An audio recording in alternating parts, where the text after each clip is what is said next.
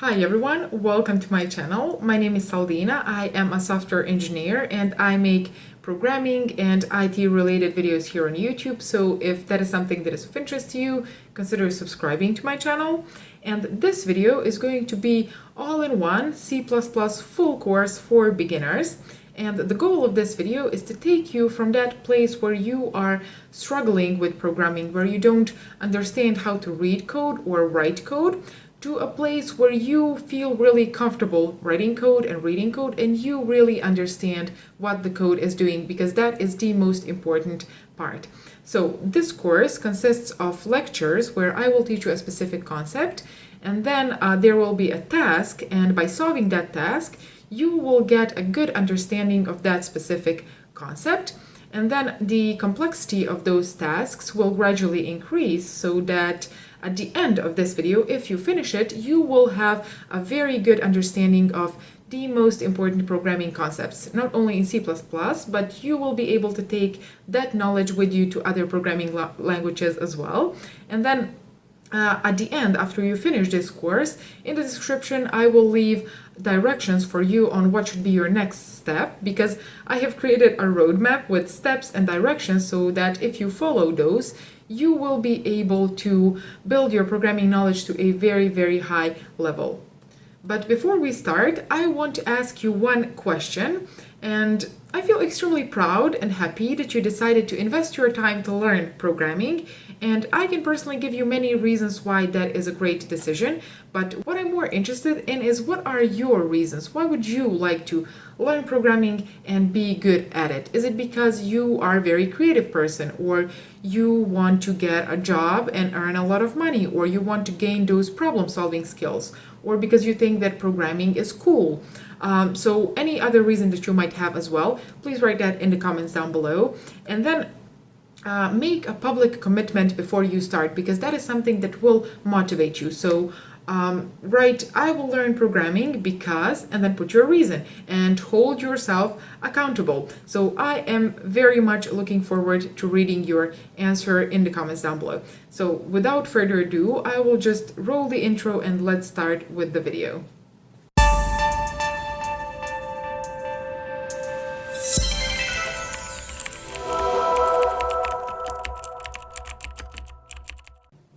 Hi guys, very warm welcome to everyone watching this video, and this video is going to be Introduction to C++ Programming Language and the first video of this course.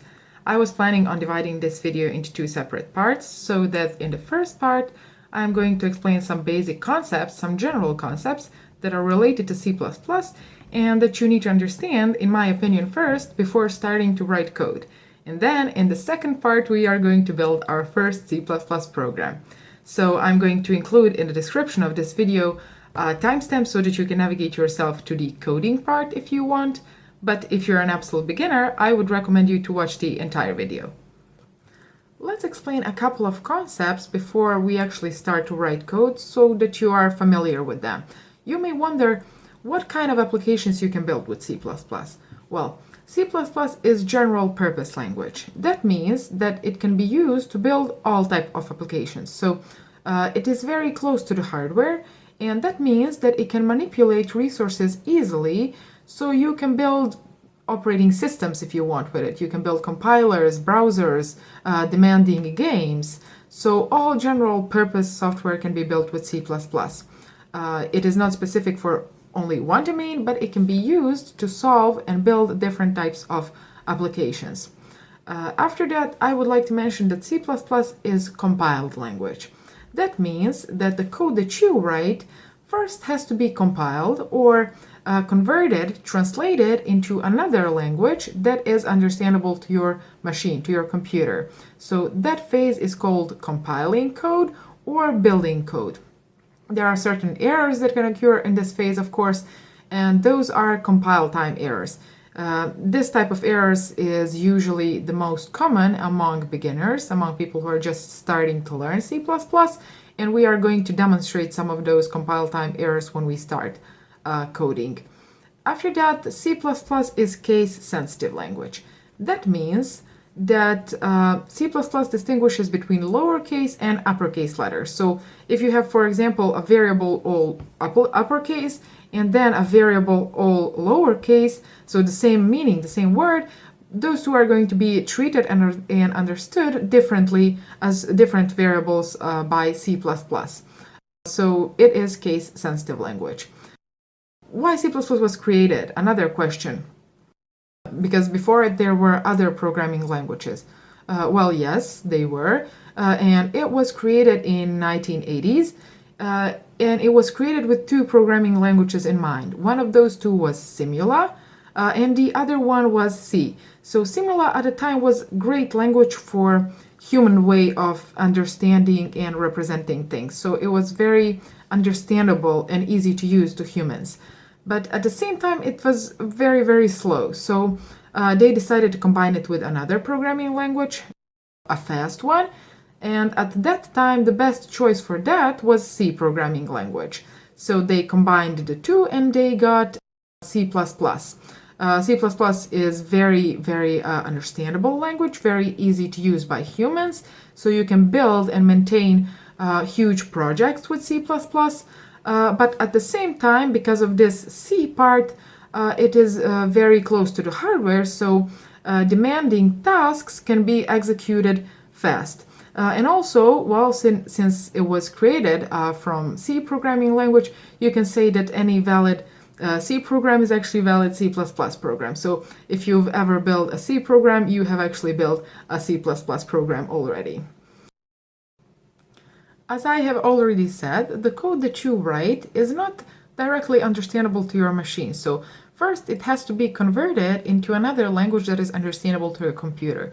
But the language that is understandable to you is called source code. I am going to put here an example of source code, and I'm also wondering at this moment, what do you think that this code does? So before we started any programming, any coding at all, what do you think that the result of this program is going to be? So just to check how understandable C++ really is, even for someone who has not have a lot of experience in coding. So write in the comments of the video what you think that this code is going to do, and I'm going to check those.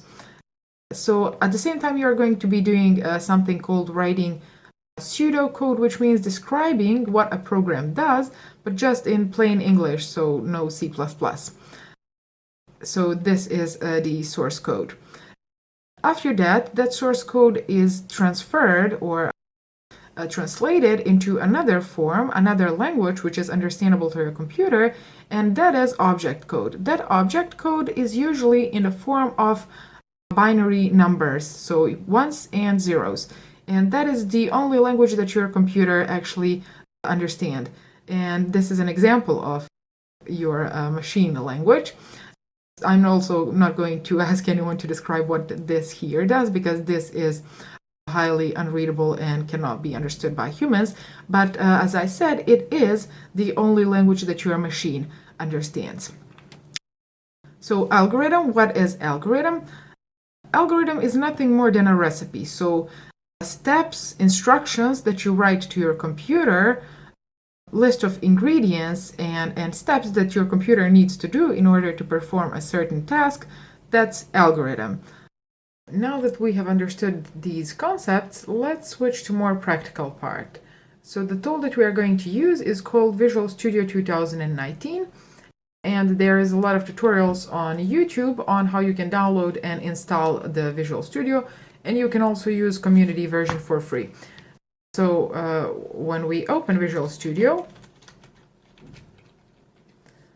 you can see that here in this left part we have our recent projects. So the project that I have recently created. And this may be empty if you haven't used your Visual Studio. So on the other side, there is a menu with multiple options. You have the option to check out your code from GitHub here. You can open existing project from your computer and continue working on that. But the option that we are going to use is called Create New Project. So we are going to click that. So this new window now here appears, and we are going to define what kind of project we want. As beginners, we are going to build a very simple app. So we are going to build a C++ console application. So you can type in C++ and make sure to select C++ console application. So not C#, not Visual Basic, but C++. And when you clicked it, you can now when you selected it, you can now click Next. So this new window now, we get a new window where we have to define our project name, location where our project is going to be saved, and our solution name. As default, our solution is named the same as our project. What solution is just actually a group of projects. So if you had a huge application and you wanted to divide it in smaller parts so that it is easier to maintain, you could divide it in multiple projects, but all of those projects would be part of the same solution. So since we are building a simple app, we have only one project and we will name it My First App. So my first app. And location for our project, we can either enter manually or we can do it by clicking this button here. And I want my files to be saved on desktop, so I'm going to select desktop. And now we are done with creating our project, so with configuring our project, so we can click create. So the tool that we are going to use, Visual Studio, is an IDE, or Integrated Development Environment. That means that it has a lot more options than just those that we as beginners are going to need and use. So for now, I'm going to explain only the most basic ones, the ones that we are going to need as beginners. But as we progress along the way, I'm going to explain the new features that we'll use. So the first thing that you can see here is our Solution Explorer. So if you cannot see your Solution Explorer, you can click here to this view and select Solution Explorer, and that should bring your Solution Explorer back to view. So as we said, our Solution Explorer is named My First App, and it has one project inside it. So this project is this one here.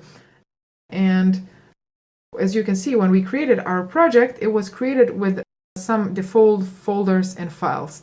For now, we are going to use only one file, so you can delete these folders, header files, and resource files if you want. Just right click and click delete. So now this source files folder is where we are going to put our source code files. If you remember from before, I have said that source code is the code that we write and that is understandable to us. So this is our source code file. So this with .cpp extension. So when we created our project, this file was created by default. And if you double click it, it opens here. So this part here is nothing more than a text editor. Really, as any text editor, it just has these different colors depending on the purpose or the role of the code, so that you can manage the code easier. If it were all the same color, it would be harder to read. So for example, this green part here is a comment. Comment is just a note for yourself. So compiler will not try to translate commented lines.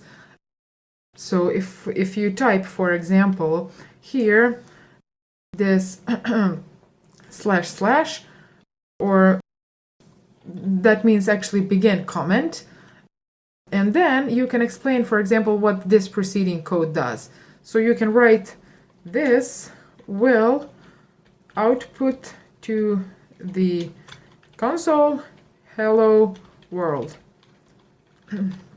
So this will output to the console hello world, so that when you, for example, come tomorrow to this code and you have forgotten what this code here does, this will remind you, this comment here.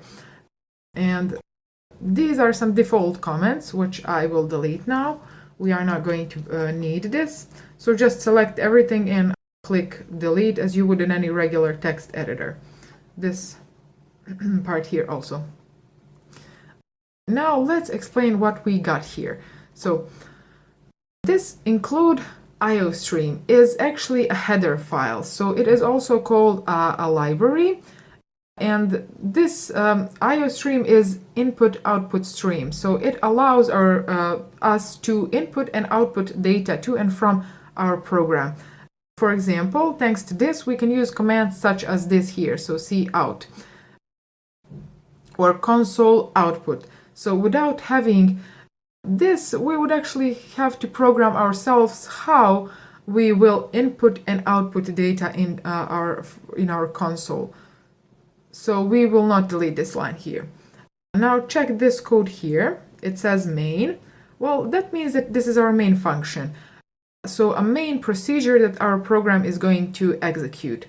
So whatever you put actually in these braces here, your program will execute. And the execution of your program begins here and it ends here. So since this here is the scope of your main function, so you can collapse it by clicking here, and you see that everything is collapsed now. So for now, it's enough for you to know that this is our main method, our main procedure. And later in this course, we are going to learn and understand what methods are used for, what is their purpose, and we are also going to create a lot of our own methods. So now we have this cout or console output, which is the command to output to the console. And then we have it also combined with this std and these redirection signs. So std is the namespace for this cout. So that's how your computer knows what this cout really is.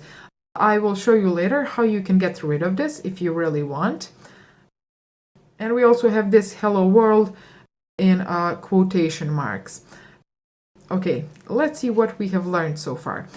We said that this is our solution. Inside it has one project, and within that project we have this file with extension .cpp, which is our source code. So if we double click this file, it brings us here, so to this text editor.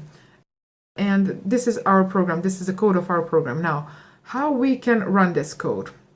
Well, see this green play button here? Well, that's our start button. It's really intuitive. So if I click it, we will get our hello world text here, which I have outputted to the console. And you can also see that we have, besides our hello world, we have gotten some junk text here. So what I'm going to do is show you how you can get rid of this in a moment. So let's close our program for a moment. And what you need to do in order to get rid of this junk text is type this command here. So system pause greater than 0 in quotation marks, and the end of command. You notice that at the end of each command, you have to put this semicolon. And if you didn't, it would result in a compiler error, and I will demonstrate that. Let's run our program now, and you will see that our junk text has disappeared. So as I said, after each command, you have to put this semicolon, and if you didn't do that, it would create a syntactic error, and then your compiler would not be able to understand, and your program would not run. Actually, your program would not start. So if I delete this semicolon here, you see that something has changed in this window here. So you see this error red sign. Well, if I hover over it, you see it here, also here. It says expected a semicolon, which is very clearly says that you are missing a semicolon. And if you see this red underline here, it says also expected a semicolon. So before this, you are missing a semicolon here. So if I add it here, our error will disappear. So if you try to run your program before fixing this error, it would prompt you with a window like this. So it says you have 1 failed project and 0 succeeded projects. So this is the code building that I have mentioned before.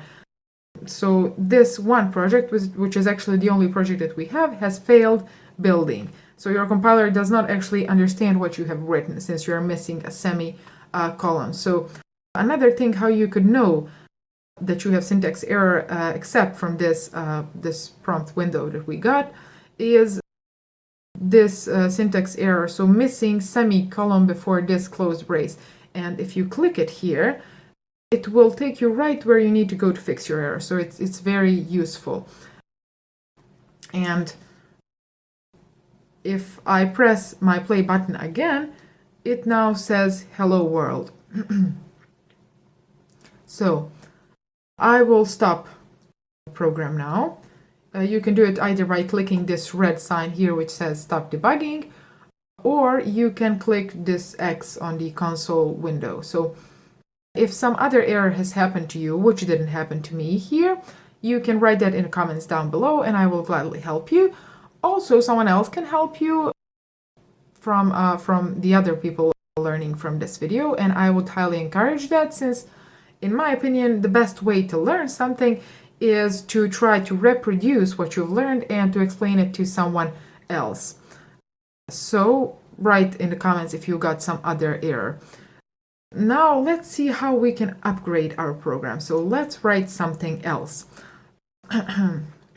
Let's add, for example, std to column size, console out. So under quotation marks, I will put something that I want to write out. So let's say, for example, my name is Saldina.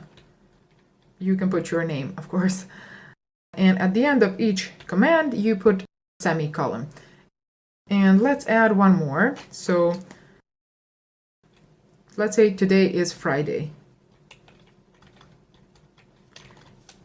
And also add end of command here. So it should write, when we run our program, it should write these sentences in this order here. So you can run your program. And if you can notice, it has this new line in the first sentence. So this is because of this \n. So that puts whatever text is coming after in a new line.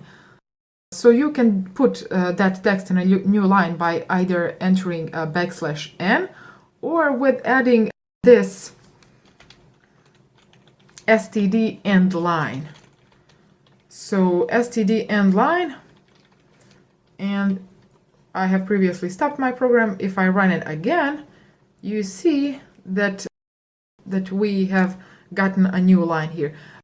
You see also that this std here is becoming a bit tedious to write again and again. And I've told you that I'm going to show you how you can get rid of this.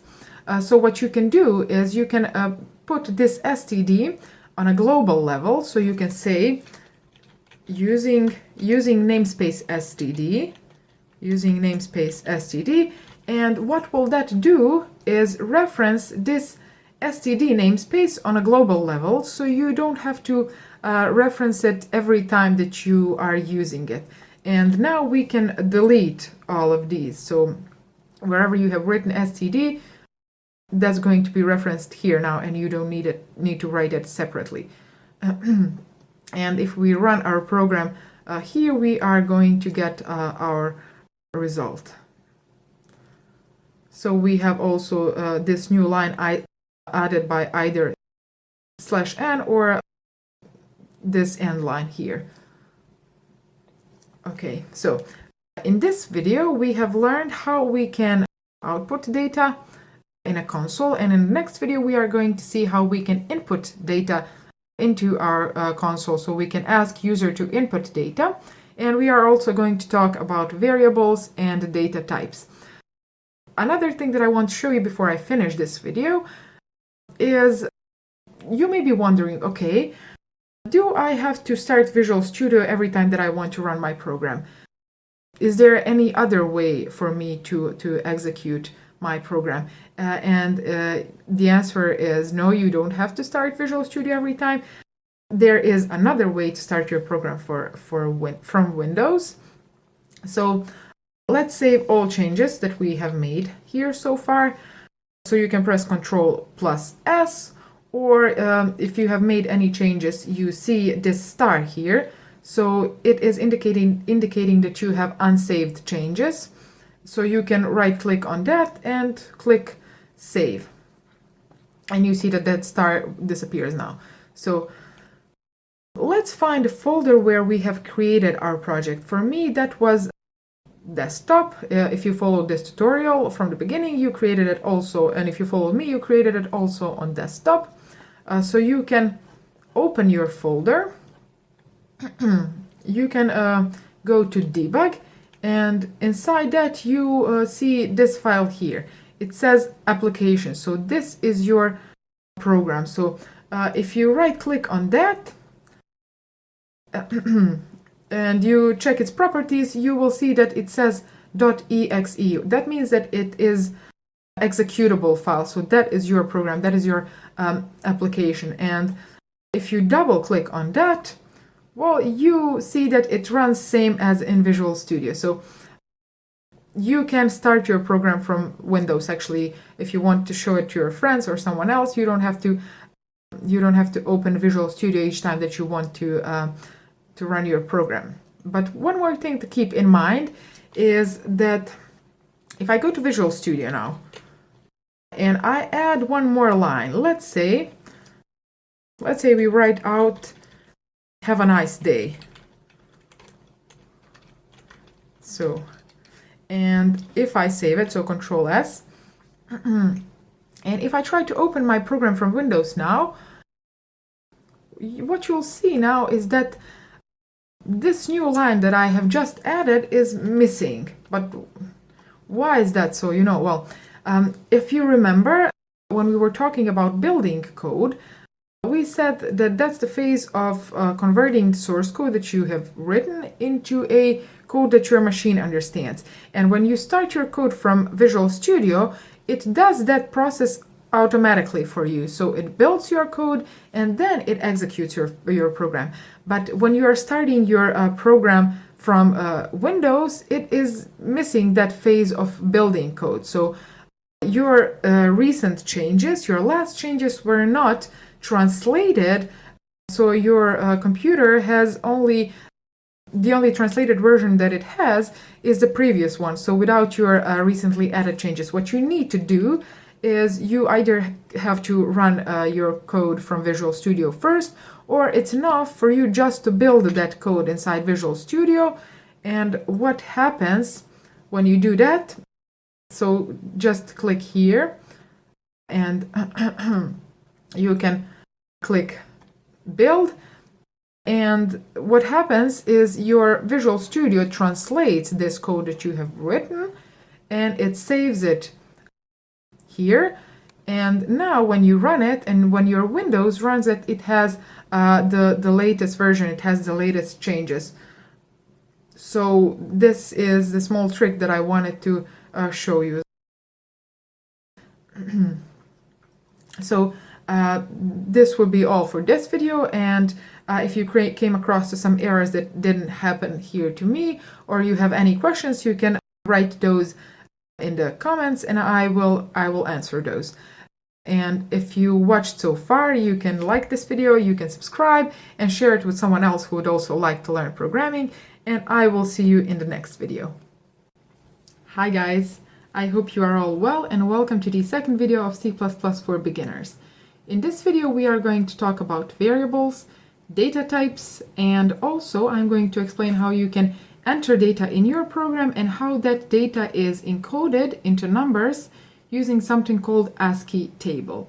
So here I have opened Visual Studio, and if you are not familiar with Visual Studio, or there is some code that you see here but you don't understand it, I would recommend you to watch my first video of this course. The link is going to be in the description of this video, and then come back to this video.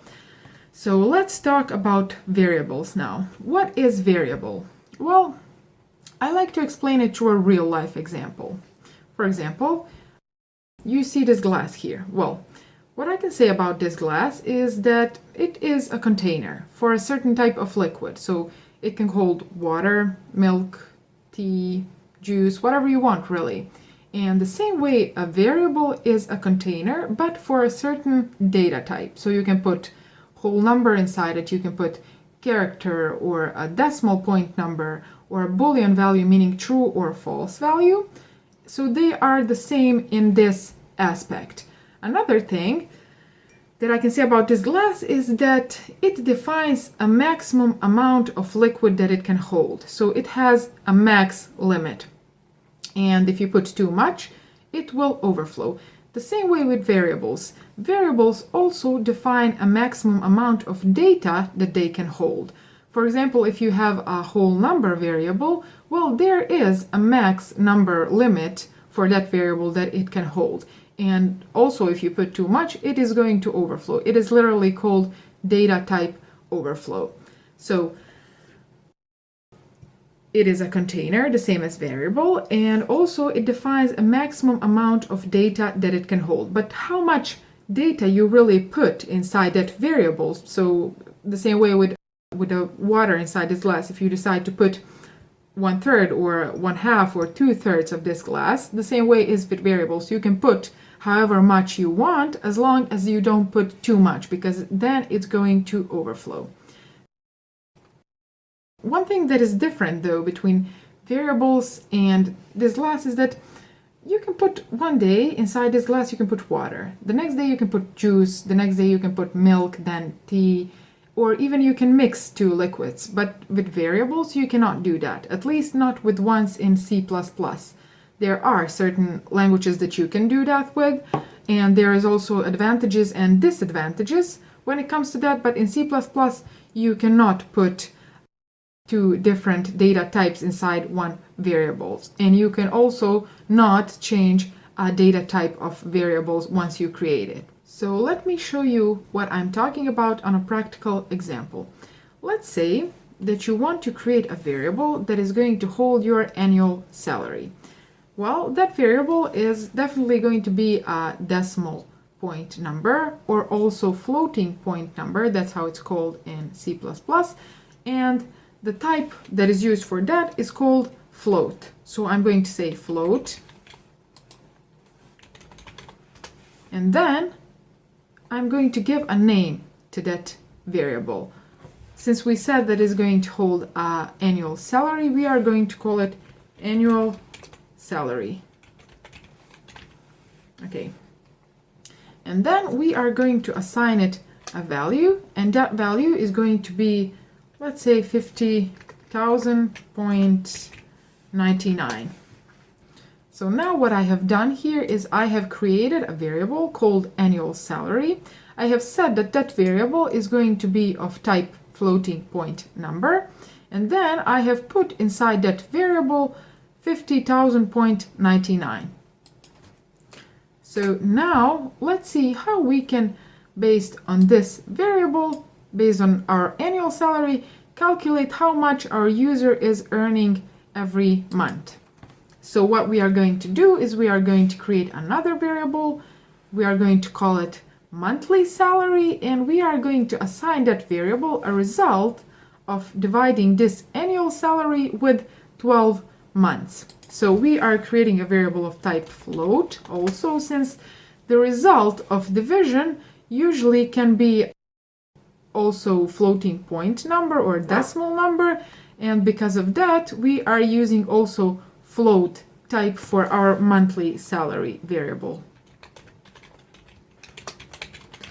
So I'm creating monthly salary variable, and I'm going to say that that variable is going to hold result of this expression, annual salary divided by 12 months.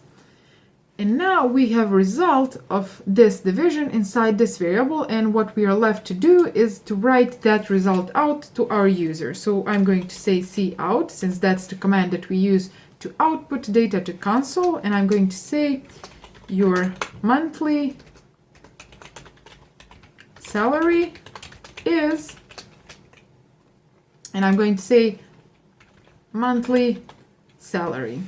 So one thing to notice here is that when you are writing out strings, or when you're writing out data like this, you use quotation marks. But when you want to write out the value that you are holding inside a variable, well, then you just put the name of your variable. You don't use any quotation marks then. And now we can run our program, and let's see what's the result that we got. You see here your monthly salary is 4,166.75. So if you want to check that out, you can calculate it in your calculator. One thing that that bothers me in this program is that we have hard-coded this value here. So we have hard-coded this 50,000.99. Not everyone's salary is 50,000.99. And what if we wanted our user to enter what his salary is during the execution of our program? So when he runs our program should ask him, what is your annual salary? And then he enters that salary, and then we calculate his monthly salary based on the number that he has entered. So I would like to upgrade this program now to work like I just explained. And how we are going to do that? Well, first I'm going to delete these 50,000.99. Okay. And then we are left with this situation here. So it says float annual salary. That means that I have just created a variable called annual salary, and I have said I'm going to put a floating point number inside that variable, but I have not assigned any value to it yet. So here we have a container for our annual salary, and that container doesn't hold any value. And if we try to run our program now, what do you think that we are going to get? Write that in the comments before I run this program. And now I'm going to, so pause the video and think about it, and then write your answer in the comments. And now I'm going to run the program, and you can see that we have some build errors, as this here, this window here says. So let's see. If we open this part here, it says we have one error, and that error is uninitialized local variable annual salary used.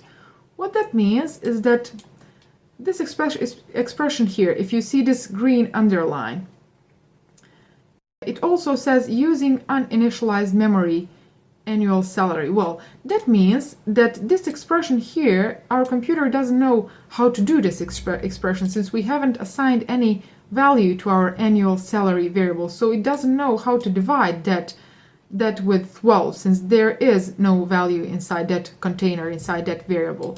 So this causes a compiler error, and whoever has written that compiler error is going to occur, he was right. So what we have to do to correct this is we have to ask our user to enter his annual salary. So what we are going to do now is, let's see first. The command that we use to output data from our program into our console is cout, so console output. And the command that we use to input data is console input, or cin. So I'm going to say cin, and then we use these other redirection signs, and then we say what is the variable that we want to store what our user has entered, and I'm going to say annual salary. So what I have said here is our user is going to console input the data, and then whatever he has inputted, you have to redirect that inside our annual salary variable. So now, if I run my program now, you see that our program runs now, so there is no compile time error. And also our cursor is blinking. Well, it is blinking because it expects here our user to enter annual salary. But this is not really clear to someone who has not made this program. So what we have to do, if I enter some value now, well, it is going to calculate it correctly, but this is not really user-friendly. So what we have to do is we have to write a message to our user before he enters anything so that he knows what he should enter. So before this cin command, I'm going to say cout, and I'm going to say, please enter your annual salary. Okay. And now, if I run my program, you are going to see, please enter your annual salary, and the cursor is blinking, waiting for you to enter the value. And if I say, for example, 40,000, you see that your monthly salary is 33333. So the program has calculated your monthly salary, and the number is based on whatever our user decides to input. So we have upgraded our program. And there is also one more thing that I would like to show you when we are doing this example, and that is, let's say that we want to calculate how much money our user is going to earn in 10 years. So let's say cout, in 10 years you will earn, and now we have to put a value of how much money he is going to earn. And if you look at this situation here, we first created our monthly salary variable, and we then assigned it a value of annual salary divided by 12. But there is another way that we can write out results of expressions without creating any variables, if that is what we need. And that is just here. So in this line, in 10 years you will earn, you add these redirection signs, and then you say expression that you want your computer to calculate. And what we want to calculate is how much our user is going to earn in 10 years. So that is annual salary times 10. And if you do it this way, so if you don't decide to create a variable, then you will not be able to use result of this expression later in your program. So you don't have a container that holds this 10-year salary, but you have a container that holds annual salary and monthly salary. So each time that you want to write out or do something with your 10-year salary, you will have to write this expression, while if you want to do something with your monthly salary, you have a container that is holding that value directly for you and you can access it. So if we run our program now, you see it expects us to enter our annual salary, let's say 50,000. And you see here your monthly salary is 4,166.67, and then in 10 years you will earn, what is this, 500,000. So okay, one thing that we are missing here and that you can add is end line or \n. So you can add it here, and your program is going to format your text nicely. So this line should go here like this. If I add here one more end line, and if I run my program again, you see enter 50,000, and now we have our text formatted nicely because of this end line that I have just added. Let's now create another variable, and this time we are going to create a variable of type character. So char, that is the type that is used for character variables in C++, it's called char, and let's name our variable character. And when you want to assign a value to a character variable in C++, what you use is these single quotes, like this.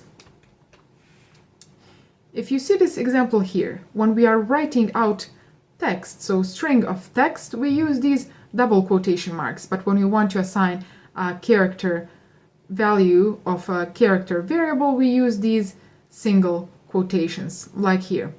And there are also some more rules when it comes to naming your variables.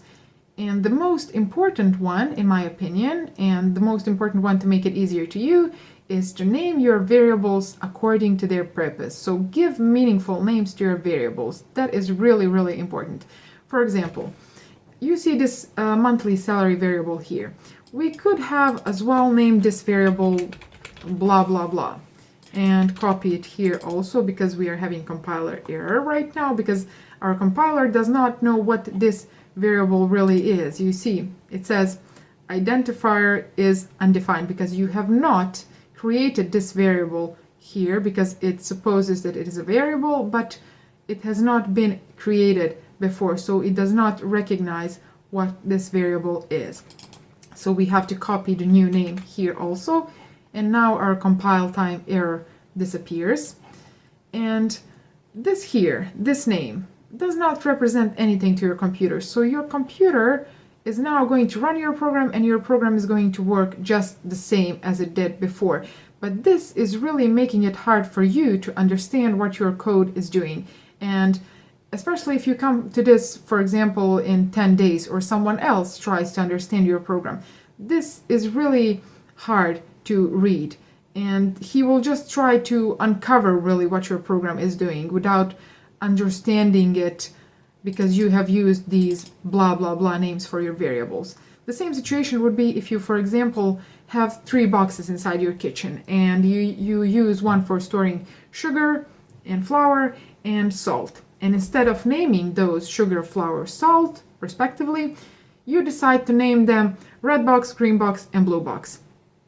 And then someone else comes to your house, someone else comes to your program, he does not really know where to find sugar, because red does not mean that that box is storing sugar. So you should name that box sugar box, because imagine 3 is easy to remember, but imagine having 10 boxes or 10 variables or 100 of them, or even 1,000, which is very common inside large programs. So what you should do, and I am going to do, is return that previous name. So monthly salary, and here also. So you should give meaningful names to your variables. That is very important.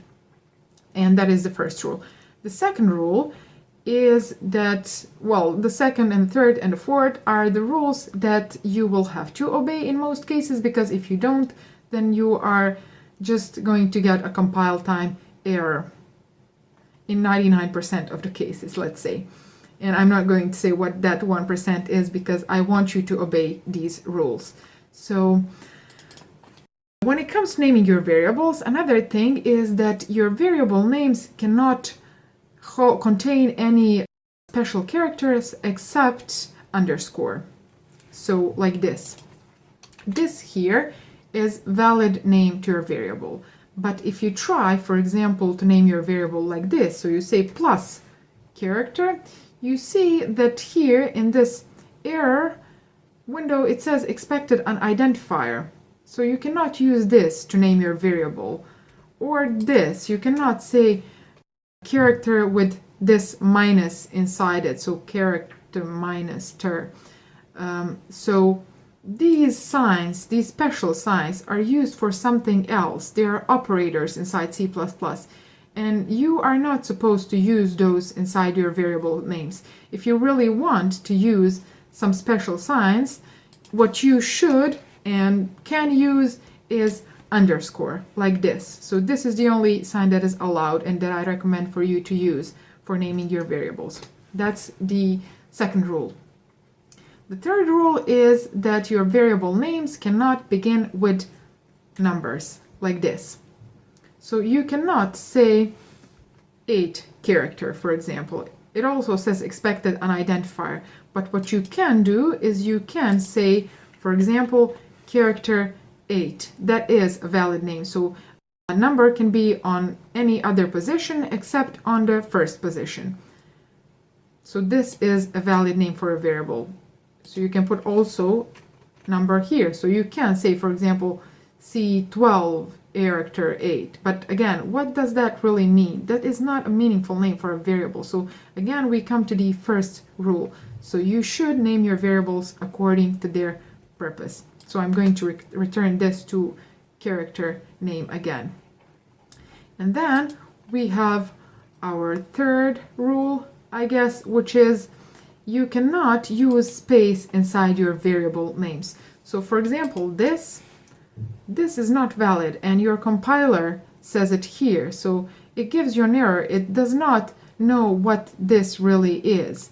So you cannot use blank spaces inside your variable names, because you are going to get a compile time error. And if I try to do that and I try to run my program, I get the window. So it says, you cannot run this program. You have syntactic errors. What you should do is you should correct those errors, and then you can really run your program like this. Okay. So let's repeat these rules one more time. The first rule is that you should give meaningful names to your variables. So name them according to their purpose. The second rule is that your variables cannot contain any special characters except underscore. The third rule is that your variables cannot start with numbers. You can put number on any other position, but not on the first one. And the third rule is that, and the fourth rule actually, is that your variables cannot contain blank spaces. So empty spaces, no in a variable name. What you should do is you should name your variables according to their purpose, so meaningfully, and you should also use something called camel casing. What is camel casing? You see how I have named this annual salary here. You see that the first letter of my variable name is small letter, and then the next word starts with capital letter, and that is called camel casing. So for example, you would name your variable like this: first, second, third. So like this. You see that this first, second, third, these are words inside your variable name, and this F is lowercase letter, that's the start letter of your variable, and then each next word begins with capital letter, and all the rest is lowercase letters. That is called camel casing, and that is something that is usually used with C++. Let's talk about data types now. I am going to delete this code, so if you need this code for a bit longer, you can pause the video here. So, what kind of data can we store in our variables? Well, for now we are going to cover only the most basic ones, the ones that we are going to use frequently, and you should know that there are a lot more data types besides from these that we are going to mention here, and more complex ones that we are going to cover later in these videos, in this tutorial. So the first one that I would like to mention is a whole number data type. So integer, a data type that can hold negative whole numbers, 0, and positive whole numbers. So the type that is used for that in C++ is called int. And good example for int variable is, let's say, year of birth. So that is an example of a whole number variable. And let's say that that variable is going to hold 1995. Okay, so that would be an integer variable. After that, we have already seen this. So it is a character variable. So let's say char. And an example of a char variable could be gender, for example. Let's call it gender. And you can store F for female or M for male, for example. So the char variable can store one character. Then the next one is Boolean value, meaning true or false value. This is the simplest one, and the type that is used to store Boolean is called bool. And a good example for a bool value could be, for example, if you want to hold in your program a variable that tells you whether your user is older or younger than 18 years old. So let's call our variable is older than 18. And we can assign to that variable either value of true or false. So I'm going to put true true here. Another variable, another data type is decimal point number, also called floating point number, which we have mentioned before. And let's create a variable of type float. And let's say that that variable is going to hold our average grade. So average grade. And this average grade can also be a whole number, but since it has potential to be also floating point number or a decimal point number, we are going to use a float data type for this average grade. And another data type that I would like to mention for also storing decimal numbers is called double, and the difference between double and float is that double is double size of float. So if you remember when we talked previously about taking memory space that variables take, so float is taking 4 bytes and double is taking double of that, so 8 bytes. So you can put much more data inside your double data type than inside float. And let's say, for example, that if you had a credit card and you had a lot of money, a lot of money, and you want to store that value inside a variable, you would use a double data type. So let's say double balance equals to this large number here, which I'm not going to even try to read. Okay. So these are the most common data types that we are going to use in this tutorial. I have said earlier that each data type takes a certain space in memory, but let's see exactly how much each of these take. For that, we are going to use something called size of operator, and let's see how we use it. So cout size of int is, and then we write this size of. So size of, and in parentheses we pass to it data type that we want to check how much memory it is using. So int. And if I run my program now, you see that it says that int takes 4 bytes of memory.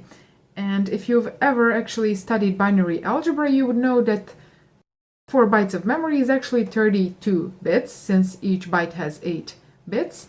And as we said, our int can store both positive and negative numbers, and 0 also, remember that. So the first of these 32 bits is used to determine whether the number has plus sign or minus sign, so whether it's a positive or a negative number, and then remaining 31 bits are used for this value itself. So let's check what is min value for our int. Let's write that out. Let's write cout int min value is, and we have a reserved word for minimal amount for int in C++, and that is int underscore min. And if I run my program now, you see that it says this minus 2 billion, extremely hard to read this number, but you see that this is the minimal amount of int. So this number is actually 2 to the power of 31. Let's just quickly write these. So minus 1, minus 2, minus 3, and then minus this number here.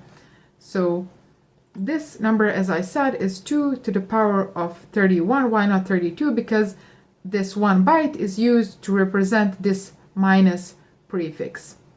Now we should check a positive number range. So we also can write int max value is, and then there is another keyword in C++ for int max, which is int underscore max. And are you expecting to see this same interval but just with plus sign? So write in the comments, what are you expecting to see? And if I run my program, you see that that did not happen. And if some of you know why it did not happen, I would also like to hear what you think, why we have this number here and then this number here for our negative and for our positive range. So different ending number. And I'm going to explain why. Because this positive range here, we have to include 0 also. So in order to include one number here, let's just copy this and paste it. So our positive range is going to from 1 up to, let's say that it is this number, but since it is including 0 also, in order to include one number here, so 0, you have to take one number here. So this here is not 8 anymore, but is 7. So that is why we got, let's say, different number for our positive and negative range, because this here includes 0 also. One thing that I have to mention though is that if you want to use only positive integer numbers, there is a data type for that as well. And the data type that is used for that is called unsigned int. And its size is the same as of int, so 4 bytes or 32 bits. But since it is unsigned, that means that it does not use 1 bit for sign, because the sign is by default plus, but it uses all 32 bits to represent value, and those values go from 0 to, let's see exactly how big of a number, 4 billion and something. So cout size of unsigned int is, and let's see, size of unsigned int, this is the data type. And let's also write out what is the max value of unsigned int. So let's say cout uint max value is, and there is also a reserved word for that, and that is uint underscore max. So if I run my program now, you see that we got 4 billion and something number, so double the size of this. And this is actually 2 to the power of 32, but minus 1, because we are also including 0 in this range. So let's check these remaining data types. I'm going to write those out quickly and I will be back. So I have written here the rest of these data types, and as you can see, since our bool is only true or false value, 1 byte is enough for bool. Our char is using also 1 byte, float is using 4 bytes, double is using 8, and I'm also going to include a table with some more data types which we haven't mentioned here, so if you need to check those out, please pause the video. One thing that I promised to show you is data type overflow. Let's see what that is. So let's create a variable of type int and call it int max, and let's say that I want to store inside that variable maximum amount of int, so int underscore max. And I'm going to write that variable out now just to see how big of a value that really is. So cout int max, and if I run my program now, you see that I have gotten here this 2 billion, very large number actually. So that is the max amount of int. Now my question for you is, what is going to happen in this situation? So cout int max plus 1. What is going to be the result of our program now if I run it? So some of you may know this already, some of you may not, but I am very interested in reading your answers. So make sure to write your answers before watching my explanation on this. Write those in the comments down below. And if I run my program now, well, our number has not increased by 1, but it has went to the minimal amount of int. And why has that happened? Well, that is the data type overflow that I was talking about. And how this works actually is it works the same as your clock works. So it goes 9, 10, 11, 12, and then from 12, since that is the max value on your clock, it does not go to 13, but it goes back to min, so 1, 12, and then 1. And that is applicable here. It went from the max value to min value just by adding 1. And that is called data type overflow. I already can see that this video is pretty long, and I'm currently having problems uploading very long videos to YouTube. So I'm going to leave for the next video explanation of ASCII table, and we are also going to do some more examples and practice C++ some more. So make sure to subscribe to my channel and also click the bell icon so that you are first to be notified when I upload my next video, and also like it and share it with anyone who you think could benefit from this video.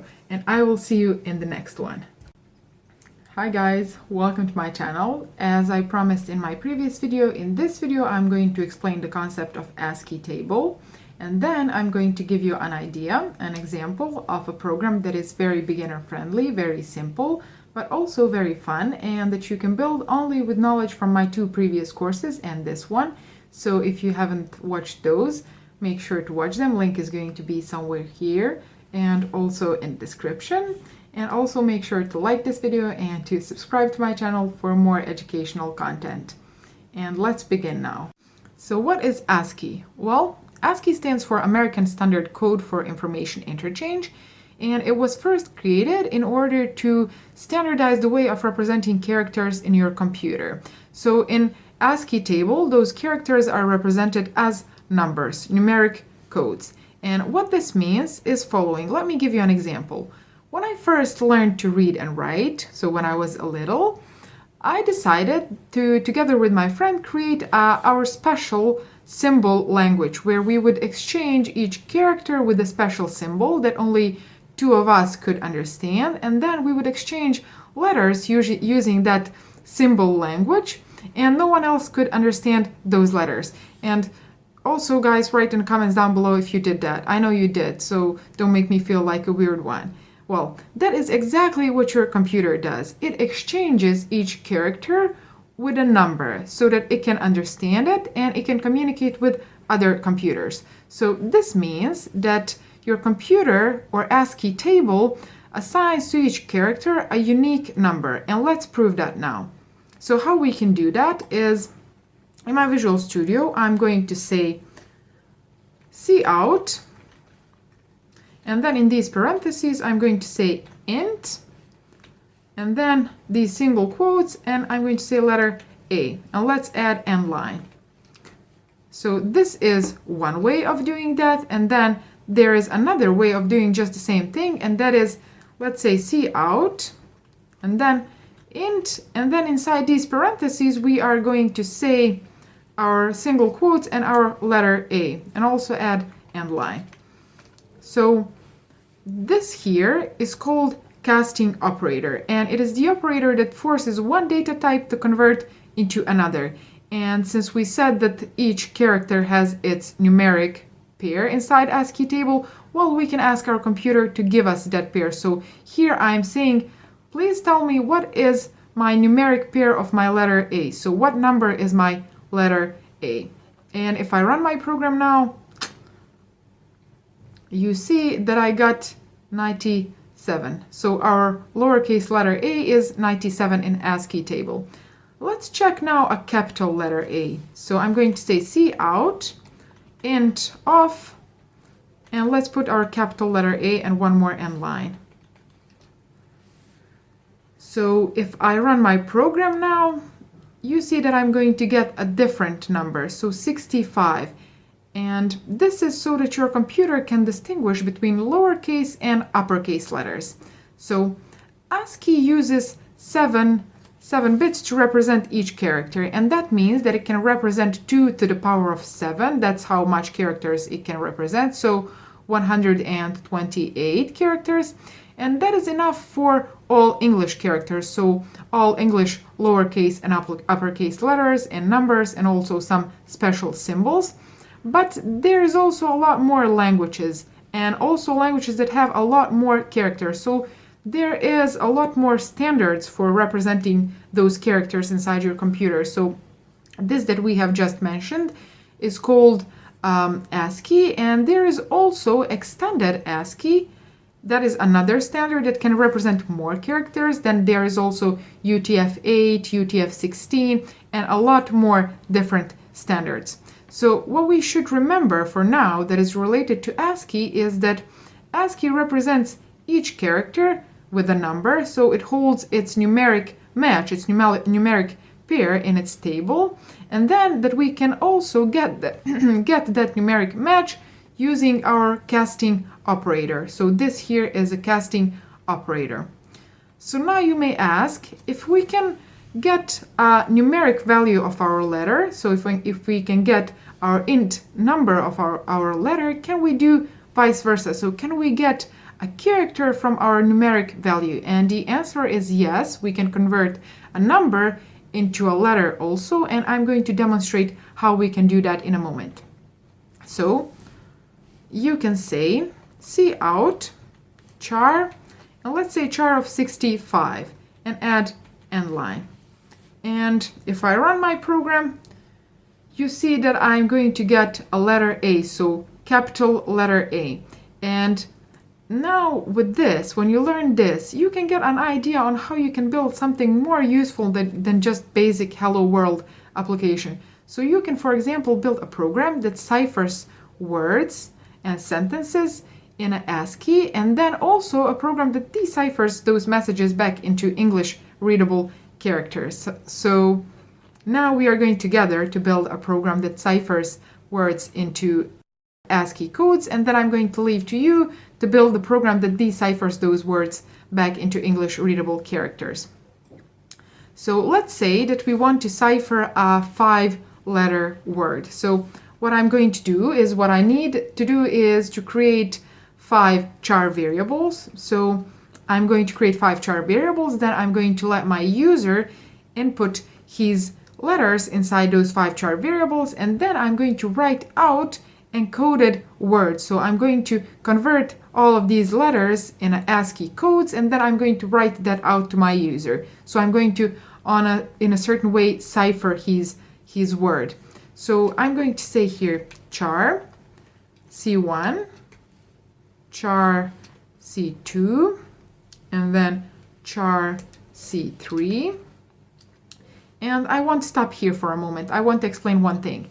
When we first were talking about creating variables, we said that this is the way of creating variables. So you say the type of your variable, so char in this case, and then you say what name you are going to give to your variable. So in this case, this is our C1, C2, C3. So this way of creating variables here, it is correct, but it is a bit tedious for this current situation. There is another way of creating more than one variable, and I'm going to demonstrate that now. So what you can say also, what you can do is char C1, C2, C3, C4, and C5, and all separated with this comma sign. So you can create more than one variable in one line like this, but only if all of those variables are of the same type, and in this situation they are. So all of these variables are of type char. So I've now created 5 variables of type char. And another thing that I want to mention is that in upcoming videos we are going to learn how we can let our user decide how many characters, how many values he wants to enter during the execution of our program. So now we have hard-coded these 5 values, but we are going to learn more in the following courses. And also another thing is that also in C++ there are a lot of solutions that you can use already made, so that you can enter whole words or sentences, so you don't have to enter your word letter by letter, so you don't have to create variable for each letter that you want to enter. But what I'm trying to explain here and what we want to understand here is how it really works in the background, so how it works inside. You have to understand that, and I believe that that will give you a great advantage over those programmers that just know how to use something rather than how to make that something by themselves and then use it. So I have here created 5 variables, and each one to hold a character that we will enter, and let's enter them now. So what I'm going to say is cout, enter 5 letters, and then I'm going to say cin, and I'm going to put all my variables here. So C1, C2, C3, C4, and C5. So if you can see here, I have entered all of my 5 variables in a single line. So you can do this. You can bind these operators like this so that you can enter more than one variable in a single line. The same way that you can bind your cout operator so that you can write out more than just one string. So now what we are left to do is we have to write out our ASCII message. So what I'm going to say is cout ASCII message, and then I'm going to put int C1. Let me write that out really quickly.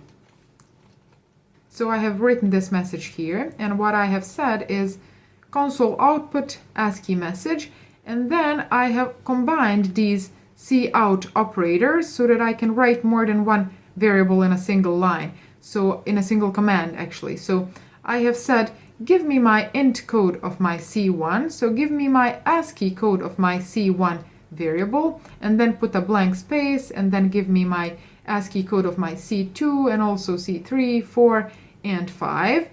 And I have also used these blank spaces because I don't want to write just a single number in a single line, because I want to know where my first character ends and where my second character begins. That's why I'm going to separate those codes with an empty space.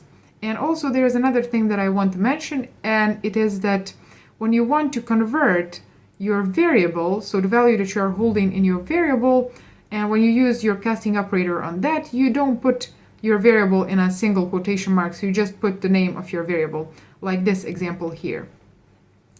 So if I run my program now, you see that I get my message, so enter 5 letters, and I'm going to enter hello, and you see now that I have this output ASCII message is 104, 101, so 108 and 108, so that is our letter L. You see that it has the same code, and now I have gotten this ASCII message, which is our ciphered word.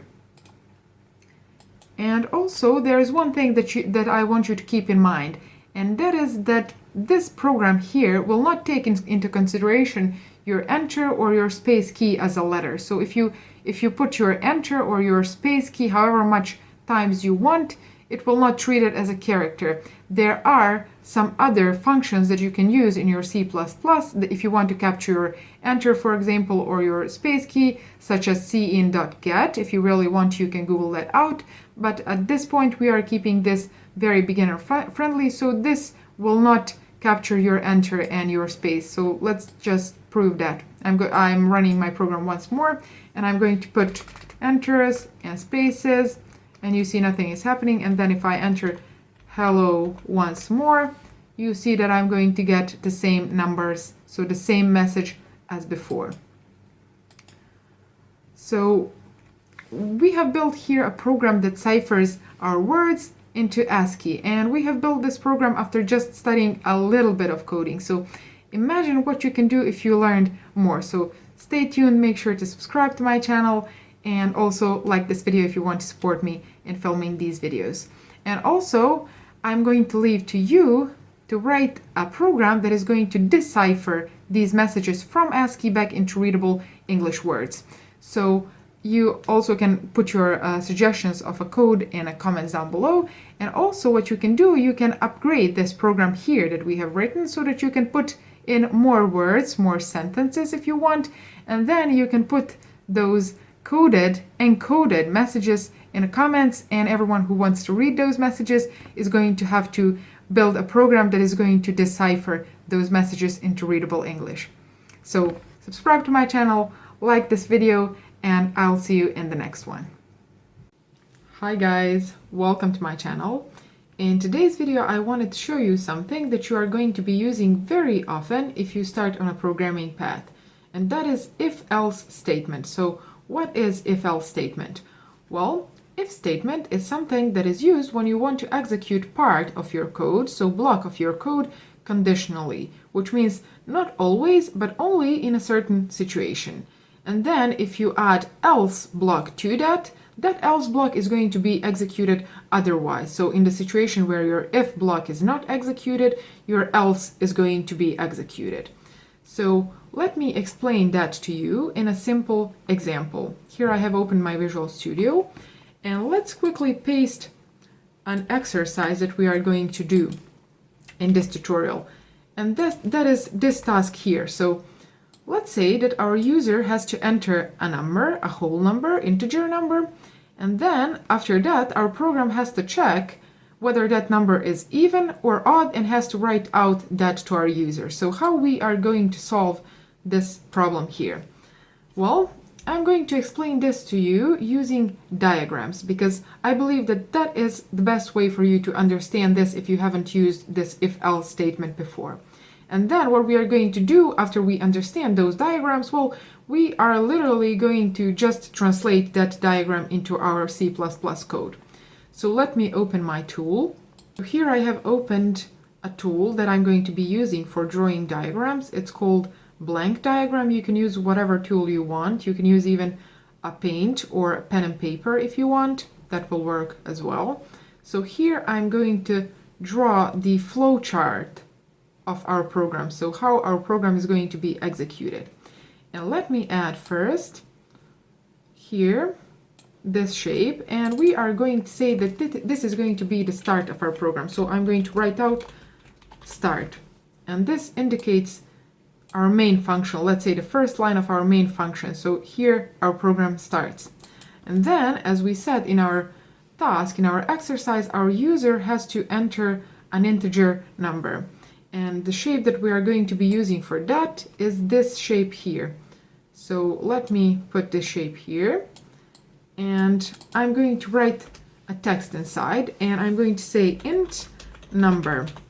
So this shape here indicates that our user is going to enter some data in our program. And why I'm using this shape, because it looks like this. It looks like a funnel. So you can clearly visualize that something has to enter inside that shape. So something has to be inputted in your program. So I'm going to use this shape for that. And then I'm going to say that our user has to enter an integer number, which I'm going to call number. So that variable I'm going to call number. And let's quickly add this arrow so that we know that this is the flow of our program. So after it has started, our user enters a number. And then after that, what we have to do is our program has to decide whether that number that user has entered is even number or odd number. So how we are going to do that? Well, the shape that I'm going to be using for that decision, let me find it. Well, it is this shape here, so this diamond shape. And as you can see, it says decision on it. So that's the shape that we are going to be using. And inside this shape here, I'm going to write a condition. So as you can see, our program flows this way. And after it comes here, as you can see, it has one entry point, and then it can have multiple flows that it can go to, depending on this condition that we are going to put inside here. But how we are going to decide whether that number that our user has entered is even or odd? Let me very quickly open my Visual Studio once more. It is here. And let me show you something. I want to introduce you to an operator that is called modulo, and that is used to show what is the remainder of dividing two whole numbers. So I'm going to write out cout, and then what I'm going to write out is, let's say, 2 modulo 2. So this operator here gives you the remainder of dividing these two numbers. And in this situation, we are expecting to see a 0, because 2 divided by 2 is 1, and then what remains after that operation is 0, and that what remains should be shown when we use this operator here. So if I run my program, you can see that we have gotten the expected result, so we have gotten 0 here. But let me show you what happens if I enter, for example, 5. Well, what we are going to get is 1, because 5 divided by 2 is going to be 2, and then that 1 that remains we can get using this operator, and you see that it gives us the expected result. So 5 modulo 2 is equal to 1. So this operator here is what we are going to be using to determine whether our user has entered even number or odd number, because when we get the result of modulating two numbers, when our result is 1, that means that our user has entered odd number, and if we get 0 as a result of this operation, that means that our user has entered even number. So I'm going to switch again to my diagram, And then inside this decision here, we are going to write this condition here. So I'm going to say number modulo 2 is equal to 0. So what this means, it means that after our program has started and our user has entered the number that he wants, an integer number, we are coming to a decision point where we have to decide whether this number that he has entered after you modulate it with 0, whether it's a 0 remainder or some other remainder. So in this situation, when this is 0, we are going to execute a certain part of code. And then let me add very quickly, oh, I'm impressed. It already has this yes inside it. And then we also have this no on this other line. So in this situation where this results as an operation that is true, we are going to execute this part code of here. So I'm going to add another shape, which I cannot see, but let me use this shape once more, and I'm only going to rotate this shape like this. And I'm going to delete this text, and what we are going to be using this shape here for is to indicate that we are going to output something from our program. So it looks like this, which is clearly a visual of something is going to be outputted from it. So it is just reverse of this shape here, this funnel shape. And then inside this shape, let me write a text which is going to be, let's say that in the case that this here results as a yes, as a true operation, so our number, when it's modulated by 2, it gives a 0 remainder, we are going to say that that number is even number. So we are going to write that out to our user. And then in the situation where this here results as a no, so as an operation that is false, let me write out that here, and I'm going to say to our user, so I'm going to write out to my user that he has entered odd number. And let's just join this here like this. Okay, so our user enters a number, then we decide if that number modulated by 2 gives us 0, and if yes, we are going to write out to our user that that is an even number. If no, we are going to write out to our user that that number is odd number. And this is here really our program. What I'm going to add is, let's say that after this, our program is going to stop. So I'm going to say here that this is the end of my program, like this. And let's add one more stop of this flow here. So in both of these situations, after we have outputted to our user the result of this program, our program is going to stop. And this here really, like these two stop points, look a bit ugly to me. So what I'm going to do instead of this, I'm going to delete this. You could have as well left it like this, like it was before. But what I'm going to add one more of these diamond shapes, only this time it's going to be smaller. And I'm going to say that in this situation, it is going to be used only to say that this decision here, this decision flow is going to be joined in this point here. So like this, I'm going to say whatever has happened, whether this block of code or this block of code, it has come to an end here. And then after that, from here, I'm going to say, now my program is going to stop, like this. And this, let me remove this yes. And this is going to be the flow chart of our program. So our program starts, then our user enters integer number. Then we decide whether that number modulated by 2 is going to give us 0. If yes, we execute this. Else, we execute this. So if this is no. And then we come to this, which joins our two paths, and then we can say that our program has ended. And now let's translate this to our code. Here I have opened both my Visual Studio, and also I have exported this diagram so that we can translate it literally. We can look at this diagram and then translate that into code. So now I'm going to delete all of this that we have written inside our Visual Studio. and I'm going to look at this picture and just translate it into C++ commands. So this first shape here says that user is going to enter integer number inside our program, and we are going to call that variable a number. So I'm going to say int number, and then this here, this funnel shape, really translates into cin command. So user enters something inside our program, and that is cin command, and I'm going to say that user is going to enter a number. Before this, I would like to add one more information to our user so that he knows what he should enter. You could have as well put that to our diagram, but I didn't want it to make that diagram crowded, so I didn't. But what we are going to add here is cout, and then say, please enter whole number, like this. So we write out a message to our user, and after that our user, as you can see here, enters integer number. We had also to declare this int number variable, because you can enter the value only for variables that you have previously declared. And then after that our program comes to this decision point. And how we can represent this decision inside our code is using if statement.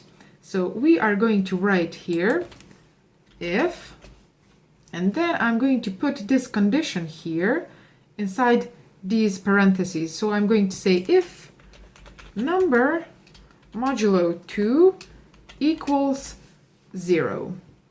This here is operator of equal. So whether this side is equal to this side, since only one of these, so like this operator here is used to assign value to a variable. So that was already taken. So this here, two of these signs are used to check equality of these two sides. So whether this is equal to this. And then what I'm going to say, as you can see from my diagram here, we check this condition here. And if this condition is true, if this condition is yes, we are going to execute a certain block of code, and that is this code here. And how you indicate a block of code in your C++ is using these braces here, like this. So this is your block of code that is going to be executed in this yes situation. And then in case that this no here happens, so in case that this results as false, you are going to execute another block of code, and we represent that block of code using else statement. So we are going to say if this here is true, execute one block of code, else if this here is false, execute another block of code.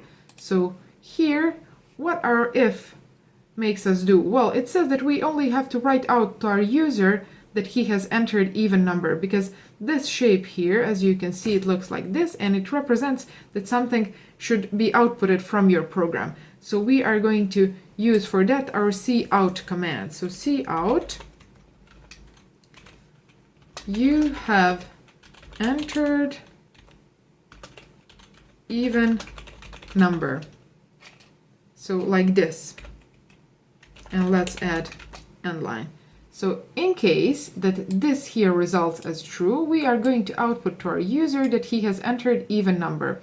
Else, if this here results as false, we are going to output to our user, let me copy this, like this, and we are going to change that only to odd. So in case that this here results as false, we are going to output you have entered odd number.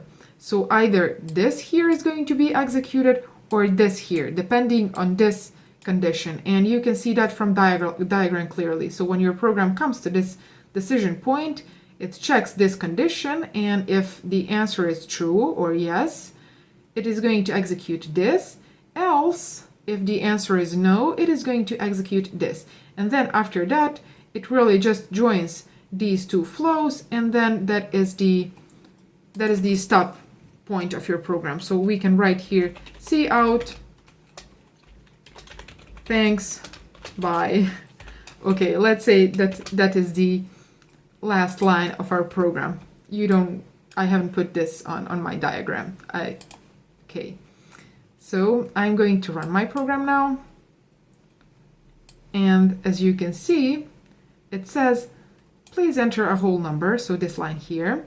And if I enter, for example, 8, it is going to come to this line here, and it is going to modulate our 8 with 2, and if the result is 0, which it is going to execute this line here and write out you have entered even number. Oh, thanks. We are missing an S here. And then it writes out thanks bye. And let me add an S here. Okay, and if I run my program again, as you can see, it asks me again to enter a number, and this time I'm going to enter 5, which we know that is an odd number. It says you have entered an odd number because it has come to this decision point here. It has tried to modulate 5 with 2, and the result of that was not 0. So it has not executed this, but it has executed this else statement, and it has written you have entered odd number, as you can see here. And then this thanks bye. Okay. So I hope that you have understood this, and if you like me to use these diagrams to explain some more code that we are going to be using, you can write that in the comments down below, and I'm going to try to use more of these diagrams because I know that some people understand it better when there is a visual representation of your code. I was one of those people when I first started learning programming, so if you find it easier to understand when I use these diagrams, I'm going to be using that. So thanks for watching this video. Make sure to like it if you find it any helpful, and also to subscribe to my channel, and I'm going to see you in my next video. Bye. Hi guys, welcome to my channel.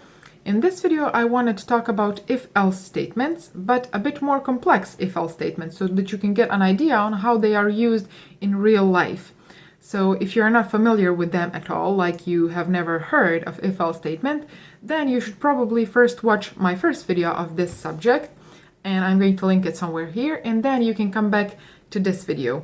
But if you're already familiar with the very basics of if-else statements, then this video is right for you so that you can upgrade your knowledge. So keep watching. So the problem that we are going to solve in this video is the one that students usually get on their exams a lot. And with the knowledge that you get from this video, you are going to be able to recognize and solve other problems of this type. And also, if you don't want to work with C++, this logic that I'm going to teach you today is going to be applicable in other programming languages as well. So here's the text of my problem, and it says that our user should enter the side lengths of a triangle, so A, B, and C. And after that, our program should write out whether that triangle is equilateral, isosceles, or scalene triangle. And as you already may know, equilateral triangle is the one that has all 3 sides of the same length. Isosceles triangle has 2 sides of the same length. And then scalene triangle is the one that has all 3 sides of a different length. So the way that we are going to solve this problem is we are going to really visualize the solution for this problem so that you can really understand it. And that is going to be using diagrams. The tool that I'm going to be using for drawing diagrams is called Blank Diagram. You can use whatever tool you prefer, even pen and paper if you want. And the first shape that I'm going to put to this diagram is going to be this circle shape here. Let's say that it is going to indicate the start position of our program. So here's where our program starts. And after our program has started, what we want is we want our user to enter side lengths of our triangle. And the shape that we are going to be using for that is this funnel shape here. So that you can clearly visualize, because of this funnel shape, that something should enter inside it, something should be inputted in your program. And what should be inputted is side lengths, so A, B, and C. And the type that I'm going to be using for these 3 variables is float. Why float? Well, because the lengths of sides of a triangle can be decimal point number or floating point number. So float. And then let's put this arrow here so that you can visualize the flow of our program. It goes like this. And then after our user has inputted the side lengths, what we should do is we should determine whether he has entered equilateral triangle, isosceles triangle, or scalene triangle. And what I'm going to do next is I'm going to use this diamond shape here, which indicates decision in your program. And what I'm going to put inside this shape here is condition. The first thing that we want to check is whether our user has entered equilateral triangle. So whether these three sides are all of the same length, whether these three variables hold the same value. And let me make this a bit bigger. And inside here, I'm going to say, please check if my A is equal to my B, and also if my B is equal to my C, like this. So let me join these two.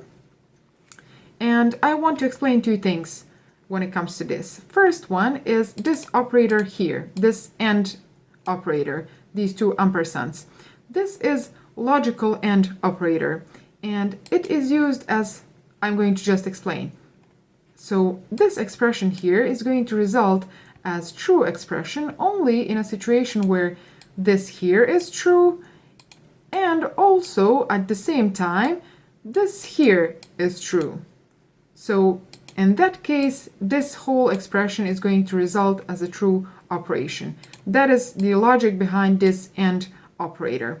And the second thing that I want to explain is following. So I have said here, please check if my A side length is equal to my B length, and also if my B side length is equal to my C side length.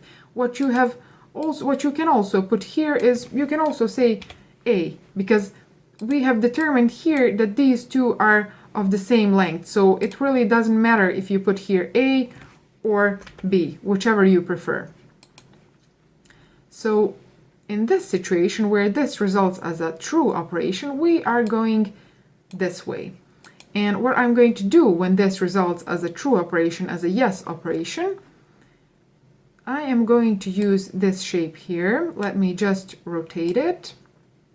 I really don't see a shape that is this one, so that's why I'm using this reverse funnel shape, and I'm rotating it so that you can clearly visualize something that is being outputted from your program. Let me delete this text here and make it a bit wider, and I'm going to put text inside it.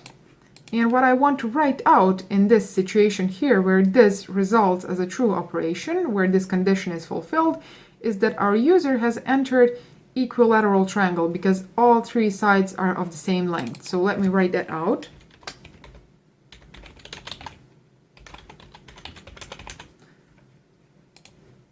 So in case that this condition here is true, we are going to write out to our user that he has entered equilateral triangle. And then let's check the situation where this here results as a no operation. So in that case, we have to determine whether our user has entered scalene triangle or a isosceles triangle. And for that, I'm going to be using another of these diamond shapes, so another decision that we have to make. And let's put it here. And oh no. And the next thing that we want to check is following. So I want to check once I have determined that my user has not entered all three sides of the same length, I want to determine whether he has entered all three sides of a different length. So I'm going to put inside this shape here another condition, and I'm going to say following. So please check if my A is not equal to my B, and also at the same time if my A is not equal to my C, and also at the same time if my B is not equal to my C, like this. So this is the next condition that we want to check, and this operator here is called not equal to operator, and it is really reversed from this equal operator. It has reversed logic. So in this condition here, what we want to check is whether my A side length is not equal to my B side length, and also at the same time whether my A side length is not equal to my C side length, and also whether my B is not equal to my C. And if this here results as a true operation, that means that all of these three side lengths are not equal. They all have the different lengths. So in that situation, we are going to go this way. And we are going to write out, let me copy this shape.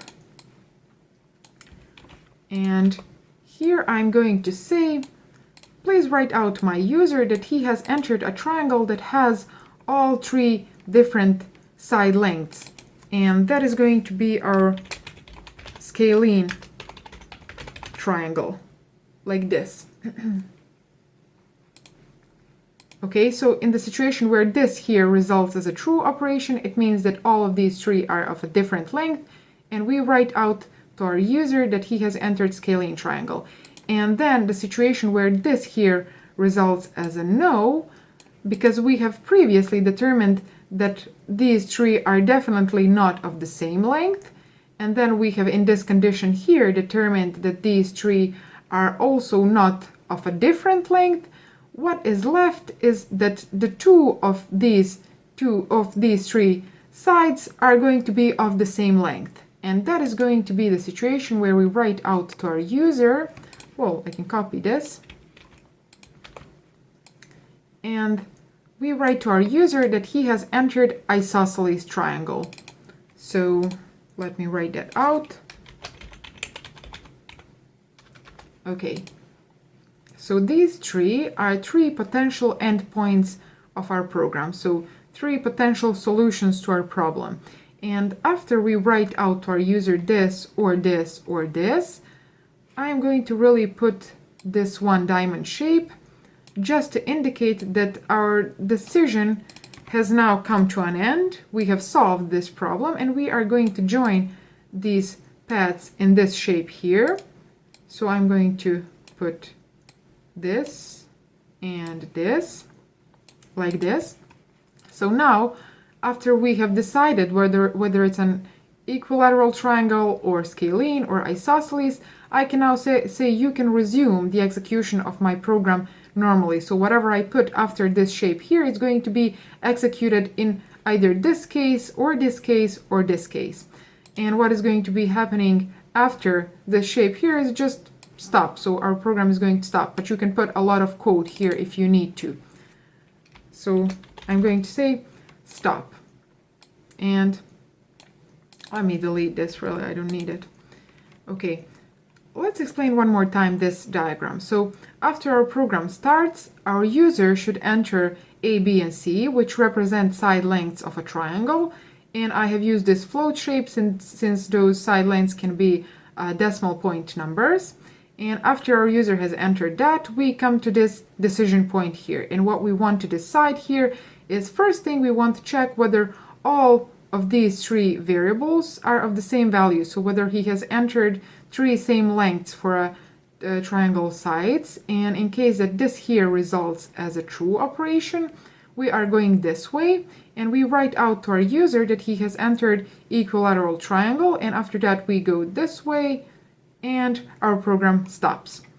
In the situation where this here results as a no operation, we want to check something else. So we are going this way, and we come to another decision point.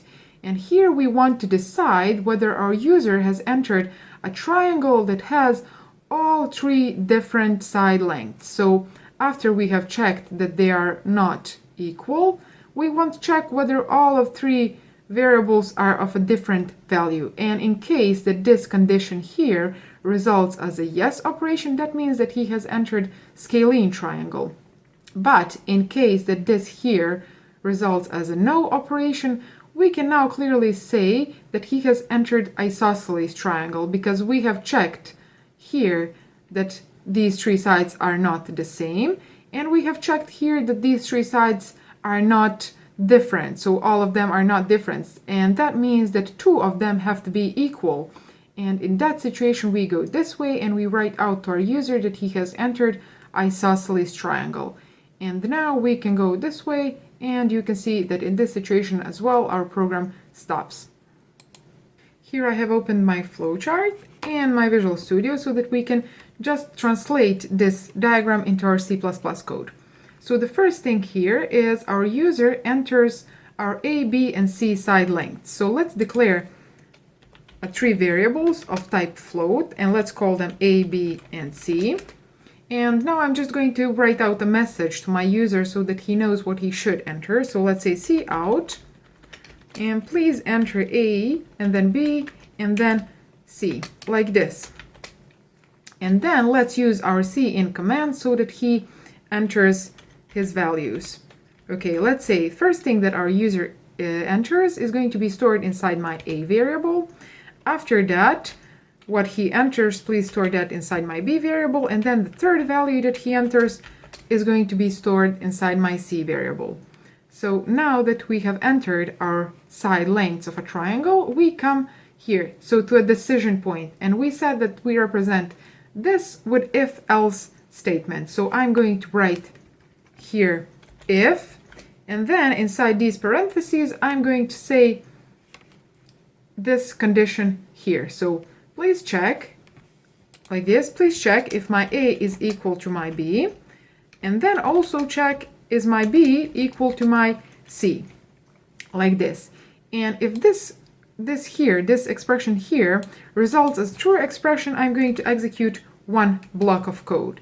And that block of code is going to be this one here. But if this expression here results as a false expression, okay, I am going to execute another block of code, and that block of code we represent with our else statement, like this. Okay. And then let's write this yes situation. So let's write here cout equilateral triangle. So like this. Oops, you should put that not in a quotation marks. Okay, so in this situation where these three side lengths are equal, we write out to our user that he has entered equilateral triangle. But in the situation where this here results as false, we have this else block to execute. And let's find out what is inside our else block. So it is this code here. And that is another if-else statement. So this if-else statement is really nested inside this one here.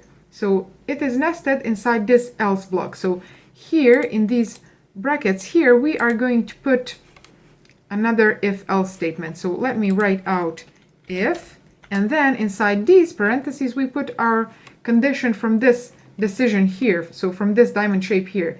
And I'm going to write out, please check if my A is not equal to my B, and then is my A not equal to my C also, and then is my B not equal to my C. So in this condition here, we check whether all of these three variables have different values here. And if they do, if this condition results as a true expression, I'm going to write out, let me just copy this, and then we are going to adjust it. I'm going to write out that my user has entered a scalene triangle, as you can see here. So when this goes in a yes way, we write out that message. So if this results as a true, we write out that our user has entered scalene triangle, but if this here results as a false, then we are going to write out that our user has entered isosceles triangle. And let me copy this, like this.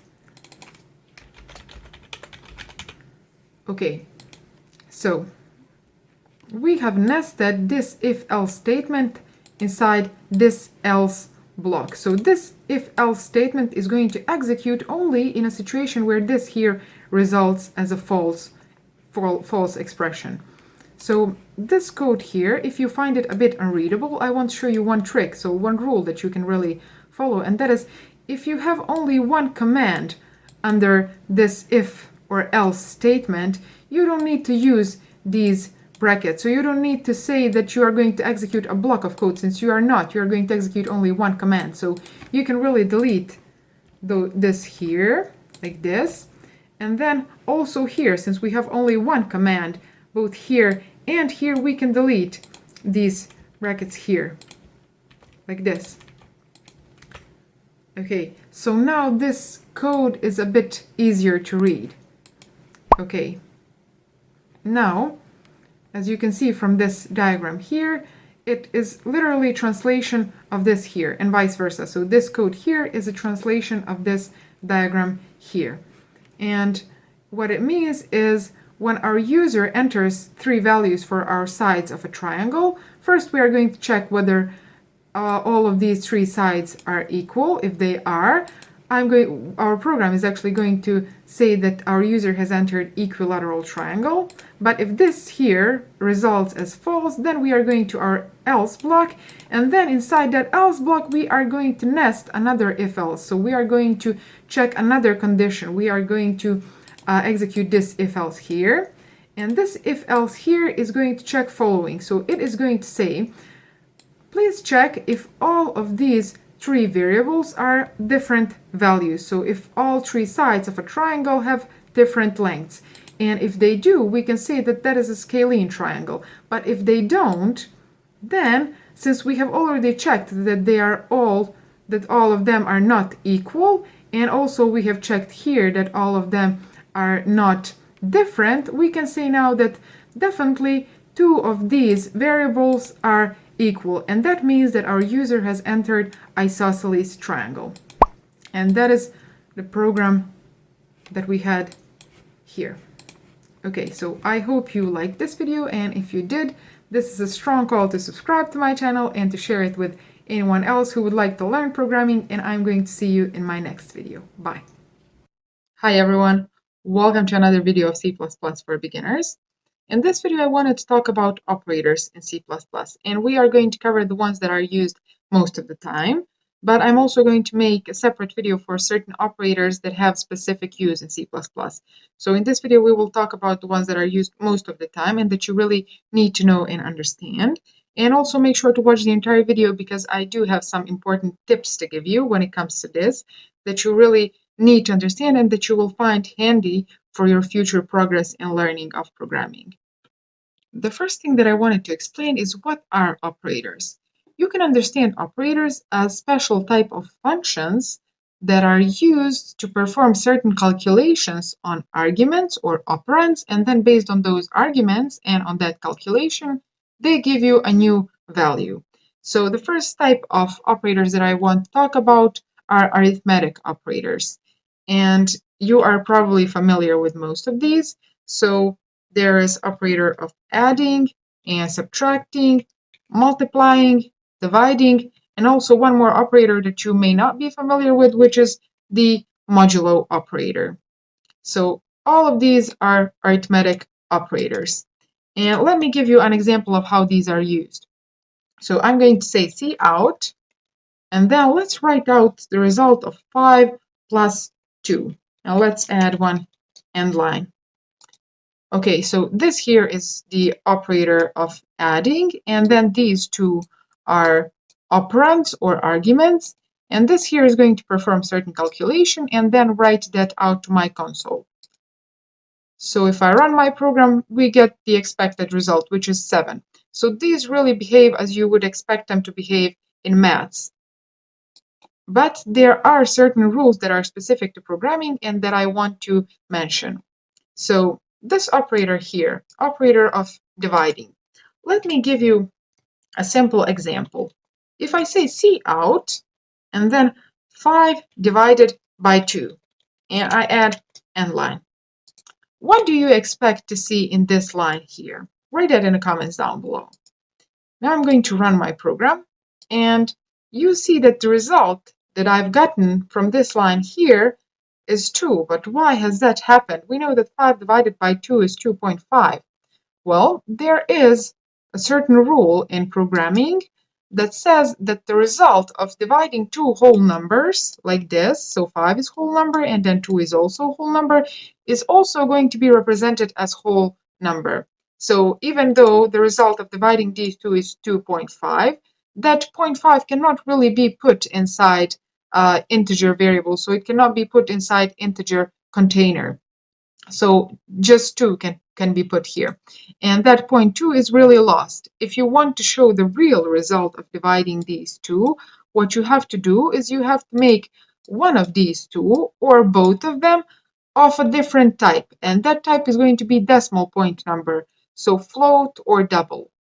So if you put here 2.0 or you put here 5.0, then in this case, you are going to get the result represented as decimal point number. So you can use it like this, or you can make just one of these of a floating point type. So you can say also like this. And then if I run my program now, you see that now I have got the expected result, so 2.5. That is one rule that you really need to know when it comes to this division operator. And another tip that I want to show you is this operator of modulo. So how do we use this modulo operator? This example here that I've just shown you, let me return this to this situation where I've been dividing two whole numbers, and we've just seen that 5 divided by 2 is going to result as 2. And that 1 that remains, we can get that 1 really with this operator here. So if you say cout and then 5 modulo 2 add n line, this operator here is going to give you the remainder of dividing two whole numbers, which are these two. So the result of this operation is going to be that 1. So let me run my program. And you see that we have gotten that expected result.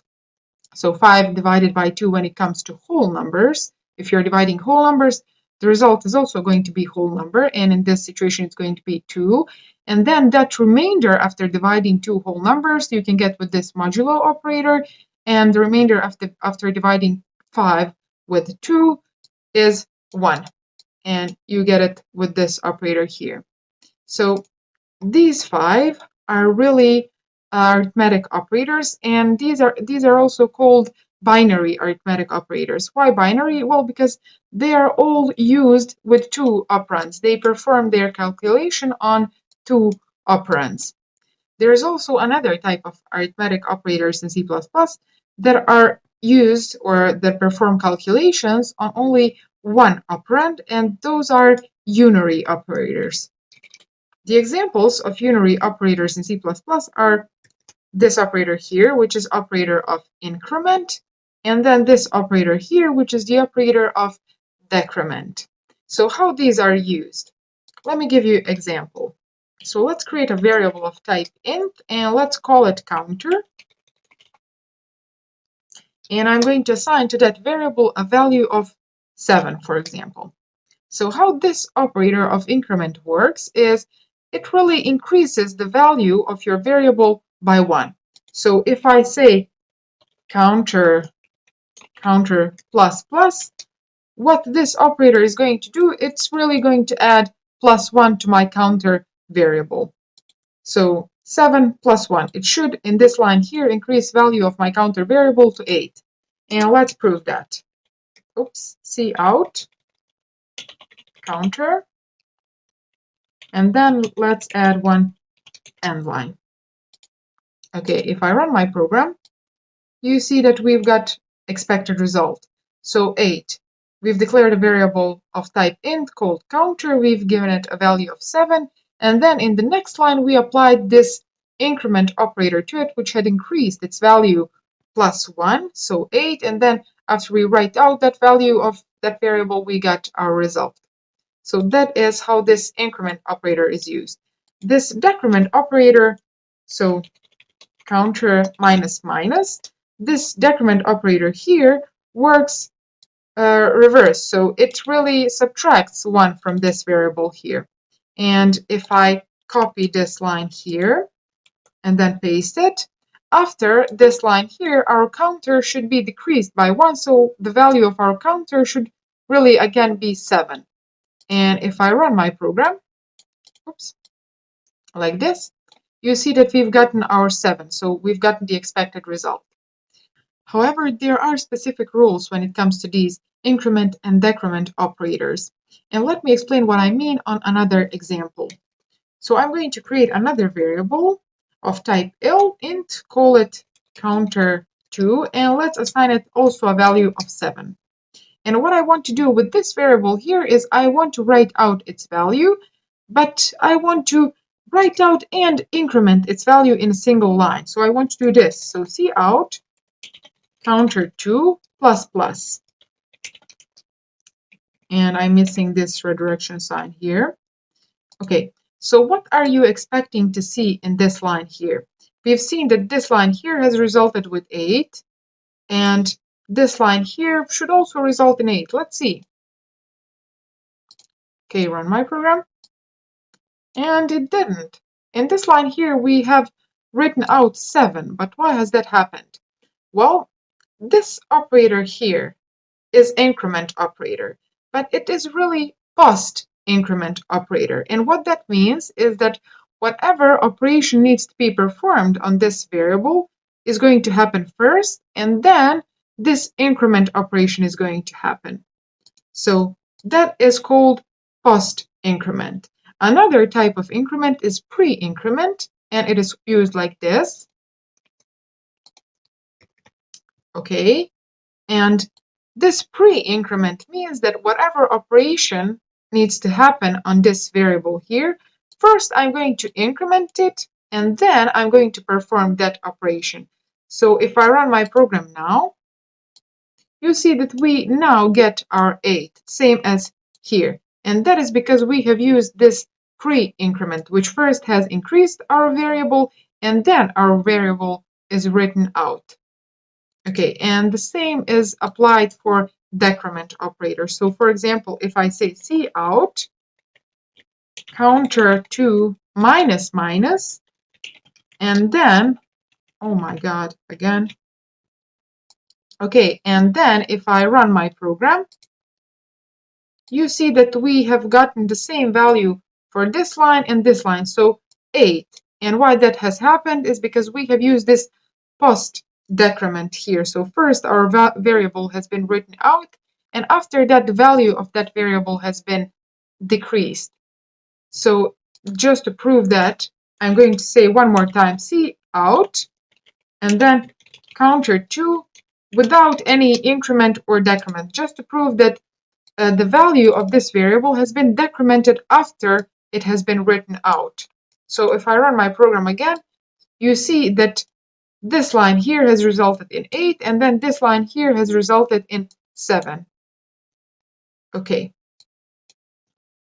So you see that our console now is full of some random numbers, and it's really making it hard to read. So what I want to do is I want to clear out my console, but without deleting this code here. So how I'm going to do that? I'm going to use a command that is called system, and then inside these parentheses I'm going to say cls, which really is going to clear my screen. So if I run my program, you'll see that all of our code is still here, but console has been cleared.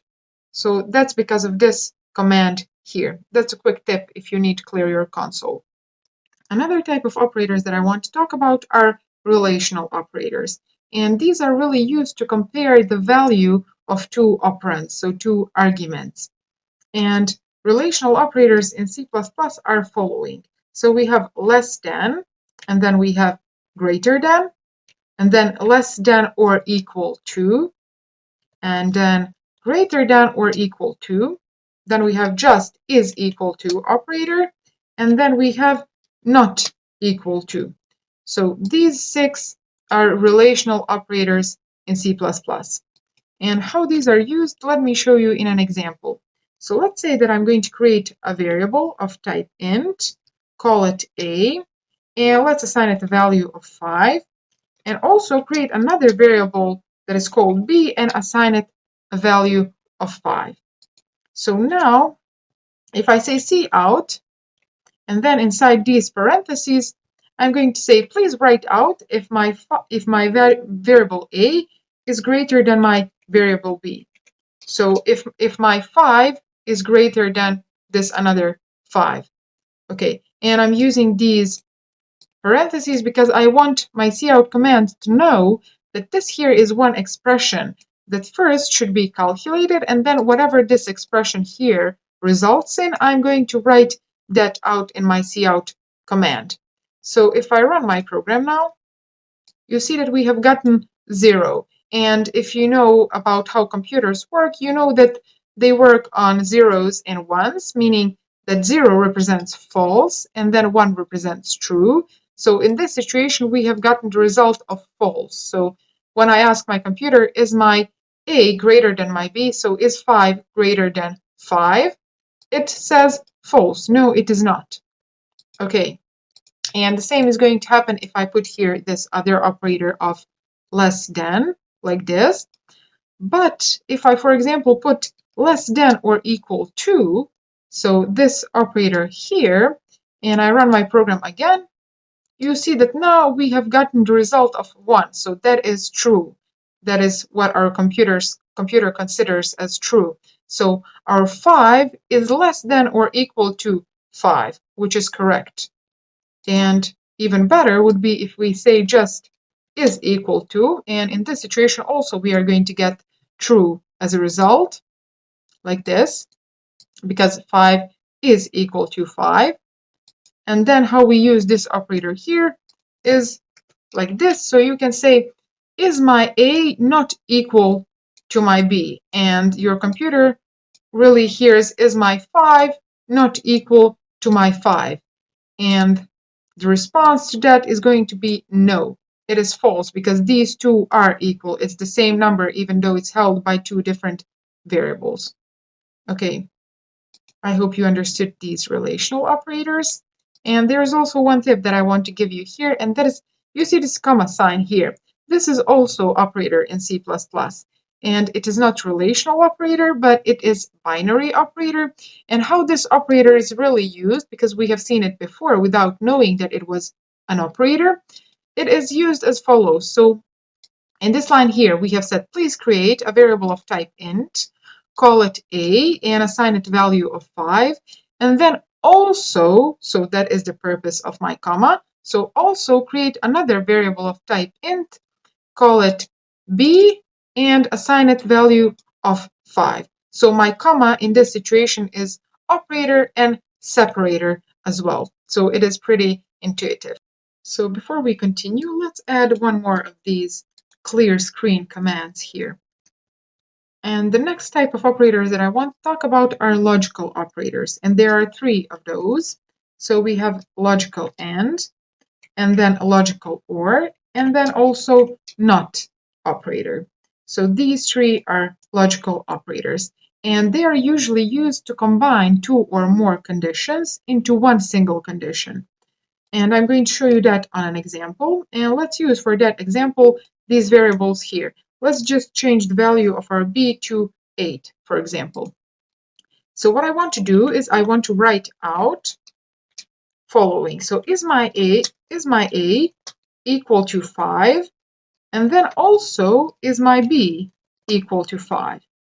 I want to write out the result of this expression here. And you see that we have used our AND operator to combine these two expressions. So if I run my program, you see that the result of this is false. So that is the nature of our AND operator. It really works like this. It says, please check, is my a equal to 5? Yes, it is. And then also check, is my b equal to 5? No, it is not. It is 8. So then this operator says, okay, whatever, then this whole expression is going to be false. Because this operator here needs both of its operands, so this here, and then this here also, both of these need to be true in order for this whole expression to result as true expression. That's the nature of this AND operator. However, there is one more forgiving operator in C++, and that is this operator here. So this OR operator. And if I paste that here instead of our AND operator, and I run my program again, you see that this time we got different result. Now we have true, and that is the nature of our OR operator. So it says, please check if this is true or this here is true. Whichever of these results as true, then I'm going to be true expression. Only in the situation where this here is false and also this here is false, I'm going to result as false. In any other situation, this here is going to be true. So that is the nature of OR operator. And then we have also this NOT operator, which really negates whatever comes after it. So if I put it here, for example, you see that you've seen that previously this expression here has resulted as true expression. Now that I negate it, we are going to get false. So that is our NOT operator here. Okay. And there is also one more thing that I want to explain when it comes to the precedence of these operators, which means priority of these operators. So which operator types have the biggest priority? The biggest priority have arithmetic operators. After that come these relational operators, and then the smallest priority have these logical operators. So let me show you that on an example. Let's just comment this very quickly, and let's add another line, but the previous one that we had. So this here, like this. That is the operation that has resulted as false. So is my A equal to 5, and then is my B also equal to 5? And this has resulted as false.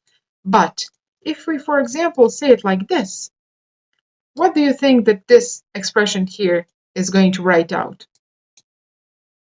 So if I run it, you see that we have gotten 1. Why is that so? Well, as I've said, the biggest priority have arithmetic operators. So this expression here is going to be executed first. So 5 plus 3. After that, priority have these relational operators. So this operator here and this operator here. So after that comes logical operation. So this expression here is going to be really, is my A equal to 5? Yes, it is. And then also, is my B equal to 8? And the answer to that is also yes. So now both of these operands are true, and our AND operator is satisfied now, and it's going to result as true operation, this whole expression. So you need to remember that the biggest priority have arithmetic operators, so these here, binary and unary arithmetic operators. After that, we have our relational operators, and then the least priority have these logical operators here. Let's add one more of these clear screen commands before we talk about the last type of operators that I want to cover in this video, and those are operators of assignment. And there are 6 of those, and they are as follows. So operator that just assigns value, and then operator that adds and assigns, and then operator that subtracts and assigns, multiplies and assigns, divides and assigns, and modulates and assigns. So these 6 are operators of assignment. And let me show you how they work. So first I'm going to create a variable of type int, and let's call it x, and let's assign it a value of, for example, 5. Okay, so this here is example of this assignment operator here. And that is how it works. It assigns whatever is on the right to your variable on the left. So that is the direction of association. It really says whatever is on my right side, please assign that to my left side. And let me show you now how these here work, because they're a bit more complex. So if I say, for example, x plus equals 7, like this, what this expression here is going to do? Well, let me write out one more expression, and that is x equal to x plus 7. So this expression here and this expression here are just the same. This is just shorter way to write this here. And what this here does, well, this is expression that is not valid in mathematics, but in programming it is. And it does following. So it says, please, whatever is on my right side, assign that to my left side. And why it does that? Well, because this arithmetic operator here has priority over this assignment operator. So if you remember when we were talking about priority, these assignment operators have the lowest priority of all. So whatever is on my right side, that is x plus 7, is going to be assigned to my x variable. So 5 plus 7 is going to be equal to 12, and then that is going to be assigned to your x variable in this line here. And this expression here is really a short way to write this here. Okay, so I'm going to comment this out, and if I write the value of my x now,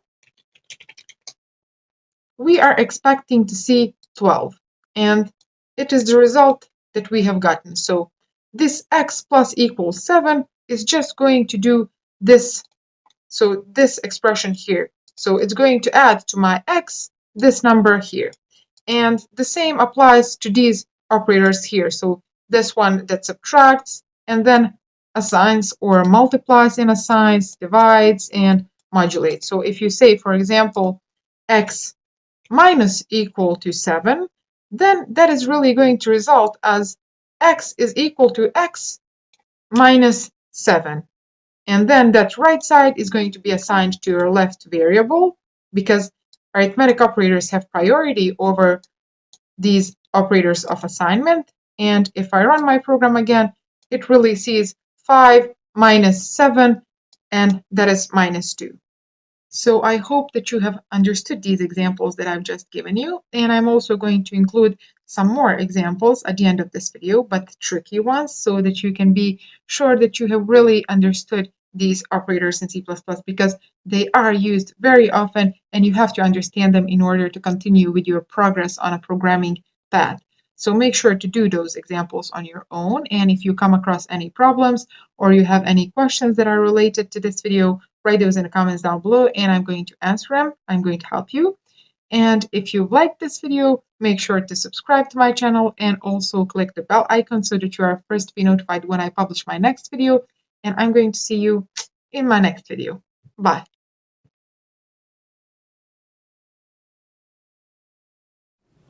Hi guys, welcome to my channel. In this video, I wanted to answer a question that I recently got, and that is a question that is often asked on job interviews, and also students get it on their exams. And that is a question on how you can swap the value of two variables. I'm going to give you two ways to solve this problem, but let me just explain what I mean by this. So I'm going to copy the text of this problem here, like this. And let me say that I have one variable, which is going to be called a, and that variable is going to hold value of 20, let's say. And then I have another variable, which is going to be called b, and that variable holds value of 10. And now I need to switch the value, so to swap the value of these two variables. I want my a to hold whatever my b is holding, and then I want my b to hold whatever my a is holding. So how we are going to do that? For the first explanation, I will need something, so let me get it. So here I have two glasses, and inside this left glass I have my green juice, and then inside this glass I have just plain water. And the question that we have in our Visual Studio is equivalent to a question how we can swap the content of these two glasses. And to solve that problem, I'm going to use another glass, so a temporary glass, and that is this one here. And I'm sorry guys, I know this is not a glass, it's a shaker, but it will do for this explanation. So what I'm going to do is I'm going to take this glass, this variable, and I'm going to put its content inside this third glass, this temporary glass. Okay, and then when I have saved the value of this glass inside this temporary glass, what I can do is I can put my green juice, so the content of this glass, inside here. Okay, this is a bit more complex in real life than in programming. So once you do that, you have saved the value of this glass here, so the content of this glass here inside this glass. And now what we are left to do is just to put whatever our temp variable, our temp glass was holding inside this glass here. And now we have successfully accomplished to solve this problem. So we have switched the content of these two glasses. And let's just translate this into our code. Now that I have explained the algorithm to solve this problem, we are just going to translate that algorithm into C++ code. So the first thing that I'm going to do is I'm going to create a variable, a temporary variable, which I'm going to call temp, and inside that temp variable I'm going to put whatever my a is holding. So I'm going to say that my temp holds now whatever is inside my a variable. And since we have our a variable free now to hold something else, I'm going to put my b value inside my a. So now my a is going to hold whatever my b is holding. And now that we have saved the value of our b inside our a variable, we can put inside our b whatever our temp variable is holding. So that is the value that previously was inside our a variable.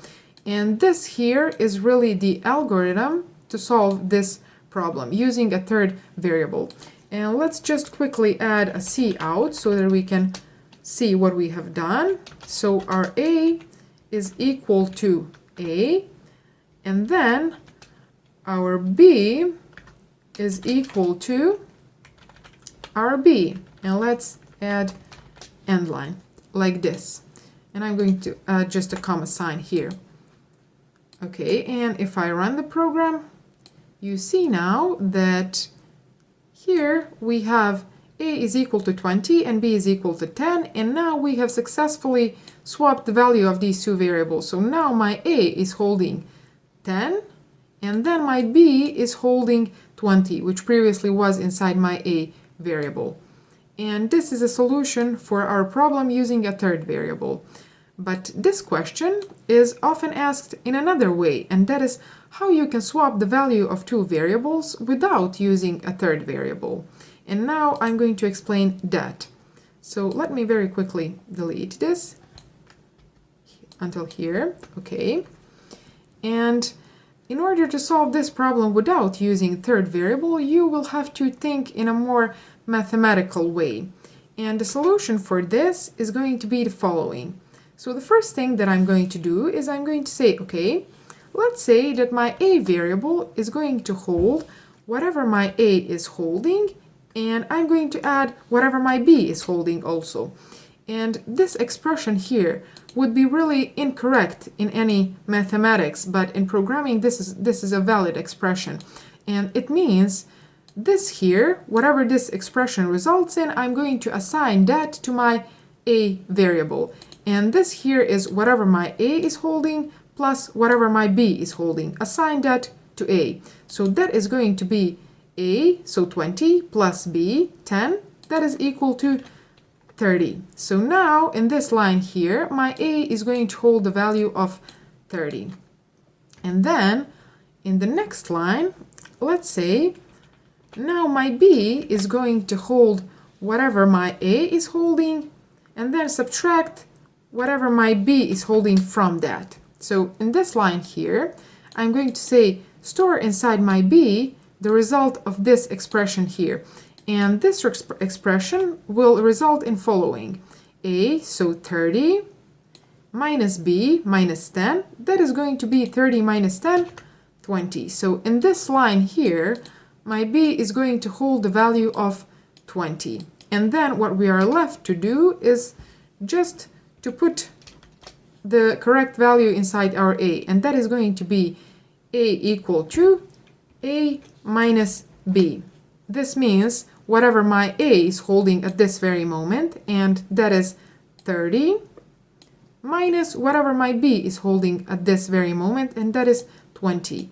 And guys, 30 minus 20 is going to result in 10, and our a is going to get the value of 10 in this line here.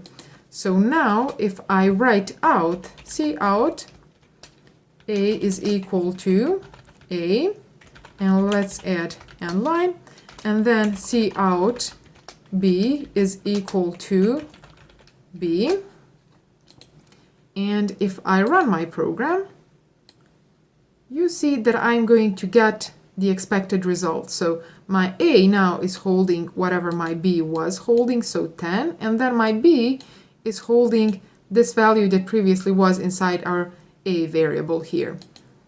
So we have solved this problem in two ways, so with or without a third variable. So if you found this video helpful, make sure to like it and to subscribe to my channel. And also any questions that you have, leave those in the comments down below and share this video with anyone who'd like to learn programming. And I'm going to see you in my next video. And also guys, one question for you. If you have any recipes, any algorithms on how you can make green juice taste and smell good, please make sure to write those in the comments down below. Bye. Hi guys, welcome to my channel. Welcome to another video of C++ for beginners. I just got an idea of a simple and fun program that I can show you how you can build. And since I'm a bit of a fitness enthusiast myself, if you haven't noticed, I wanted to show you how you can build your own body mass index calculator. So stay tuned, make sure to subscribe, and let's build our own BMI calculator. Okay, so here's the text of my task, and what we are going to build is BMI calculator. So first I want to explain what is BMI calculator. It is body mass index calculator that is going to tell you whether you are underweight or normal weight or you are overweight, depending on your weight and your height. And here I'm going to use weight in kilograms and then height in meters. So if someone else wants to adjust this program so that it can work with pounds, feet, and inches, you can write out that code in the comments down below, and the first one that gets it right, I'm going to pin that comment so that everyone else can use it and see it. Okay, so we are going to use this formula here, which is used to calculating your BMI in metric system. So another thing that I want to mention is these three categories here. There are also some more categories that you can really calculate whether you are extremely underweight or you are extremely overweight, but these three should be enough for us to do now, and these three I'm going to cover in this code. Another disclaimer that I want to make is that this BMI calculator probably should not be used by people that have huge amounts of muscle, so professional bodybuilders, because even though they have muscle, that muscle is still weight. So even though they are not overweight, they will fall in a category of overweight because their BMI is going to be higher. But for most of us that don't have a lot of muscle or are leading normal lives, training a couple of times a week maybe, this is going to be completely okay. So let's build our program now. So here is our tool that we are going to use to draw this diagram, so Lucid Chart, and let's really develop the algorithm for solving this problem, and then we are going to translate that diagram, that algorithm, into C++ code. So as you may already know, first thing that I'm going to put here is this shape here that is going to indicate the start position of my program, this circle shape here. And after that, we really need two things from our user, so two things that he should enter, and those are his height and his weight.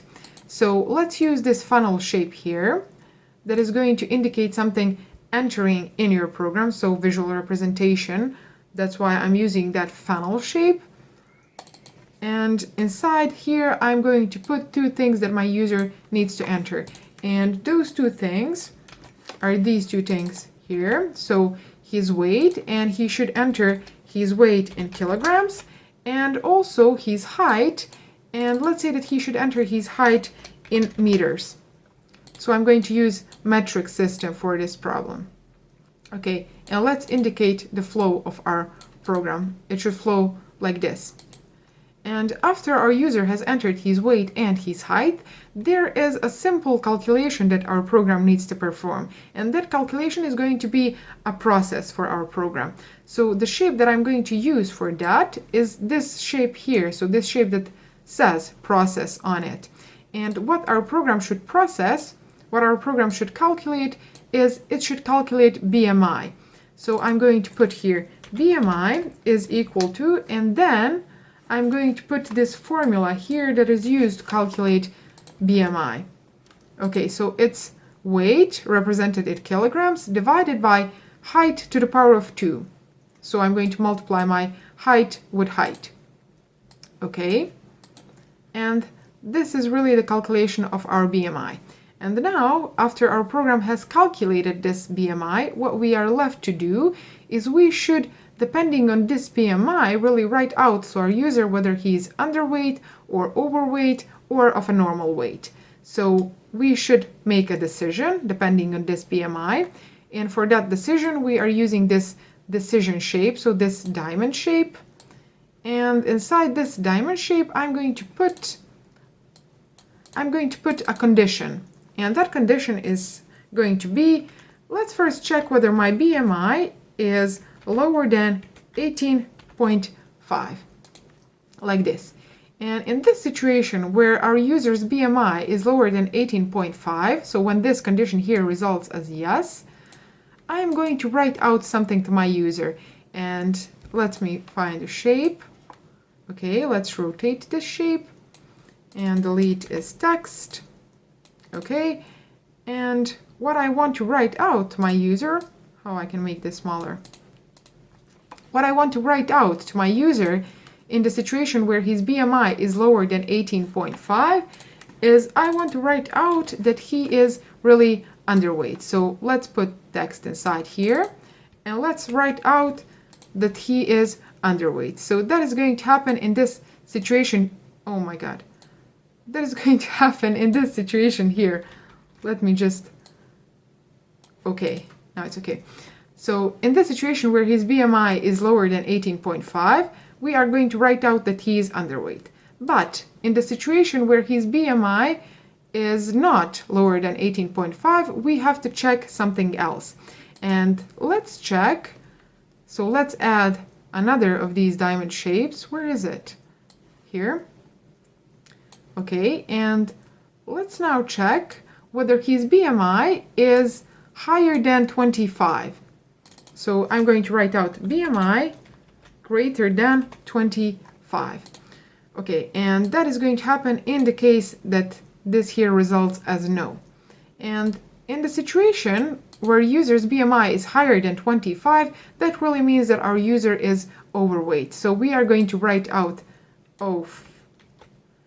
okay, so we are really going to write out a message to our user. So let's copy this shape here, which we are using to write out a message to our user. So this reversed funnel shape that represents something leaving your program, something being outputted from your program. So in the case where this calculation here results as true, we are going to write out to our user that he is overweight, like this. Okay, and let's really adjust this. Now it looks a bit more presentable. Okay, so first we have checked whether his BMI is lower than 18.5. If yes, we have written out underweight. If no, we have to check whether his BMI is greater than 25, and if it is, it means that he is overweight. But in the situation where this here results as a no, that means that our user's BMI is not lower than 18.5, nor it is greater than 25. So that means that his BMI is really somewhere in between, so between 18.5 and 25, and that is a normal BMI. So that is our last possible situation where we are going to write out to our user that he has a normal weight. So let's write out normal weight. Okay. So after we have covered these three cases, let's just join our flows into one. So I'm looking for this shape here, and I'm going to make it smaller, delete this text from it, and I'm really just going to join these flows inside this shape here. Let's just try to move this here. I'm going to delete it, and let's say that I'm going to, oh no.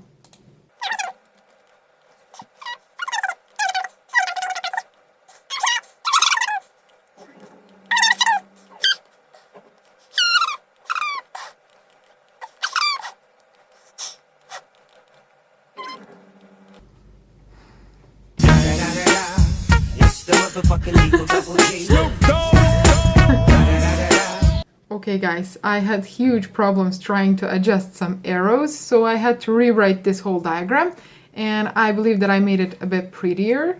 So here we were explaining that in the case that our user has BMI lower than 18.5, we are going to write out this message to him. In the case that his BMI is not lower than 18.5, we are going to check whether it is greater than 25, and if yes, we are going to write out that he's overweight. If no, we are going to write out that he's of normal weight. And in each of these three cases, we are coming here to this diamond shape here, which is just going to join these three potential situations. And after this diamond shape here, we are going to write out to our user what his BMI really is, because I really want my user to know if he's, for example, in this situation here or in this situation here, I want him to know whether his BMI is, let's say, 18.4, so he's not that extremely underweight, but he's just a little bit underweight. Or in this situation here, I want him to know whether his BMI is 25.5, so he's just a little bit overweight, or his BMI is really 35, let's say. That's why I want to write out my BMI to my user, his BMI to my user, okay? So, and then we just really stop our program. So now I'm going to copy this diagram and put it next to my Visual Studio so that we can really translate this diagram here into our code. So here I have put this diagram and then also my Visual Studio. And let's now translate this diagram. Let's translate this algorithm into code, because this here really is an algorithm explanation on how to solve a certain problem. So the first thing that needs to happen is our user should enter his weight and his height. And for that to happen, I first need to declare variables for weight and height. And for that, I'm going to use type float, because his weight and height can be decimal point number. So I'm going to say float, and then I'm going to say weight and height. Okay, like this. And after that, let's put a message out to our user so that he knows that he should enter his weight and height. So I'm going to say cout weight, and let's put that he should enter his weight in kilograms, and then also height, but he should enter his height in meters, like this, so that he knows which system he should use. Okay, after we have written out this message here, what I need to do is I need to use my cin command so that I can allow my user to enter weight and height. And I'm going to say, first thing that my user enters, that's going to be stored inside my weight variable. And then after that, the second value that my user enters is going to be my height. So store that in a height variable, like this. Okay, and after we have entered weight and height, next thing that needs to happen is we need to do this formula here and really calculate our BMI. And in order to store this result, the result of this expression in our BMI, we need a variable for that, and that variable is obviously going to be called BMI. So let's add here, in this line here, let's add BMI. So I'm going to declare another variable, and that variable I'm going to use now, and I'm going to say that my BMI is going to be used as follows. So I'm going to use this formula here, which is our weight divided by our height to the power of 2. For now, I'm going to use it like this. Okay, and in this line here, we have really calculated our BMI, so this code here. And now, after we have calculated our BMI, what we should do is we should really check what is the value of that BMI. And for that, we are using this shape here, which really translates into if-else case. So first I'm going to say if, and then the first thing that I want to check is if my user's BMI is lower than 18.5, like this. And in this situation where his BMI is lower than 18.5, I'm going to execute one line of code, so that's why I don't need to put these brackets. So I'm going to delete them because I just want to execute one line of code, and that line of code is going to be indented here so that it is easier to read. And that line of code is really going to be a message that I want to write out to my user, and that message is going to be that my user is underweight, unfortunately. Okay, and let's add one end line like this.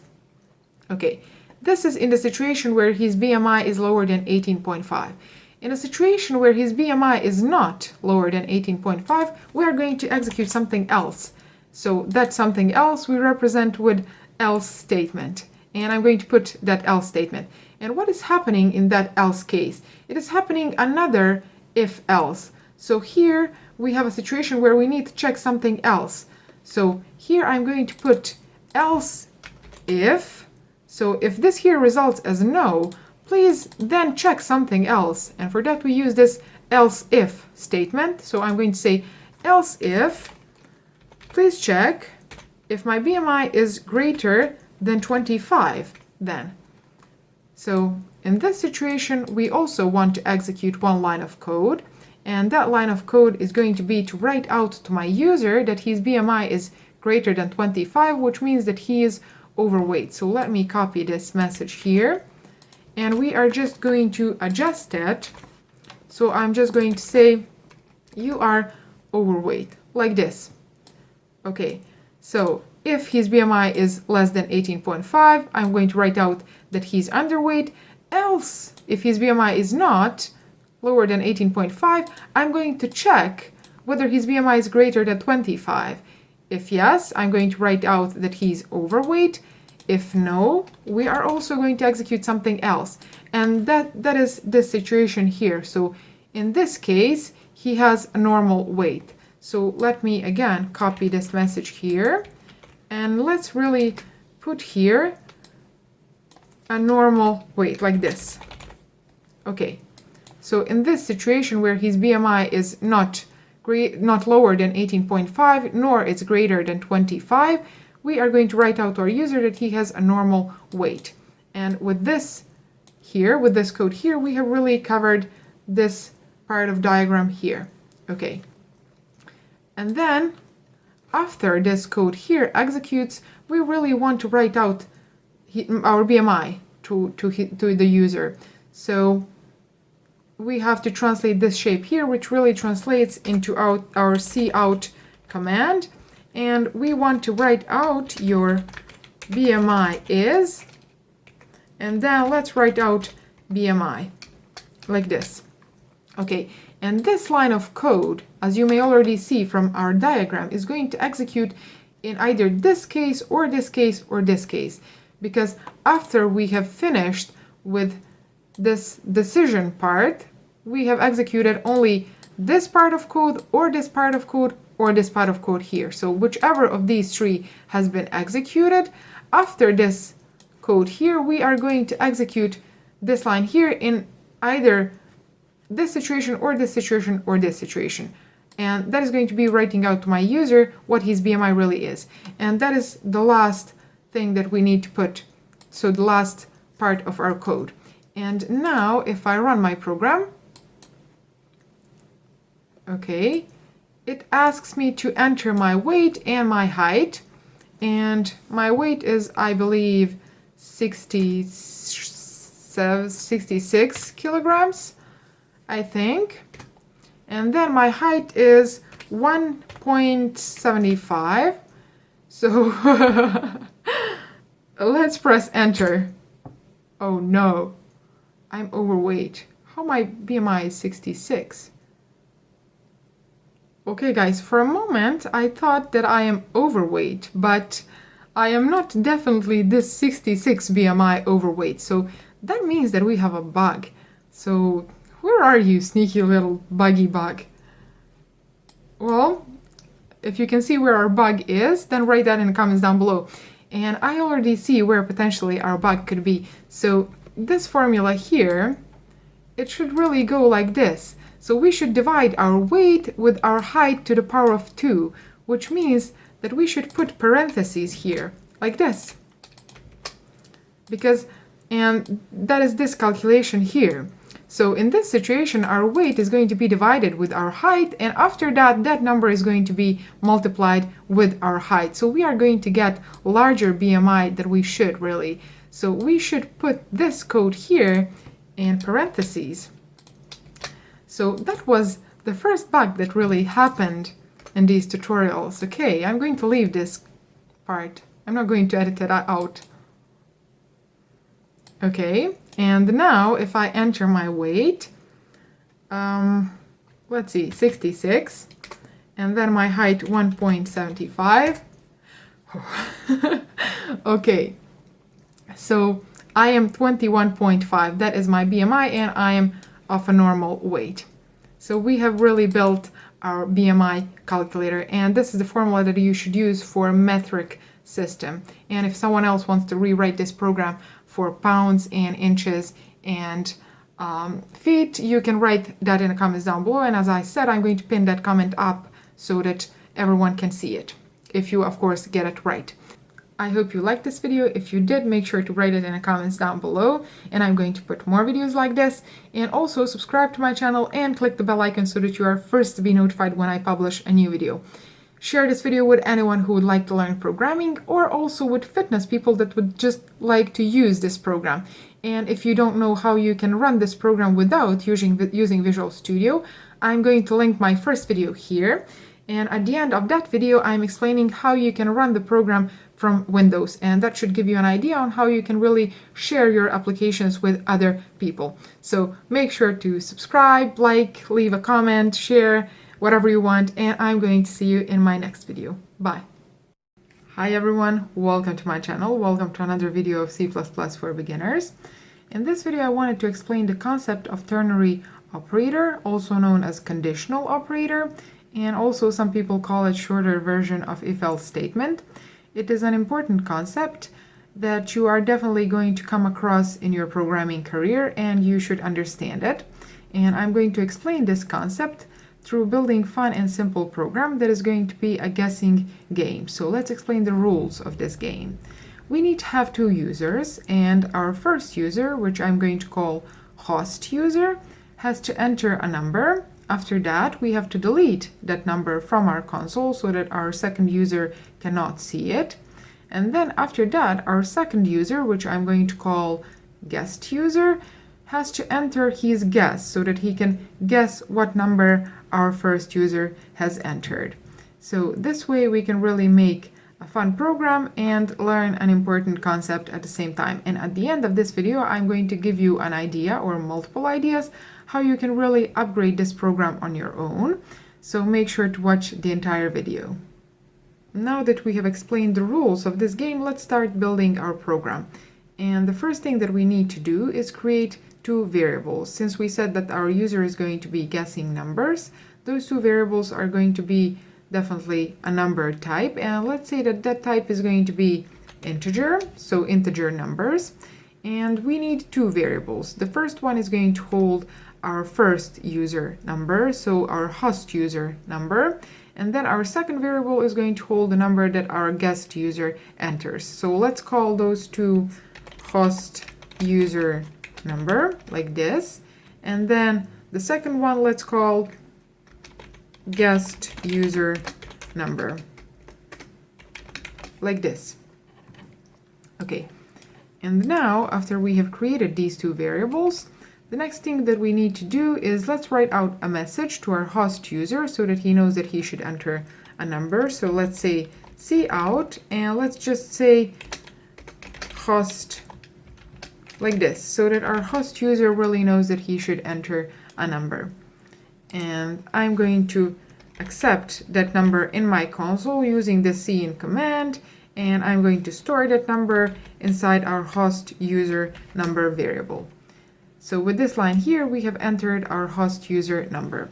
And what we have said at the beginning of this video is that after our host user enters the number, we really need to delete that number from our console so that our second user is not able to see it. And the command that I'm going to use for that is going to be this command here. So I'm going to say system, and then I'm going to say cls, which is really going to clear our console, so clear our screen. And now if I run my program, let's see how far we have made this program.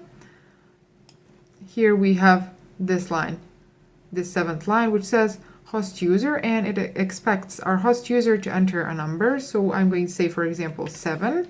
And then after I press enter, this number here really is deleted. So our console has been cleared. And now after this, we need to ask our guest user to guess the number that our host user has entered. So I'm going to stop the program, and next we need to write out a message to our guest user. So I'm going to say guest like this. And after that, we need to accept what our guest user enters inside our guest user variable. So I'm going to copy this line here like this. And instead of accepting that value inside host user number, I'm just going to change this to guest user number. And after this part here, we really have both accepted our host user number and our guest user number.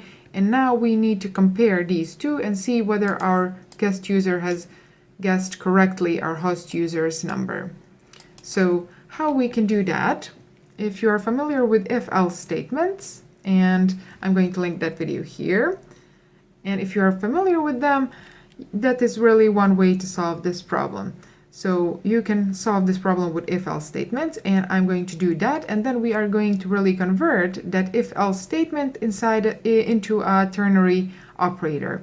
So how we can solve this with if-else statements? Well, it is quite simple solution. So we have to say if, and then inside these parentheses, I'm going to really compare these two numbers. So host user number and guest user number. So I'm going to say host user number is equal to guest user number, like this.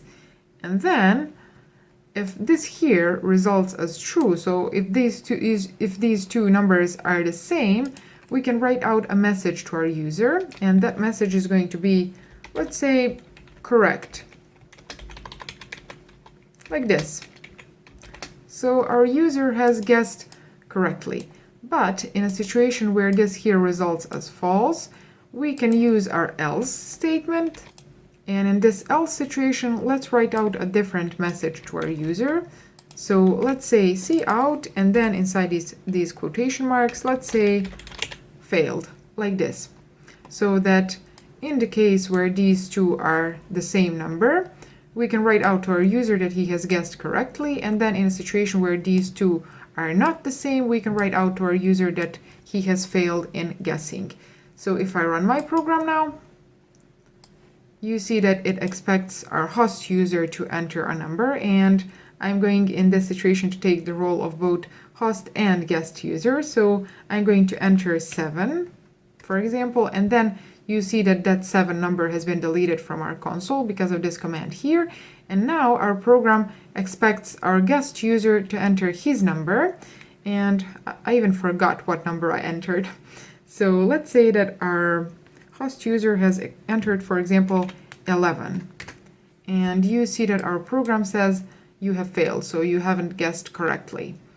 And one more time, let's enter for our host user number 5, for example, and then let's say that our guest user also says number 5, and our program says you have guessed correctly. So this is one potential solution for this problem, but I wanted to show you how you can solve this problem using ternary operator. And now I'm going to comment this code here, like this. So this is a comment for multiple lines of code. And let's really translate this part of code here into a ternary operator, like this. Okay. So how does the ternary operator work? Well, it is the only operator that takes 3 operands or works on 3 operands. And the first operand is going to be a condition. So I'm going to copy this condition here, which is our host user number equal to our guest user number? So that is going to be the first operand. And after that first operand, we need to put this question mark. And then after this question mark, we have the following behavior. If this expression here, so if this condition here is true, we are going to execute one line of code, or actually one part of code, and that is going to be this line here. But in the situation where this here results as false, we are going to execute whatever we put after this column sign. So that is going to be our cout failed, like this. And this is really the syntax for our ternary operator. And as you can see, it really is a shorter form of if-else statement. So this line of code really means, please check this condition here. And if this condition here results as true, execute this part of code here. But if this code here results as false, please execute whatever I put after my column sign. So that is going to be our cout failed. And now if I run the program, it asks again for our host user to enter the number. Let's enter number 9, for example. And then our guest user has to guess the number. So let's enter, for example, number 3. And you can see that our program says to our guest user that he has failed in guessing. So there are a couple of ways in which you can really upgrade this program, and I'm going to give you a few ideas. And the first one is, for example, you don't have to use int type here. So you can use different data type. You can guess characters, or you can guess even strings if you know how to.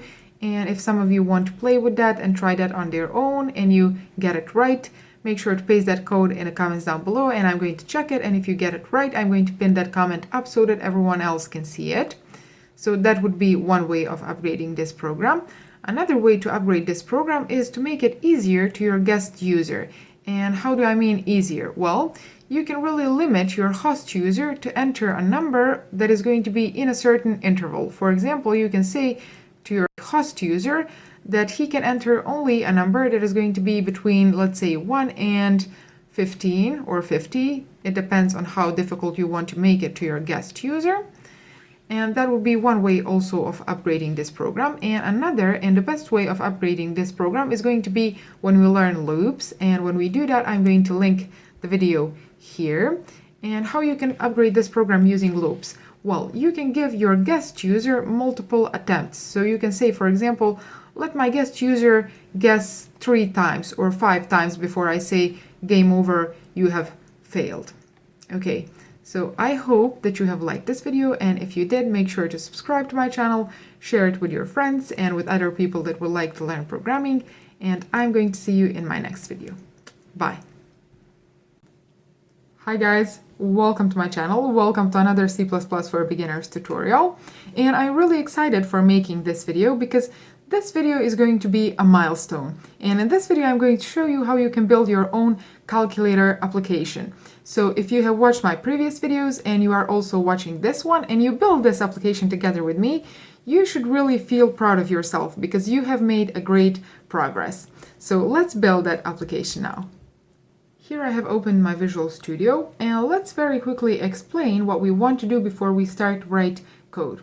So I want my user to enter 2 numbers and also operation sign, and then depending on those 2 numbers and that operation, we want to calculate the result and then write that result to our user. So the first thing that we need to do is we need to declare variables that are going to hold those numbers and that operation sign. And since we want our user to be able to enter decimal point numbers, so not only integers, but decimal point numbers as well, we are going to declare variables that can hold decimal point numbers, and those can be float and double. So let's declare float variable, for example, and let's call it num1, which is going to hold our first number, and also another one, which is going to be called number2 and hold our second number. And after we have declared these 2, let's also declare a variable that is going to hold our operation sign. And since that is a character, we need to use a character type for that variable. So let's say char, and let's call that variable operation, like this. Okay. And now, after we have created these 3 variables, we can really allow our user to enter his numbers and his operation. And we want to do that in the following order. So we want to say cin, and then first our user has to enter the first number, and then after that we want our user to enter the operation sign. So let's say operation, like this, and after that our user has to enter the second number. And this window here, guys, this is called IntelliSense, and it really makes your code writing easier. So you can navigate this list here using your arrows, and then you can also use Tab key so that it finishes your variable name for you if you want that. Okay, so now we have entered our first number, our operation, and then our second number as well, like this. And another thing that I want to write out to my user, because this is going to be the best calculator ever, let's write that title to our user. So let's write here, before he enters anything, a quick title. So let's say Cout, and then let's say that it's going to be called Code Beauty Calculator. You can call yours whatever you want. So like this, and let's add these here so that it looks prettier. Okay, and now if I run my program, well, you see that it really looks like this. And now we are able to enter one number. After that, we want our user to enter operation like this, and then we want to enter the second number like this. And then after we press enter, our program should really calculate the result of this operation. In this current situation, it is not really doing anything else because we haven't written code for that. Okay, so now let's solve this problem that we have here. So at this point, you should really have an idea yourself on how to solve this problem using if-else statements and also nested if-else statements. So if you're not familiar with those, I'm going to link one of my previous videos here. So make sure to watch that video as well. But in this video, I want to show you the more appropriate way for solving this particular problem. And that is going to be using switch case statement. So what is switch case statement? Well, switch case statement is, as well as if-else statement, used when you want to execute a block of code depending on a certain condition, so depending on a value of a certain variable. But switch case statement is particularly used in a situation where that variable can potentially hold a lot of different values. And if you look at our operation variable here, you should really notice that this variable can hold 6 different values. And what are those 6? Well, our user can decide to enter operation for adding, subtracting, multiplying, dividing, modulating, and then what if our user does not really want to use our application, but he wants to hack it? So if he decides that he doesn't want to enter one of these 5, but he really enters some non-valid arithmetic operation, we should also cover that case. So we should really, as programmers, predict all these 6 situations and cover all these 6 cases. I'm going to add one end line here so that my text is formatted nicely. And then let's really show how this switch case statement is used. So the first thing that I want to write is switch, like this. And then if you press tab, you see that you are getting some default syntax for this switch case. For now, I'm going to delete that, and I want to show you how you can really write that yourself. And inside these parentheses here, I want to write out the name of my variable that I want to switch through or switch on.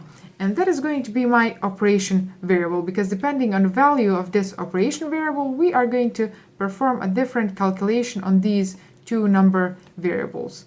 So I'm going to say here operation, and then in these curly brackets here, we really want to cover all our cases. So the first case, let's say that our first case is going to be a situation where our user enters minus operator. So I'm going to use these single quotes, and then inside these single quotes, I'm putting the value that our variable can potentially hold, and that is this minus operator here. And after that, I'm going to add this column sign here, like this. And then after this column sign, I really want to put out whatever code I need to execute in the case that our operation corresponds to this sign here. And what I want to execute in this case is I want to say Cout, And let's write out our first number, and then let's write out our operation, and then let's write out our second number so that our user really gets a nicely formatted text. And after that, I'm going to add this is equal to sign. And here we are going to put really our result. And that result is going to be our first number minus, because our user has entered this minus.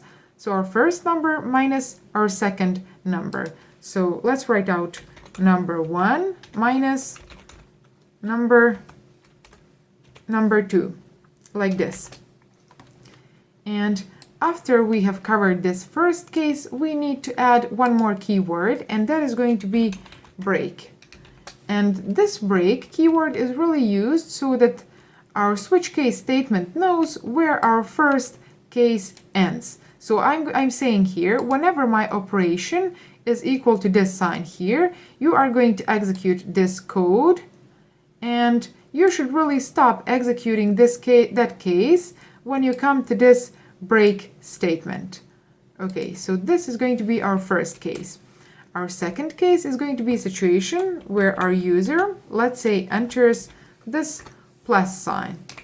And in that situation, we really want to write out to our user this text here. So the same text, we want to really write out our first number plus, in this case, our second number, and then is equal to, and then we are going to add really this calculation here. So number 1 plus number 2, like this. And in this situation as well, we want to add this break statement at the end, like this. Okay, so these are two potential cases. And now I'm going to really write out the rest of them.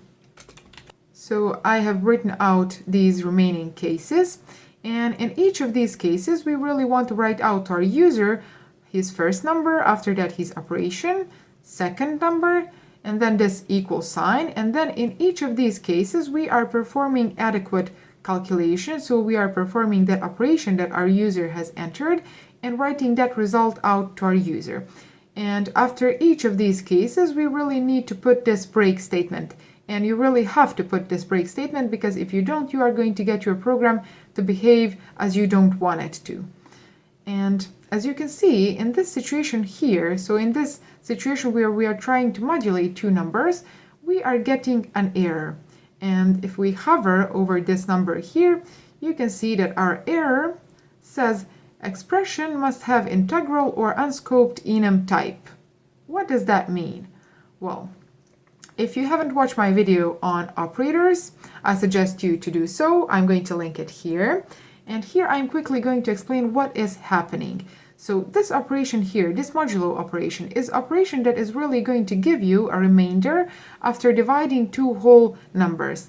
And since this number here and this number here are of type float, we really cannot perform this calculation on these two variables. So what we have to do is we first have to check whether this number is really an integer number, whether it's a whole number, and this number as well.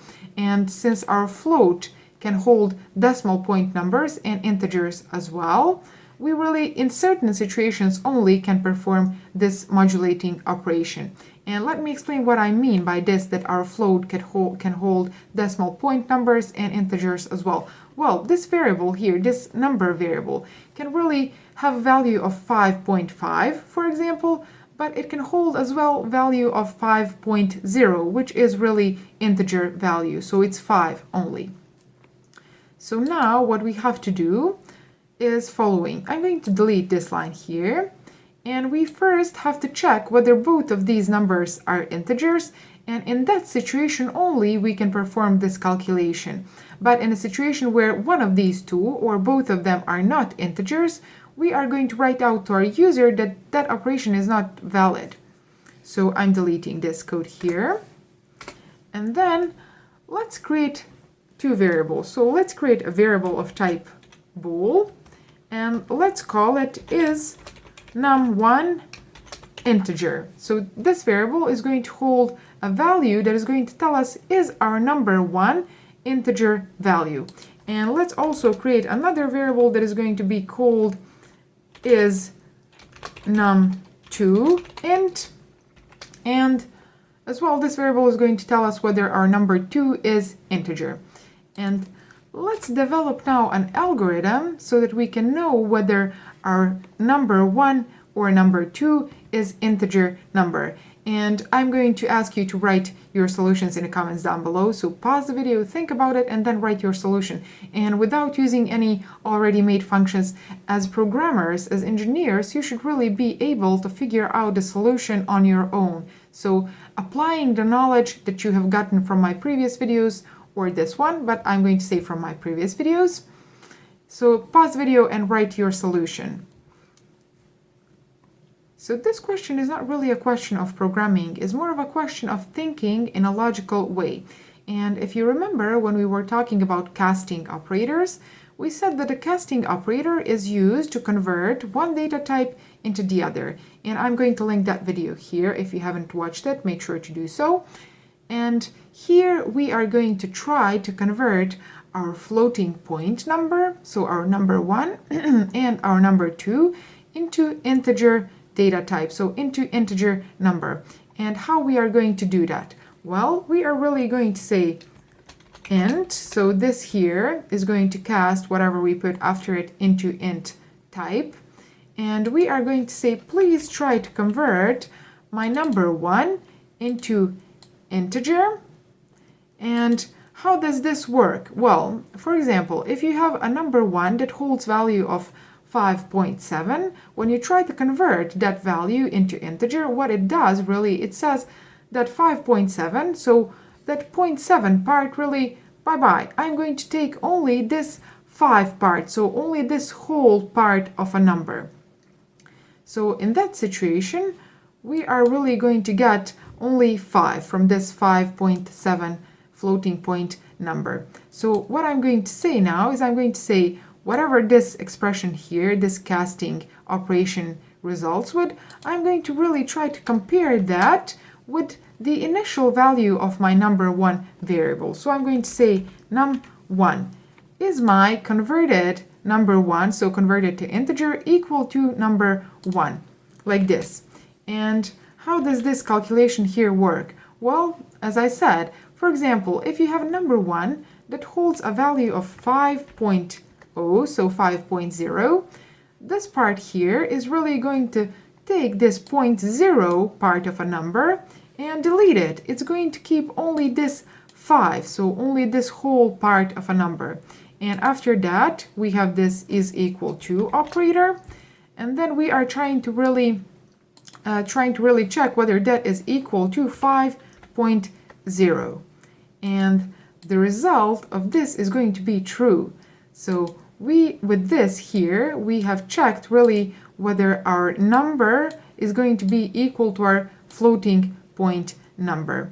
So this result here, we are going to assign this value to our is number 1 integer variable. So here I'm going to say, please assign the result of this operation to our is number 1 integer variable, like this. And let's put this expression here, so this whole expression inside these parentheses, so that we really can see that this is an expression, and the result of this expression should be assigned to this is number 1 int variable. And now we are going to do the same for our is number 2. So I'm going to say is number 2 integer, and we are going to say that that is equal to, I'm trying to convert my number 2 to int, and then compare that to my float number 2.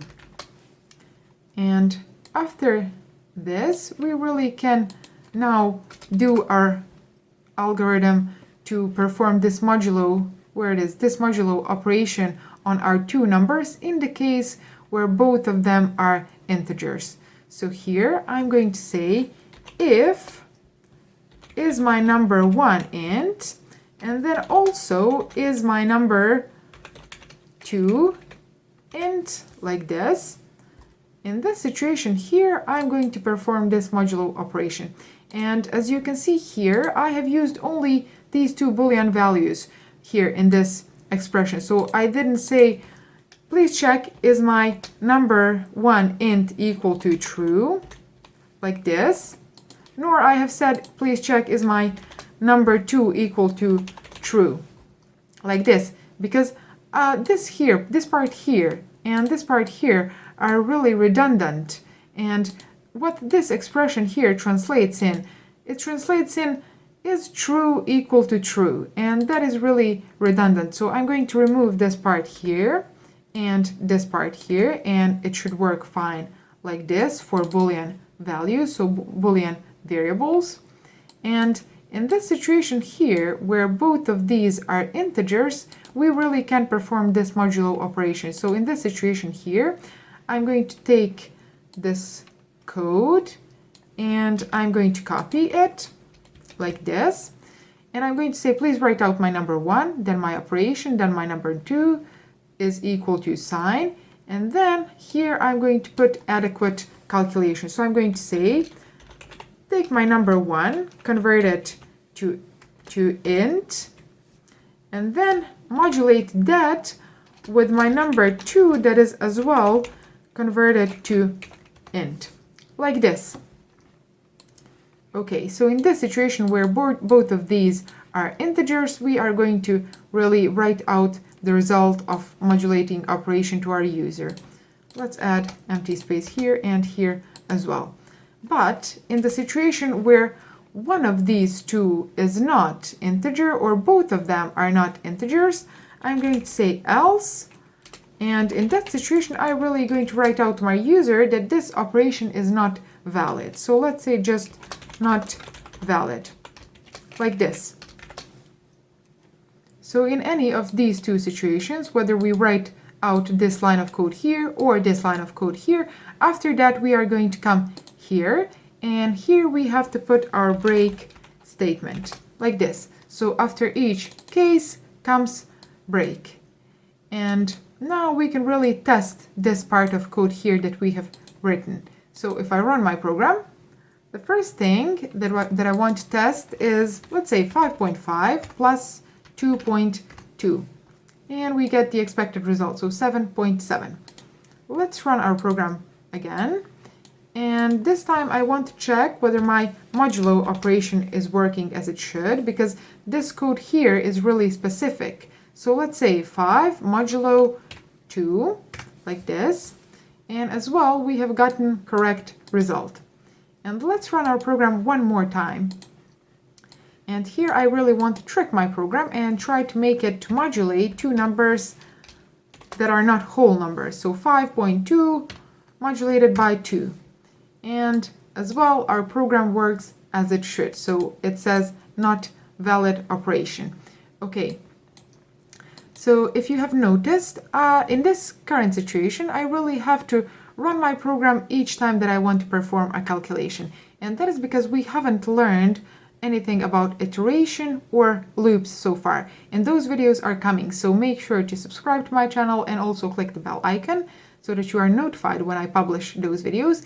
And in that situation where we learn iteration and loops, we are really going to be able to run our programs indefinitely, which means to run our calculator application until we really decide to stop it. Okay, so after we have covered these 5 cases here, there is only one situation left to cover, and that is a situation where our user enters any other sign that is not one of these 5 here. And that situation we are really going to write like this. So we are going to say default. So in the case where our user enters operation that is not going to correspond to any of these 5 signs, we are going to execute our default situation. And here we really want to write out a message to the user that is trying to hack our program. So you can write whatever message you want to the user that is trying to hack the program that you have worked so hard to build. And I'm going to put here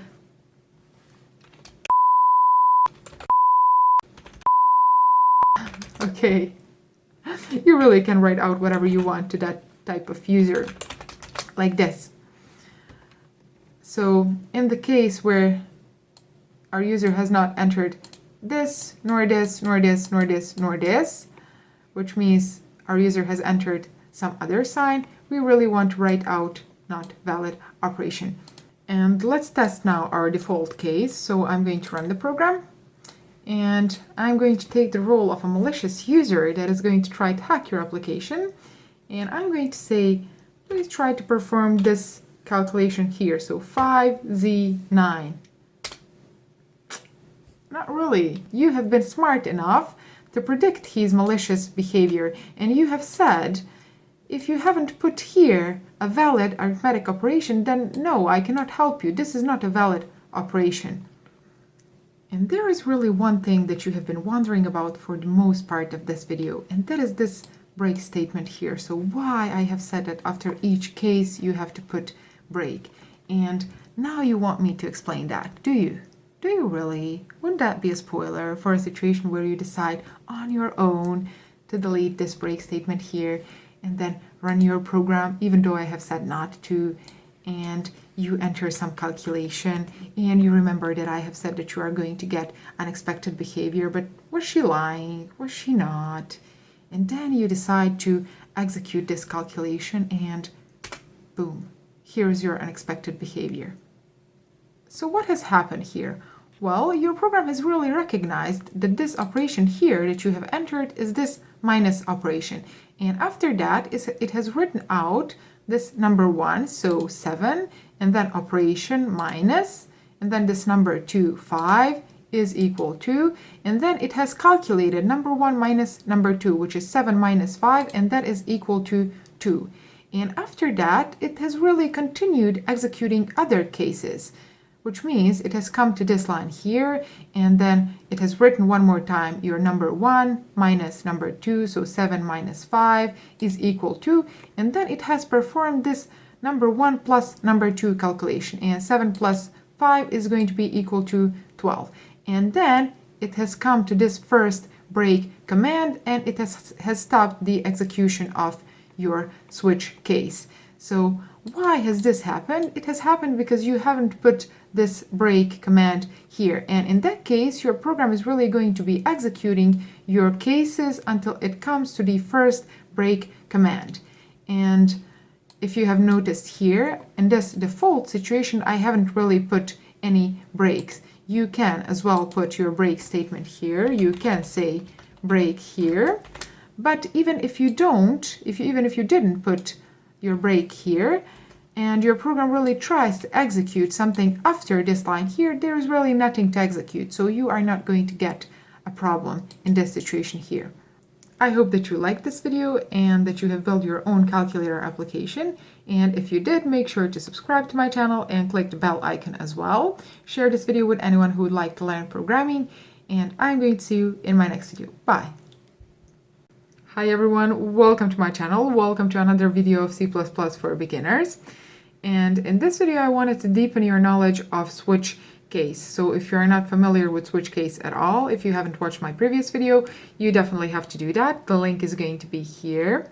And in this video I wanted to give you some more examples that you can practice on and introduce some things that I haven't mentioned in my previous video as well. So in this video, we are going to build a program that is going to require from our user to enter a year and a month as well. And then our program has to write out how many days there is in that month. So how we are going to do that, let's see. But first, you have to subscribe to my channel and like this video and also share it with your friends. As I explained, there are two things that we need from our user to enter. And those are going to be month and year. So let's create two variables. Let's say year and month, like this. And now I'm going to write out the message to my user so that he knows that he should enter those two values. So year, and after that, please enter month, like this. And let's store now the values that our user enters. So the first one is going to be stored inside our year variable, and then the second one is going to be stored inside our month variable. And now we have really covered everything that we need from our user. Now our program has to check these two variables and then decide how many days there is in that month of that year. And we are going to do that using switch case statement. But there is one thing that I want to mention before we start write our switch case, and that is you have to take in consideration that there are years that are leap years and that have one day more than the year that is not a leap year. And there is a rule for that, so I'm going to copy the rule that is going to help us to determine whether a year is a leap year or not. And that is this rule here. So any year that when modulated by 4 gives the result of 0, and at the same time that year modulated by 100 is not equal to 0, or a year, so that same year when modulated by 400 is going to give the result of 0. And this here is going to be a definition for our leap year, which means a year that has 366 days, or a February inside this year has 29 days. That's why we need this rule here. So now let's write out our switch case statement. And if you haven't watched my video on switch case statement, I am going to link it here one more time because you really need to understand the switch case. And then you can come back to this video and deepen your knowledge on switch case. So switch, this is going to be the syntax of our switch case, but I'm going to delete this default syntax. We want to write it ourselves. So inside these parentheses here, I'm going to put the variable that we are going to switch through, and that is going to be our month variable, like this. So whichever value our user has entered for our month, we are going to cover all the potential values that our month can hold in our cases. So the first case that I want to cover is going to be the most specific one, and that is going to be our February, which means second month. So I'm going to say in the case that this month variable is equal to 2, which means that our user is requesting from us to determine how many days our February month has, we really in this case need to check whether that year is a leap year or not. And then if that year is a leap year, that means that our February has 29 days, and if not, which means if this condition here is not true, that means that our second month has 28 days. So I'm going to copy this expression here, this condition. And also, if you are not familiar with ternary operator, you have to watch that video, because in this video we are going to use that ternary operator. You can do it as well with if-else statement, but I want you to practice also this, because you are going to actually come across it in your programming career. So here I'm putting this condition for a leap year, and I'm going to say this question mark, and then I'm going to say if this here is true, you have to write out this line of code. So you have to write out cout, and if this condition here is true, that means that our year is a leap year, which means that our February, our second month, has 29 days. So let's say 29 days month, like this. Okay. And so that is in the situation where this here is true. And in the situation where this expression here results as false, I'm going to put here a column sign, and then I'm going to write out a different message, and that is going to be that this second month, in the case where a year is not a leap year, has actually 28 days. So after we have written this expression here, so this ternary operator, we have really written out how many days there is in our February month, and after each case I have to put break. So in this case as well, I'm going to put our break command after it. And with this example, with this case here, we have really covered our second month, which was the most specific one. Now we are left to cover the remaining months, which means ones that have 31 days and also ones that have 30 days. And here I'm going to show you something that I haven't shown you before. Let me scroll this code like this, maybe. Okay. And then there are some months that contain 30 days and some that contain 31 days. And the ones that contain 30 days are following. So I'm going to write out case like this. And then the first month that contains 30 days is going to be April, so 4th month. And then also our 6th month contains 30 days. And then also, let's see, 4th, 6th, 9th, and then November as well, like this. And here we have written out really all the months that contain 30 days. Okay, and now I'm going to, at the end, so at this case here, write out a message. Let me copy this. And I'm going to paste it, and I'm going to say 30 days month, like this. Okay, and I'm going to put break command here as well. So let me explain this part of code here, because we haven't seen this part of code here before. This break statement, what it does is when your program execution actually comes to this case here, it says, okay, my month is equal to 2, so I'm going to execute this part of code here. And then it comes to this break command. And this break command really breaks the execution of your switch, which means that when your program comes to the first break command, it is going to stop the execution of your switch there, which means that it is not going to check any more cases. And because of that, you can really here, so you can put more than 1 month. You can put all the months that have 30 days, like this. And then you can write out the same message and put one break command at the end. And how that is going to really behave inside your program, in the case where a user enters, for example, month 6, your program is going to check whether that month is equal to 2, and it's not going to be. Then it's going to check whether your month is equal to 4, not as well. And then it's going to come here and say, okay, this is 6th month that our user has entered. So please execute whatever code you find until you come to the first break. And that is going to be this here, which is empty, so nothing. And then this here, which is as well empty, so nothing. And then it comes to this code here. And that line, so this code here, contains this cout message, 30 days month. So it is going to write out this. And then it really comes to this first break command, and it breaks your switch, which means that it is not going to check any other cases that come after this break.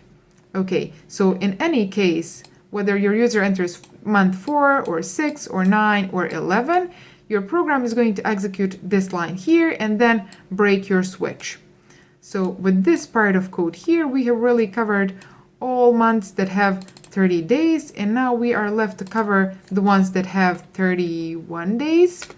And those are months, let's see, that is our January, and then our 3rd month, and our 5th, and our 7th month, like this. Let me scroll it a little bit more. Okay, and then we have as well case 8 and case 10, and as well our December has 31 days. So there are 7 months that have 31 days, 5 months that have 30 days, and 1 month that has 28 or 29 days. And in this line here, we are going to write out a message that is going to say 31 days month.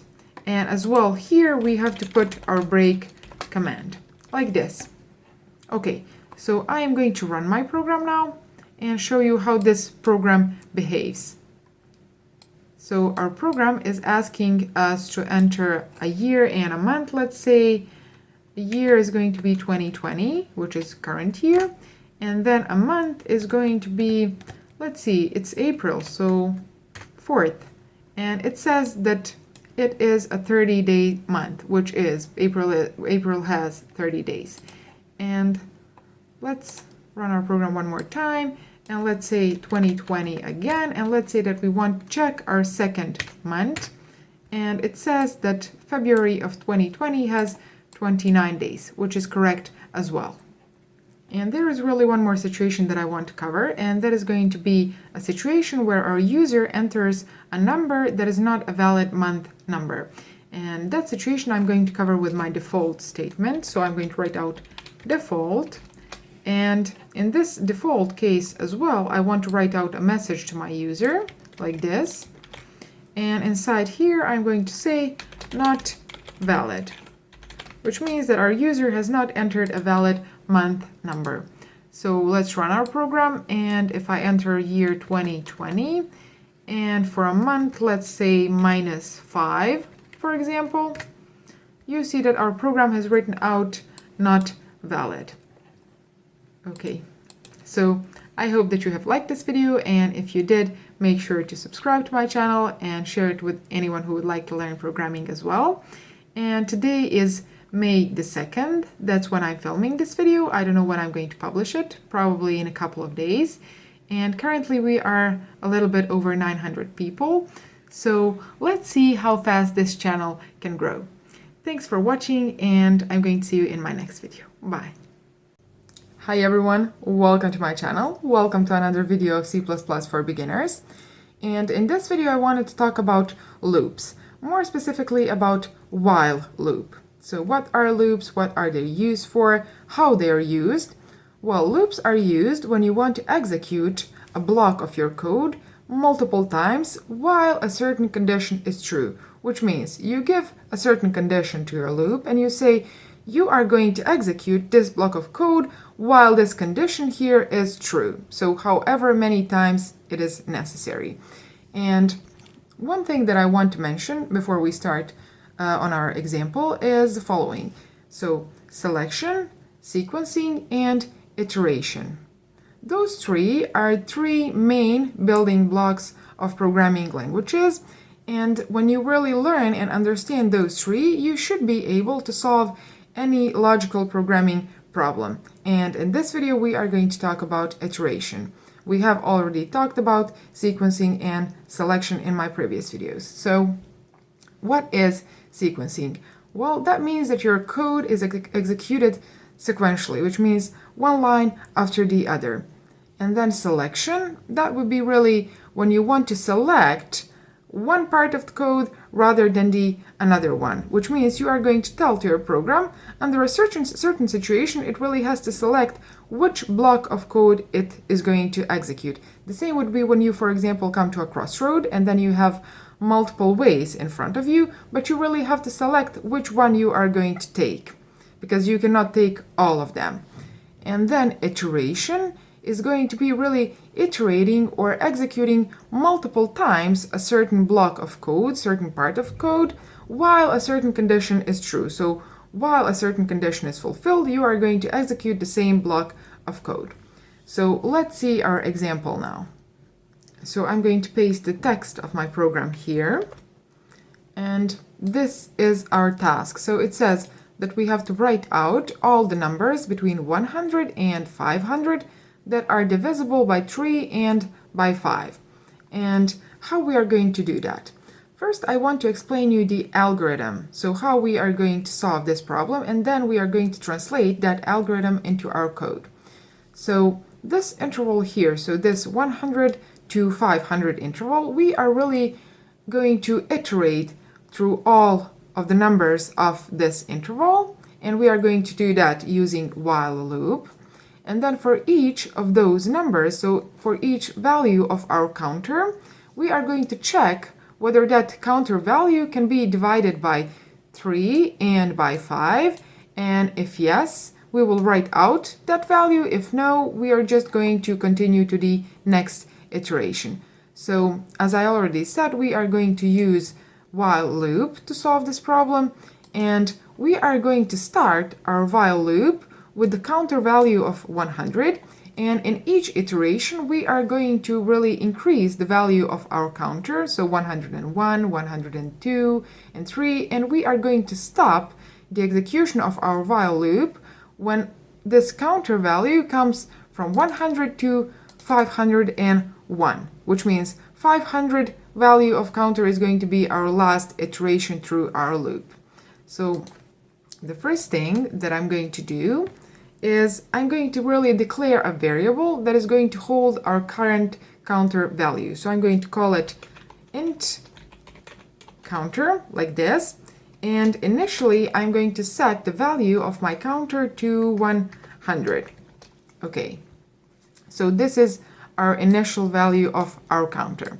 And then let's see what is the syntax of our while loop. So we write out while, like this.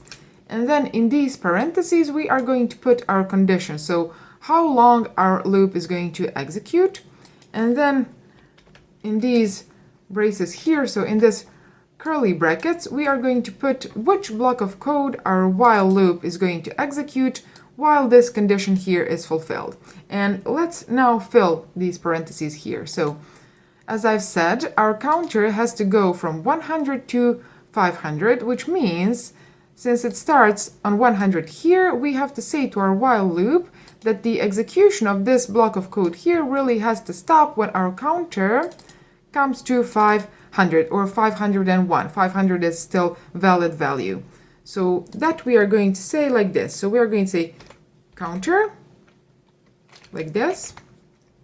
And then we are going to say there are two ways to write this condition. The first one is to say while our counter is less or equal to 500, or you could as well set while our counter is less than 501. So that is a valid situation while you're executing your loop. So while your counter is less than 501, or while your counter is less or equal to 500. I prefer it this way, but whichever way you put it is going to work. So now that we have put this condition here, we really can write out this code that comes in this while loop block. So what we are going to execute while this condition here is true. And that is going to be following. Inside this block of code here, we really have to check whether our current value of our counter is divisible by 3 and by 5.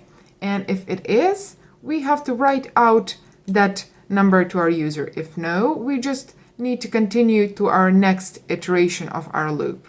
And how we can check whether this counter value can be divided by 3 and by 5. Well, we use modulo operation for that. If you haven't watched my video on operators, I'm going to link it here. Make sure to watch it. And here we really put the following. So we can say if, and also if you're not familiar with if statement, going to link it here. So if our counter value, so our current value of our counter, after you modulate it with 3, if the result of that is 0, that means that our number, so our counter, is divisible by 3. And we also have to check whether our counter is divisible by 5. As well, we use this modulo operation here. And we say whether our counter modulated by 5 is going to equal to 0. And if this condition here is fulfilled, we really have checked this part of our task. And if this part here is true, we have to write out that number. So in this situation here, I'm going to say cout, like this. And I'm going to put inside here, let's see, we are going to write out the value of our counter, like this. And we are going to write out is divisible, like this. And let's put one end line after this line of code here, because we are definitely going to have multiple lines. So we want our lines to be formatted nicely. Okay, so this part of code here has really covered this divisible by 3 and 5 and write out that number if it is divisible by 3 and by 5. And there is really one very important thing that you have to keep in mind each time that you write loops, and that is the following. So you have to give your loop a way so that it can stop executing this block of code here. So under a certain condition, it really needs to leave this block of code here, because if you don't do that, you are going to end up with an infinite loop. You are really going to lock your program in an infinite loop situation. And this code here, this loop here that we have written, this is really an infinite loop. So let me prove that. I'm going to run my program, and as you can see, the console is empty. So I enter any value, enter whatever, it is not really reacting. And why has that happened? Well, your counter value starts with 100, and then it comes to your while loop, and your while loop checks this condition here. So it checks whether your 100 is less or equal to 500, and the answer to that is yes, which means that your program execution can enter this block of code here, so it can start executing your loop. And then it comes here, and it says, please check whether my counter, which is 100, is divisible by 3, and the answer is no. So this part of code here is not even going to be checked because of the nature of this AND operator. It really needs both of these operands to be true in order for this expression here to be true, because this here is not true, it's false. 100 is not divisible by 3. It is not even going to check this condition here, and this line of code here is not ever going to be written. So after that, it comes here to this closed curly brace, and then because of the nature of while loop, when it comes here, it really goes back here. And then it checks again your value of your counter, whether that is less or equal to 500, but nothing has changed. Your counter value is still 100. And then it is going to enter again here, and then really repeat that process over and over again. And your program, because of that, is going to be locked inside an infinite loop. So let me prove that really, because here we have an empty console and you cannot see what is happening in the background. So I'm going to stop my program, and I'm going to write out here, let's write out cout like this, and let's write out infinite loop. And if I run my program now, as you can see, your program has really entered in an infinite loop, and it is writing out this infinite loop text for infinite number of times. So as you can see, it says infinite loop. Okay, and this execution here is not really going to stop until your program's memory is full, and then it's going to crash. So whatever code indicates that you had some code here, it is not ever going to be executed. So I'm going to stop this here, and I'm going to delete this part of code here because we don't really need it. What we need is we need to put here a certain code that is going to help our loop to really stop the execution at a certain point. And the code that we need to put here is going to be really following. It's going to be counter plus plus, like this. What this code here is going to do, in each iteration, it is going to check whether this condition here is true. If yes, it is going to write out this part of code here. And then in each iteration, it is going to really increase the value of your counter by 1, which means in your first iteration, it's going to be 100. After that, it's going to be 101, 102, 103, and it is going to really go until it comes to 500. That is going to be the last iteration of your program. And then when it comes to 501, this condition here is not going to be true anymore. And then your loop is going to check really whether 501 is less or equal to 500. And the answer to that is not going to be no. So your program is going to really stop the execution of this loop and come here and then really stop your program. So if I run the program now, I'm going to prove that. Okay, so this has been executed very fast. And as you can see, this is the result of your program. It has really written out all the numbers that are divisible by 3 and by 5. And you can check all of these numbers using your calculator if you want. So with this expression here, with this counter plus plus, we have really both iterated through all the numbers between 100 and 500, because we check our counter value here, and then also we have really given a way to our loop to stop the execution of this block of code here when this counter value comes to 501. And this is the result of our program. Okay, so I hope that you have liked this video. Any questions that you have, write those in the comments down below and I'm going to answer those. Make sure to subscribe to my channel and share it with all your friends, anyone who would like to learn programming, and I'm going to see you in my next video. Bye. Hi everyone, welcome to my channel. Welcome to another video of C++ for beginners. Today I want to talk about while loop, and I have already made one video on this topic, and if you haven't watched that, I'm going to link it here, so make sure to do so. And why I'm making this video, because I really believe that watching one video and doing only one example is not going to be enough for you to really master a certain concept. It wasn't for me, it is not going to be for you as well, and that is completely okay. So we are going to show you how this while loop is used on one more example.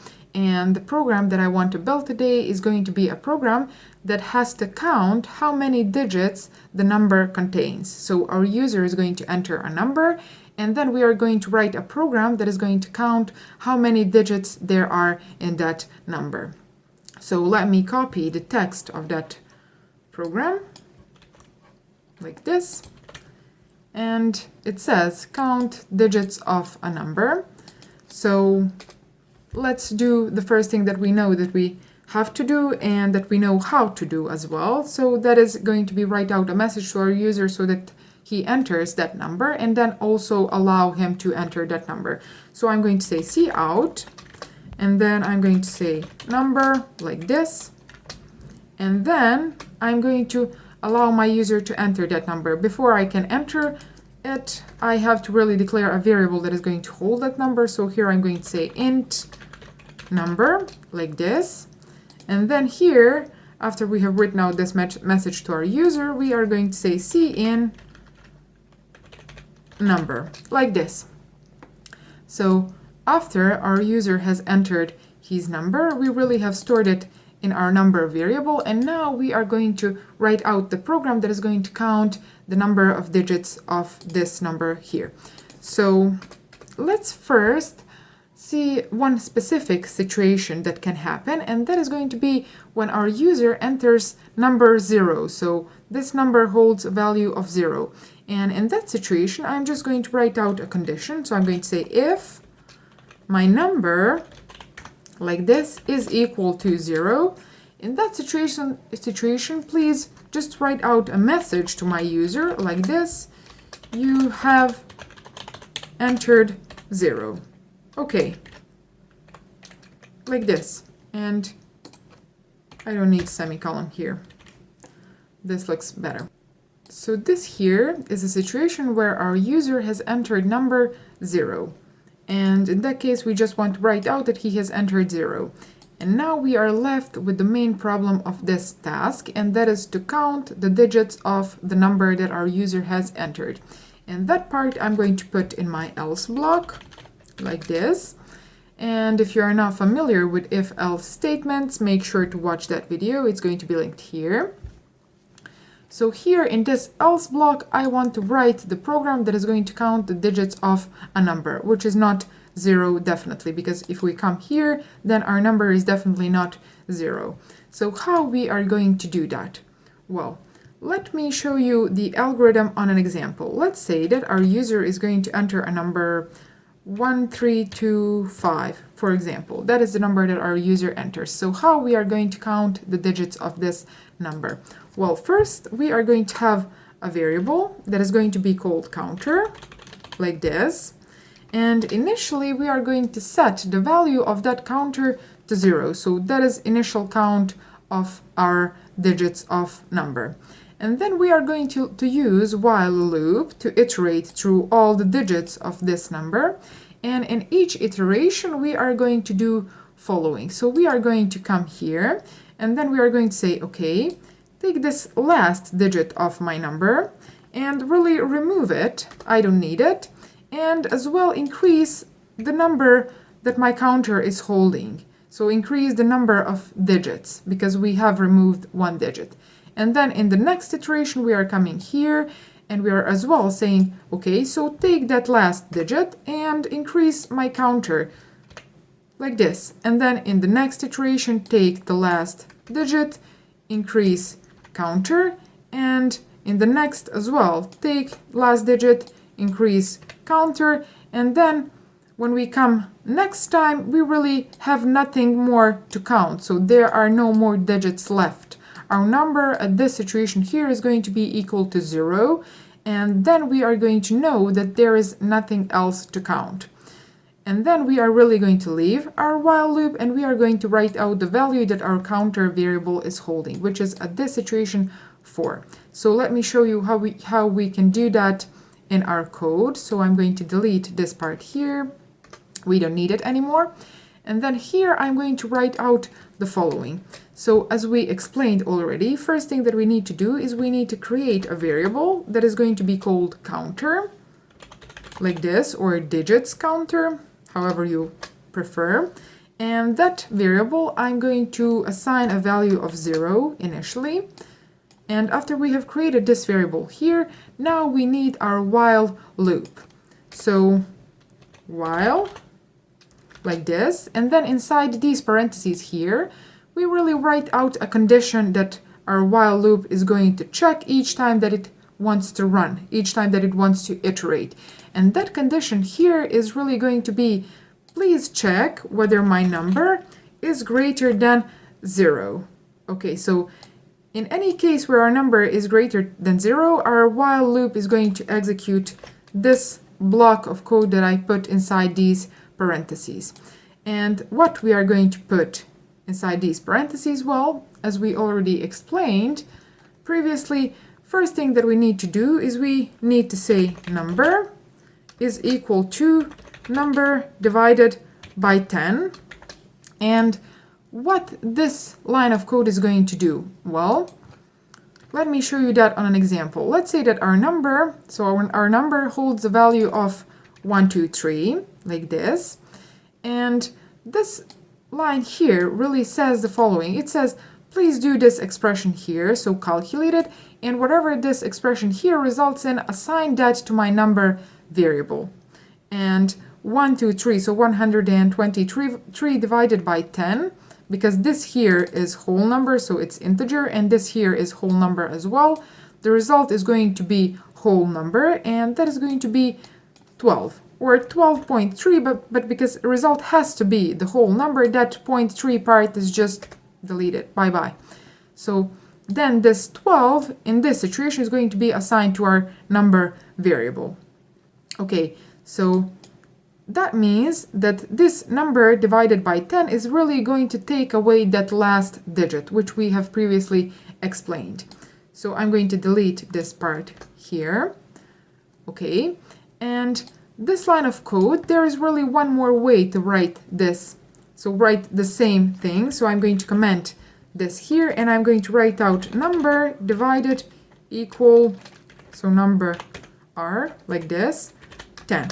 Okay, so this line of code here and this line of code here are exactly the same. This is just a shorter way to write this here, and this looks prettier to me, but you can leave whichever of these two you prefer. Okay, so after we have taken the last digit from our number, what we are left to do is to increase our counter variable by 1. So we can do that using our increment operator here. So this part of code has really, in each iteration, taken away one digit and then increased counter variable. So what we should do now, after our while loop finishes, we should really write out how many digits our number contained. So we are going to write out count number contains, like this, and then let's write out the value that our counter variable is holding, like this. What is this? Oh, it says count instead of C out. Okay. And then let's write out just digits like this. Okay, so our number contains whatever our counter variable is holding, digits. So now I can really run my program, and let's do that. So it asks us to enter a number. Let's enter number 1, 2, 3, for example. And it says that our number contains 3 digits, which is correct. So let's very quickly explain one more time how this has happened. So I'm going to stop my program, and I'm going to say here that our user has entered number, let's say 1, 2, 3. So our program in this situation comes here to our while loop, and it says please check whether the number that our user has entered is greater than 0, and that number is 1, 2, 3, so 123, which is greater than 0. So then our program can really start executing this while loop. So it enters here, and then it comes to the first line of this while loop, and it says please do this expression here. And this expression here really just takes the last digit of our number away, and that is going to be 3, so we are going to take that away. And then the next thing that needs to happen is increase the value of our counter. Since previously the value of our counter was 0, now the value is going to be increased by 1, so that is going to be 1. And after that, our program comes here, and because of the nature of the while loop, it goes back here. It checks again whether our number is greater than 0. Our number is 12 now, so the 1 digit has been taken away. So that is still greater than 0, so then our number really comes here, and then does this line of code again. So it says again, please take away 1 digit from my number. So then it takes away this 2 part, and then it comes here. It says, now increase my counter because you have taken away 1 digit, and that is going to be 2 now. After that, our program comes here and then goes back here, checks whether our number, so whether our 1 is greater than 0. It says yes, and then it comes here and it says, please divide my number by 10, so take away that 1 digit. So that 1 digit is taken away, and we are left with 0, and then our counter is increased by 1, and then we are really going to come here again, and then our program goes back and says, please check whether my number, so whether 0 is greater than 0. And then our program says, no, it is not. So our while loop is not executed anymore. And then it comes here instead, and it writes out that our number contains 3 digits. And there is one more situation that I want to show you, and that is going to be what is going to happen in a situation where our user decides to enter a negative number. So let's run our program and let's see how our program is going to behave in that situation. So now I'm going to enter a number of -335, for example. And you see that our program writes out that our number contains 0 digits. Why has that happened? Because our program has come here, so it has increased our counter. It has actually assigned our counter a value of 0, and then it has come here and it has really tried to check whether our number is greater than 0, but because our number is -335, that is not greater than 0, so our program then really is not going to execute this block here, but it's just going to go here directly. So then it's going to write out that our number contains, and the value that it has assigned to our counter here, which is 0. So our number contains 0 digits, and that's the message that you see here. So that is the explanation of this behavior, and we need to solve that now. How we are going to solve that? Well, it's pretty simple. So here, when we come to this else block, in this situation, in this 14th line of code, we are really sure that our number is not equal to 0 because we have checked that here. But here we really don't know whether our number is less than 0 or greater than 0. So here we really have to check whether our number is less than 0, and if it is, we really need to get the absolute value of our number, which means if it is negative, we have to convert it to the positive number. So here I'm going to write out the following condition. So I'm going to say, please check if my number is less than 0, like this. And then if this here results as true, I'm going to write out here a way for my program to convert this number, in case that it is negative, into a positive number. And how we can do that? Well, we can really multiply that number by -1. So we can say number is equal to -1 times number, like this. Okay, so now if I run my program, and if I enter value of -236, for example, our program now writes out that our number contains three digits, which is correct. So how has this happened? Our program has come here. It has really checked that our number is less than 0, and then it has come here and it has said, please do this expression here, and then assign that to my number. So -1 times -236, those minuses are going to really convert into plus sign, and then 1 times 236 is going to be 236. And after that, we are going to do the same logic here. So we are going to write out that our number contains 3 digits, which is correct answer. Okay, so that is the one situation that I wanted to explain, and there is also another situation that I want to explain to you, and that is what is going to happen in the following situation here. So let's see. Let me enter a number that is very, very, very large. I cannot even read this number here. So how our program is going to behave in this situation here? Write it in the comments down below, please, before I execute this here. And now if I press enter, what is going to happen? Well, our program has glitched a little bit, and after that it has written out that our number contains 10 digits. But this is definitely more than 10. Why has this happened? If you are not familiar with data types and overflow and concepts that I have already talked about in one of my videos, I am going to link that video here, so make sure to watch that video. And now I am very quickly going to explain what has happened here, but make sure to watch that video. So when we have entered this number here, let me stop this program and let me put a breakpoint here, and now I'm going to run my program. And what this breakpoint is going to do, it's really going to stop the execution of my program at this line here. And we haven't talked about breakpoints or debugging programs previously, but if you want me to include that in one of my next videos, make sure to write it in the comments down below, because I really believe that it is important for you to see how your program is executed line by line, so to be able to follow it. And in that way you can really discover any bugs and any situations that are tricky and that are happening inside your program, so you can see and control that better.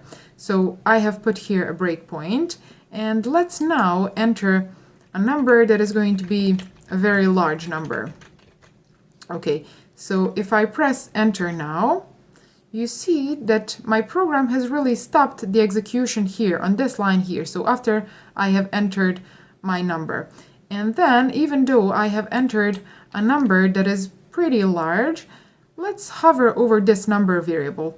You can see that it is holding a value of 2,147,000,000 and something. So this value here is definitely not equal to this value here. But because our program has really gotten the value that is much larger than the maximum value that our int variable can hold, it has really assigned the maximum amount that our int can hold to our number variable. So that is what has happened in this program. And if I click continue now, you can see that our program writes out that our number contains 10 digits, because it really was holding a 10-digit number. So that is the maximum amount that our int type can hold. Okay, so that is the last situation that I wanted to explain to you, and I hope that you like this video, and if you have learned something new, make sure to subscribe to my channel, share it with all your friends, anyone who would like to learn programming. Thanks for watching, and I'm going to see you in my next video. Bye. Hi everyone, welcome to my channel. Welcome to another video of C++ for beginners. And first things first, make sure to subscribe to my channel and hit that bell icon as well, and share this video with everyone. It really helps me to reach a lot more people. And in this video, I want to show you how you can reverse a number. So your user is going to enter a number, and what we want to do is we want to write out that number in reverse. So reverse the order of the digits of that number. And here I have opened my Visual Studio, so let's copy the text of this task like this. And the first thing that we need to do is we need to really create a variable. So let's say int number like this, so that our user can enter his value in this variable here. So let's write out a message to our user. So let's say cout number like this, so that our user knows that he should enter a number, and then let's accept that value in our number variable. Oh, number, like this. Now, after our user has entered a number, let's really think about how we are going to solve this problem. Okay, I get it. So the first thing that I notice here is that we are missing a variable, and that variable is going to be the one that is going to hold our reversed number. So let's declare it here. I'm going to add it here, and I'm going to call it, let's say, reversed number, like this. And I'm initially going to assign it a value of 0. Okay, and now the algorithm that we are going to use in order to solve this task, in order to reverse our number. So the algorithm that we are going to use is going to be the following. So this reverse number here, it is holding a value of 0 initially, and this number here is the one that our user enters. So let's say, for example, that our user enters a value of 123, like this, so 123. So how we are going to reverse this number here? The algorithm is going to be following. So we are going to iterate through this number here. So all the digits of this number here, we are going to go through those. And in each iteration, we are going to do the following. So the first thing is we are going to say, please take this reverse number and multiply it by 10. So 0 times 10 is going to stay 0. After that, what we are going to do is we are going to take this last digit of our number that our user has entered, and we are going to add that number to our reverse number. So 0 plus 3, and that is going to be equal to 3. And after that, we are going to really remove that last digit of our number. So I'm going to delete that digit. And then in our next iteration, what we are going to do is the same thing. So we are taking this reverse number, we are going to multiply it by 10. So I'm going to say 3 times 10, that is going to be equal to 30. And after that, we are going to take this last digit of our number, and we are going to add that digit to this number here, so to this reversed number. So 30 plus 2, that is going to be equal to 32. And then we can really remove this last digit here. So I'm going to delete it.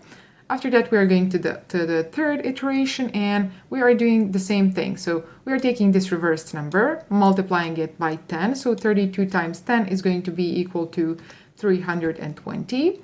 And then we are taking the last digit of our number. This is this one here. And we have to add that digit to our reversed number. So 320 plus 1 is going to be equal to 321. And after that, as we did before, we can really remove this digit here. And then in my next iteration, we are going to come here again, and our loop is really going to see that there is nothing else left to iterate through. So there are no more digits. And then it is really going to leave that loop. And at that moment, we are really going to have our reversed number. So 321, that is reverse number from the one that our user has initially entered. So let's now translate this algorithm into our code. So the loop that we are going to use in order to solve this problem here is going to be while loop. So I'm going to write while, and then in these parentheses here, I'm going to really give it an expression that is going to check each time that it wants to run an iteration. And what we are going to iterate through are the digits of this number here, so the number that our user has entered. So I'm going to say, please iterate through this part here, so execute this block of code here, which is currently empty, while our number, so number, where is it, is different than 0, like this. Okay, and inside here we are going to write out the algorithm that I just explained. And the first step of that algorithm was really multiplying our reversed number by 10. So I'm going to say reversed number is equal to reversed number times 10, like this. Okay, and the shorter way to write this expression here is going to be like this. So you can really take this part here, delete it, and say it like this. It is going to do absolutely the same thing. So it is going to really multiply our reversed number by 10, and then whatever that results in, it is going to assign that back to our reversed number. So that was the first step. The second step in order to reverse our number is going to be really to take the last digit of this number that our user has entered. So how can we do that? We can do that by modulating this number here by 10. So I'm going to declare a variable. Let's call it last digit, like this. And as we already said, we can get that last digit if we modulate this number here. Where is it? So this number that our user has entered by 10, okay. That is going to give us the last digit of this number here. And then what we really want to do is we really want to add that last digit to our reversed number. That was one part of this algorithm, so the next step. So I'm going to say reversed number plus equal to last digit, like this. Or you can write it a longer way, but this way I prefer to write it this way. But you can as well say reverse number is equal to reverse number plus last digit.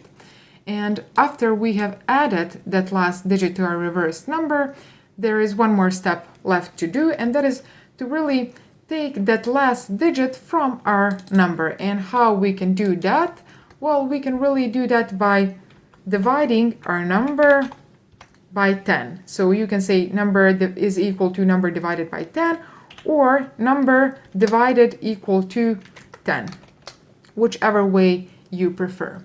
Okay, so this is really the algorithm that we explained, and this step here you can really write out the shorter way if you want. So you can say, for example, reverse number plus equal to number modulated by 10, like this. So you can make your code a bit more readable if you prefer it this way, or you can leave this part here and then really add your last digit to your reversed number. So now that we have done this algorithm here, let's write out our reversed number and see what we have done. So I'm going to write out cout, and I'm going to say reversed, like this, okay. And I'm going to write out our reversed number. Okay, let me delete these empty spaces, and if I run my program now, it asks us to enter a number. So let's enter number 123, and now if I press enter, you can see that our program has really reversed this number here. So let's quickly one more time explain how this has happened. So our while loop has really iterated through this number here, so that in each iteration it is going to do the following. So it is going to take our reverse number, and initially that reverse number is equal to 0, so it is going to multiply that by 10, so it stays 0. And after that is going to take that reverse number and add it the last digit of our number that our user has entered. So that is going to be in a first iteration number 3. So our reverse number in that case becomes 3. So 0 plus 3 is equal to 3. And after that, we are going to really take that last digit from our number that our user has entered. So it has taken this 3 part away.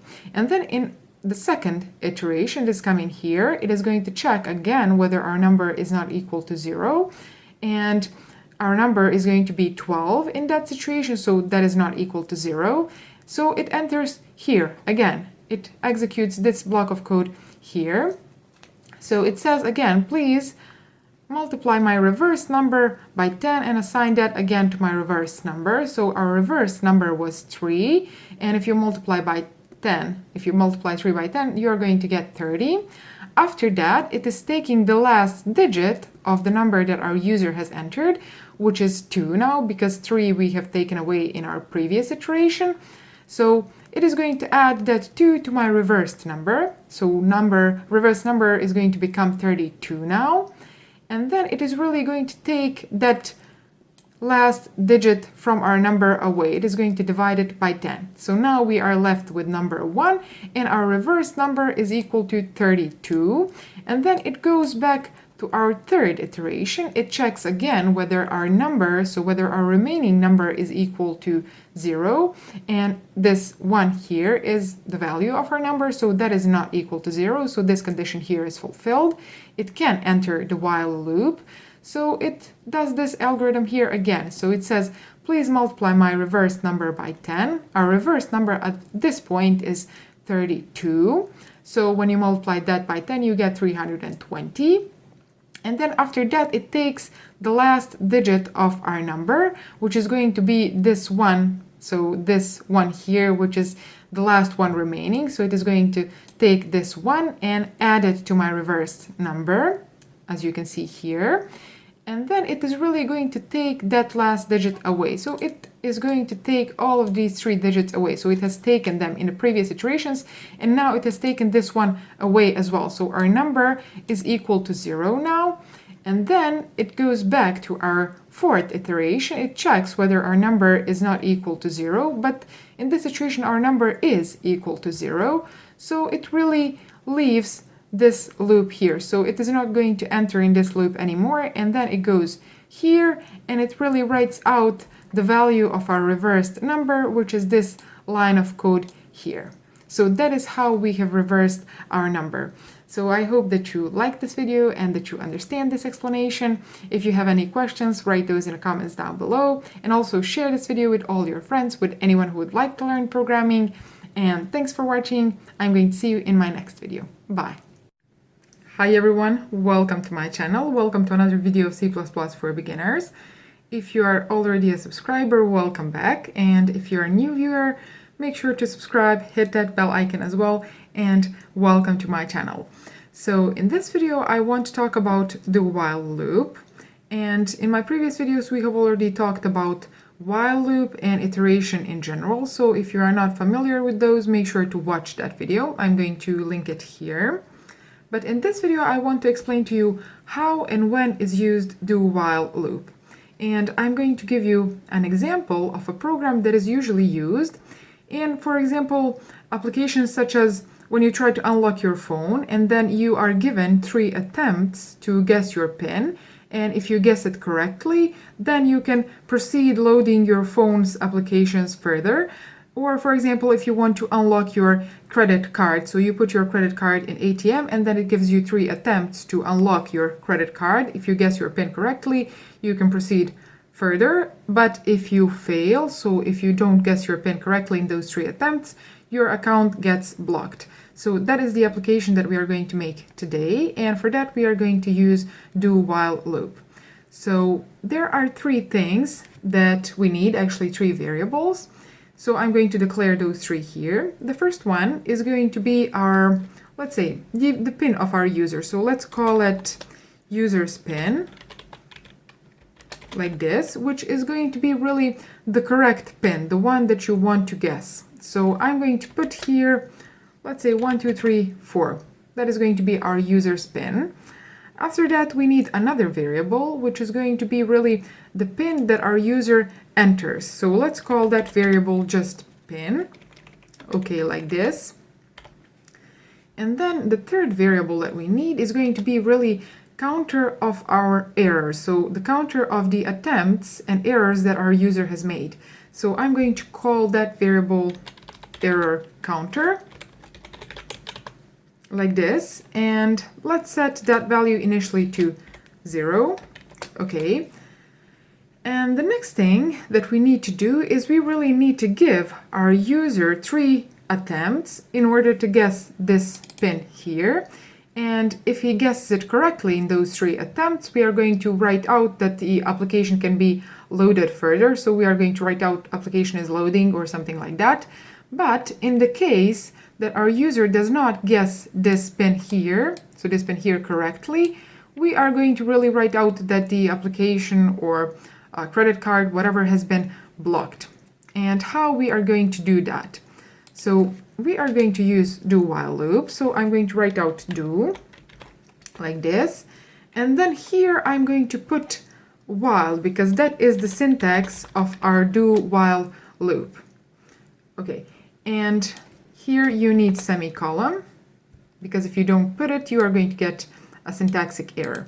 Now here we put the block of code that we want to execute in each iteration, and here we put the condition that we want to check each time that this code here is executed. We come here and then we check that condition, and if this condition here that we put is correct, we are going to go again here and do one more iteration, and then again check, and then do one more iteration, and we are going to repeat that until this condition that we put here is no longer true.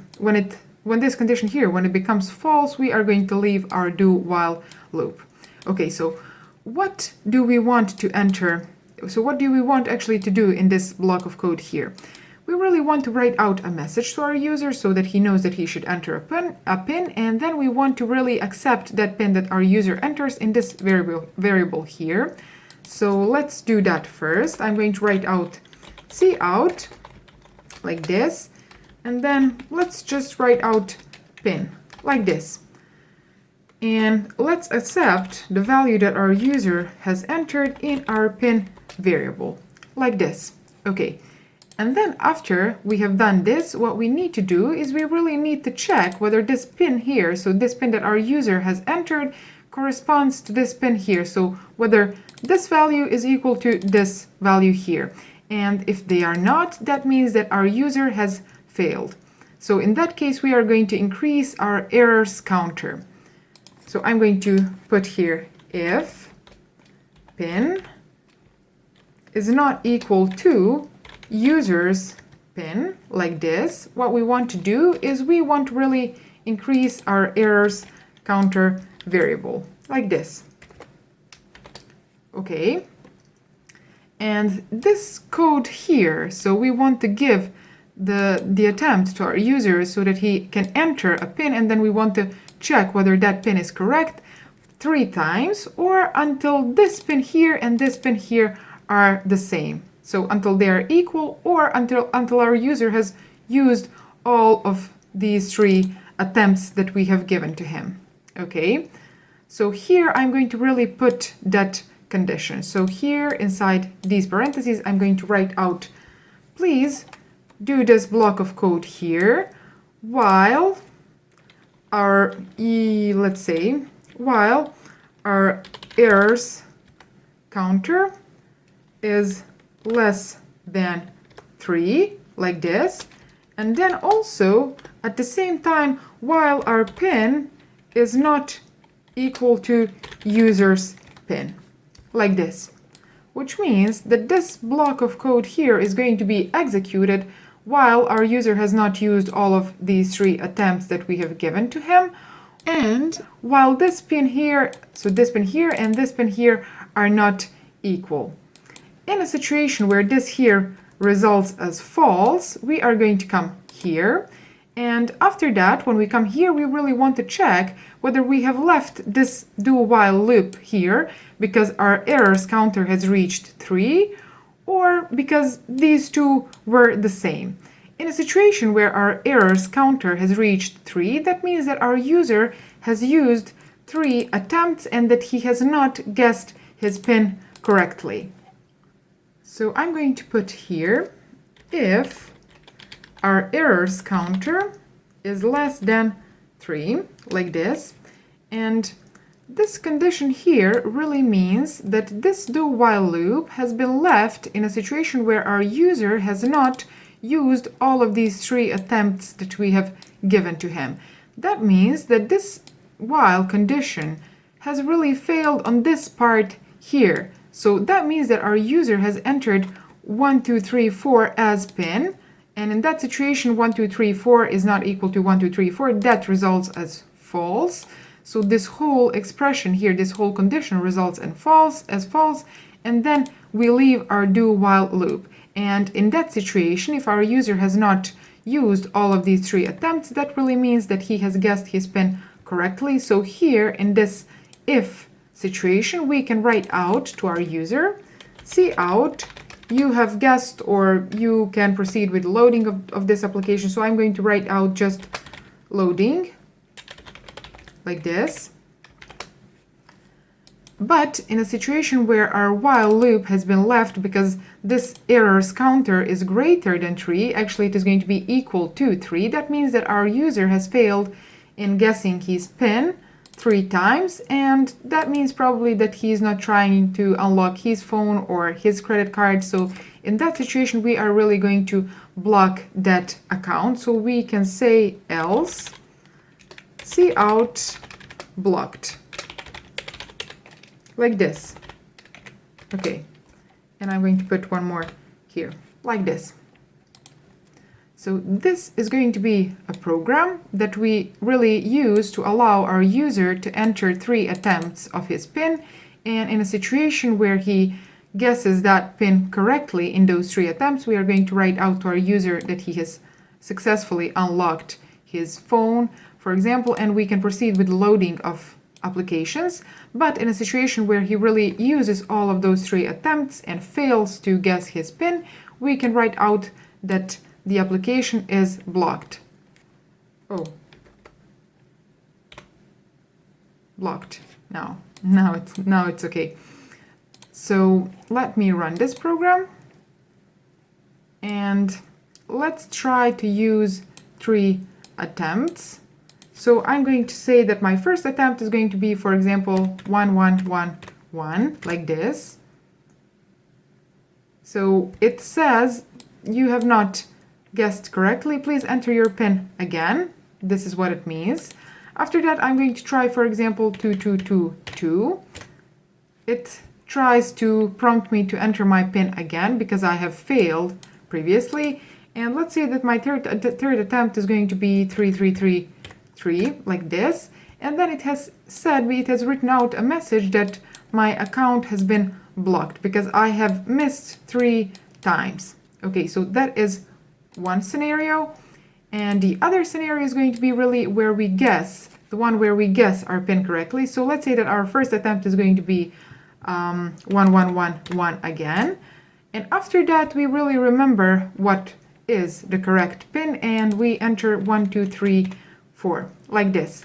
And then if I press enter, it says really you are loading, you can load your application now, or the further loading of your application is going to begin now, because we have guessed the correct PIN. So let me very quickly explain one more time how has this happened. So this code here, when we come to this do while loop, the first thing that is executed is this line here. So it says, please enter your PIN.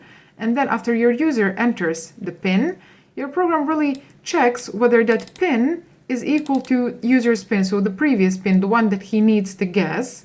And if those two are not equal, that means that your user has not guessed correctly, and then you want to increase your errors counter, so the number of attempts that your user has used and failed actually in using. So we increase in our first iteration that errors counter to 1, so from 0 to 1, and then we come here, and then our loop really checks whether that errors counter is less than 3, so 1 is less than 3, that is true, and also it checks whether that PIN here is not equal to the PIN that we need to guess, and in this situation it is not equal, so it also, this whole expression results as true, and it now can go here again, so it prompts you again to enter the PIN. So you can enter the PIN now, and in this situation we entered 2222, for example, and then it guesses, it checks again, so it checks whether PIN that you have entered, so 2222, is not equal to 1234. Those two are not equal, so it increases the errors counter once more, and it becomes 2 now. Then you go here, and then it says, okay, please check whether my user has used all of these 3 attempts. It says that your errors counter is still less than 3, so you have used only 2 attempts so far. And then this condition here results as true because you have entered 2222, and that is not equal to your PIN, so 1234. And then it goes back here, tries to prompt you one more time to enter your PIN. And then if you fail this time, it increases your errors counter to 3, like this. And then it goes here and it checks whether your errors counter is less than 3. Your errors counter in this situation has become 3, so this condition here results as false, and your do while loop actually is now broken, so you are not going to continue the execution of your do while loop, but you come here and then it checks whether errors counter is less than 3, because this here fails, because this here results as false. You are presented with this message here, so blocked. Your phone, your account has been blocked. Okay, and in a situation where your user guesses correctly that errors counter is going to be less than 3, and you are going to be presented with a message of loading. And there is one important thing that I want to mention, and that is really the difference between while loop and do while loop. In do while loop, you first do, so you first execute this block of code here, and then you check the condition. And then if that condition results as true, you go back and you again do this block of code here.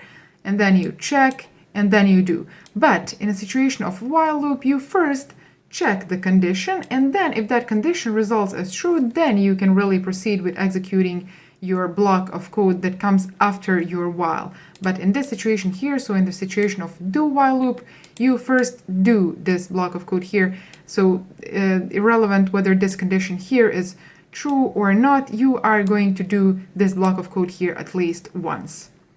I hope that you liked this video. If you did, make sure to subscribe to my channel and click that bell icon as well.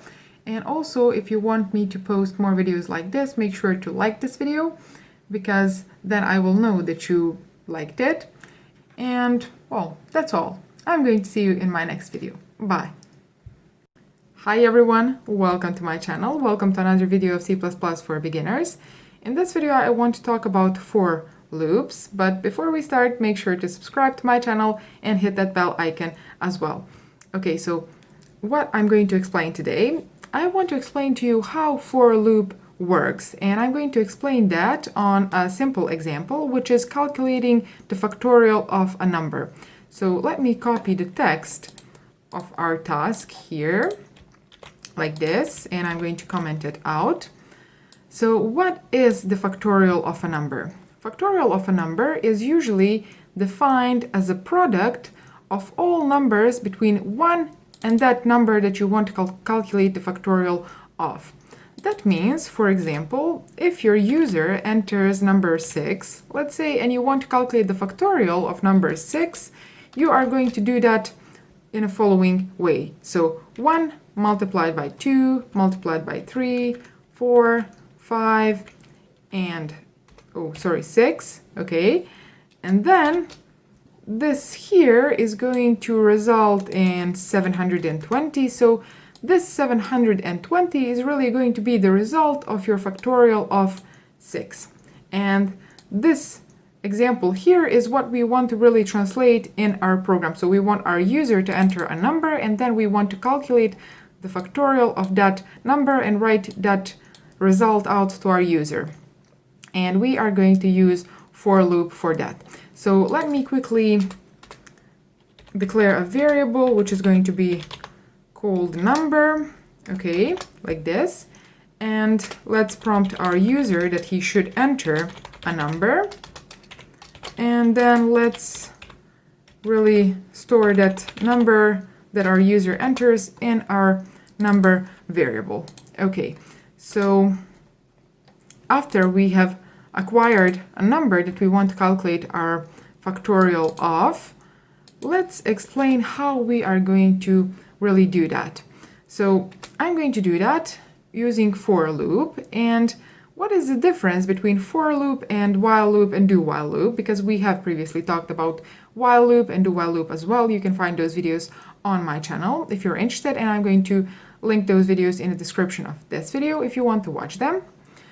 So the difference is that usually when you use for loop, beforehand you should know how many iterations that loop is going to make. So for how long your loop is going to run. So let me show you the syntax of our for loop. You say for, and then you use these parentheses here in which we are going to put certain expressions in a moment.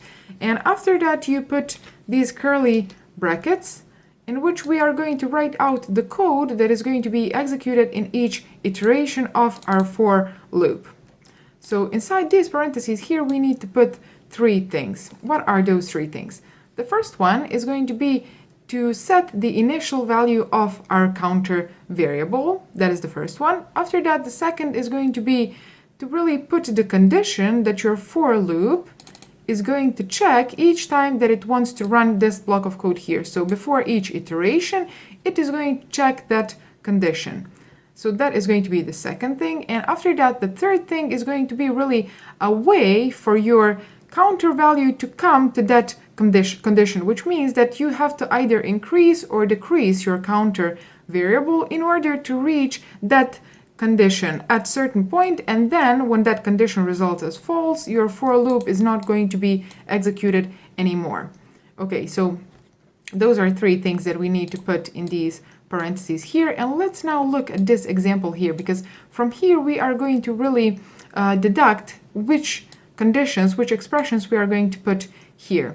So if you notice this algorithm here, because this is really algorithm, nothing else, you see that this is really a counter. This behaves as counter. So it goes 1, 2, 3, 4, and it really starts at 1, and then it goes up to that value that your user has entered. So we can use that for our expression here. The first expression is initial value of our counter. We need to declare that variable, and we are going to call that variable I. You can call it counter or whatever you want. Really, your compiler is not going to give you an error because of that, but the common practice is to use a single letter variable name for this counter that you use in your for loop. So I'm going to use name I for that, and the initial value of my I counter is going to be 1, because as you can see here, it really starts on 1. And then after that, we need to put the condition that your for loop is going to check each time that it wants to run a new iteration. And that condition, as you can see here, is really this expression here. This algorithm runs until it comes to this 6, until it comes to the value that your user has entered. So we are going to put that here. We are going to say, please run this block of code here until my I is less or equal to number, like this, so whichever number our user enters. And then the third thing is going to be really to give our loop a way to reach this condition here at some point, which means to make this condition here false and then leave our for loop.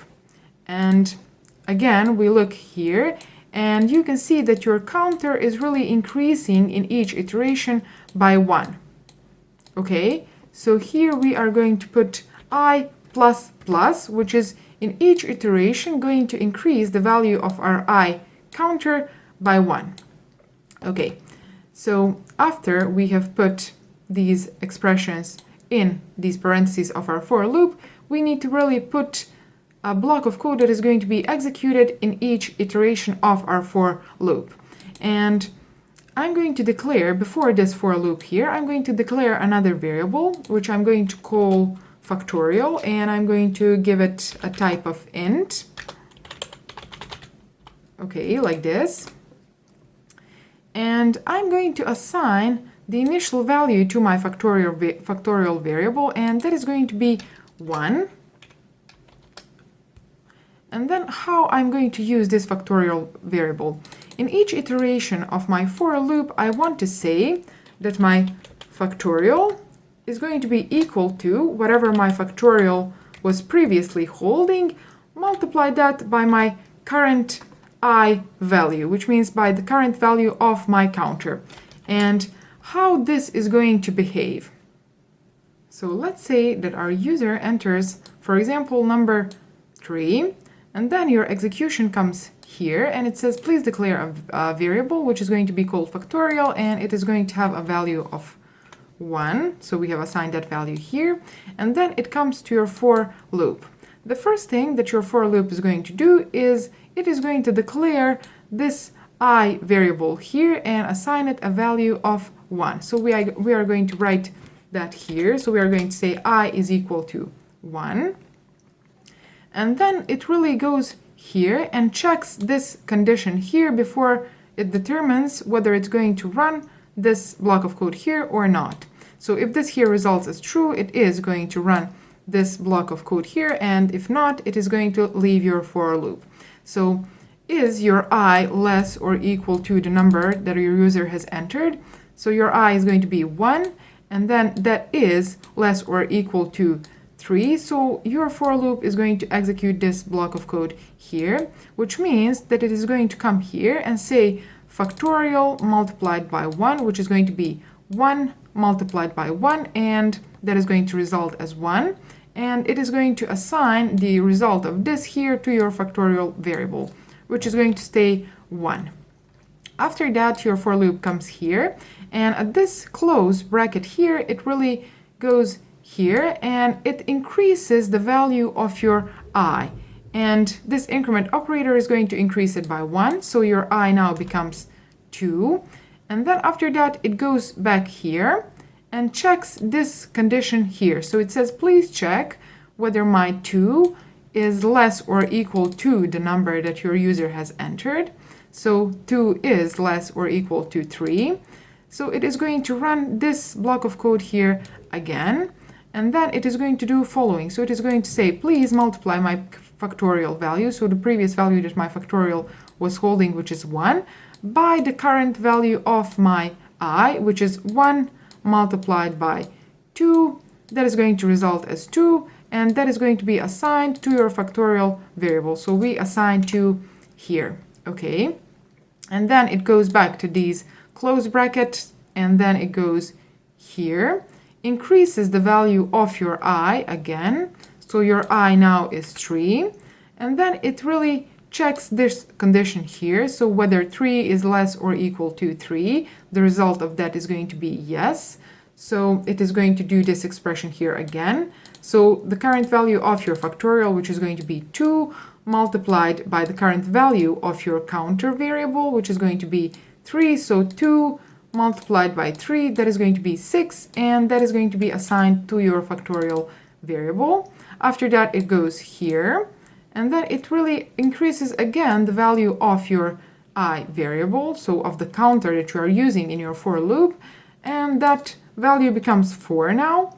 After that, it is going to try to check this expression here, so this condition here, and 4 is not less or equal to 3, so your for loop is not going to execute anymore, and then your execution comes here, and at this line of code here, it has the value of 6 in your factorial variable, which means that we are left only with the need to write out this to our user. So we need to say, let's say it like this, number, okay, and then let's say factorial of that number is going to be equal to, and then let's write out the result. So the result we are holding in our factorial variable like this. So this should really write out the result of this here. So the factorial of this number that our user has entered. And if I run my program, you can see that it asks us to enter a number. I'm going to say, let's say, for example, 3. And then if I press enter, it is going to give us the result of 6, which is the correct result, the one that we previously got. Let's run it one more time just to check this number here. So I'm going to say, please give me a factorial of 6, and it calculates that the factorial of 6 is 720, as we did before. So this is going to be really one way of writing this for loop for this current example. So for calculating factorial, I want to show you another way how you can do exactly the same thing. So I'm going to really comment this part of code here. So I'm going to say comment this block of code here. And then there is another way to write these parentheses here. So as you can see, this example here is what we have used in order to write these expressions inside these parentheses. But there is really one more way to calculate your factorial, and that is going to be to start at this maximum value, which means 6 factorial is equal to 6 multiplied by 5, by 4, 3, 2, 1, and that is going to be equal to 720. So now you start your counter at this maximum value, so this number that your user has entered, and then you really decrease the value of your counter, and you go until your counter value comes to 1, and that is the condition when you stop. So your 1 value of a counter is going to be the last iteration through your for loop. So now we are going to write out, we are going to really write our for loop using this algorithm here. So we are going to say for, and then also put these parentheses, which we are going to use for the block of code that we want to run through in each iteration. And in these parentheses here, I'm going to set the initial value of my counter. That is going to be I is equal to, and as you can see here, our I starts at 6. So I'm going to put here 6, which means a number that our user has entered. In this current situation, it is 6. But since we want to calculate the factorial of whichever number our user decides to enter, I'm going to use that variable here. Okay, and then the condition that your for loop is going to check each time that it wants to make a new iteration, and that is going to be, please run this block of code here until my I is greater than or equal to 1. Okay, and then the last thing that we need to put here is going to be really a way for our for loop to stop at a certain point. And if you look at this example here, you see that your counter is decreasing by 1 in each iteration. So we are going to put that here. We are going to say I minus minus, which means use this decrement operator on our I variable. And then we are going to really use the same expression here. Okay. And this is going to give us the exactly the same result as this code here did. So if I run my program, you can see that it asks number again. So if I enter number 6, for example, it is going to give us 720, as this code here did as well. So let's repeat one more time. There are 3 things that you need to put in these parentheses here in order to set up your for loop.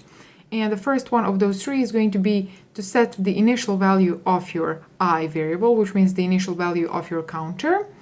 After that, you need to put the condition, which is going to be checked each time that your for loop wants to run an iteration. And if this condition here results as true, your for loop is going to run this block of code here. But if this condition here results as false, your for loop is not going to run this block of code here, but you are really going to leave your for loop and come to the next line after it. And then the third thing that you need to put in these parentheses here is going to be really to either increase or decrease value of your counter variable so that it can reach this condition here at certain point and make it false. So we have decreased it in this example here, and we have increased it in this example here. So those are 3 things that you need to put inside these parentheses here, and you really need to separate those 3 using this semicolon sign. Okay, and there is one more thing that I need to mention, and that is going to be really you can upgrade this program here so that it checks whether this number here is greater than 0, because you cannot calculate factorial of negative numbers, so our program is not going to behave as expected if you enter negative number. And also the factorial of 0 is going to be equal to 1. So you can put that code here and determine whether your user has entered positive or negative number. And in case that your user has entered negative number, make sure to write out appropriate message to your user. So I think that is all. If you like this video and if you learned something new, make sure to subscribe to my channel and hit that bell icon as well. Share it on your social media because it really helps me to reach a lot more people so that all of us can learn and upgrade our knowledge in programming. And I'm going to see you in my next video. Bye. Hi everyone, welcome to my channel. Welcome to another video of C++ for beginners. In this video, I want to talk about nesting loops. In my previous videos, we have talked about while loop, do while loop, and for loop. And now I want to show you the example on how you can really combine and nest those loops. So if you haven't watched my previous videos or you are not familiar with loops at all, I recommend you to watch those. I'm going to link those in the description of this video. And also, before we start, make sure to subscribe to my channel and click that bell icon as well. So what are we going to do in this video? I want to really show you how you can nest for loop and do while loop, and the example that I'm going to use to explain that is going to be following. So I want my user, which is going to be a student, let's say, to enter 3 grades or more. If you want, we are going to use 3 for this example. And I want those grades to be between 1 and 5. And then I want to write out the average grade, so the average grade between those 3 that he has entered. So let's start building our program. The first thing that I need to explain is, since we are going to enter 3 grades, that means that we are going to repeat that entering process 3 times. And for that, I'm going to use for loop. So I'm going to write for, and then in these parentheses here, I'm going to put my initial setup of for loop, which is going to be, the first thing is going to be initial value of our counter. So I'm going to declare a counter, which is going to be called I, and initially I'm going to give it a value of 0. That is the first thing. The second thing that I need to put in these parentheses here is going to be the condition that our loop checks each time that it wants to run a block of code, which is going to be this block of code that we put inside these parentheses. So that condition we put here, and that condition is going to be while our I is less than 3. So we want to make 3 iterations. In the first iteration, our I has the value of 0. In the second iteration, it's going to have the value of 1. And then in our third iteration, it's going to have the value of 2. So we have made 3 iterations. After that, it gets the value of 3, but this condition here is not going to be true anymore. So then our for loop is not going to be executed anymore. So that is the second thing. And then the third thing which we need is going to be really increasing that value of our counter in each iteration, so after each iteration. And I'm going to put here this increment on our I variable. Okay, so in this block of code here, we are going to repeat 3 times something. So what is that something? That is going to be really the process of our user entering the value for his grade.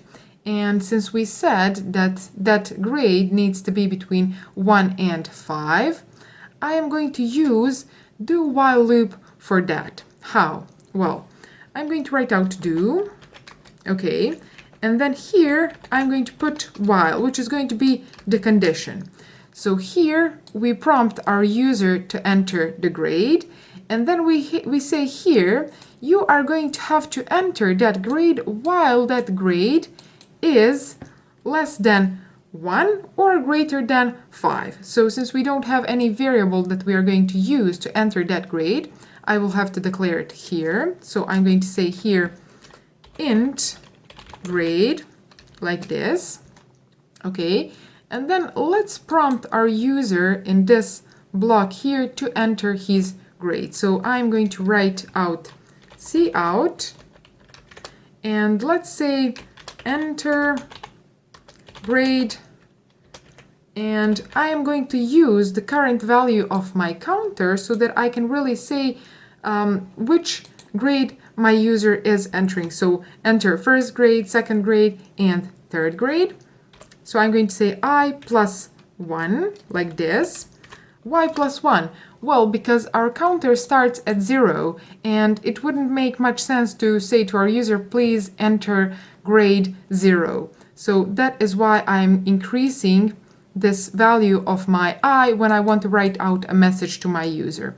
Okay, like this. So here I'm going to write out, please enter a grade, and after that I need to accept that grade that my user enters in my grade variable. So I'm going to say cin grade, like this. And we are going to repeat this process here for a single grade while our user enters a grade that is less than 1 or grade is greater than 5. Okay, so our program is really going to prompt our user, please enter grade 1, and then he enters 6, for example, and then our program checks this condition here and says, okay, you have missed this part here, so go back and then please enter grade 1, so first grade again. Okay, so if I run my program now, let's just prove that very quickly. So our program says now enter first grade, so enter grade 1, and then let's say that I enter 9, for example. It prompts me again to enter first grade because I have not obeyed this rule here, this part here. So I'm going to say this time, for example, 5, and then it says, okay, you have successfully entered first grade. Let's now enter second grade. So for that second grade, let's enter, for example, 0. And then it prompts me again, you have not entered correct value for grade 2. Please enter it again. And let's say that this time I'm going to enter 1. And then it asks for third grade. And let's say that this time third grade is going to be 3. So our program now has successfully accepted this third grade, and now our program is going to really finish its execution because we haven't written anything else after this part here. So there is something else that we need to write, and since we want to calculate the average grade of our user, what we are going to need is going to be really to sum all of these grades that our user enters. So I am going to declare a variable which is going to really hold that sum of our user's grades. So I am going to put it here. I'm going to call it sum, and initially I'm going to assign it a value of 0, and later I'm going to explain why. So I have declared a variable that is going to be of type int, and I have called it sum and assigned it a value of 0. So this sum here is going to, each time that our user enters a grade, and we really check that that grade is valid grade. After that, we want our sum to hold whatever it was previously holding plus the value of our grade, like this. Okay, so why I have assigned a value of 0 to my sum? Because 0 is a neutral value when it comes to adding numbers. You add 0 to whichever number and then you get that same number. And in a situation where we didn't assign any value to our sum, we would get really an error. So if I try to run my program now, you see that it prompts me with an error and it says uninitialized local variable sum used, because it does not have any value assigned to this variable here. It is going to say really that it does not know how to add the value, so the value of our grade, to our sum. So that is why we need to assign some value to our sum variable. Okay, so and that value is going to be 0 because 0 is neutral when it comes to adding numbers. Okay, so now I can really run my program, and as you can see, that error has disappeared. So I'm going to stop my program, and let's very quickly write out this sum that we have calculated here. So I'm going to say Cout, and I'm going to write out sum like this. Sum is equal to, and then let's write out the value of our sum, and let's add end line like this. So I am going to run my program once more. It prompts me to enter first grade. I'm going to say that my first grade is going to be, for example, 5. And then my second grade is going to be, for example, 6. That's an error. So please enter your second grade again. So I'm going to enter this time 2, let's say. And then for my third grade, let's enter 1, for example. And it says that the sum of my grades is equal to 8, which is correct. So 1 plus 2 plus 5, that is going to equal to 8. So what we are left to do, now we should only really divide our sum by the count of our grades, which is 3, because we have hard-coded this value here to 3. So our user can enter only 3 grades. You can really use a variable for this, or you can hard-code it to any other value that you want and need. So here, after this line of code here, what I need to do is following. So I'm going to say cout, and then let's say average is equal to, let's say average grade is equal to, and let's write out the result. So that is going to be sum divided by 3. Okay, is it though? So I'm going to run my program, and let's enter, for example, value 2, and then again value 2, and then let's enter, for example, value 4. And then it says that average grade is equal to 2, which is not correct. But why has this happened? So as you can see, here we have used 2 integer variables. So our sum is integer value, and then 3 is integer value as well. So when you divide 2 integer values, the result is also going to be integer value. So in order to get a floating point, a decimal point number, you really need to convert one of these 2 into a float type. So you can say either here, you can say float. So please convert my sum variable into float and then divide. Or you can put here this 0.0, or you can leave both of these, whichever you prefer. So I'm going to leave both of these like this. So if I run my program once more, it prompts me again to enter first grade. So I'm going to say that my first grade is equal to 5, and then my second grade is also 5. And then let's say that the third grade of our user is going to be 9. So our program prompts us again to enter the third grade because it needs to be in this interval here. So I'm going to say now that the value of my third grade is going to be 3, which is correct value. And after that, as you can see, it writes out that the sum of these 3 grades is 13, and then average grade is 4.33333. So that was an example on how you can really combine and nest loops in order to solve complex problems. And thanks for watching. Make sure to subscribe to my channel, click the bell icon, also share it with anyone who would like to learn programming, and I'm going to see you in my next video. Bye. Hi everyone, welcome to my channel. Welcome to another video of C++ for beginners.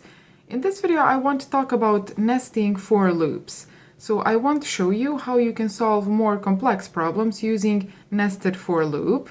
But before we start, please subscribe to my channel and click the bell icon as well, and also like this video. So this example that we are going to do today is going to be really multiplications table. So I'm going to show you the example that I want to program. So that would be this here.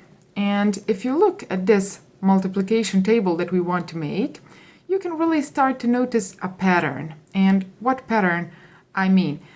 You see here, this first operand in this first part of my multiplication table, so in this first table, as you can see, this first operand is 1, and it stays 1 in this table here. After that, you can look at this second table, you see that this operand is now 2, and then in my third table, it has increased to 3, 4, 5, and it really increases, so it increments by 1 and it goes up to 10. Okay, so that is the first operand, so this first part of my multiplication. After that, we can look at this second operand, and you can really notice that it increases in each iteration by 1. So it goes 1, 2, 3, 4, 5, up to 10. And then it does the same thing in this second table. So it goes from 1 to 10 again. And then the same in my third table, fourth, fifth. And it really behaves the same in this 10th table as well. So that is the pattern that I want you to notice. So this first operand can be really represented using one for loop. So let's say that that is going to be outer for loop. And it is going to increase each time that my second operand counts from 1 to 10. And that second operand we can really represent using another for loop, which is going to be really inner for loop. So the program, the algorithm for solving this problem is going to go like this. You have outer for loop, which is going to count from 1, 2, 3, 4, up to 10. So it is going to count from 1 to 10. And then you are going to have inner for loop, which is also going to count from 1 to 10, but for each value of my counter of my outer loop. Okay, so that means that my outer loop counter changes only after my inner loop has counted from 1 to 10. So let's copy the text of our task here. I'm going to say multiplication table, and let's comment that text out.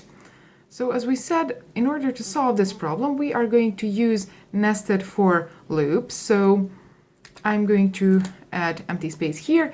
And then the first thing that I need is going to be my outer loop. So I'm going to really set up my outer loop. I'm going to say for, and then we need to declare a counter, which I'm going to call I. So I'm going to say int I is equal to, and then since our outer, let me show you this image one more time. Since it goes from 1 to 10, I'm really going to set its initial value to 1. So I'm going to say I is equal to 1. And then I'm going to write the condition, so how long this for loop is going to run. And that is going to be while this I is less than or equal to 10, like this. And then each iteration, it is going to increase by 1. So that is going to be I plus plus. Okay, and then I'm going to put this block of code here that is going to be executed in each iteration of this for loop. So what we need to do in each iteration of our for loop, let's look at our image one more time. And as you can see, it really says that in each iteration of this outer for loop, you need to count from 1 to 10. So in this iteration here, some other counter really counts from 1 to 10, and then new iteration, so our I is now 2, and then counter counts again from 1 to 10, and then 3, but also we have this inner counter that counts from 1 to 10. Okay, so let's really write that code. So that inner counter that counts from 1 to 10 for each value of our I, we are going to represent with another for loop. And that is going to be really that nested or that inner for loop. So I'm going to write for. And that inner counter I'm going to call j. So I'm going to write int j. And since our j also counts from 1 to 10, I'm going to set its initial value to 1. And I'm also going to say, please iterate through this for loop while our j is less than or equal to 10 as well. And then in each iteration, please increase the value of j by 1. So do this increment operation. And then in each iteration of our j loop, we are going to execute this block of code here. So what we are going to do in this block of code here? Well, let me look at that image once more. And as you can see, in each iteration of our j, so this is one iteration of our j, this is second, third, fourth, fifth, and then 10th iteration of our j. After that, we change our I counter value, so we increment that, and then our j starts one more to count from 1 to 10. So in each of these iterations, as you can see, really we have to multiply our I value counter with our J value counter and write the result of that. So I am going to write that here. I am going to write Cout like this. And then let's write out the value of our I counter like this. And then let's write out this multiplication operation. And then let's write out J like this. This is just formatting our text. So I'm going to put this equal sign. And then I really want to multiply those two counters like this. And let's also add one end line here so that our text is formatted nicely, because we are going to have multiple lines. So with this, we have really covered this multiplication part. And there is only one more thing left to do, and that is to add one more end line, because I really want to make separation between these. So I want to make separation between these tables. This is going to be one logical part. After that, this is going to be another, then third, fourth, and I want to put empty space between those two so that I can group them. So I'm going to add here Cout end line like this, and that should be it pretty much. So if I run my program now, as you can see, it has generated this multiplication table from 1 to 10. Okay, and it has done that in a matter of less than a second. So as you can see here, we have this outer counter. Oh, I cannot mark that only. So we have this outer counter, which is going to be our I. That counts from 1 to 10. But for each value of our outer counter, for each value of our I, we have to really count from 1 to 10 with our inner counter, which is going to be our J, as you can see here. Okay, so these are the results of our multiplication operation. And I hope that you have seen now how you can really use programming to your advantage, how you can use it to solve not really complex, but tedious tasks. You would really need 20 or 30 minutes in order to write this yourself, and you can now generate it with just a couple of lines of code and less than a second of your computer's power to really execute this code here that you have written. And the most amazing part is that you don't really have to put 10 here. So we have put 10 here because I want to make this example manageable for this video, but you don't have to hard code these values here. You can really use whatever values you want. You can say, for example, let's say 2000. Okay, so I want to generate multiplications table up to 2000. How long would that take in real life? So without programming. Okay, now you see.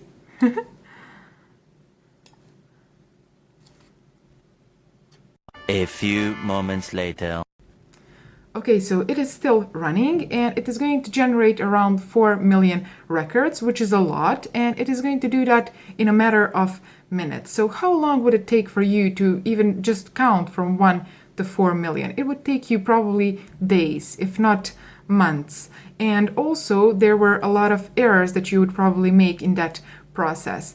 So I hope that now you can really recognize the power of programming. Now if you needed to do this task, you would really program your computer to do it, and now you can just go take a break and your computer is going to finish that task for you. So I hope that you can recognize now how you can use programming in order to solve different types of tasks that you can come across in your school, in your job, or life in general. And if you like this video, make sure to subscribe to my channel. Also click the bell icon and share it with anyone who would like to learn programming. And I'm going to see you in my next video. Bye. Hi everyone, welcome to my channel. Welcome to another video of C++ for beginners. In this video, I want to show you how you can draw shapes using C++. So before we start, make sure to subscribe to my channel and also hit that bell icon as well, so that you are notified when I publish my next video. And let me show you now what we are going to do in this video. So here, where is it? Here I have image of the task that we are going to do today, and that is going to be really to draw this rectangle shape with the desired height and width and a symbol that our user enters. Okay, so that is the task that we are going to do in this video.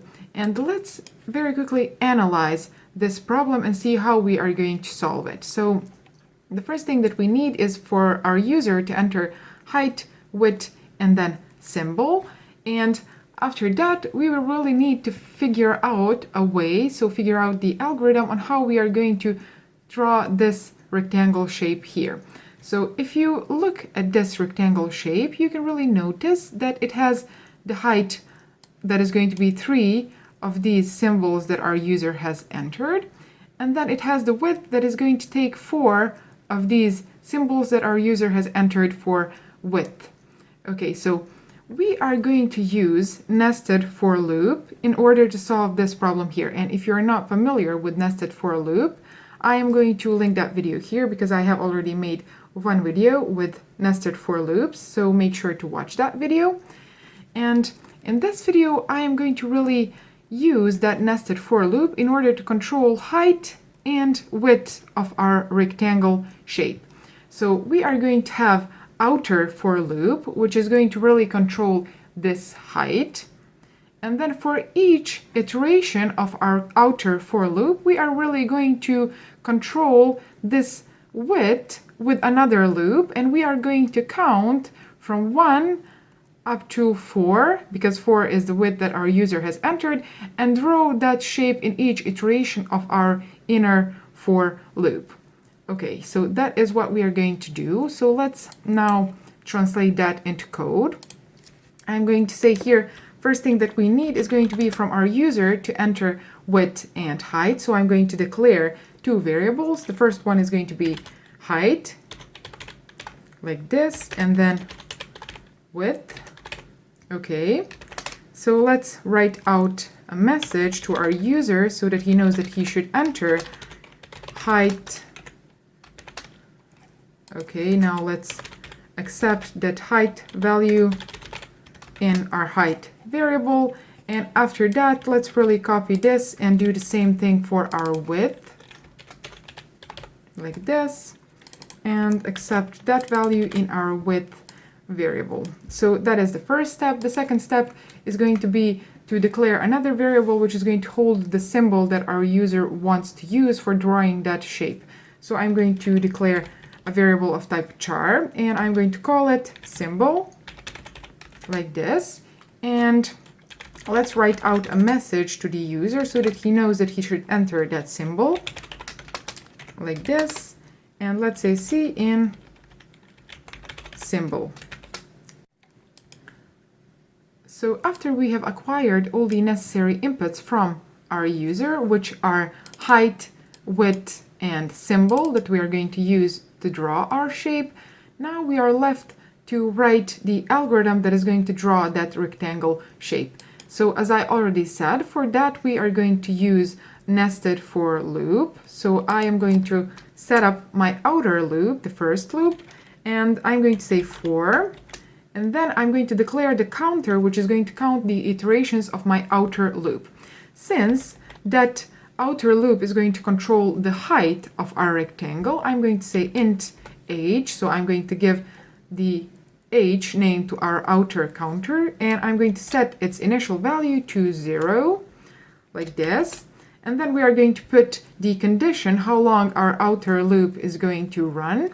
So while our age is less than height that our user has entered, like this. And then after each iteration of my outer loop, we have to increment the value of our age counter.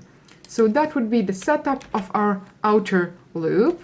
And let's now set up our inner loop. So I'm going to write for, and for this inner loop, I'm going to declare another counter, which I'm going to call w, like this, because this inner loop is going to control the width of rectangle shape. So I'm going to set its initial value to 0 as well. And then I'm going to say that it is going to run while this w is less than width that our user has entered, like this. And also after each iteration, we really need to increment the value of this w. Okay, so what we are going to do in this loop, so in this inner loop, if you look at this image here, where is it? Okay, here, you can really notice that in each iteration of our inner loop, it just draws this symbol that our user has entered. So I am going to very quickly just see out. So write that symbol out. I'm going to say see out and then write out that symbol like this. And there is really one more thing that we need to put, and that is going to be after this for loop. So this outer for loop finishes single iteration. We really need to put something else at the end. So here, at the end of our outer for loop. And let's look at our image. So as you can see here, after each iteration of our outer for loop, because it is controlling height and it is really iterating through this inner for loop in each iteration of our outer for loop, at the end of that iteration of outer for loop, we really need to put empty space. So here I need to put empty space, and that corresponds to this line here. So here I'm going to write out cout end line like this.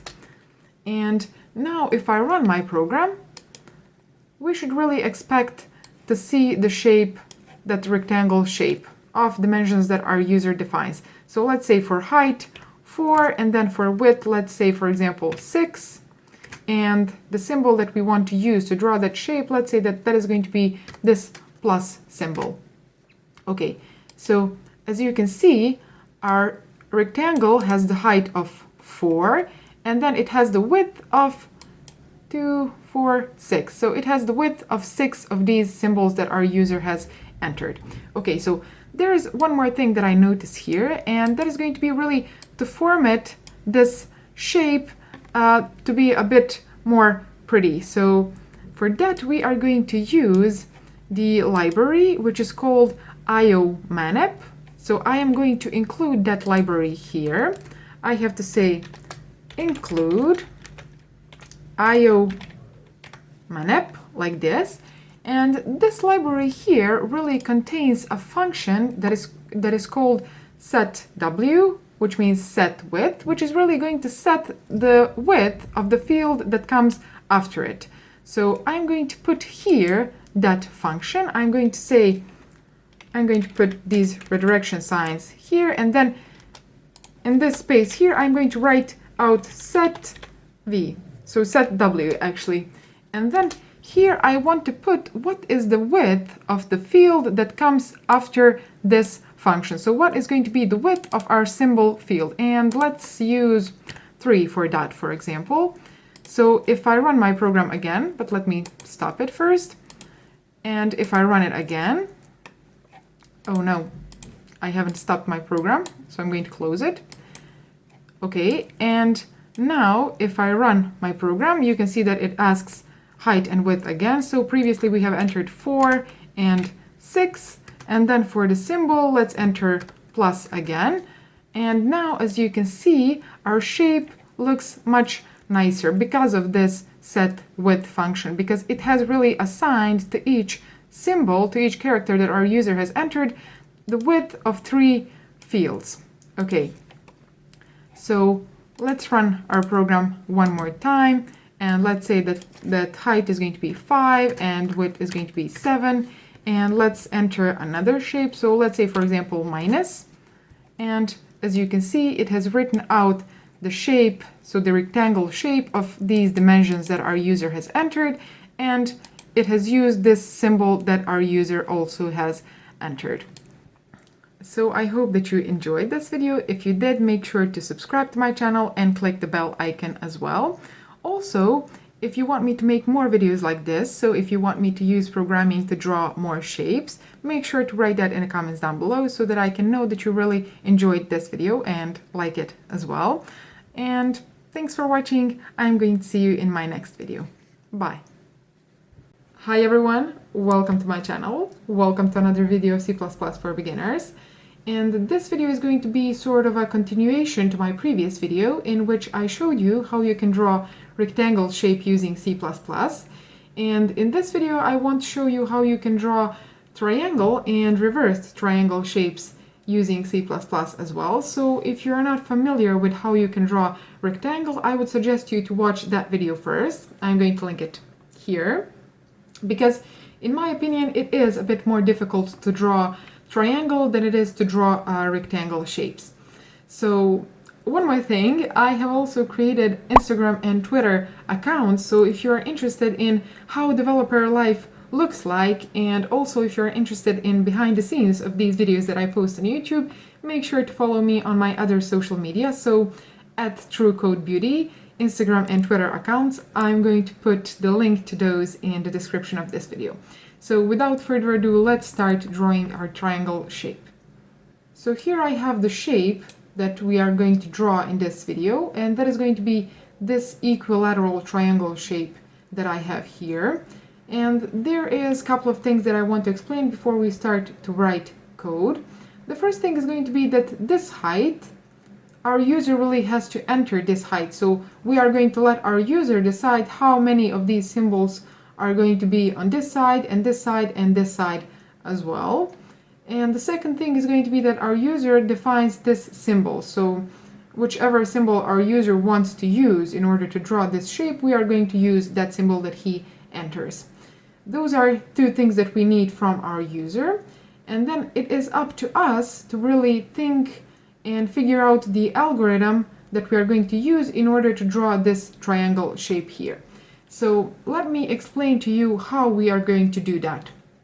So we are going to have two for loops, and those are going to be nested for loops. So if you're not familiar with for loop nesting, I'm going to link my video on that here, so make sure to watch it. So our outer for loop is the one that is going to control this height of a triangle. So in this particular case, it is going to have 5 iterations, 1, 2, 3, 4, 5.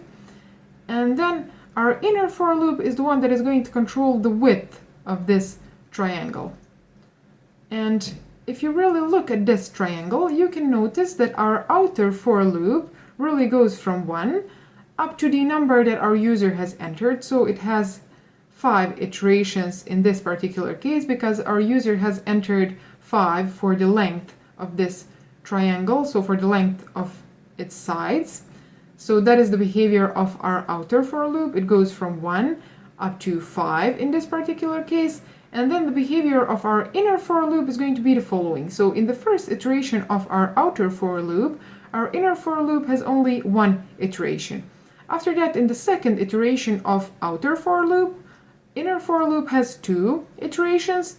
Then in the third iteration of outer for loop, inner for loop has 3. In a fourth iteration of outer for loop, inner for loop has 4, and so on. So that means that our inner for loop goes from 1 up to the current value of the counter of outer for loop.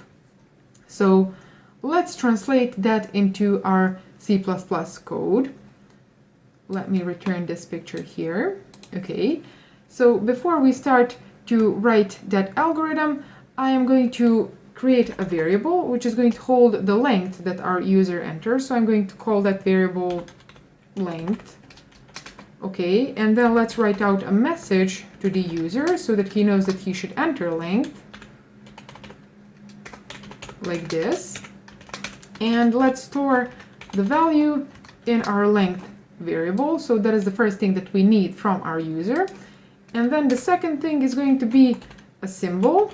So that is going to be of type char, like this. So I'm going to write out, cout symbol,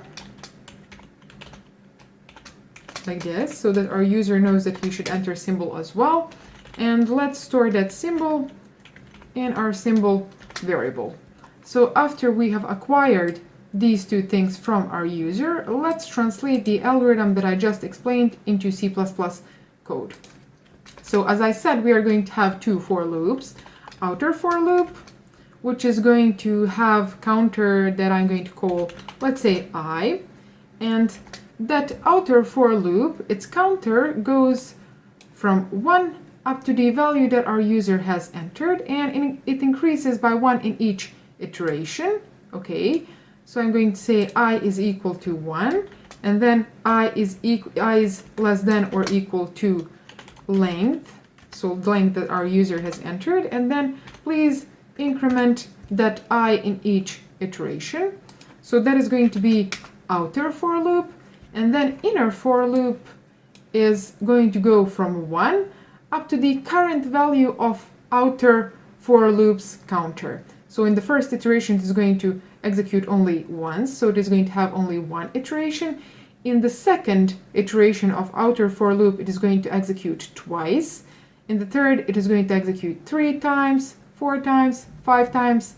So how we are going to write that? We are going to say for int, and then our inner for loops counter I'm going to call j, and j goes from 1 up to the value of our I, so up to the value of outer for loops counter, and it increases by 1 as well in each iteration, and in each iteration it has to write out this symbol that our user has entered. So let's say cout symbol, like this.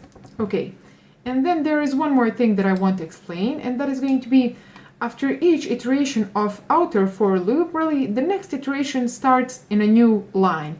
So we are going to write that here, So at the end of our for loop, our outer for loop, we are going to say cout end line. Okay, and now if I run this program, it asks for length. I'm going to say that length is, let's say, 5, and then symbol is going to be star symbol. And as you can see, it has really written out a triangle that has the length 5 of these symbols that our user has entered. And there is one more thing that I want to do in order to format this shape here to be a bit prettier, and that is going to be really to add a function here which is going to assign to each of these symbols that our user enters, so that our for loop writes out width of 2 fields, and that is going to be done using a function that is called setW, meaning set width. And this function here is going to give the space of 2 fields to the symbol that comes after it. And in order to use this function here, we have to include its library, and that is going to be iomanip library. So I'm going to say include, like this, iomanip. Oh, okay. And now this underline has went away. So if I run my program once more, and I enter, let's say, for length 6, and then for symbol I enter this symbol here, as you can see, our triangle shape looks better now. So it has the height, or actually the length, of 6 of these symbols that our user has entered, and it has also used this symbol here in order to draw this triangle shape. And there is one more thing that I want to show you. So at the beginning of this video, I promised that I'm going to teach you how you can draw triangle shape and then reversed triangle shape as well. So there is one very beautiful thing about programming, and that is going to be code reusability. And about real code reusability you are going to learn when we learn about classes and functions. And when I make my videos on functions, I'm going to link that video here, so make sure to watch it, because functions really are one of the most important things that you have to understand, not only for C++ programming, but for programming in general. So make sure to watch that video. And let's say that for now we are only going to really adjust this code here. So we are going to modify it a little bit in order to draw this shape here. So if you look at these two shapes, you can really notice similarities. And what are those? So this inner for loop behaves about the same in both of these triangles. But there is one key difference, and that is going to be that in this triangle shape, our outer for loop counts from 1 to 5, and then in this reversed triangle, our outer for loop really counts from 5 to 1. So if we modify that, we are going to have this reversed triangle. So let me move these, and then I'm going to really copy this here. So I'm going to use Control C and then Control V, and then let's really add a couple of end lines between these two. Okay, like this. And then let's really modify this triangle shape that we have just explained and drawn.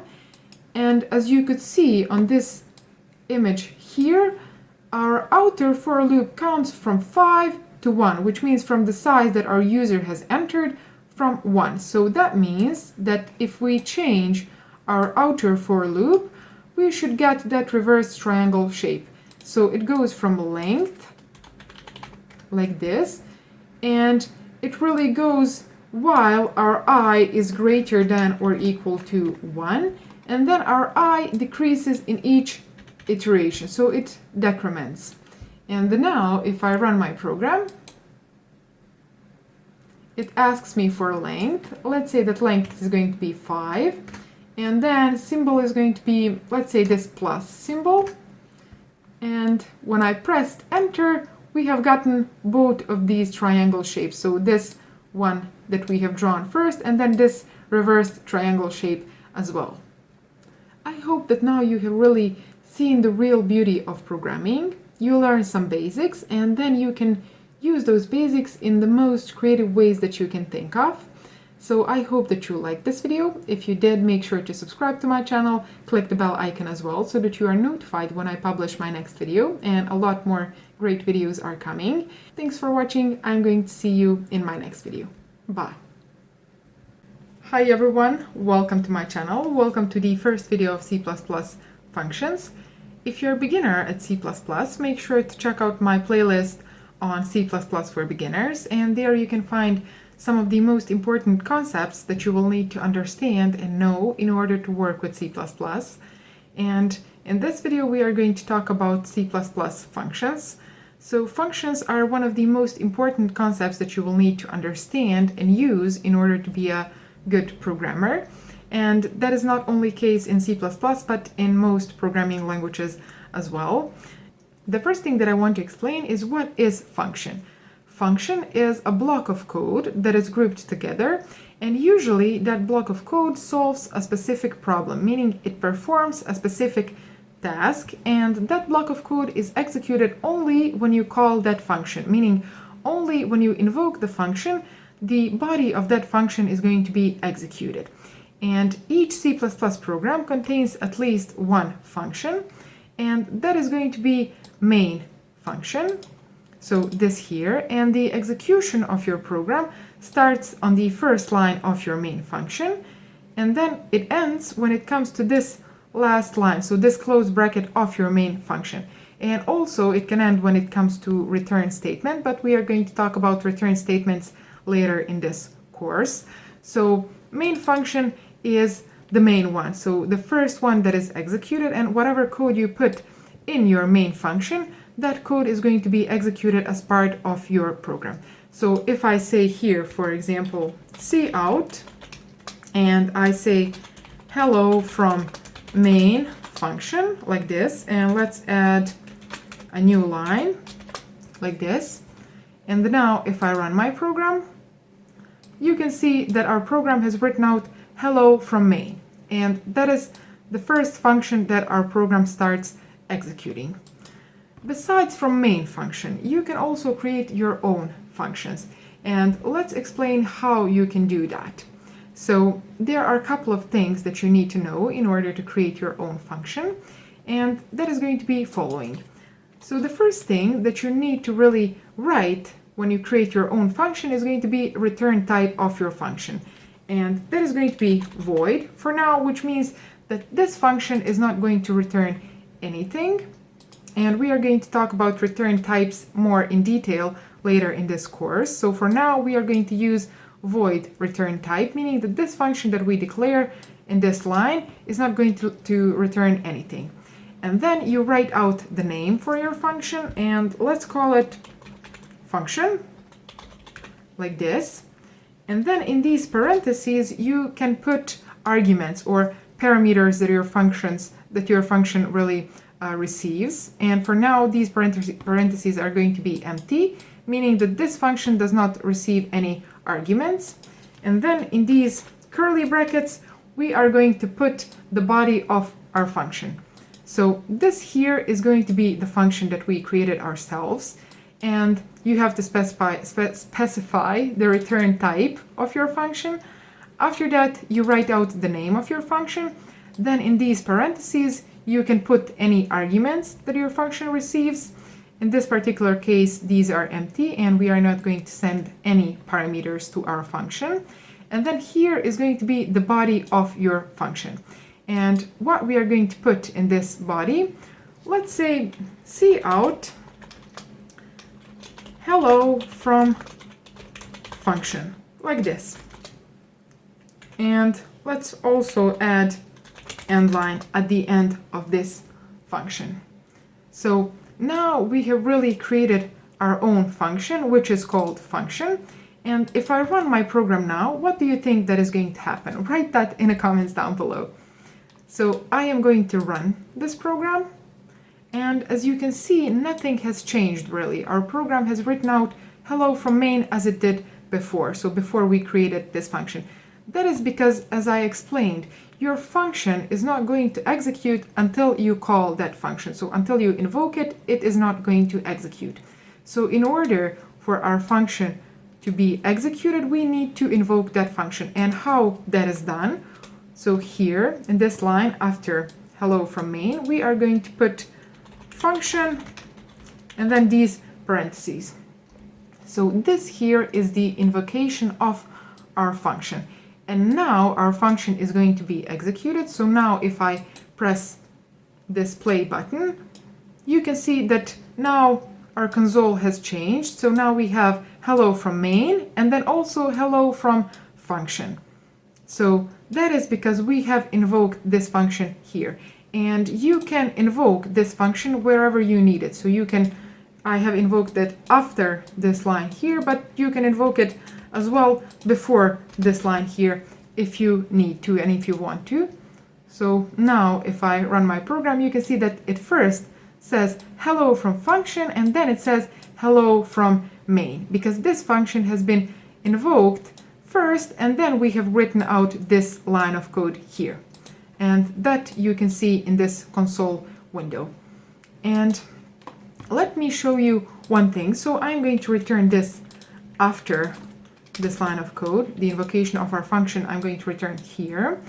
And now I'm going to take this code here, so this definition of our function, and I'm going to paste it after our main function. And let's see what is going to happen now. So let me delete these blank lines.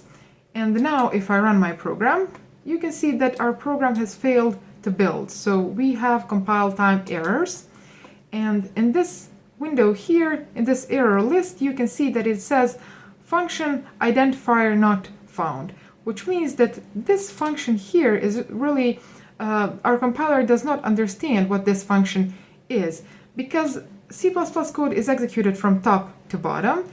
And when it comes to this line here, so when it comes to the invocation of your function, it is really not familiar with this function. It does not know what this function is.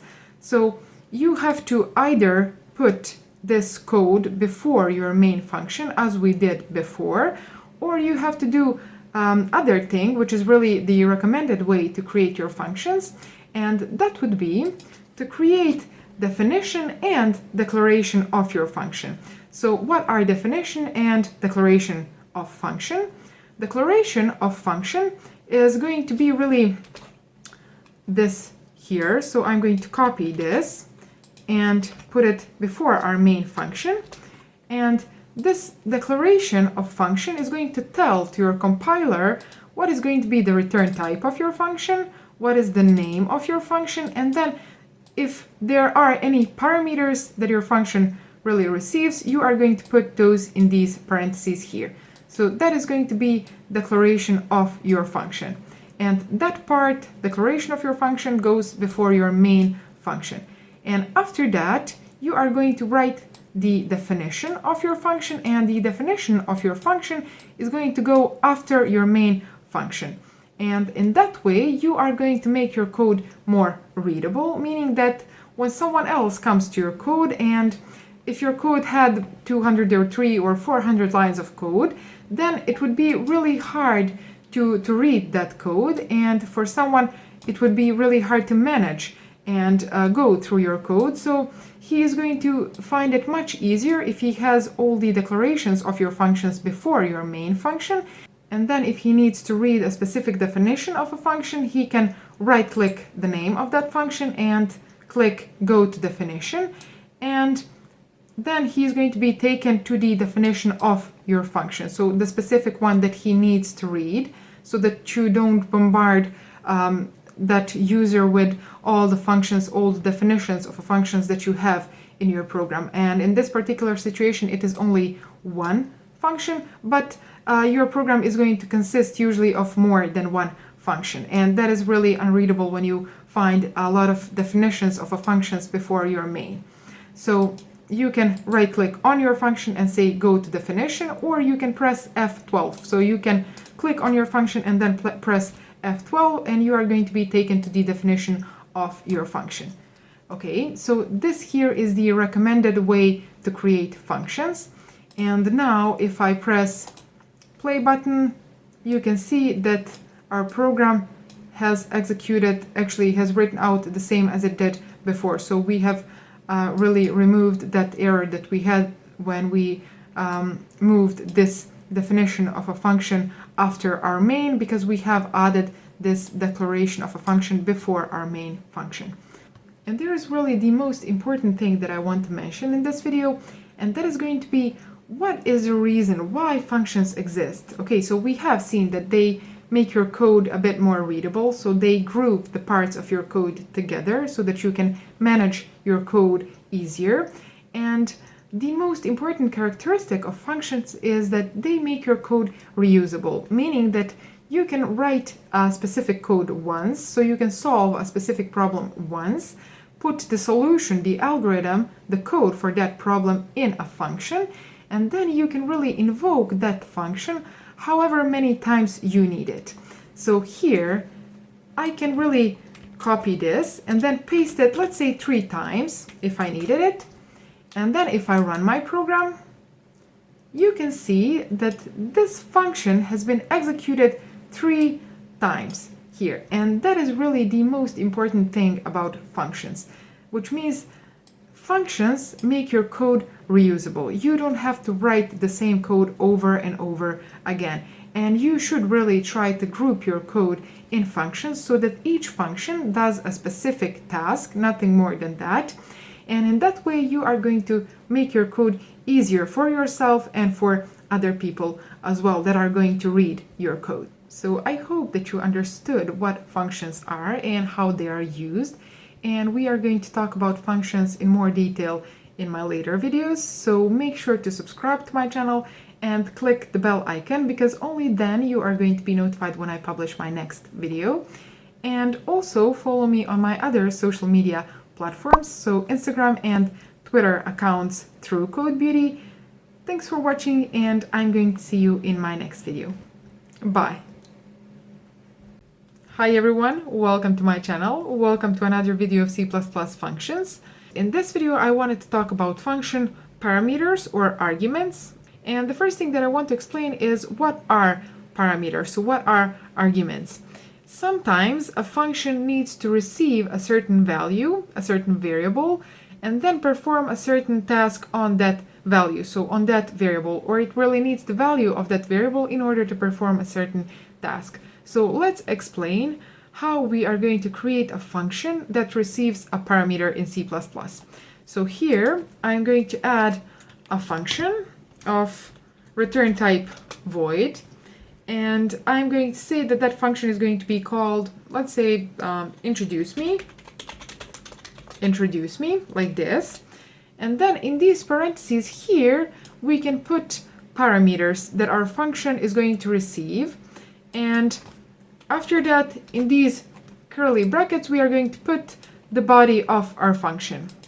So as I said, in these parentheses here, we are going to put parameters, and they are specified in the following way. So first, you are going to write out the type of your parameter, and that is going to be string, like this. And then we are going to specify the name of our parameter, and that is going to be, let's say, name. So we want to pass in this function that is going to introduce our user, we want to really pass the name of our user. And then what our function is going to do, we are going to put in these curly brackets here, and that is going to be really to introduce our user. So our function is going to write out cout, let's say my name is, and then let's write out this name that we have received in this function. So I'm going to say name, and I'm going to add end line, like this. Okay, so this is the way to pass a parameter, so to pass a value to your function. And as I said in my previous video, you can really separate this declaration and definition of a function. So you can put really declaration of your function here, so before your main function, and then you can put definition of your function after your main function. And if you don't know how to do that, make sure to watch my first video of this playlist. Okay, so now I want to invoke this function here. And how we do that? Well, we specify the name of my function. So I'm going to say introduce me. And then since this function receives argument, so since this function receives a parameter here, we really have to pass that parameter to our function. And that I'm going to put here. So here I'm going to pass an argument to my function.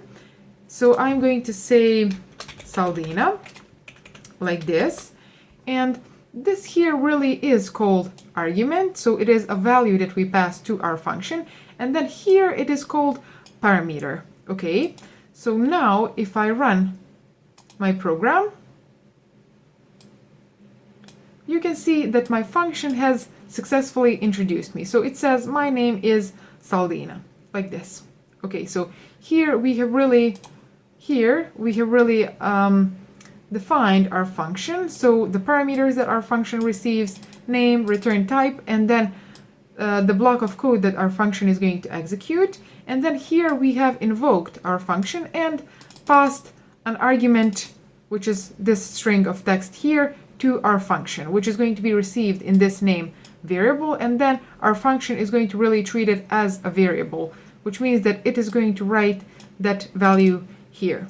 Okay, and now if I try to invoke this function once more, so I'm going to copy this line and then paste it here, and let's say that I'm going to pass it a different value. So I'm going to say, for example, Anna. Okay, you can see that now our function has successfully introduced two users. So it has said my name is Saldina, and then my name is Anna. And there is also another thing that I want to explain, and that is going to be how you can pass multiple arguments to your function. And that is going to be in a following way. So here in these parentheses where I have specified my first parameter, you can put comma sign, and then you specify your second, third, fourth, fifth, and your other parameters. So you specify the type, which is also going to be string in this particular case. And let's say that my second parameter is going to be called city, like this. And let's add another one. So let's say int age, like this. So now in this function, I'm going to write out also where is my user from and also how old my user is. So I'm going to write out cout, I am from, and then let's write out this city that we have passed in this function and add also end line. And let's write out also I am age, so I am however many years we have passed in this function, and then let's say years old, old, like this. Okay, so now we have really introduced our user in more detail, and we have passed to this function name, city, and age information for our user.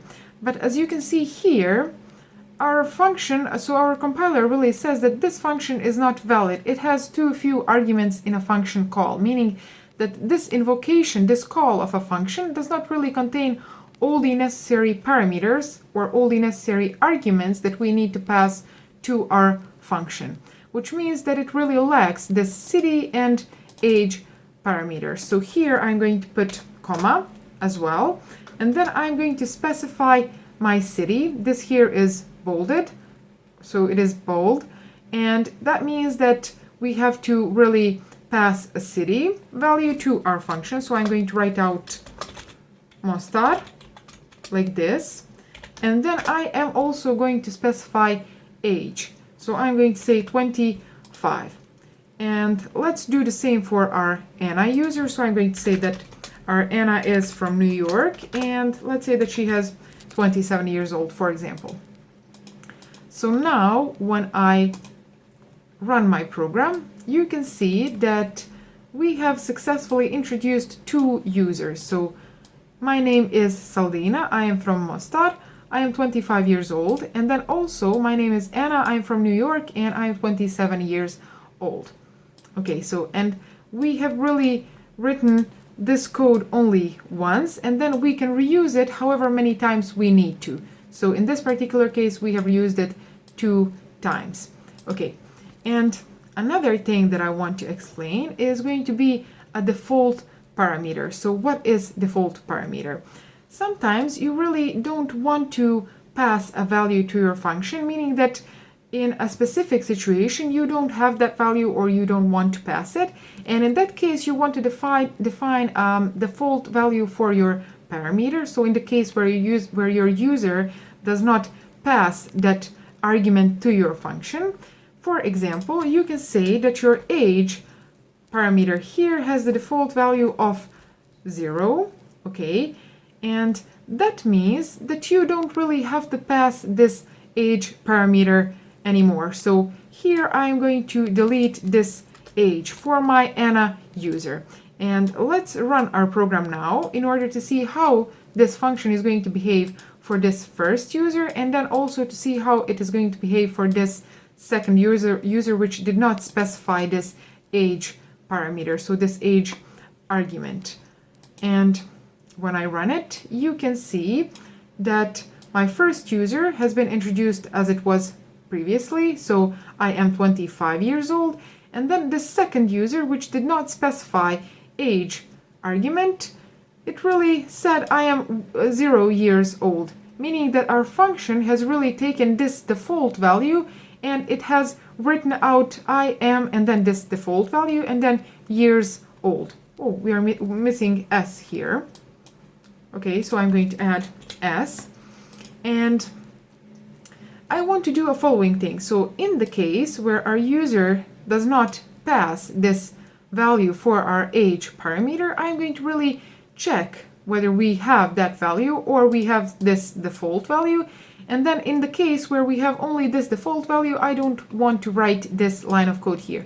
So I am going to say here, if age is not equal to 0, meaning that our user has specified some other value which is not 0, then and only then we are going to write this line of code. But in the case where we have only this default value, we do not really want to write out that our user has 0 years old, because that does not make sense.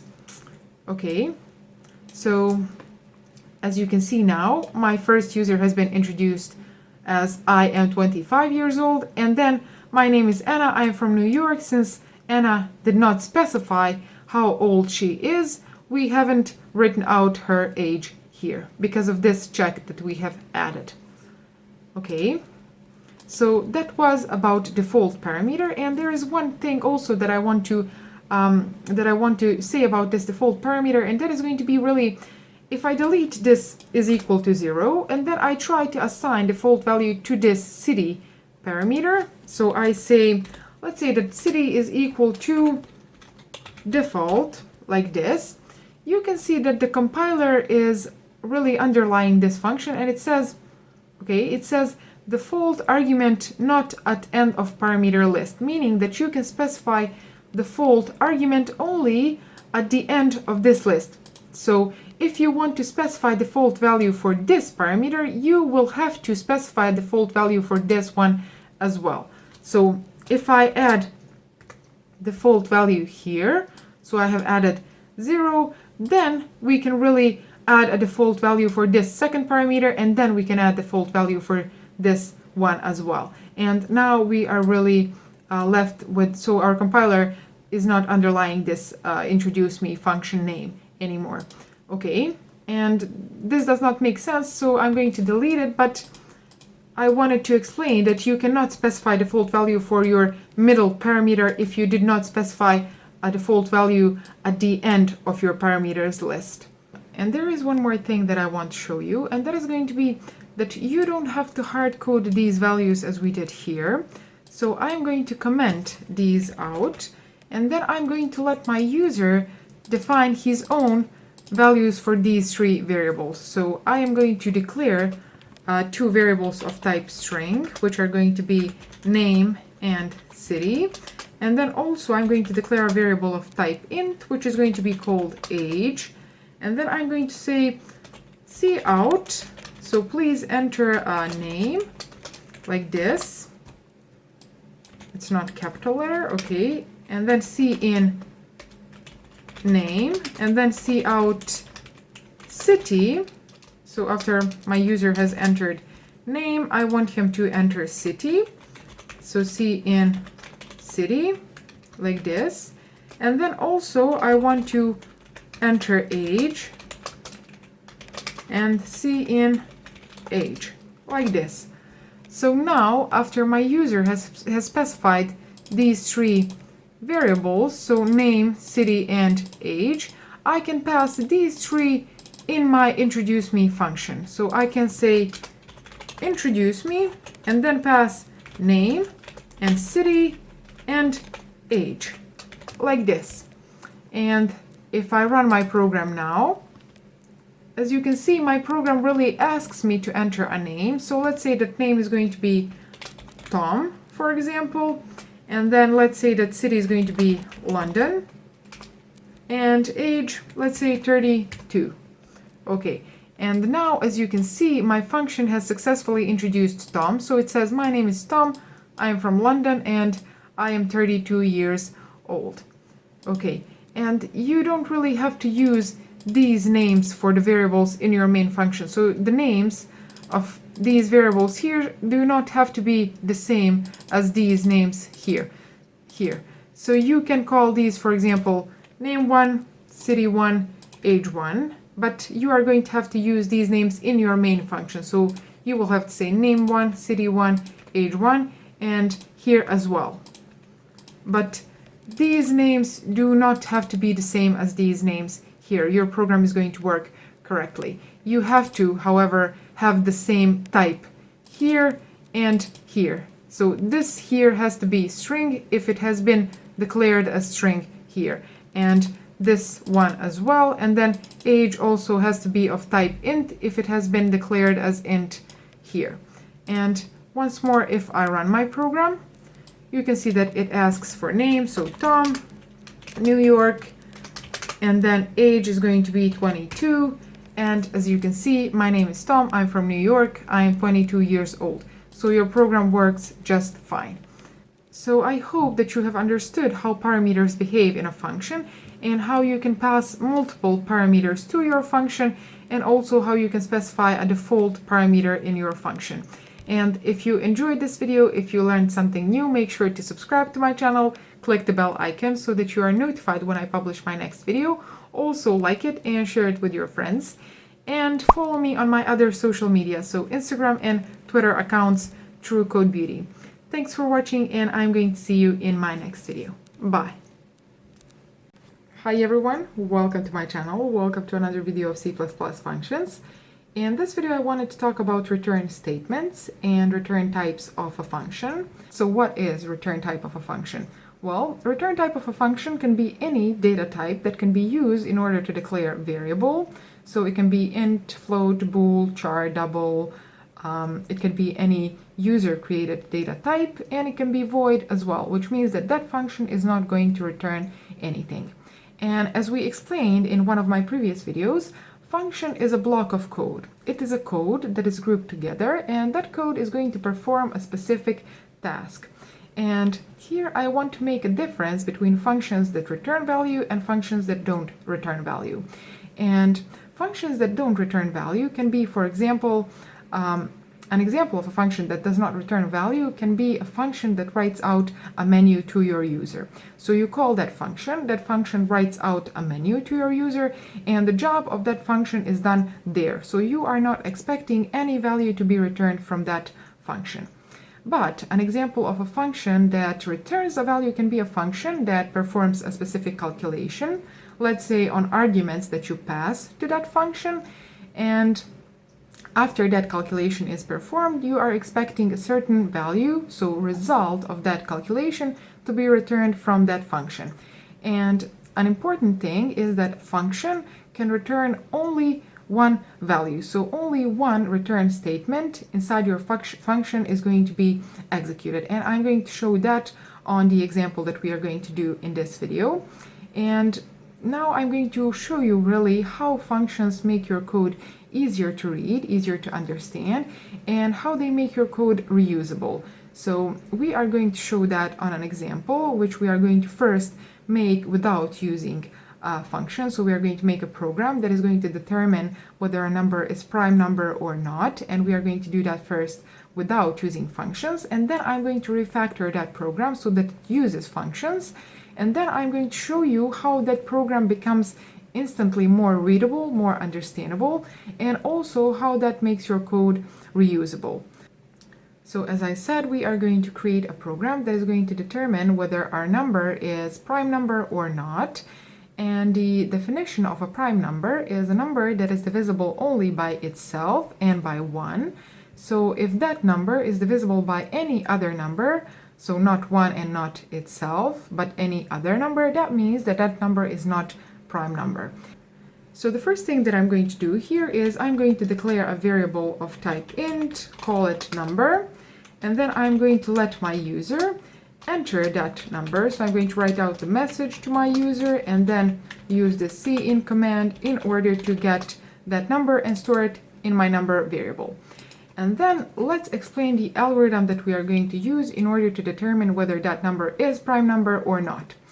The definition of a prime number is a number that is divisible only by 1 and by itself, which means that if you can find any other number besides 1 and that number itself that you can use to divide it by this number that our user has entered and get the remainder of 0, that means that this number is not prime number. So how we are going to solve this problem? Well, we are going to iterate through all the numbers between 2 and this number minus 1, and then we are going to check whether this number is divisible by that counter value. So I'm going to write out for int I is equal to 2, and then I is less than number, and in each iteration I want to increase the value of my I counter. So why haven't I used 1 here, and why haven't I said here that this I is less than or equal to the number? Because every number can be divided by 1, so we do not need really to check that. And also every number can be divided by itself, and we do not need to check that as well. So here we are going to iterate through this interval, so between 2 and while I is less than that number that our user has entered. And here we are going to check whether this number that our user has entered can be divided by any value of our I, so in any iteration which we are going to go through. And in the situation where it can be divided, we are going to use a flag, which I'm going to declare here. And that flag is going to be of type bool. And let's call it is prime flag like this, okay? And this flag is initially going to be assigned a value of true. So we are going to initially say that all the numbers are prime numbers, and then we want to prove that wrong for the numbers that are not. So we are going to use this flag in a following way. Here, I'm going to check in each iteration if our number that our user has entered can be divided by that current counter, so by the current value of I. So I'm going to use this modulo operation, and I'm going to say if this number modulated by I is going to give us the result of 0. So when you divide this number by I, do you get the remainder of 0? And if this operation here results as true, we are going to say that our is prime flag is going to be false. So we are going to assign the false value to our is prime flag because we have clearly found one number which is not 1, and that number itself that can be used in order to make this condition true. So here I'm going to write out is prime flag, and then I'm going to assign it a value of false. And then another thing is going to be really if we find one number, so even one number is enough to find that really fulfills this condition here in order to say that our number is not prime number. And in that situation, we do not really need to check any more numbers because we have determined that our number is not prime number. So here I can use break statement. So I can say, if you find only one number, please do not iterate through this for loop anymore because we do not need to find any more numbers. So in this situation here, we have iterated through all the numbers between 2 and that number that our user has entered. We have checked whether that number can be divided by any value of our I counter. And if it can be divided, meaning that it gives the remainder of 0 after that division, we are going to set our prime flag to false, and we are going to break from our for loop.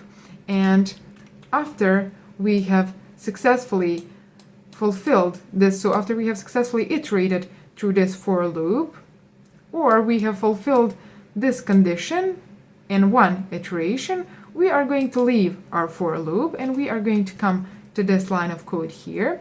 And here I want to check what has happened with my is prime flag, meaning I want to check whether this is prime flag has stayed true, which means that our for loop has executed all of its iterations and it has not found any number that can be really used to fulfill this condition here. And in that particular situation, that flag is going to stay true, and that is going to mean that our number is prime number. So here I'm going to write out if is prime flag, meaning if this value here, if this variable here holds the value of true, we are going to write out cout like this, and we are going to write out prime number like this, okay? And let's also add end line here. But in a situation where this here does not hold a value of true, that means that in one iteration, so it can be the first one, it can be the last one, it can be any in between, we have really found at least one number that can be used to fulfill this condition and that has set our is prime flag to false.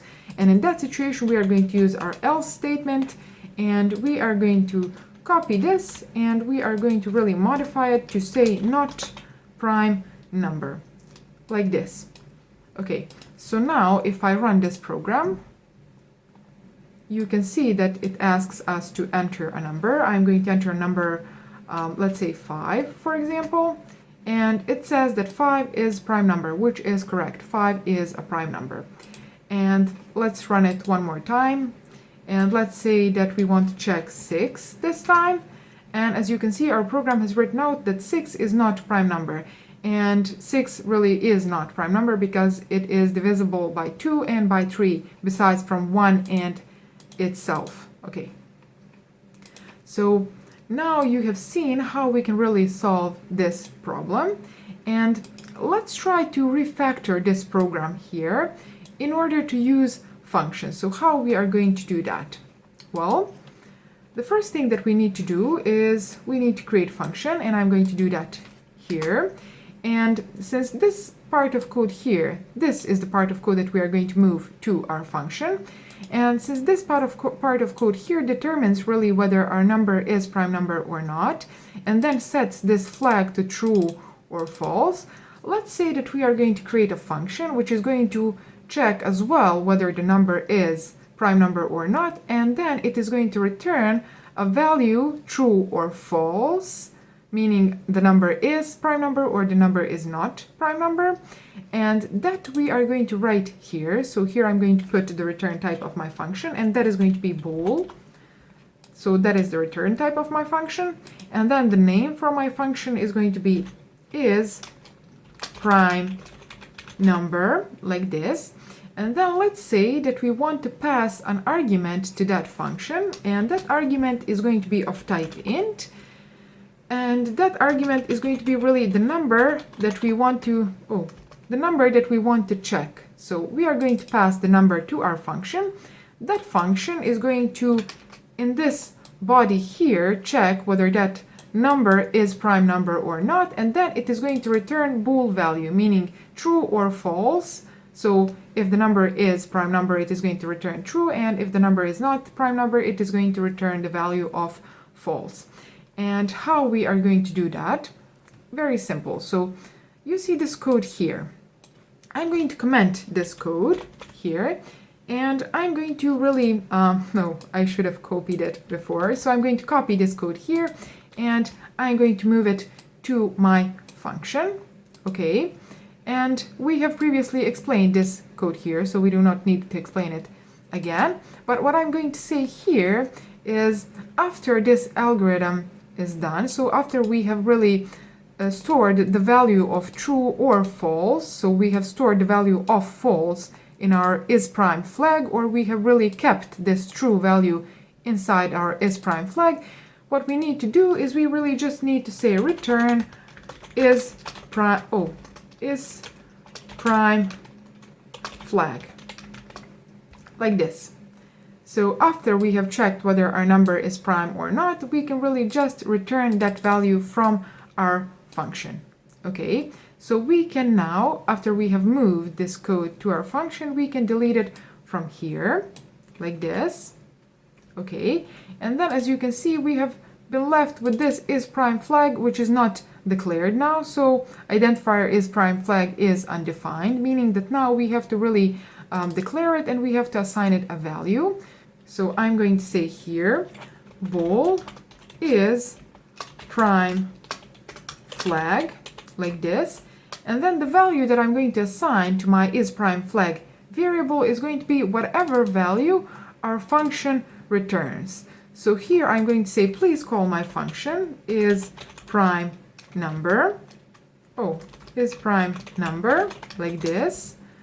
Okay, and then pass to that function this argument here. So our function expects a value, and that is going to be this number that we want to check whether it's prime or not.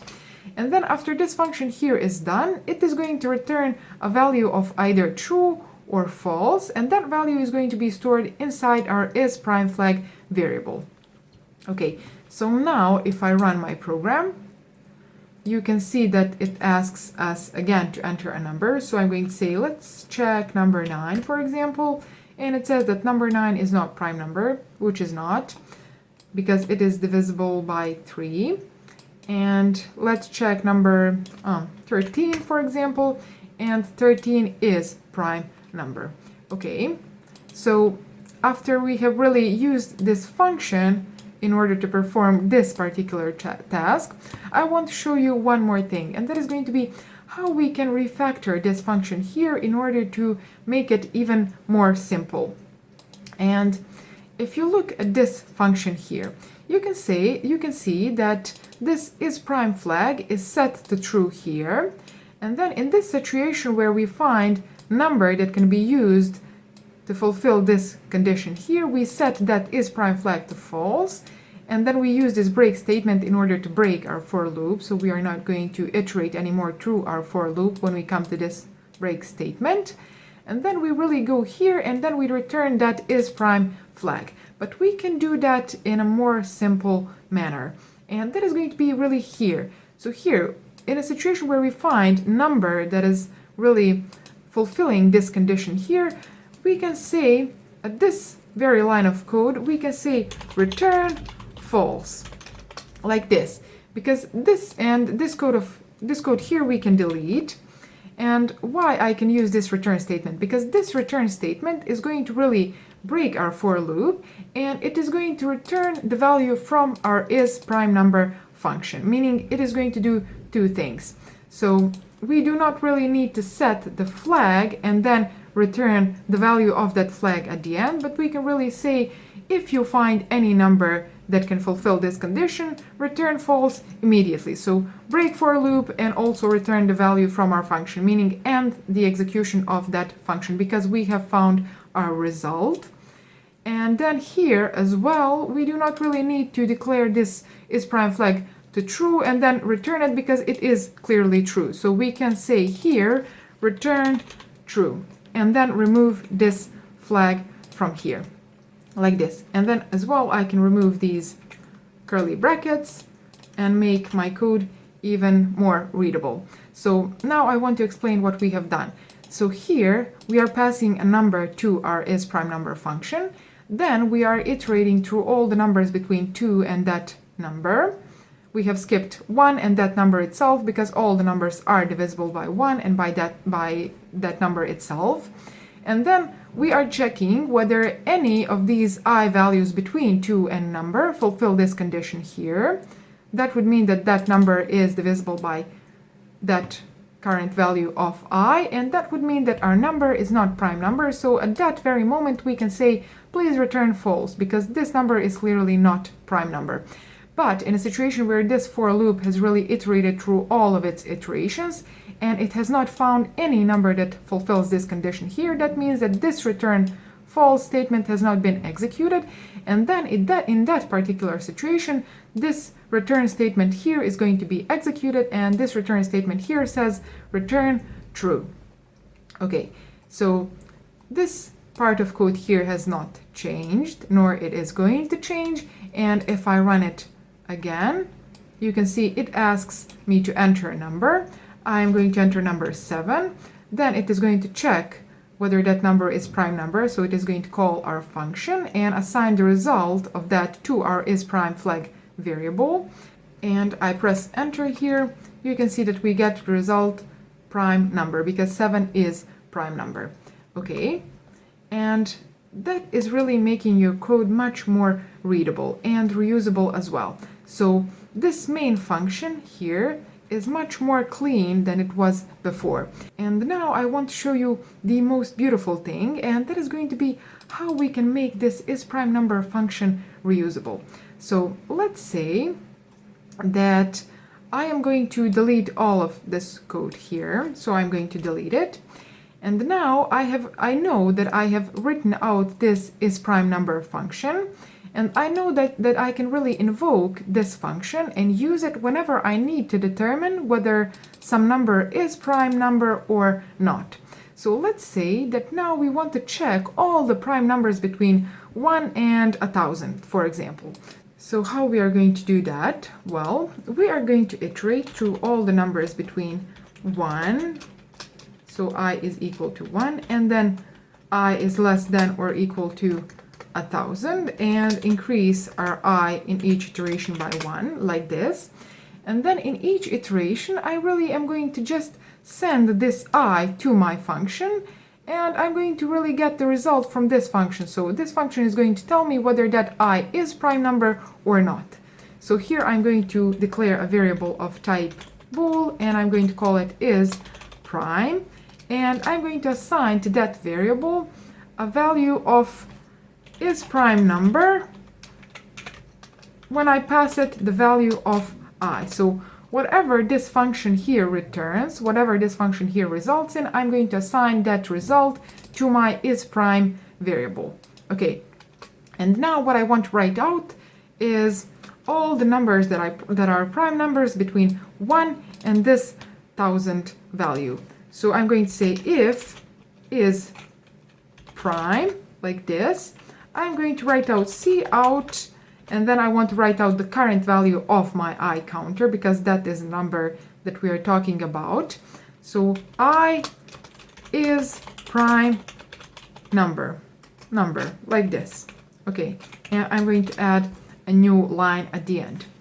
So this code here is really going to check all the prime numbers between 1 and 1,000, and it is going to write out all the prime numbers in that interval.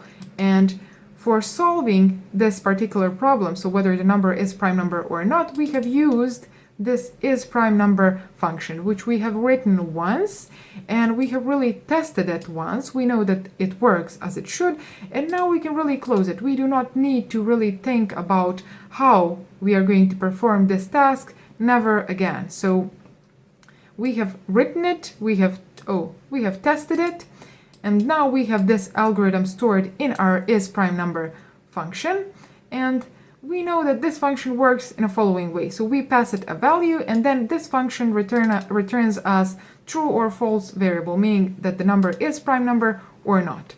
So once more, if I run my program, you can see that we have gotten the expected result. So we have gotten all the prime numbers between 1 and 1,000, okay? And there are a lot of numbers, okay? So you can check these numbers on your calculator if you want.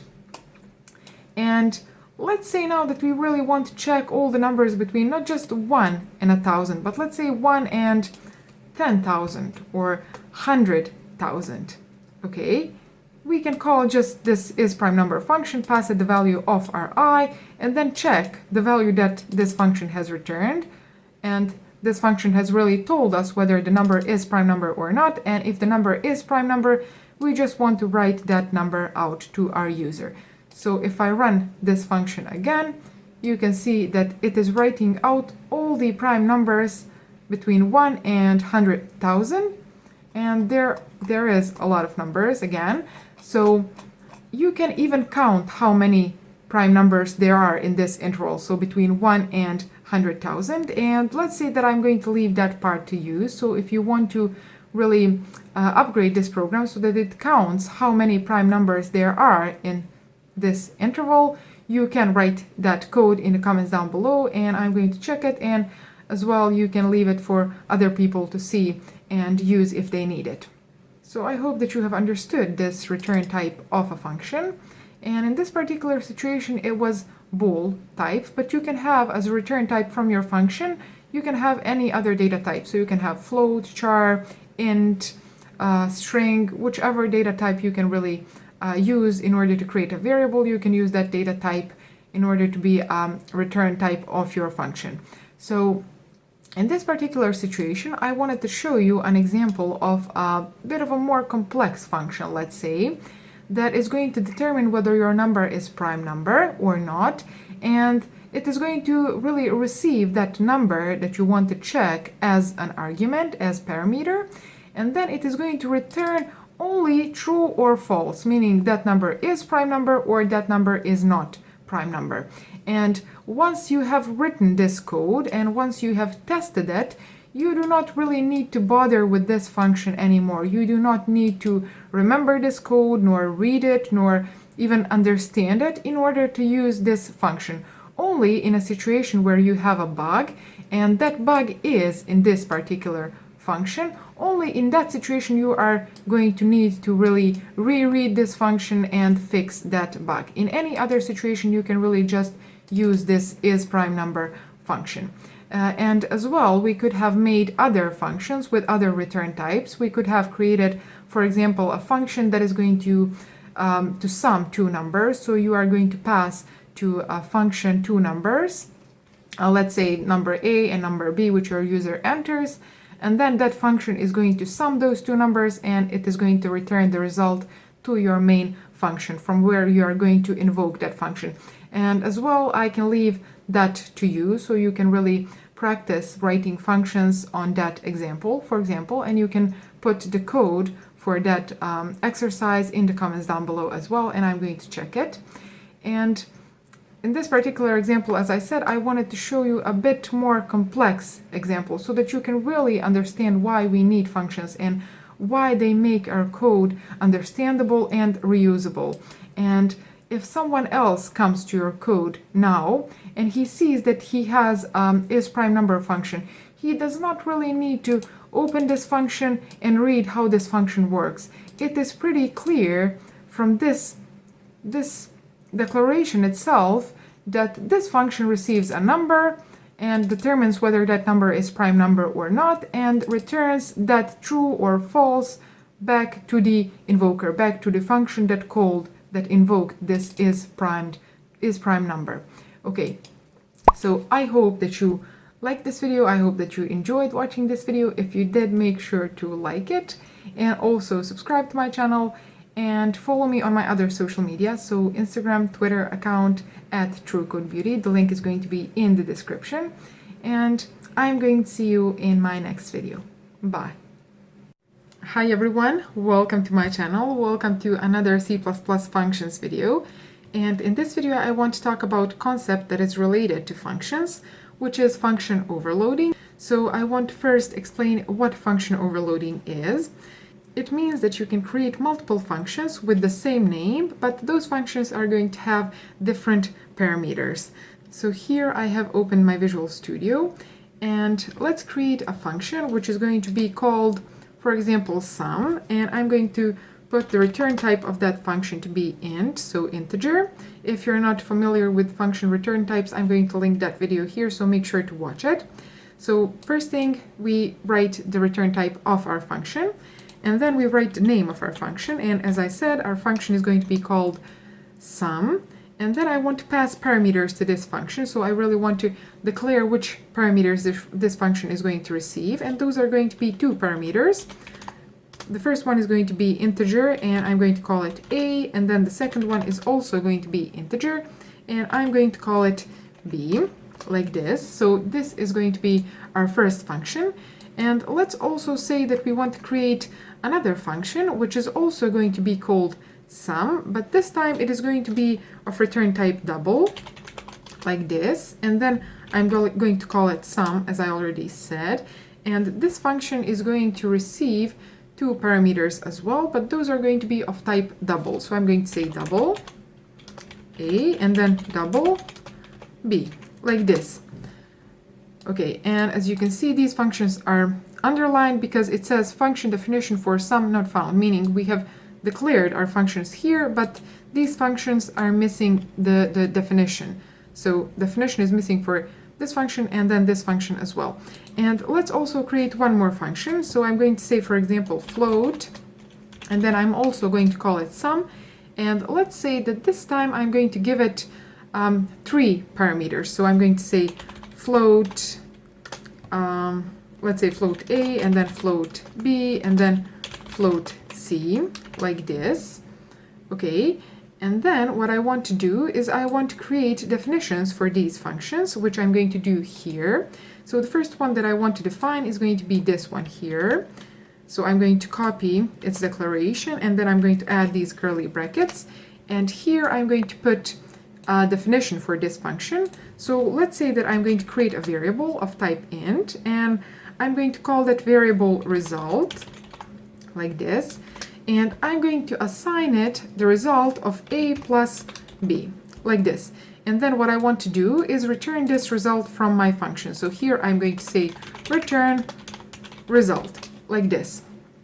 So this would be one way of returning the result from your function. And then another way to do the same thing is going to be to say really return here. So instead of creating a variable that is going to hold this result, you can really return this result itself from your function. So you can say here return a plus b.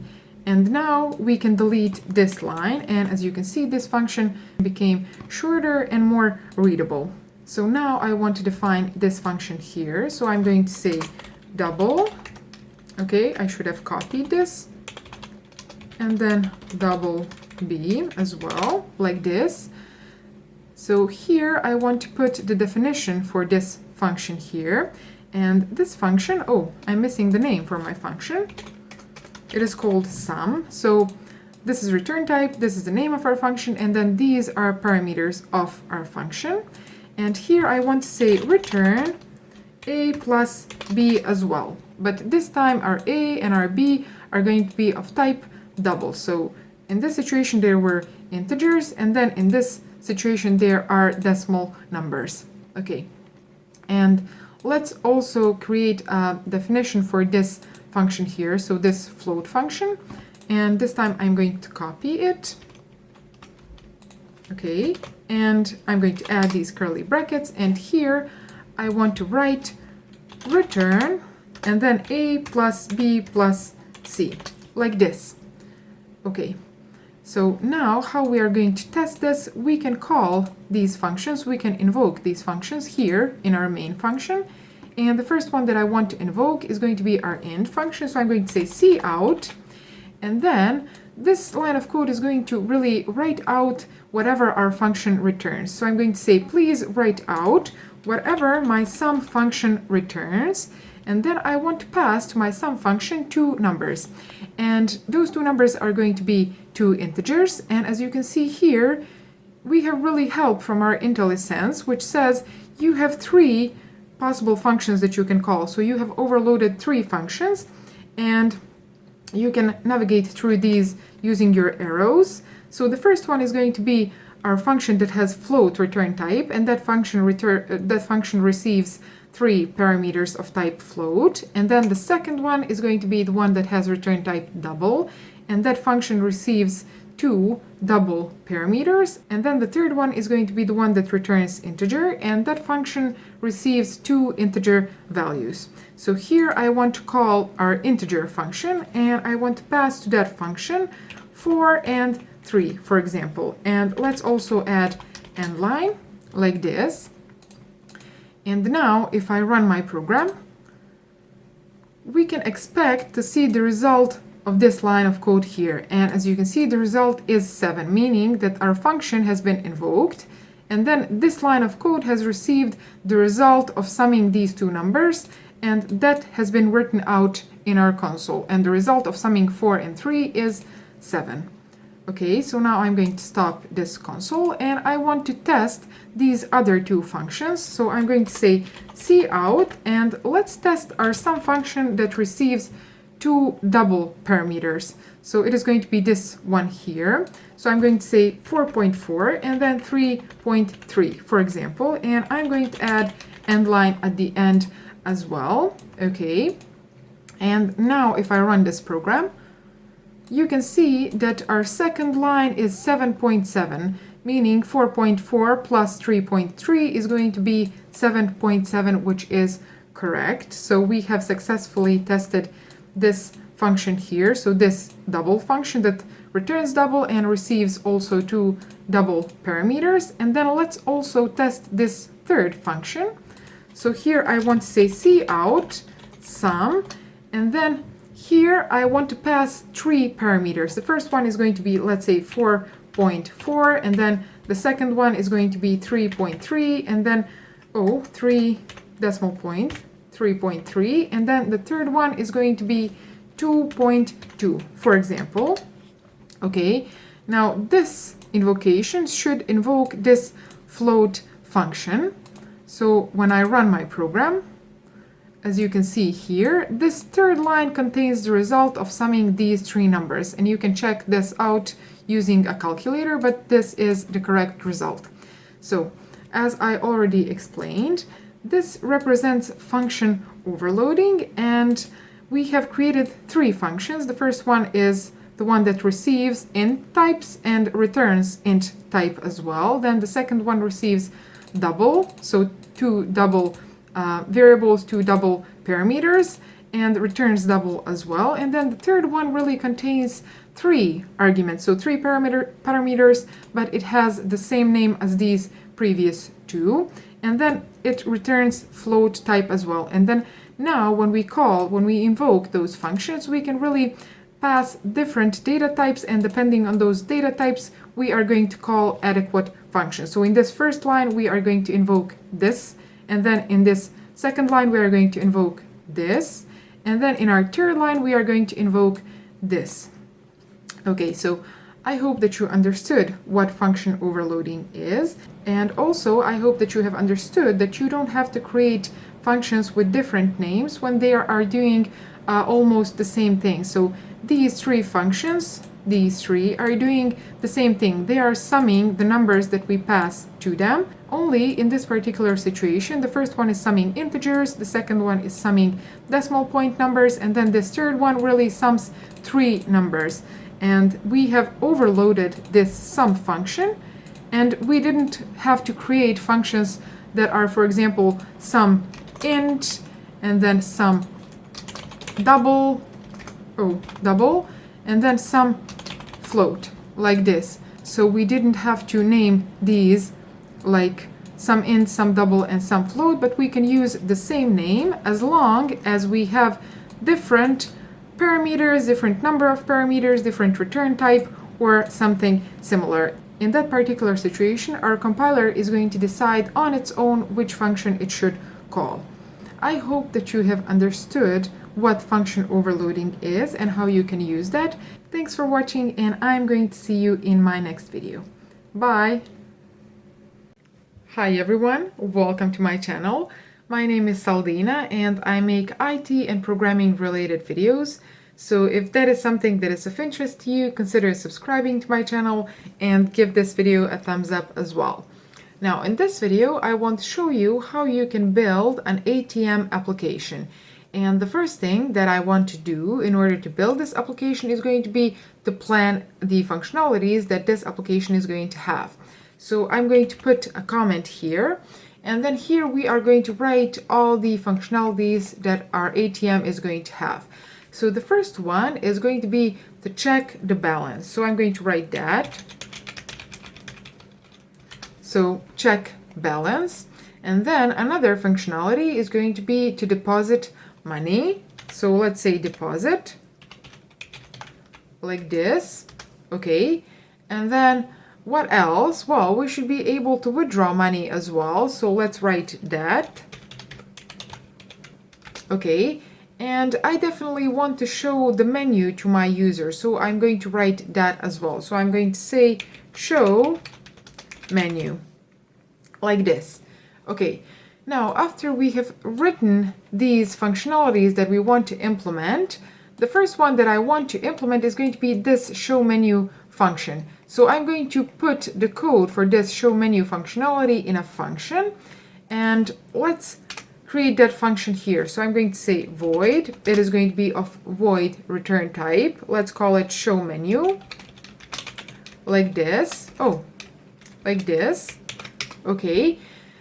And then what I want to do here is I want to write out the menu to my user. So I'm going to say cout, and then let's add these star symbols. 4, 5, 6, 7, 8, 9, 10. That is going to be enough.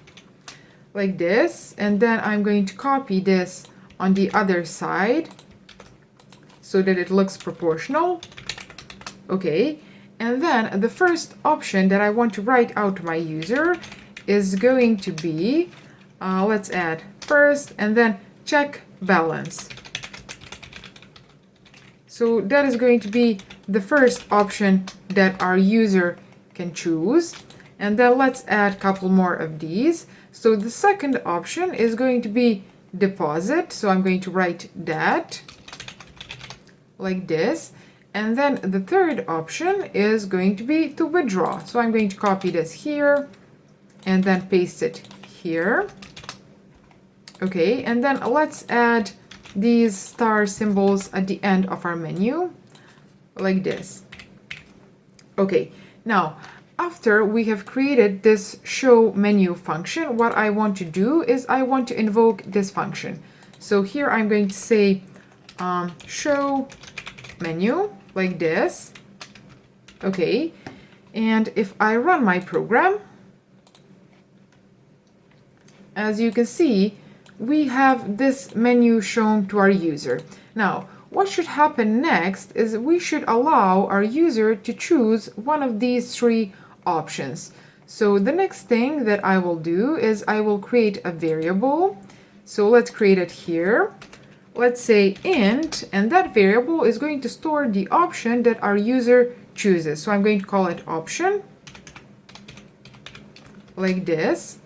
And then here, after I have written out this menu, so this menu here to my user, I'm going to say cout, and then please choose an option or whatever message you want to show. So option, like this. And then I want to accept the value that my user enters in this option variable. So I'm going to say cin option, like this. Okay, now if I run this program again, as you can see, it asks for option, and if I select any of these three options, if I press 3, for example, you can see that my program closes because we haven't written any code after this line here. So what I want to do now is I want to handle these three options, and I'm going to handle these three options using a switch case. So I'm going to write switch, okay, and then here I want to put this option variable. So that is going to be the value that I want to check. So I'm going to say switch option, and then in the case that our user has entered option 1, what I want to do is I want to write out the balance to my user. And in order to do that, I'm going to create a balance variable because we do not have a balance variable yet. So I'm going to give it a type double, like this, and call it balance. Okay, and let's assign it initial value of, for example, 500. Okay, so that is going to be the initial value of our balance variable. So here I'm going to say cout, and then let's say balance is, okay, and then let's write out this balance variable, and I'm going to add this dollar symbol at the end, and I'm going to add end line as well. Okay, so that is going to happen in the case that our user enters value or option 1, and I'm going to add break at the end of each case, so here as well. Okay, now our second case is going to be when our user enters option 2, like this. So in that second case, we should allow our user to deposit money. So here I'm going to say cout, and then let's write out deposit amount. So we want to ask our user how much money he wants to deposit. So in order to accept the value that our user enters, I'm going to create a variable which I'm going to call deposit amount. So let's create that variable. It's going to be of type double, and it is going to be called deposit amount, like this. And then I'm going to accept the value that our user enters here in my deposit amount variable, like this. Okay, and now what I want to do with this deposit amount is I want to add it to my balance. So I'm going to say balance is now going to be equal to whatever my balance was previously holding plus this deposit amount, like this. And then let's add break at the end as well. Okay, and then our third option, our third case is going to be when our user wants to withdraw money. So I'm going to copy this case here and then paste it here. And here I want to write out a different message to my user. So I'm going to say withdraw amount. Let's copy this. Okay, and then this variable, I'm going to call it withdraw amount, like this. Okay, and then here I want to enter that withdraw amount, and what I'm going to do with my balance in that situation is going to be I want to subtract that withdraw amount from my balance, but I want to subtract that withdraw amount only in a situation where this withdraw amount is equal to or less than this balance. So I'm going to say here if withdraw, where it is, withdraw amount is less than or equal to balance, like this, then I want to give that money to my user. Else, meaning if our user has requested more money than he has, I'm going to write out a message. So I'm going to say not enough money, like this. Okay, and that is going to happen, so this code here is going to happen in the case that our user enters option 3, which is this one here. Okay, so now if I run my program, you can see that it asks option, and let's say that we want this first option, so this check balance, and it says that balance is 500.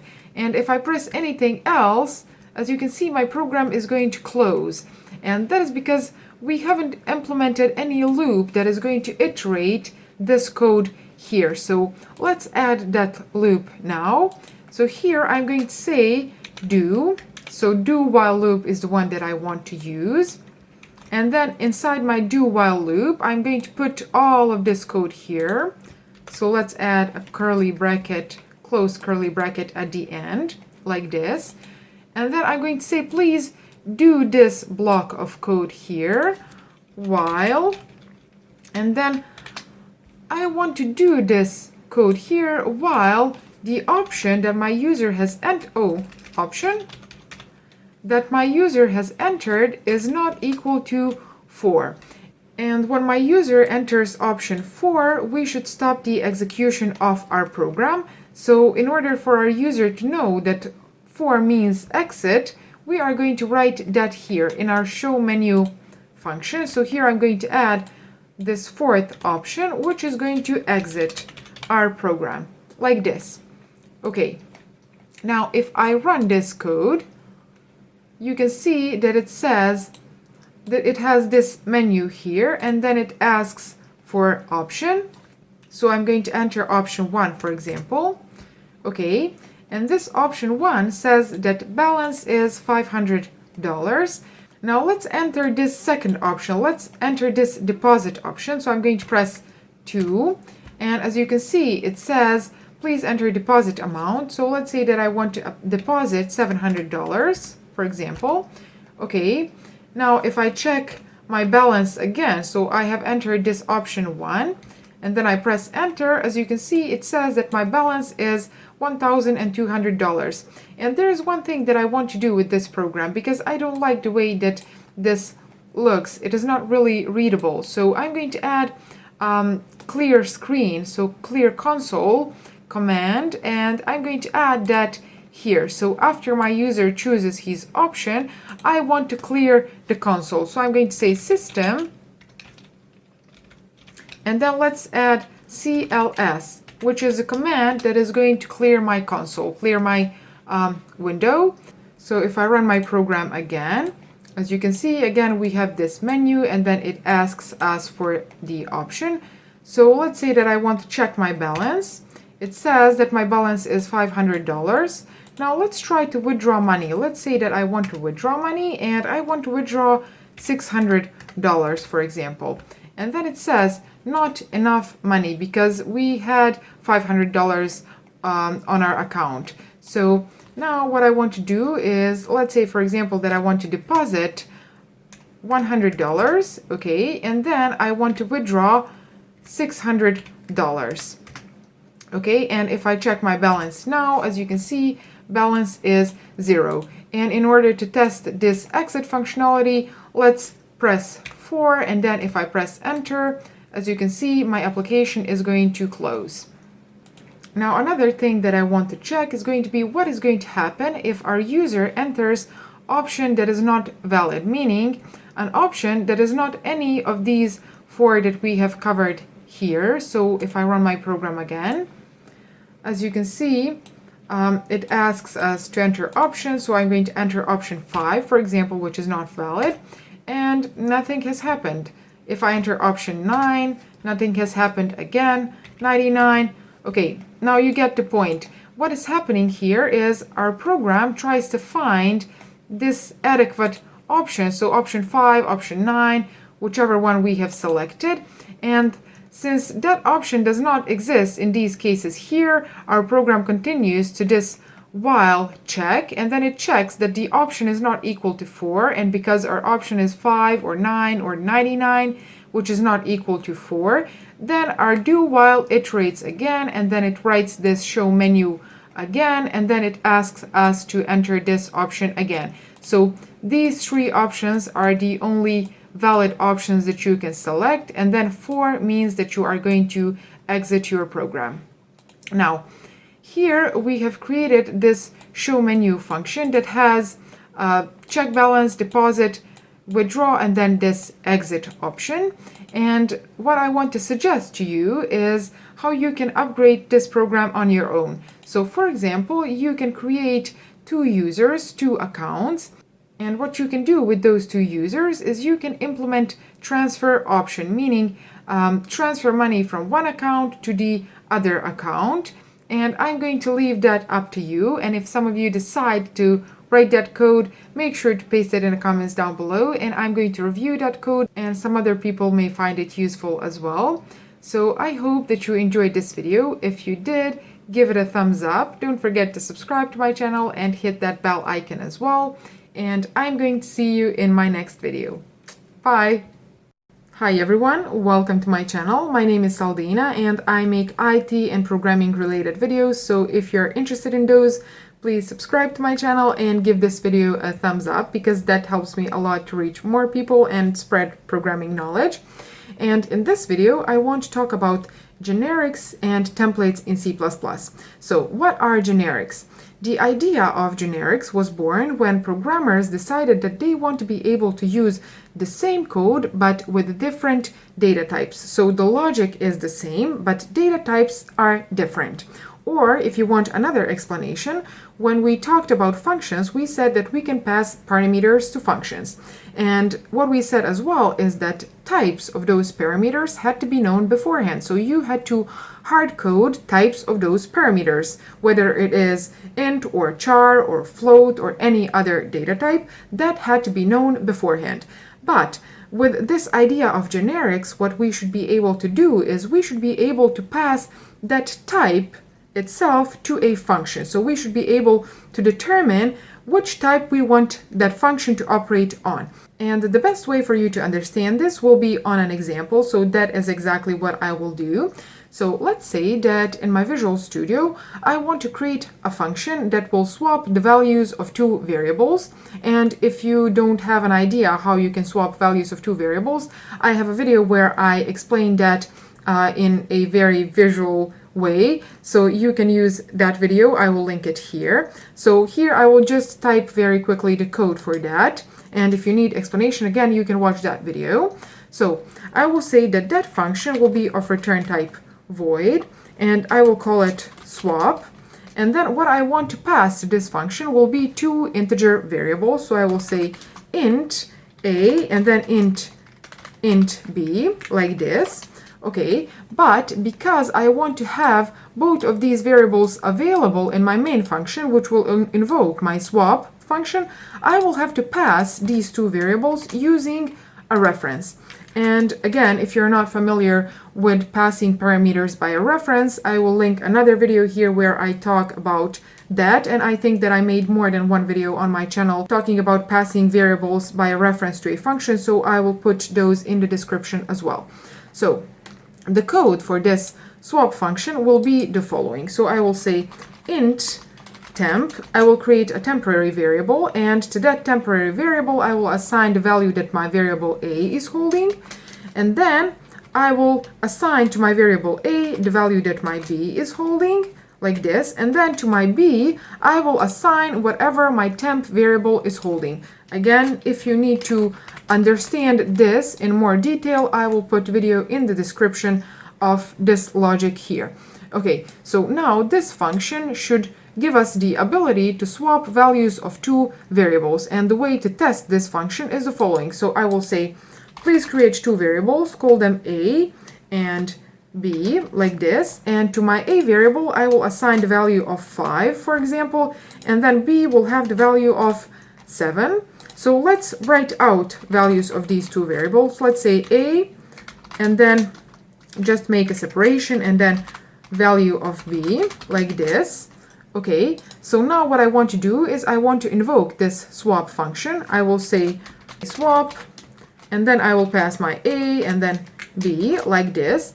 And if I copy this line after the invocation of my swap function, we will see if the values had indeed been changed. So if I run my program, as you can see, this line of code here has resulted with this output, so 5, 7, and then after invoking our swap function, the values inside these two variables, so A and B, have successfully been swapped. So now it is 7, 5.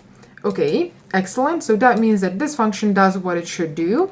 Now, what happens if I want to swap values of two char variables, for example? What I would have to do is I would have to copy this function, paste it here, and then I will adjust it to be able to work with char variables. So I will say char, and then I will change this with char as well, and then here I will put char as well. Now this swap function should work with char parameters, and this is called function overloading. If you're not familiar with function overloading, I made that video explaining how it works, so I will link it here if you want to watch it, and I will put it in the description as well. So this function should be able to work with char parameters now. And in order to test this function, let's create two variables of type char. So char C and then D as well.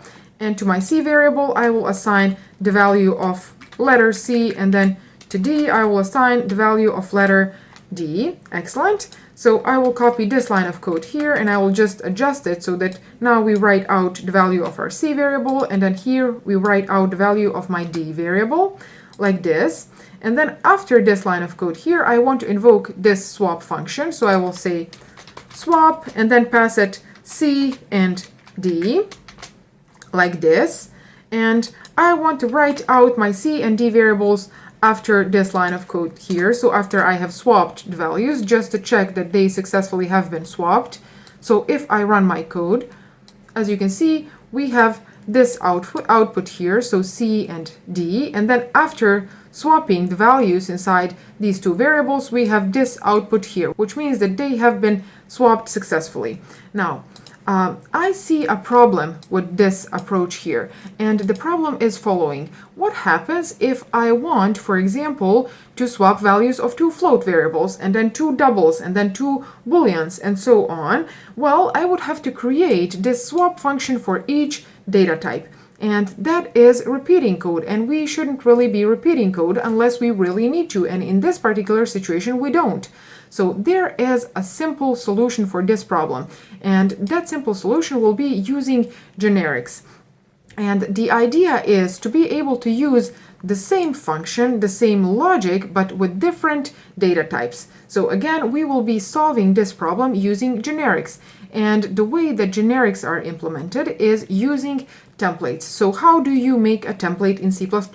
Well, you use keyword that is template, like this, and then inside these angled brackets, you will put the name of your type. So you will say type name, and most common type name that is used is called T, but you can use whichever type name you want. You can say type as well if you want, that should work, but I will use T because that is the recommended way. So now that I have created a template and I have said I want to create a new type, which is called T, I will have to use this T in my swap function. So now I will change this int with my T. So I will say T here, and then T here, and I will create T here as well.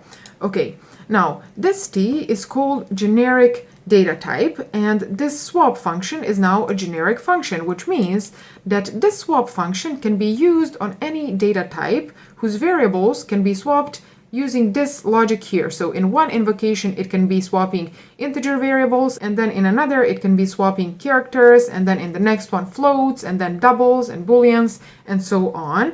So now that means that we can really remove this swap function because we do not need it, because as we said, this function here is a generic function and it can be used with different data types. So now I will delete this swap function here, and if I run this code should work as it did before. So let's press this button. Okay, and as you can see, 5, 7, and then 7, 5. This function indeed works for integers, and then CD, and then DC, so it works for characters as well. And let's close this. Okay, now what you can do here as well, here in the invocation, in this 15th line, invoking this function for two integer variables, what you can do is you can specify the type itself as well. So you can say, I am invoking this swap function for my integer type. So now when this function is invoked, it will go here, and this t keyword will be changed with this int. So it will be int here, and then int here, and then int here, and it will do the swapping. This function here will do the swapping for int data type. And then in this 20th line here, you can say as well char if you want. You don't have to. That process will happen automatically because you have declared C and D as char type. So those C and D of type char will be passed here, and then char will be here, and char will be here, and then char will be here as well. So what we have acquired with this template function here is to be able to use the same code with different data types. We have just demonstrated how that can be invoked for integer data type, and then how we can use it for character, and you can do on your own float or double or bool and so on. Okay, and then what you can do as well is you can use any other name for your generic type. T is something that is used commonly in literature, but you can use type as well if you want. So you can say O, you can say type, and then you would have to say type here, and then type here, and here as well. Okay, that should work the same way that it did previously. And then another thing that you will find in literature is instead of this type name keyword, you can use class. It really depends on you. Whichever one you want to use, you can. And again, if you know what classes are, class is a type as well, so it is user-defined type. So this should work as well, the same way that type name keyword did. And if you're not familiar with classes and objects and object-oriented programming, I have a course which I will link here, so make sure to watch that.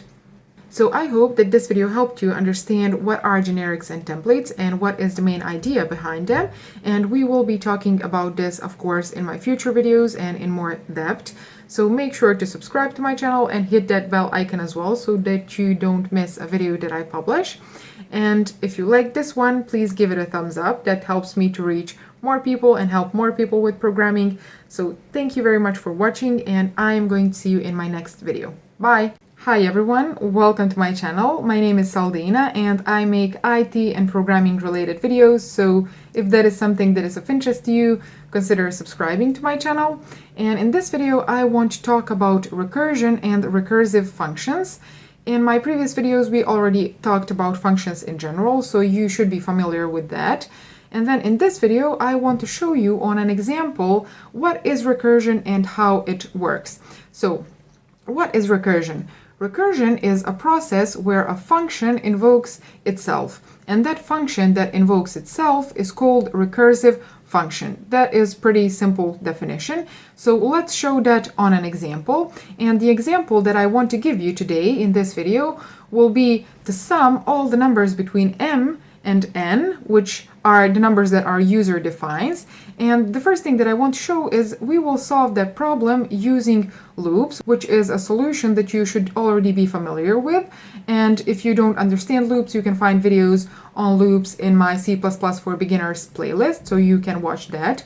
And then after we solve that problem using loops, I want to show you how you can solve that same problem using recursion. So if you want to skip directly to the recursion part, I'm going to leave the link to that part, the timestamp, in the description of this video, so that you can navigate yourself directly to the recursion part if you want. Now, as I already said, the problem that we want to solve in this video is going to be to sum all numbers between number m and n. So let's write the text of our task here. I'm going to say sum numbers between m and n. Okay, so this is going to be our task. And then here, as I already said, I will first solve this problem using loops. So considering that we have to sum numbers between number m and n, I will create two variables, so int m and n. which are two variables to hold the numbers that our user enters, you can do that part. I'm going to hard code those values here. So let's say that my number m, that my variable m holds value of 2, and then n holds the value of 4, for example. And one thing, if you are going to ask your user to enter the numbers for these two variables, what you should do is you should make sure that your user enters smaller number in your variable m and then greater number in your variable n. And if that is not the case, there are a few ways to solve that problem. So you can swap the values in these two variables. If your user enters bigger number here and then smaller one here, and if you don't know how to swap the values in two variables, I'm going to put a link which contains the explanation for that here. And then you can as well just ask your user to enter again and again and again until this number is smaller and then this one is greater. And as I already said, I'm just going to hard code these two values here. Okay, so now that we have our number m and our number n, what I'm going to do is I will write a loop which is going to solve this problem here. And the easiest way to solve this problem here is going to be using for loop. So I will say for, and then I will declare a counter, int I, and that counter should start at the value of our variable m, so I is equal to m, and then it should count until it comes to the value of n, so while our I is less than or equal to n, so while our I is less than or equal to n, and then in each iteration I'm going to increase the value of my counter by 1.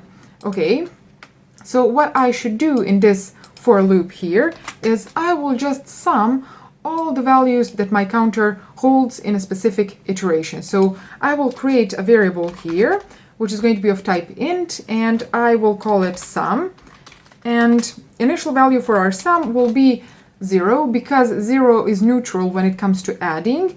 So here I will write sum is equal to whatever our sum was previously holding, and then to that I will add the value of my I counter, like this. So this should be pretty much it to solve this problem, and at the end of this for loop we should have the sum of the numbers between 2 and 4 in this variable here. So let's write that out. I will say cout sum is equal to, and then write out the value that our sum variable holds. And if you are not familiar with this code here, you should watch my video related to for loop, and I'm going to link it here or leave it in the description down below. So let's run our program and test this code here. Okay, it says that our sum is equal to 9, so 2 plus 3 is 5, plus 4 is 9, so that is the correct result. So this approach here will solve this problem using loops. And this is something that you should already be familiar with. And now I'm going to show you how you can solve this same problem using recursive functions. So let's comment this code out because I don't need it anymore, like this. And then what I want to do is I want to create a function of return type int, and I will call it, let's call it recursive sum, like this. Okay. So this recursive sum function will receive two parameters, and those two will be integer number m and then integer which is called number n. So we will pass these two values to our recursive sum function. And what should we do inside this recursive sum function? Well, the same way that we do not want this for loop to be an infinite loop, we do not want our function to be an infinite recursion. So here we specify the condition when our for loop is going to stop to execute. So here, when our counter I reaches the value of n, that is the point when our for loop stops running. And then here in our recursive sum function, we will have to define a base case which is going to break this recursion. So as I already said, it is called base case, and for this recursive sum function, our base case will be following. So I will say if our m is equal to n, in that case, what I want to do is I want to return from this recursive sum function value of our m or n. So I will say return m. It doesn't really matter which one you return because here we have checked that they are equal. Okay, so this here is our base case, something that is going to break our recursion so that we do not end up with an infinite recursion. Okay, and then what I want to do here is I want to do that recursive part. So that part where the function is invoking itself. And what we should do here is the following. So I will say return, and here I want to return the value of m, so the current value of our m parameter, and then I will add to that the following expression. So I will invoke again our recursive sum function, but this time I will pass to this recursive sum function the value of our m plus 1 and then the value of our n variable. Okay, so what this code here is going to do. The same way that here we have increased the value of our I counter in each iteration, here I'm increasing the value of our m parameter in each recursion, so that at a certain point we are going to reach this condition here, so our m and our n will be equal, and at that point our recursion is going to stop. So how is this code here going to behave? Well, let's write out invocation of this function here, and then we are going to go line by line through the execution of this program so that you can understand how this recursion is going to work. So let's say cout sum is equal to, and then I will invoke this recursive sum, so recursive sum, and here I want to pass the value of m and n, like this. So when we come to this 14th line of code here, what is going to happen is we will pass values of 2 and 4 to this function here. So I will write that my m holds the value of 2, and then n holds the value of 4. Okay, and then we come to this line of code here, and we check, is our m equal to our n? So is 2 equal to 4? The answer to that is no, so we do not execute this, but we go here, and what this line of code here says, it says, please return from this function the following. So return current value of my m, which is 2, and then to that I will add whatever this recursive sum function returns to me if I pass it m plus 1 and n. So here I will invoke function again, and I'm going to use these parentheses to indicate invocation of a function.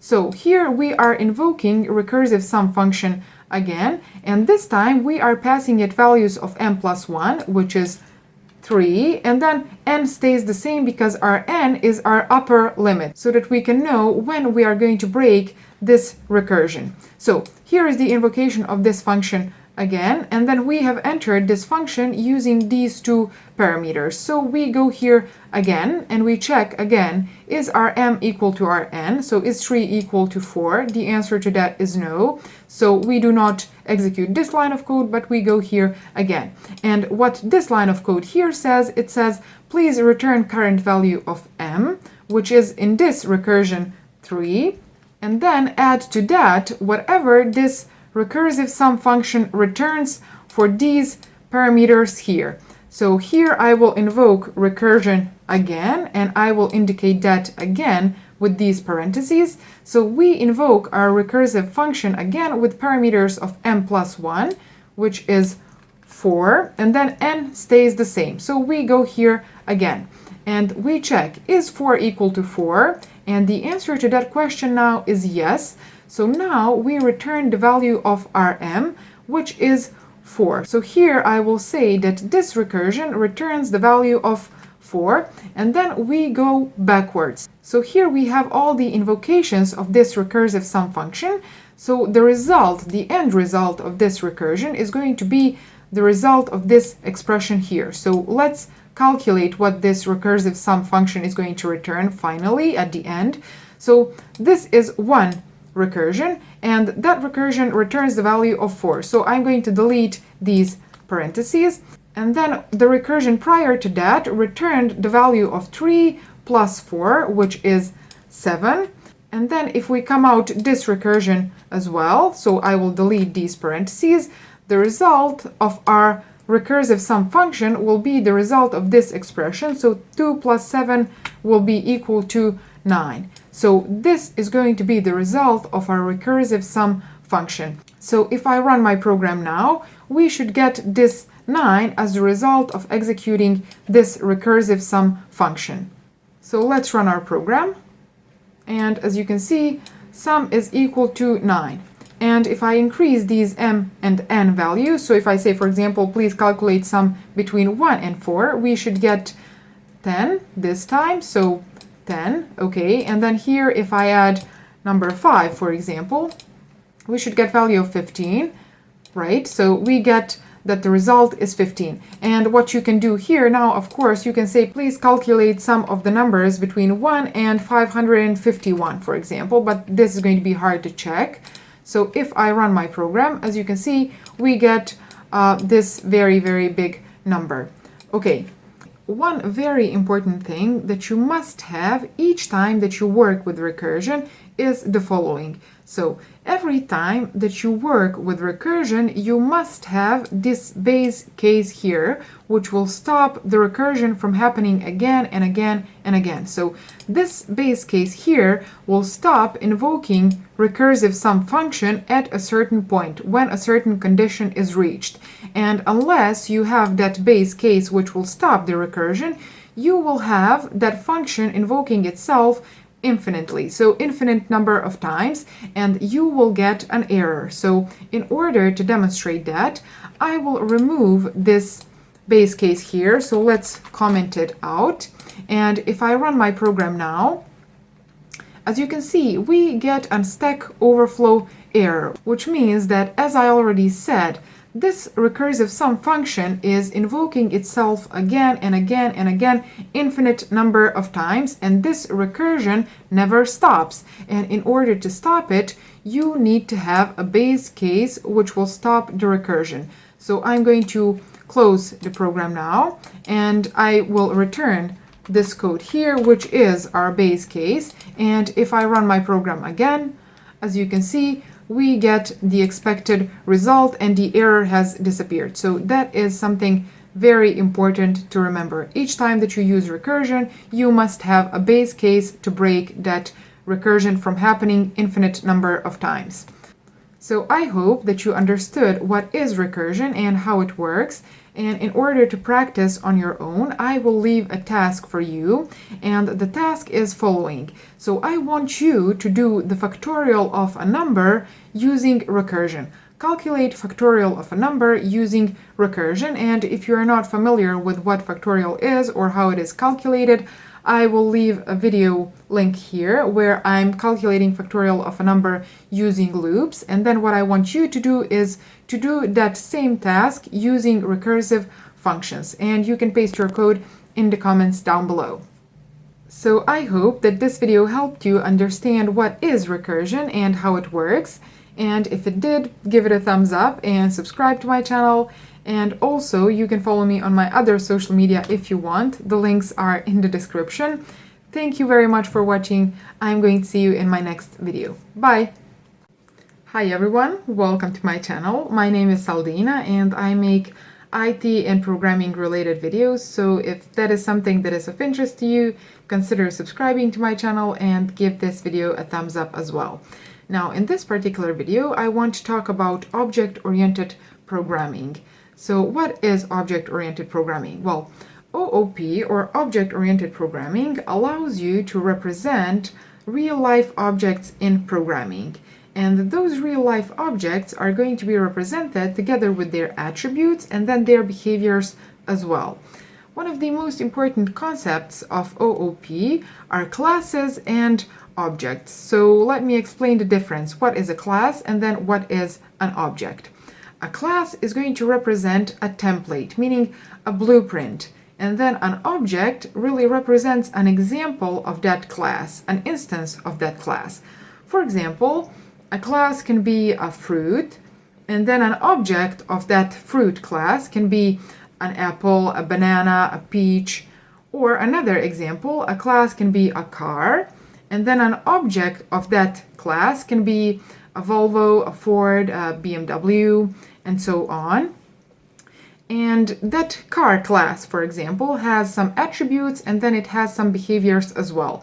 Now, what are attributes of car class? Well, a car has a name, for example. That's an example of one attribute. And then it has a price and max speed and color and so on.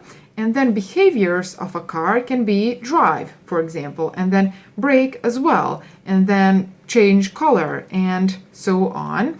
So here we are going to create an example of a class, and then we are going to create an object of that class.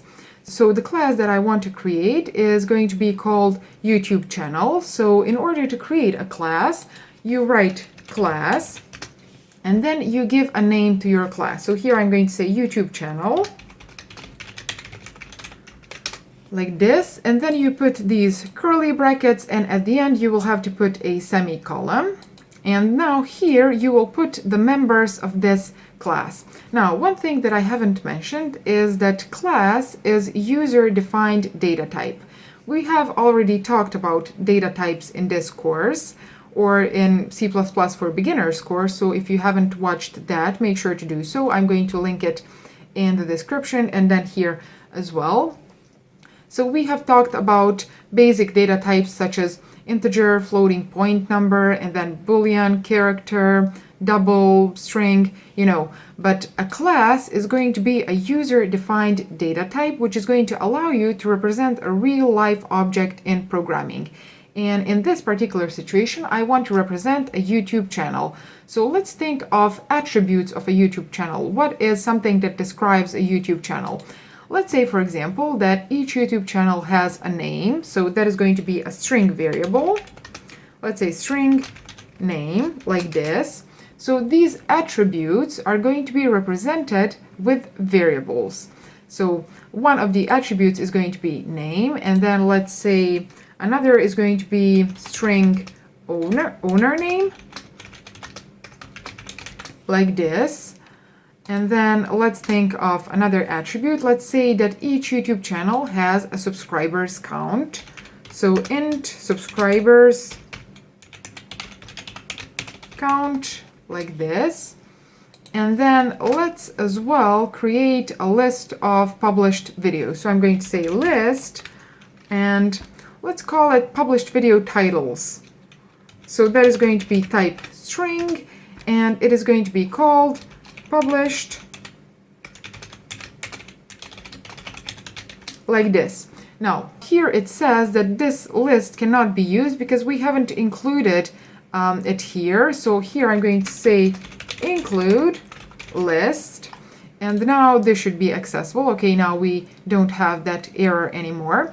And what I want to do here is I want to represent a YouTube channel that has 4 attributes. It has a name, then owner name, you can use email here or whatever, and then it has subscribers count and published video titles. Now here you can use another class. Here you can say, for example, list of videos. You can create another class that is called video, and then in that video class you can put all the attributes that describe a video. So that can be, for example, a title, and then a description, number of likes, number of comments, number of views, the duration of that video, the video itself, but for the simplicity of this particular example, I'm going to use just the title of those videos. So now, after I have created this YouTube channel class, what I can do is I can create an object of that class.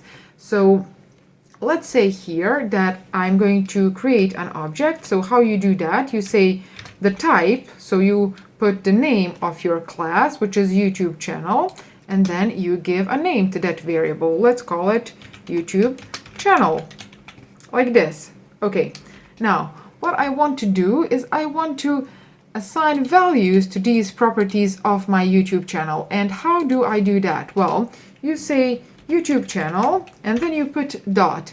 And here is nothing available, but it should be. These properties should be available when you say YouTube channel dot. Now, why these are not available? It is because all the members of your class are by default private. And that means that these members, because they are private, they are going to be accessible only within this class here. And in order to make them public, in order to make them accessible outside of this class, you put public access modifier. So you say here public, okay, like this. Now this public is an access modifier, and it is going to make all of these members of your class accessible outside of your class, which means that now if I press dot here, as you can see, name, owner name, published video titles, and then subscribers count is available for me now. So I'm going to say that the name of my YouTube channel is going to be, for example, Code Beauty, like this. And then owner name, let's copy this a couple more times. So owner name is going to be my name, so Saldina, like this. And then subscribers count, well, let's say this is an integer variable, so we don't need the quotation marks. Let's say 1,800 people. And then these published video titles, so let's add value to my published video titles list. So here I want to say that I have published, for example, C++ for beginners. Oh, let's say video 1, okay, and then let's say HTML and CSS video 1, okay, and let's add as well this video. So let's say C++ OOP video 1, okay. Now after I have assigned value to these properties, what I can do is I can write out these properties. So I can say here, for example, cout, and then let's say name, and let's write out the name of my YouTube channel, like this. And I'm going to add an end line, and I'm going to copy this a couple more times, like this. So here I want to write out owner name, so let's put YouTube channel dot owner name, and then here I want to write out a subscribers count, so YouTube channel dot subscribers count, and then published video titles. Now this property here, published video titles, is not a simple property, meaning this property here is a list, and in order to write out a list we are going to use a loop. So I'm going to delete this, and then here I want to create a loop, and let's say that we will be using for each loop. So I'm going to say for, like this, and then here I'm going to write out the type of the value that I'm going to use in my list. So I'm going to say string, because this published video title is of type string, and then here I want to give it a name, so I'm going to say video title, like this, and then I'm going to specify the list that I want to iterate, and that list is going to be this one here. So it is going to be a list of published videos in my YouTube channel object. Okay, and now in these curly brackets, I am going to specify the block of code that is going to be executed in each iteration. So what I want to do with this video title is I want to write it out. So I'm going to say cout, and then let's write out video title, and I'm going to add an end line at the end as well. And one more thing that I want to write out before this list is going to be just cout videos, like this. Okay, and let's add end line at the end so that it is formatted nicely. So now if I run this program, as you can see, it has written out information about this object that we have created here. It says that the name of YouTube channel is Code Beauty, and then owner name is Saldina, subscribers count is equal to 1800, and then this channel has published 3 videos, so C++ for beginners, and then HTML and CSS video 1, and then C++ object-oriented programming video 1. Okay, so I have created a class that is called YouTube channel. I have created 4 attributes, so 4 properties, and made them public, which means that these 4 properties are going to be accessible outside of this class, and we have accessed those properties here. So we have said that we want to assign the value to our name property, and then owner name, subscribers count, and then we have as well assigned value to this published video titles list. Okay, and then here we have written out information that is stored inside these properties. So that was an example of how you can create a class, and then how you can create an object of that class as well. And in my next video, we are going to be talking about constructors and class methods, because there is a more simple way to do this that we have done here. So make sure to check that video out as well. So I hope that you enjoyed this video. If you did, give it a thumbs up, and also please subscribe to my channel and click that bell icon. And I'm going to see you in my next video. Bye! Hi everyone, welcome to my channel. My name is Saldina and I make IT and programming related videos on this channel. So if that is something that is of interest to you, consider subscribing and give this video a thumbs up as well. And in this particular video, I want to talk about constructors and class methods. So here I have some code that we have written in a previous tutorial of this course. So if you haven't watched that, make sure to check it out. I'm going to link it here and in the description as well. And let's explain very quickly this code that we have here. So I have created a class called YouTube channel, and that class has 4 public properties. So 4 attributes. Those are name, owner name, subscribers count, and then a list of published video titles. And then here I have created an object of that class. I have assigned the value to these properties here. Okay, and then here I have written out information about this object that we created. And as I said, in this video I want to talk about constructors and class methods. And how am I going to explain these? Well, let me first introduce a problem to this approach here so that you can really understand the need for these two. So what happens if I want to create another object of this YouTube channel class? How am I going to do that? Well, in this current situation, what I would do is I would copy this. So I'm going to copy it and then I'm going to paste it here like this. And let's give it a name. Let's say that this channel is going to be YouTube channel 2. And let's call it, let's say YouTube channel 2.name. Let's say that it is going to be called Amy Sings, for example. And owner is going to be a girl called Amy. And then she is going to have, let's say, 2,000 subscribers. Okay. And then the videos that she has published are going to be songs, obviously, because she has a channel named Amy Sings.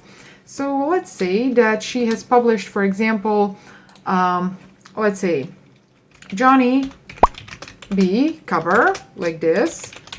So that's one song, that's one video. And then let's say that another video that she has published is going to be, for example, Lorelei. So that's a song from Scorpions, and she has made a cover of that song like this. Now these two are 2 of my favorite songs, and you can put whatever you want here in this list. And I'm also wondering, and you can write that in the comments down below, what are your favorite songs? So please write that in the comments. Just don't put links, because I think that YouTube has this policy of treating links as advertising or spam or something. So just write out the name of your song and then the name of a singer, I guess. And I'm really looking forward to reading your comments. So now that I have created this second YouTube channel, what I want to do is I want to write out information about this channel. But I noticed that I'm missing here this YouTube channel 2. So here I'm going to say YouTube channel 2.owner name, and then YouTube channel 2.subscribers count, and then YouTube channel 2.published video titles as well. Okay, now if I wanted to write out information about this second channel, what I would do is I would copy this.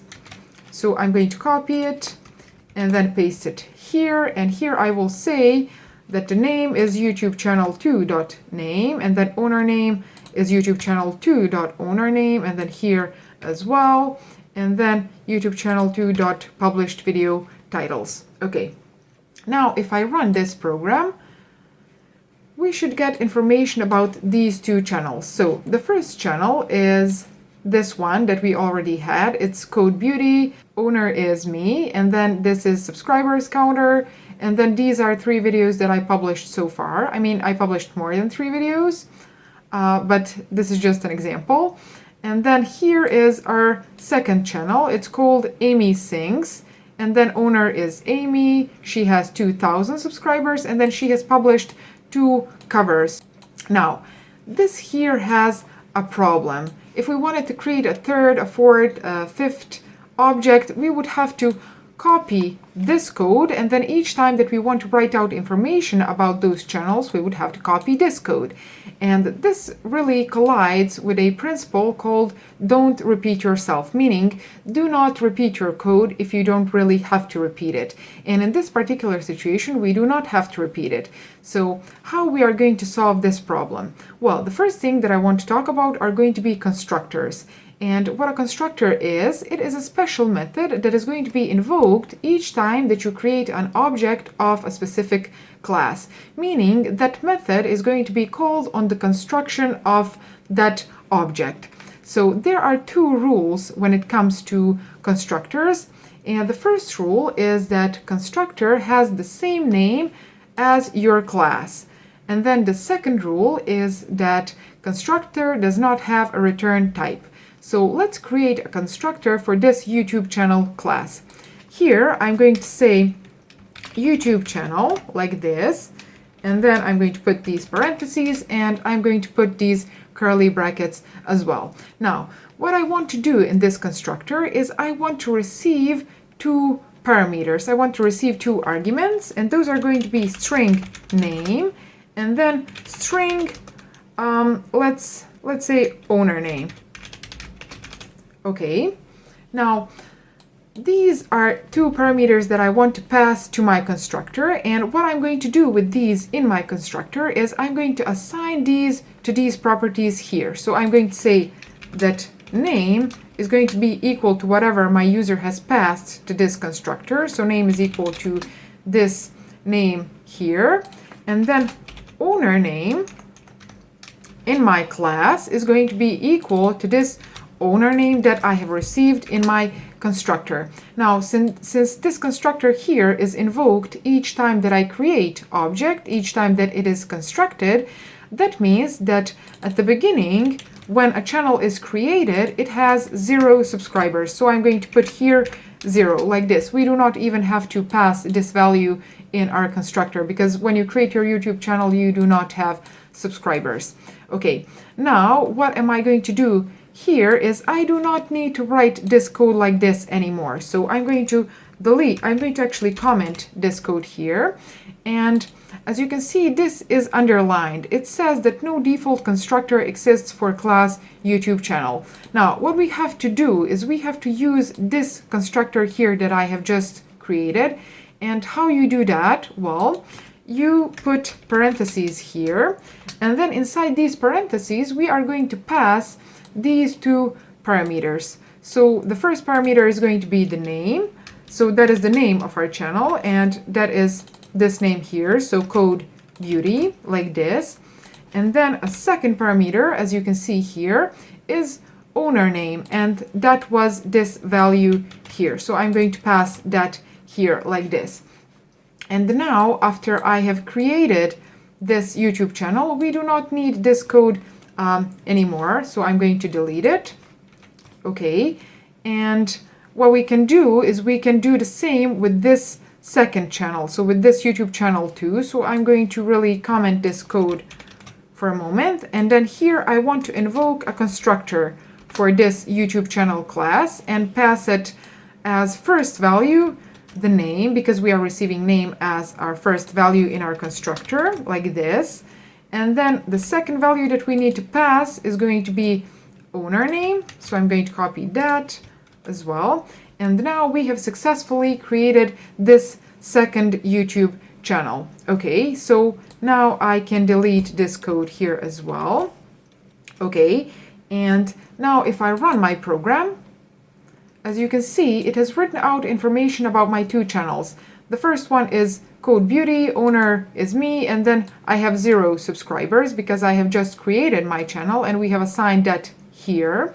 And then our second channel is Amy Sings, owner is Amy, and she has 0 subscribers as well. And as you can see, both of these videos, published videos lists, are empty because we haven't really added any videos. Okay, so how do you do that? I'm going to delete this from here and then move it here like this. So now we have both of our objects being created at the beginning here. So what I want to do now is I want to add a couple of videos to this channel here. So how do you do that? Well, you say YouTube channel like this, and then I'm going to put dot, and here in this published video titles list, I'm going to invoke a method push back, which is going to add at the end of this list another element, and that element is going to be of type string because this published video titles is a list of strings. So here I'm going to add a string and I'm going to call that video C++ for beginners like this. So that is one video, and then let's add a couple more videos. Let's say HTML and CSS for beginners. And then let's say OOP for beginners. Well, no, let's say C++ OOP, like this. Okay, so we have added 3 videos for this first channel, and then this second channel does not have videos yet. So if I run my program again, you can see that this first channel has 3 videos, and then this second channel does not have any videos yet because we have deleted those that we previously had. Okay, now that was the example on how you can create a constructor and how you can use a constructor. So this here is the constructor of this YouTube channel class, and we have passed 2 parameters, 2 arguments to this constructor, and then here in our constructor we have really assigned initial values to these properties here that we have in our YouTube channel. And then this here is the way that you use your constructor. So you put these parentheses and then you pass the values that your constructor has to receive. And here we have created 2 objects, and we have done that without repeating code. Now what is going to happen with this here? So this here and then this here is repeating code as well. And in order to solve this particular problem, we are going to use class methods. So class method is going to describe a behavior of a class.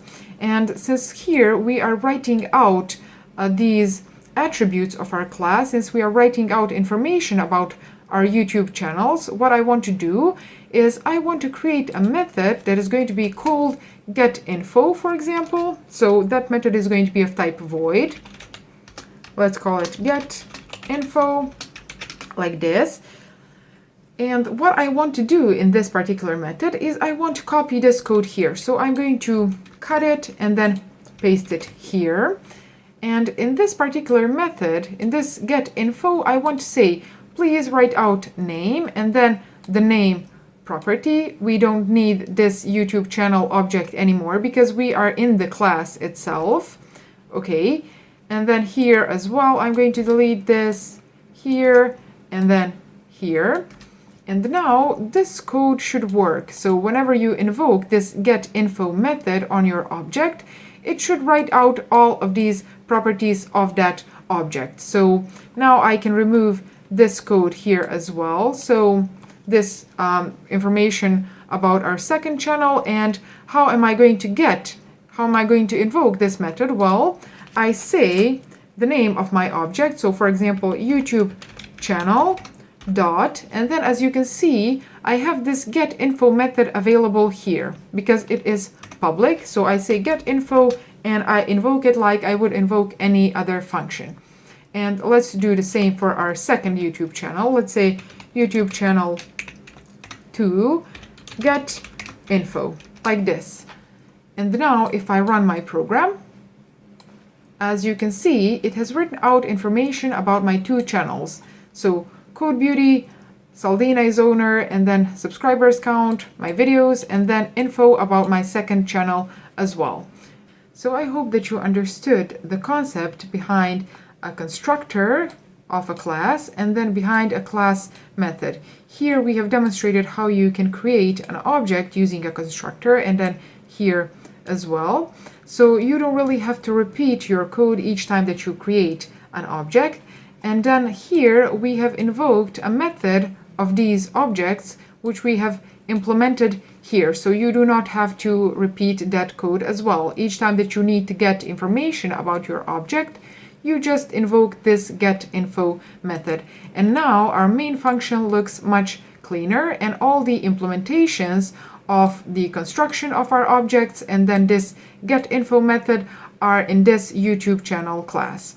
So I hope that you enjoyed this video. If you did, give it a thumbs up and also subscribe to my channel. Don't forget to hit that bell icon, and I'm going to see you in my next video. Bye! Hi everyone, my name is Saldina and I make IT and programming related videos. So if that is something that is of interest to you, consider subscribing to my channel and give this video a thumbs up as well. And in this particular video, I want to talk about encapsulation. Here I have code that we have written in the previous videos of this course, so if you haven't watched those, make sure to check them out. I'm going to link them in the description of this video. And I'm going to go over this code very quickly so that you can understand what we have written here. So here I have created this YouTube channel class, which has 4 public attributes, and those are name, owner name, subscribers count, and then list of published video titles. And then here we have a YouTube channel constructor, and then this getInfo method as well that just writes out information about our YouTube channel. And here's the code of our constructor. Okay, and then in our main function, we have created an object of this YouTube channel class, and we have assigned it these 2 values for our name and our owner name. And then we have as well added 3 videos to this published videos list. And here we have written out information about our channel. So if I run this code now, as you can see, this is how it behaves. It writes out information about our YouTube channel. Now, what I want to talk about in this video is encapsulation. And what does this principle of encapsulation says? Well, encapsulation says that these properties here should not be public. These should be private, and then the way to change the value, the data that you store inside these properties, should be really using methods that you expose, and then you give access to those methods to your user, and then using those methods, obeying the rules of those methods, your user can change the value of these properties. Okay, so let me introduce a problem here so that you can really understand why we need encapsulation. So what happens if I say, for example, that YouTube channel, so this that we have created, has, let's say, 1 million subscribers. Okay, this is 1 million.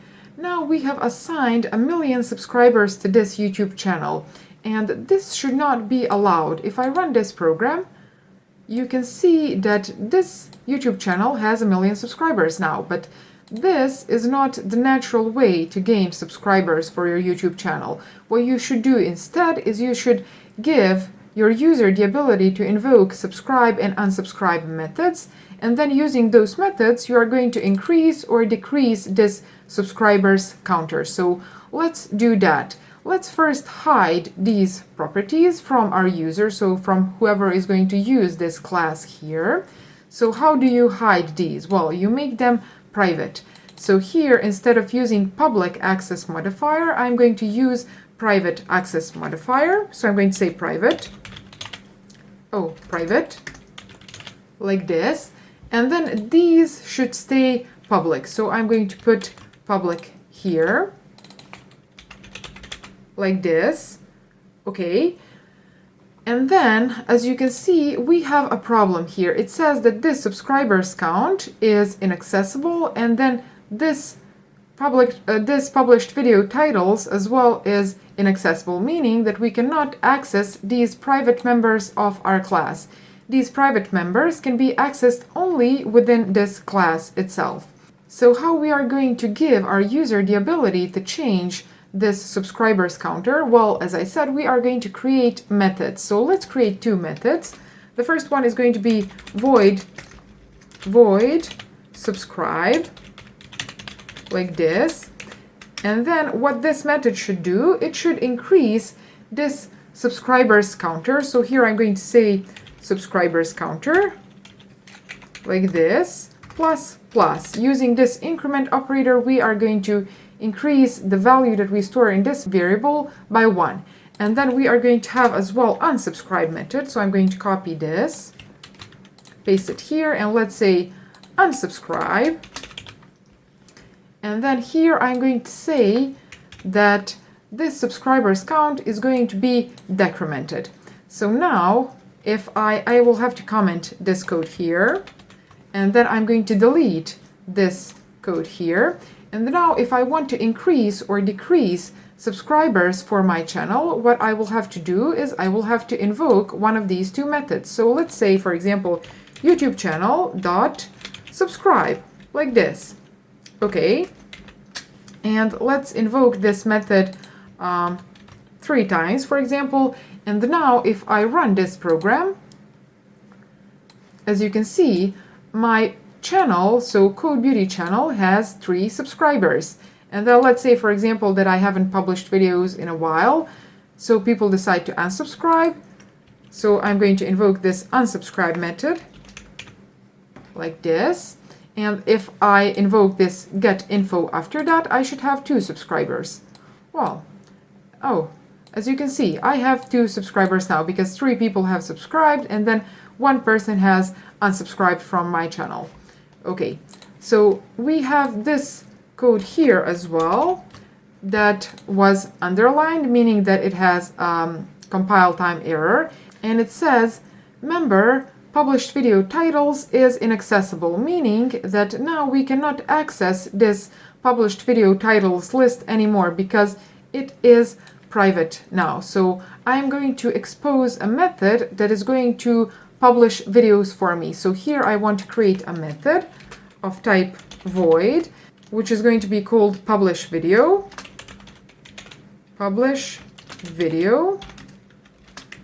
like this. And then here I want to add a video to my published video titles, like this. So I'm going to say published video titles, push back.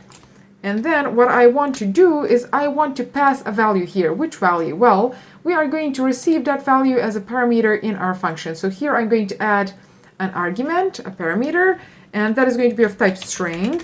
And let's call it title, like this. And now we are going to use this title here. So we are going to push this title in our published videos titles.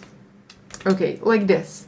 Now, if I want to invoke this method, I'm going to invoke it like this. So I'm going to say YouTube channel dot publish video, like this. And then I'm going to do the same thing here, and then here, and here as well. Okay, so now we have created these methods that we invoke, and then using these methods, we change these properties, and these properties should be private, meaning these should be encapsulated. Okay, and now as you can see, we have a channel called Code Beauty, and then owner is myself, and subscribers is 2, and then these are videos that I have published so far. Now, if you look at this unsubscribe method, you will notice that it has a bug. What is that bug? Well, let's delete these 3 lines of code. Let's delete these subscribe method invocations. And if I run my program now, what is going to happen? As you can see, it says that my subscribers count is equal to -1. And that does not really make sense. So you cannot have -1 subscriber. And we are going to fix that problem if we put here inside this unsubscribe method a check. So we want to check if our subscribers count is greater than 0. And only in that situation, if that subscribers count is greater than 0, only then we can decrease this subscribers count value. So if I run my program now, as you can see, we have invoked this unsubscribe method, but we still have 0 subscribers. And now we have fixed that bug that we had, because if no one has subscribed to our channel, then no one can unsubscribe from it. Okay, so that was a bug that I wanted to fix. And then what you can do here, because here we have exposed these 3 methods that really manipulate the values that are stored inside these properties. And then these 2 properties, there is no way to change them outside of this class. So what you can do for them, for example, is you can create a getter and a setter, meaning a method that is called, for example, getName, and that method is going to return you the value that is stored inside this name variable, and then a setter method, meaning setName method, that is going to receive parameter which is going to be called name, for example, and inside that setName method you are just going to change the value that is stored inside this name property. And then you can do the same for this owner name as well. So you can create a getter and a setter method. So let's go over this encapsulation rule one more time. So encapsulation rule says that all of these properties should be private, meaning they shouldn't be accessible outside of this class, and you do that by making them private. So you put this private access modifier here. And then how do you change the values that you store inside your properties? Well, you expose a public methods that are going to change the data that you are storing inside your properties. And here we have created these 3 public methods that are going to change the data stored inside our subscribers count property, and then inside our published video list property here. So you can, for these 2 properties, again, you can create getter and setter method. And if some of you do that, please put that code in the comment section and I'm going to review it. So if you enjoyed this video, give it a thumbs up. And don't forget to subscribe to my channel and hit that bell icon as well. And I'm going to see you in my next video. Bye! Hi everyone, my name is Saldina and I make IT and programming related videos on my channel. So if that is something that is of interest to you, consider subscribing and give this video a thumbs up as well. And in this particular video, I want to talk about inheritance. So here I have my Visual Studio, and here I have some code that we have written in the previous tutorials of this course. So if you haven't watched those, make sure to watch them. And now I'm going to go very quickly over the code that we have here. So I have created a class that is called YouTube channel, and that class has 4 private properties: name, owner name, subscribers count, and then published video titles. And then we have a couple of public methods as well. We have a constructor, which just assigns, initializes these variables here. And then we have getInfo method that just writes out information, the values that are stored inside these properties here. And then as well, we have subscribe and unsubscribe methods. Our subscribe method increases our subscribers counter, and then our unsubscribe method decreases that subscribers counter. But first we have to check if that subscribers count is greater than 0. So those would be subscribe and unsubscribe methods. And then we have this publish video method as well that just adds a new item, adds a new title to this published videos list. Okay, now what is going to happen if I want to create another type of YouTube channel, a specific type of YouTube channel, which is going to be, for example, cooking YouTube channel. So I should copy these properties, right? Well, that can be one approach, but the quicker and better approach is going to be to inherit this YouTube channel class. So let's do that. Let's create another type of channel. So let's create another class. Let's say class, and then let's call it cooking YouTube channel. like this. Okay, now I have created a class that is called Cooking YouTube Channel, and in order to inherit this YouTube channel class, what I'm going to do is I'm going to put this column sign, and then I'm going to say public YouTube channel, like this. And in this way, my cooking YouTube channel is going to inherit my YouTube channel. And that means that my cooking YouTube channel is going to have everything that my YouTube channel has. Now, this public access modifier means that whatever is public in this class here, it is going to be public here as well. So in this derived class. And one very important thing is to know that this class is called base class. So the one that you inherit from, that is base class.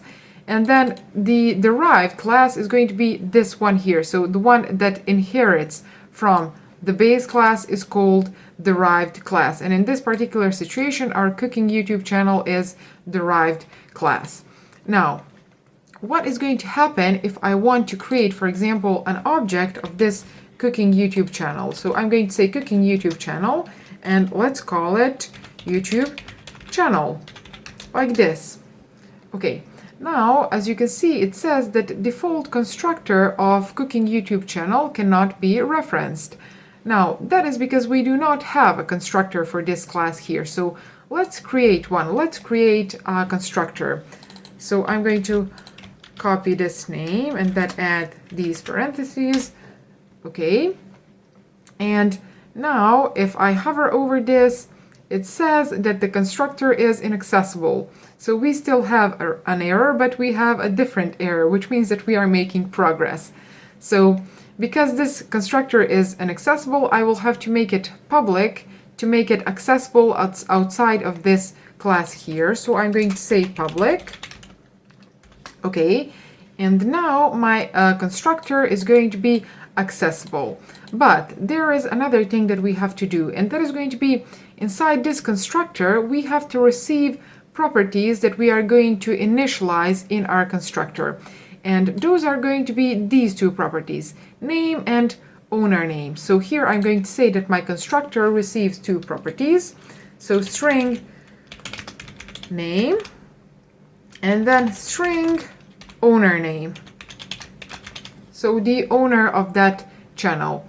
And what I'm going to do when I receive these two properties, I'm not going to initialize them here in my constructor because I'm inheriting from a class that already knows how to construct, how to initialize these two particular properties. So I'm going to call the constructor of that class. So I'm going to call the constructor of this YouTube channel class. So here I'm going to put this column sign, and then I'm going to invoke its constructor. So I'm going to say YouTube channel, and then I will pass these two parameters here. So I'm going to say name and then owner name, like this. And now our base class, our YouTube channel class, is going to construct, to initialize actually the value of these two properties. And as you can see here, we have an error that asks us to pass these two values to our constructor. So we are going to pass two parameters. The first one is going to be the name of our channel. So let's say that that is going to be, for example, Amy's Kitchen, like this. And then owner is going to be girl named Amy. Let's put that here as well. Okay. Now, after I have created an object of this cooking YouTube channel, what I should be able to do is I should be able to access all of these public methods that my base class has. So all of these methods from my YouTube channel class should be available for my cooking YouTube channel. So here I'm going to say YouTube channel dot. And then, as you can see, these are available. So get info, publish video, subscribe, unsubscribe. Let's write out info about my channel, like this. And if I run it now, well, you can see that we have Amy's Kitchen channel. Owner is Amy. It has 0 subscribers and it has no videos as well. So let's publish a couple of videos for Amy's Kitchen channel. So here I'm going to say, okay, before this get info function, I'm going to say YouTube channel dot, and then let's say publish video of, for example, apple pie, like this. And then let's publish another video, let's say, for example, chocolate cake, like this. And now if I run this program, as you can see, we have two videos. And let's as well say that people like these videos, so they decide to subscribe to Amy's Kitchen channel. So I'm going to say YouTube channel dot subscribe. So for example, 2 people decide to subscribe to her channel.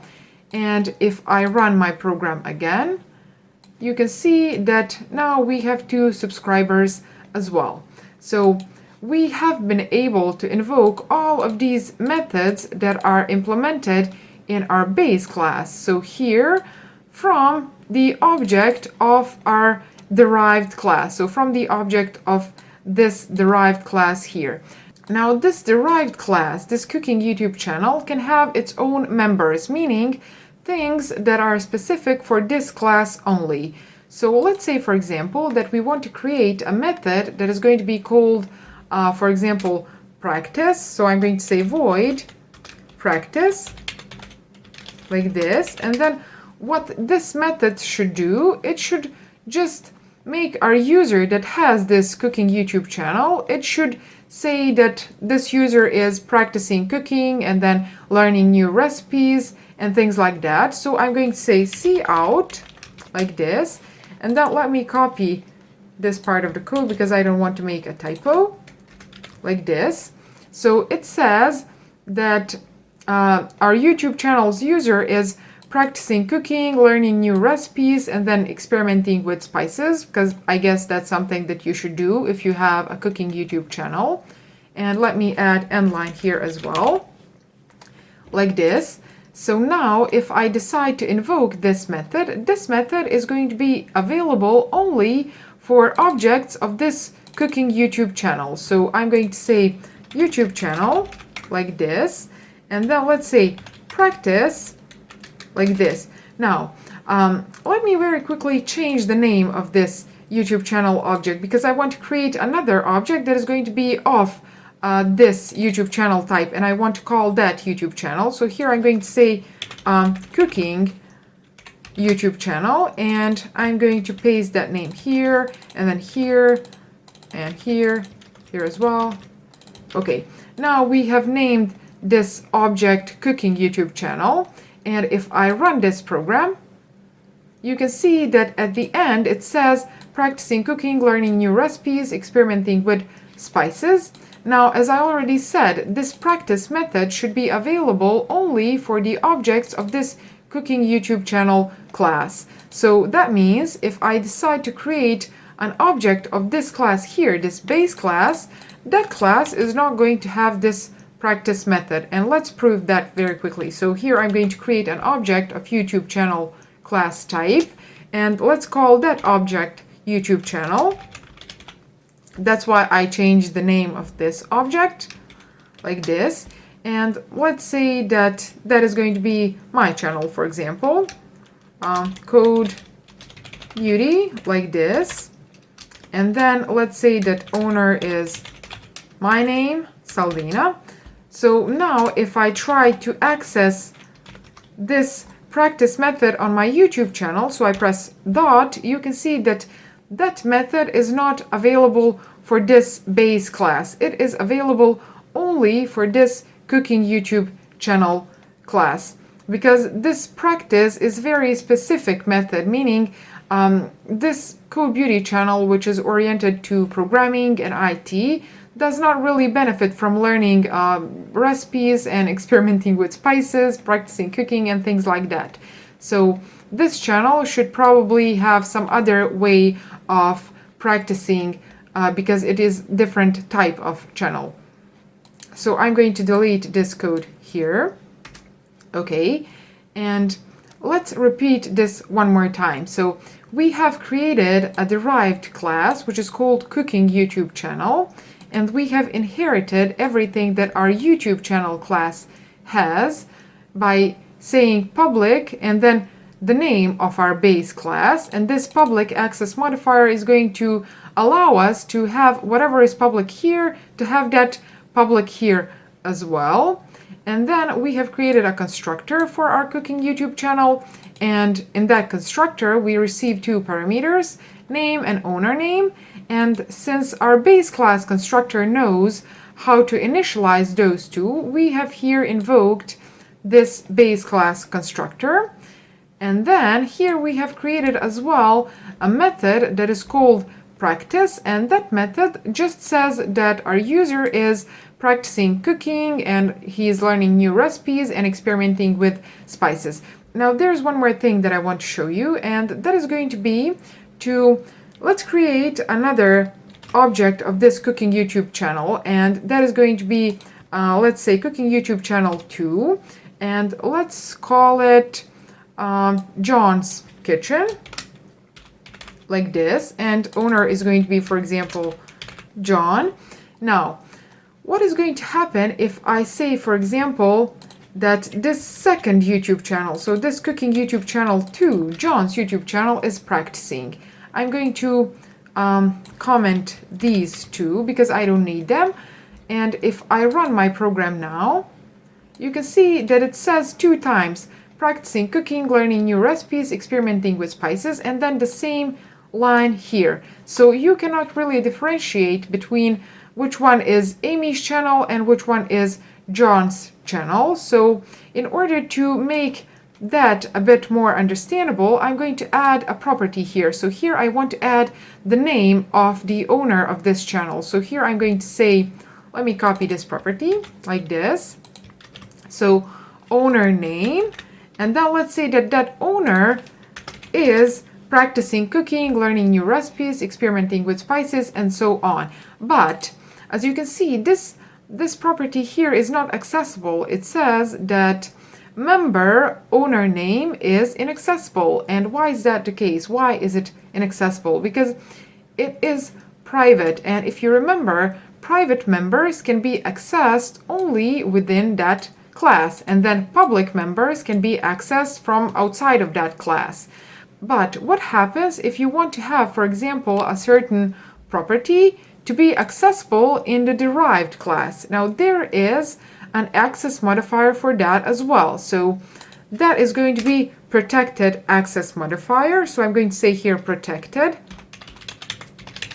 like this. And then I'm going to move this owner name to my protected area, like this. So now this owner name property should be accessible in derived classes as well. And as you can see, the error has disappeared. So now if I run my program, you can see that it says that Amy is practicing cooking, learning new recipes, and experimenting with spices. And then this second line here says that John is practicing cooking and learning new recipes and experimenting with spices. So now we have made a difference. We have specified the name of our owner of the channel, and we can understand what the code is doing a bit more. I hope that you understood what is inheritance and how it works in C++. And if you did, please like this video. Don't forget to subscribe to my channel and click that bell icon as well. And I'm going to see you in my next video. Bye! Hi everyone, welcome to my channel. My name is Saldina and I make IT and programming related videos, so if that is something that is of interest to you, consider subscribing to my channel and give this video a thumbs up as well. And in this particular video, I want to talk about polymorphism. Now, the first thing that I want to do is I want to explain what is polymorphism. Polymorphism describes the ability of an object, for example, to have multiple forms. Now, that means that you can have 2 or more objects that inherit from the same base class. Those objects can have the method that has the same name but different implementation, meaning different behavior. And I'm going to demonstrate that on an example. Now here I have some code that we have written in my previous courses, so if you haven't watched those, make sure to do so. The links to those videos are going to be in the description, and I'm very quickly going to go over this code. So here I have created a class that is called YouTube channel. That class has 3 private properties: name, subscribers count, and then published video titles. And then it has 1 protected property, which is owner name. Now, this private properties, these are available only in this class, and then these protected properties, these are available in derived classes as well. And then here we have public methods as well, and this here is our constructor, so it just initializes values of these properties. I'm going to collapse that.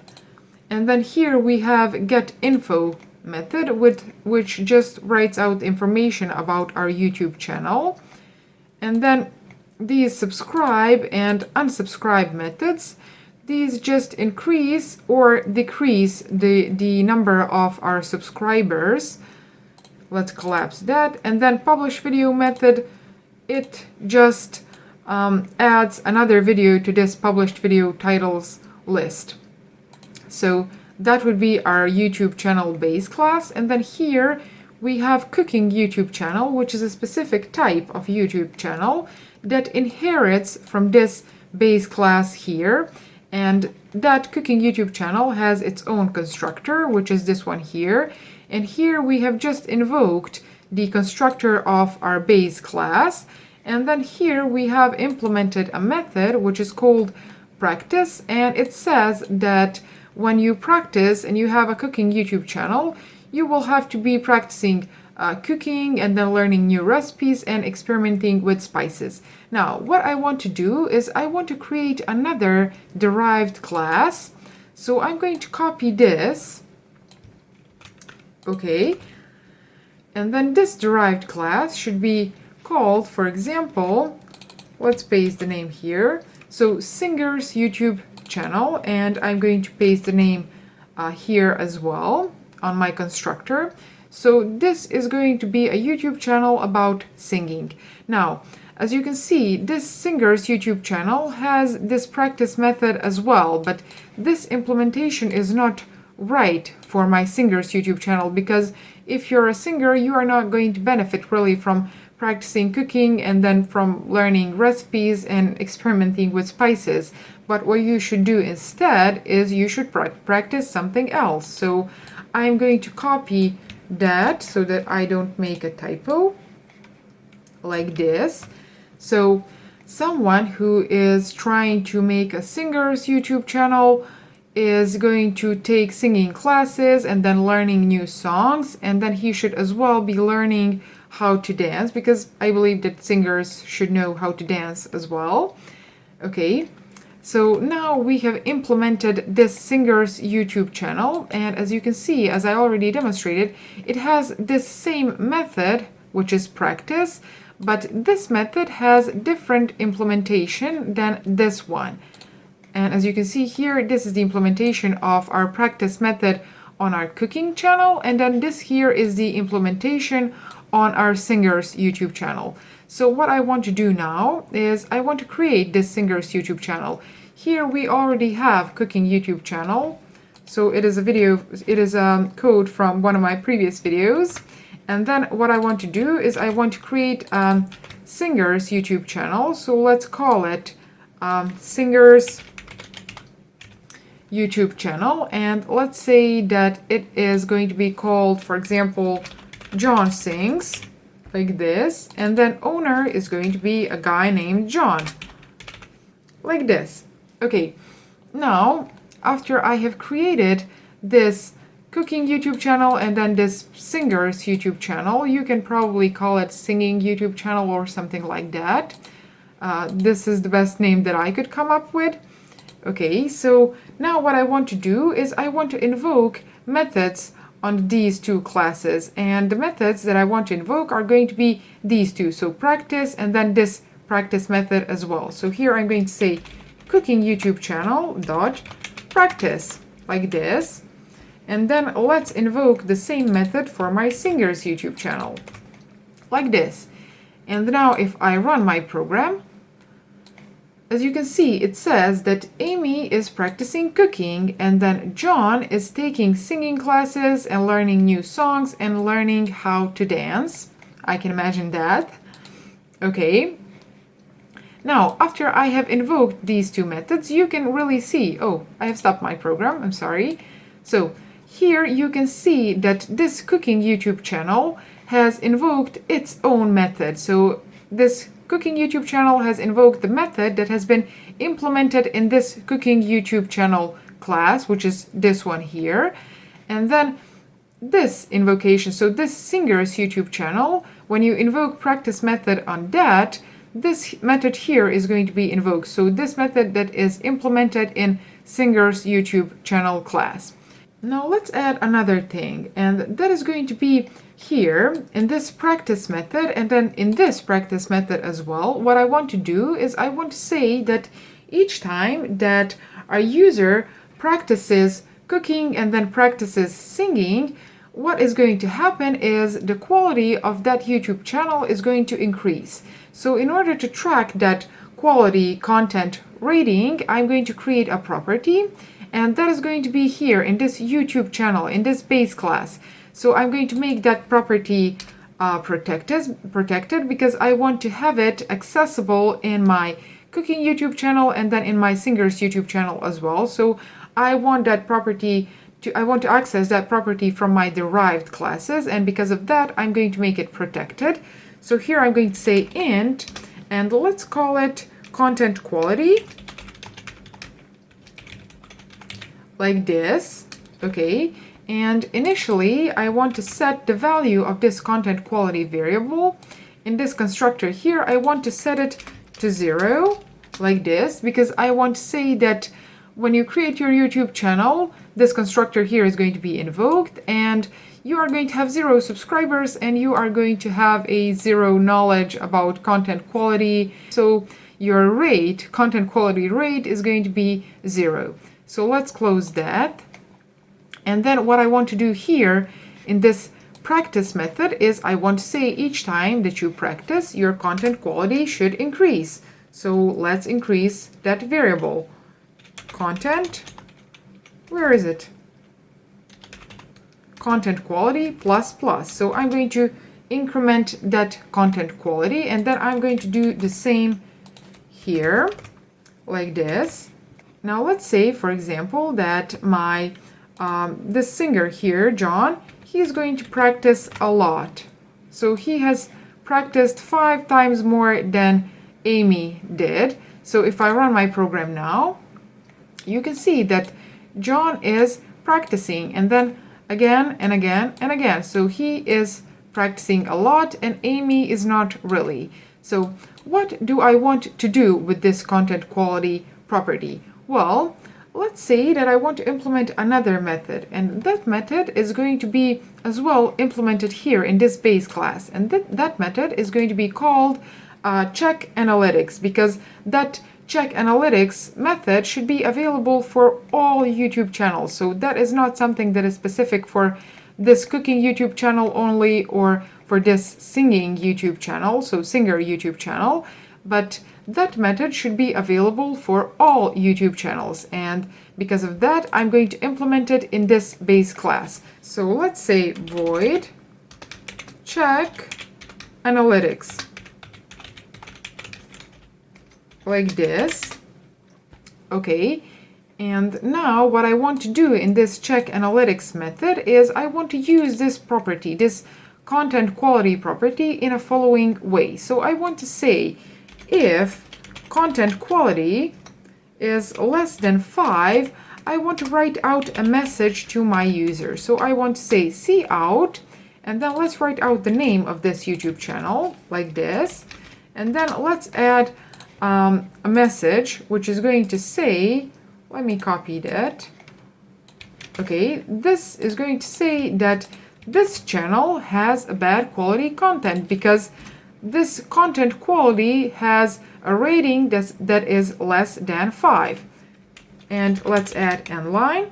And then what is going to happen if this content quality is not less than 5? So if it is equal to 5 or greater than 5, I'm going to put else block here.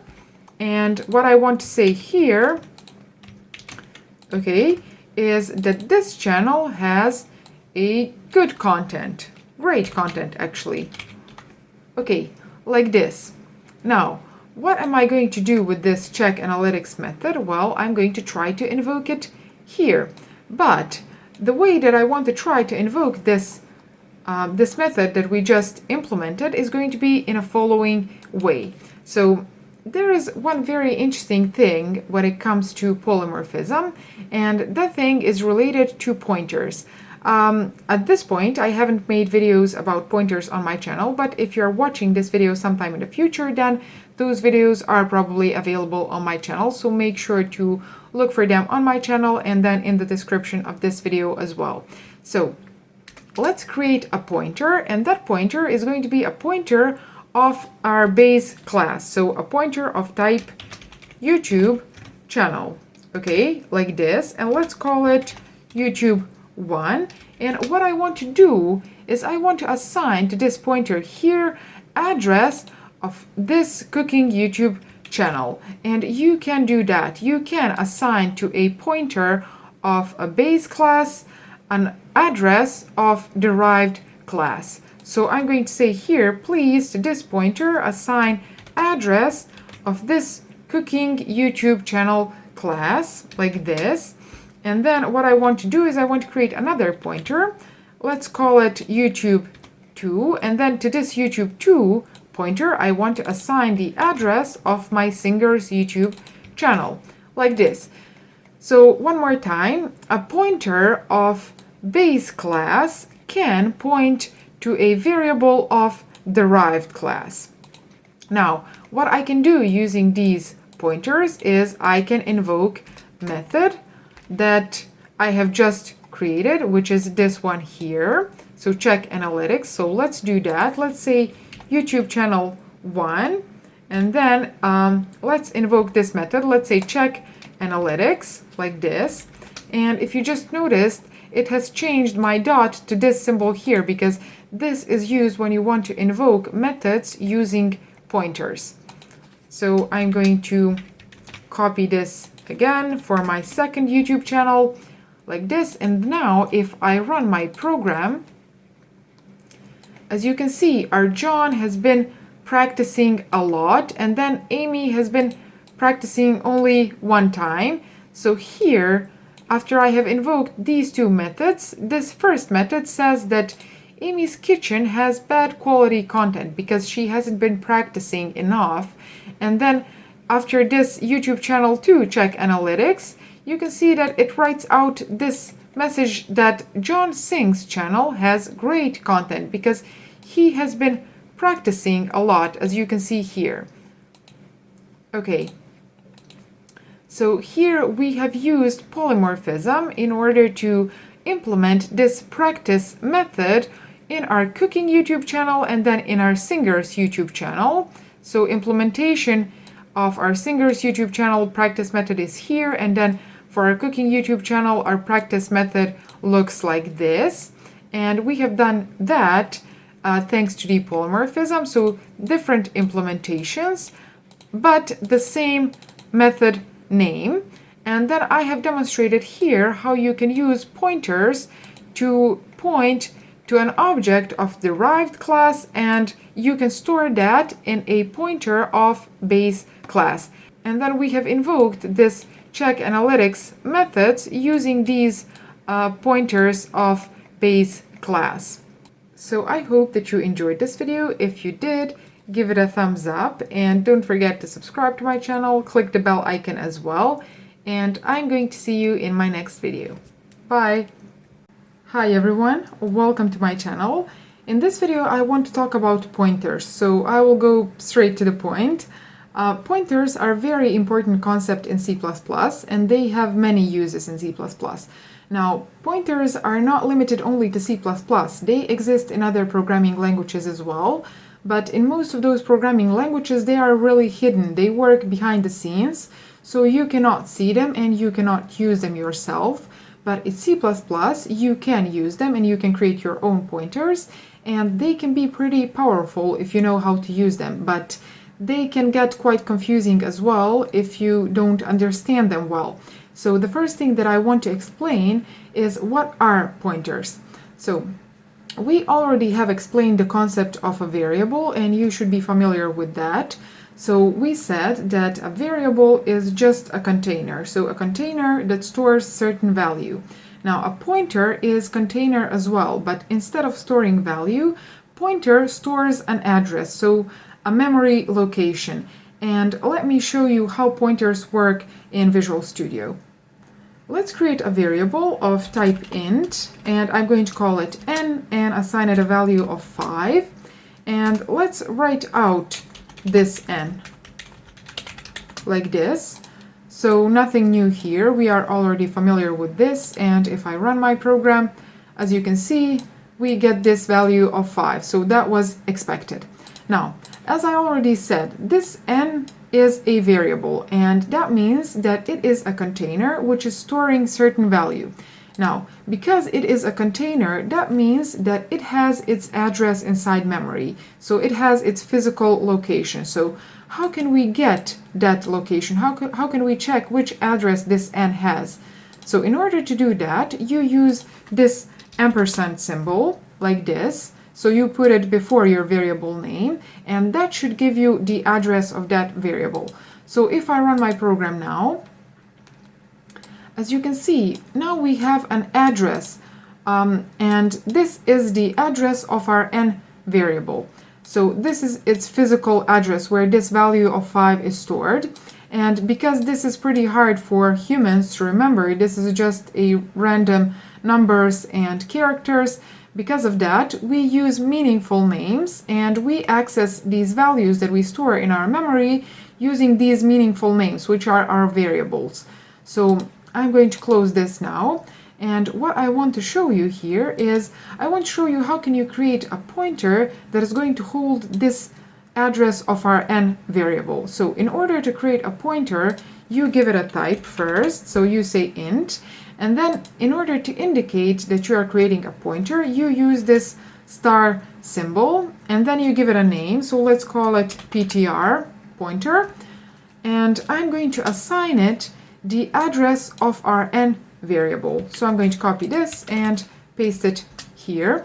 Okay, now our pointer is holding the address of our n variable, and in order to prove that, I'm going to write out the value of my pointer like this. So as expected, we have this first line here, which is writing out the address of our n variable, and then this second line of code is this line here, and as you can see, we have written out the value of our pointer, and that is the same address as this one here, which means that our pointer really is storing the address of our n variable. Now, you may ask, how can I access, or can I access the value that is stored on that address using pointers? And the answer to that question is yes, you can. And in order to do that, in order to access the value that is stored on this address that your pointer is holding, you have to dereference your pointer. So how do you do that? Well, let me copy this. So as you already have seen, this line of code here is going to write out the address, and in order to write out the value on that address, you dereference the pointer, and in order to do that, you add this star symbol before your pointer's name. So if I run my program now, as you can see, in this last line of code, we have the value of 5, which is actually the value that is stored on this address here. So let me show you one more thing. What I want to do is I want to change the value that is stored on this PTR address, so on this address that our PTR pointer is storing. So how am I going to do that? I'm going to say, again, star symbol and then PTR, and this here means please access this memory location. So whatever I'm going to assign here is going to be stored on that memory location, and what I want to assign is, for example, value of 10, like this. So now if I copy this line of code and then paste it here, and if I run my program again, we have this value of 10 stored on this address here. And one interesting thing as well is that if we try to write out the value that our n holds now, like this, if I run my program, as you can see, our n holds the value of 10 as well, even though we have never said that n has the value of 10, but we have stored the address of our n in our pointer, and then we have dereferenced our pointer, meaning we have changed the value on that address here in this 11th line of code here. So that's why our n holds value of 10 now. One very important thing to keep in mind is that your pointer has to be of the same type like the variable that it is pointing to. So let's close this. So as I said, this integer pointer is pointing to an integer variable. So our n is of int type. And the same way would be if we created a float pointer, it would have to point to a float variable, and then char pointer can point only to a char variable, double, bool, and so on. So pointer and the variable that that pointer is pointing to have to be of the same type. Okay, so that means that if I try to change the type of this n variable to float, for example, like this, so if I say float, immediately we get an error here, and the error says a value of type float pointer cannot be used to initialize an entity of type int pointer, meaning you cannot assign address of a float type to pointer of int type. Okay, so that is the error that we have here, and I'm going to return this to int. Okay, and as you can see, that error has disappeared because now our pointer is pointing to the same type, so to the variable of the same type that that pointer has. So int pointer pointing to an int variable. One thing that beginners very often try to do is the following.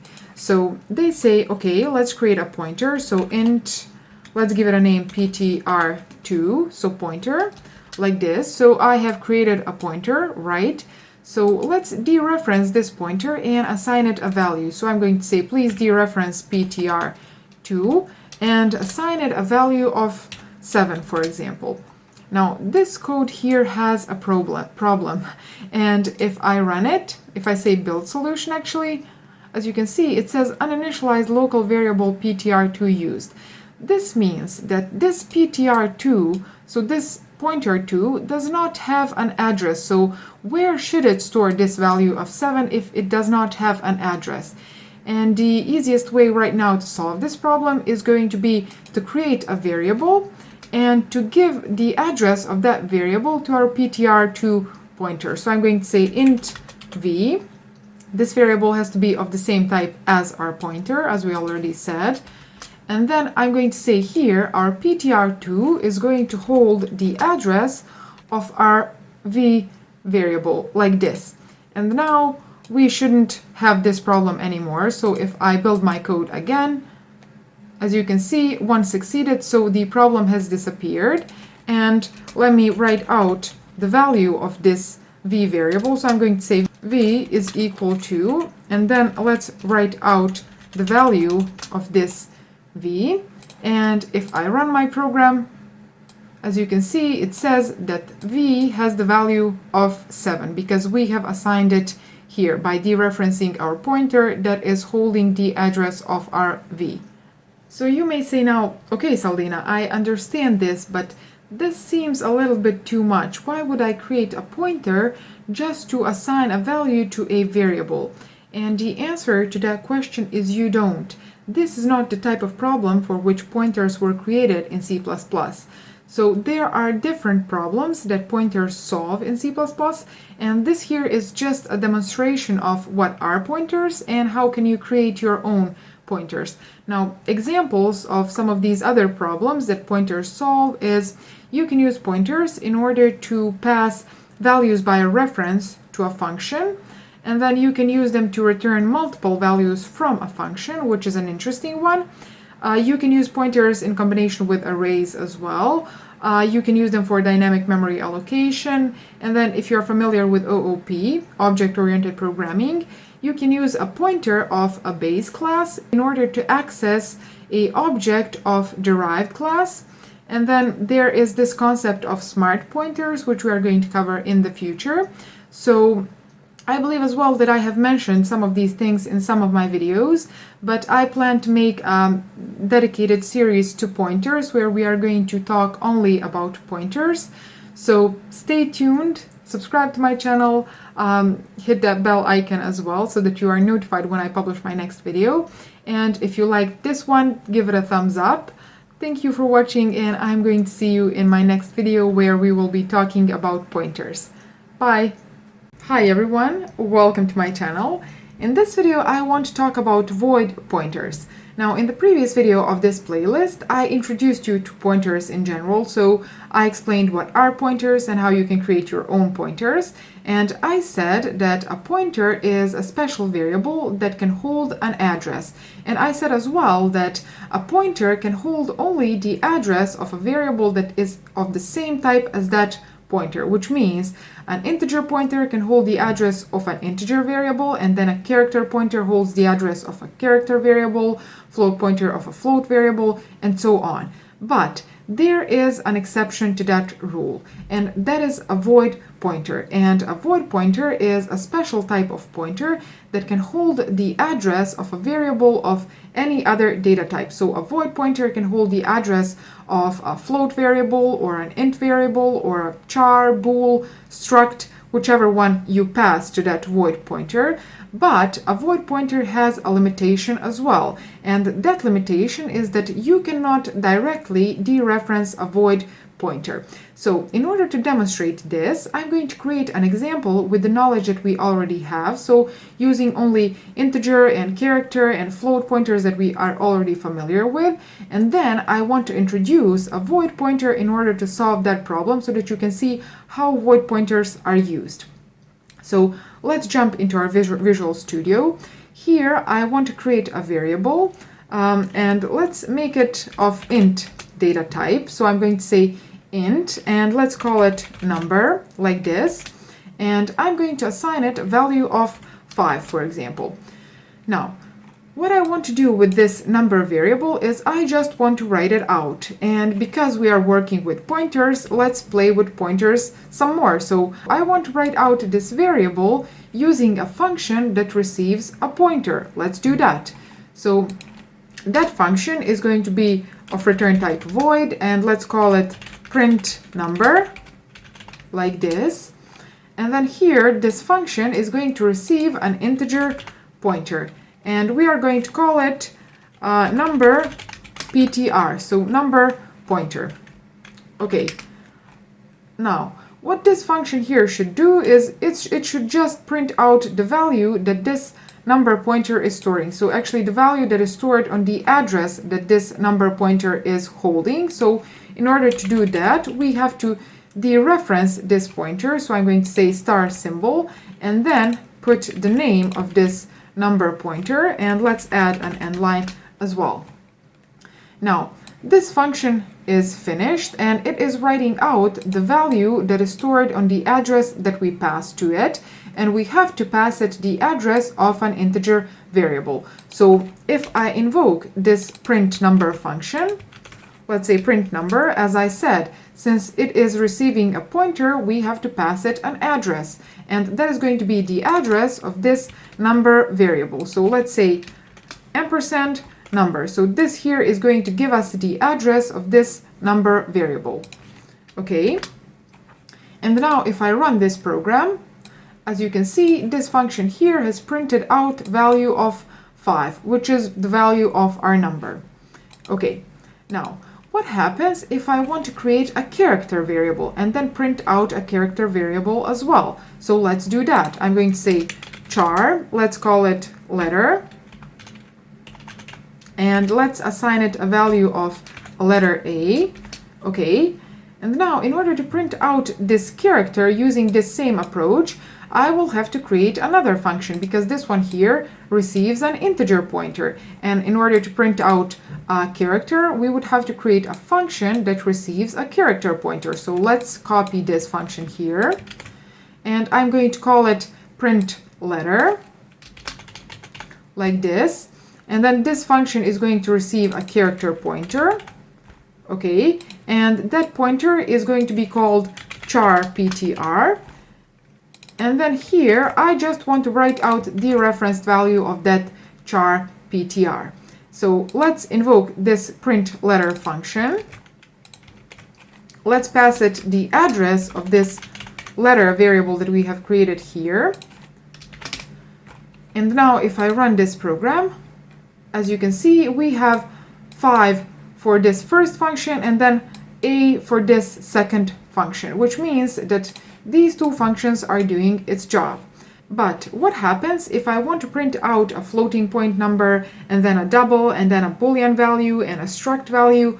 In order to do each one of those, I would have to create a function that receives that specific data type pointer.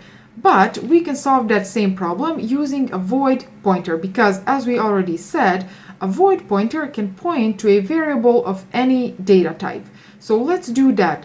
Let's create a function that is going to print out any data type. So that function is going to be of return type void. And let's give it a name print. Because it is generic, it is going to work with all data types. I'm going to give it name of print. And as we said, that function is going to receive void pointer. And let's call that pointer ptr.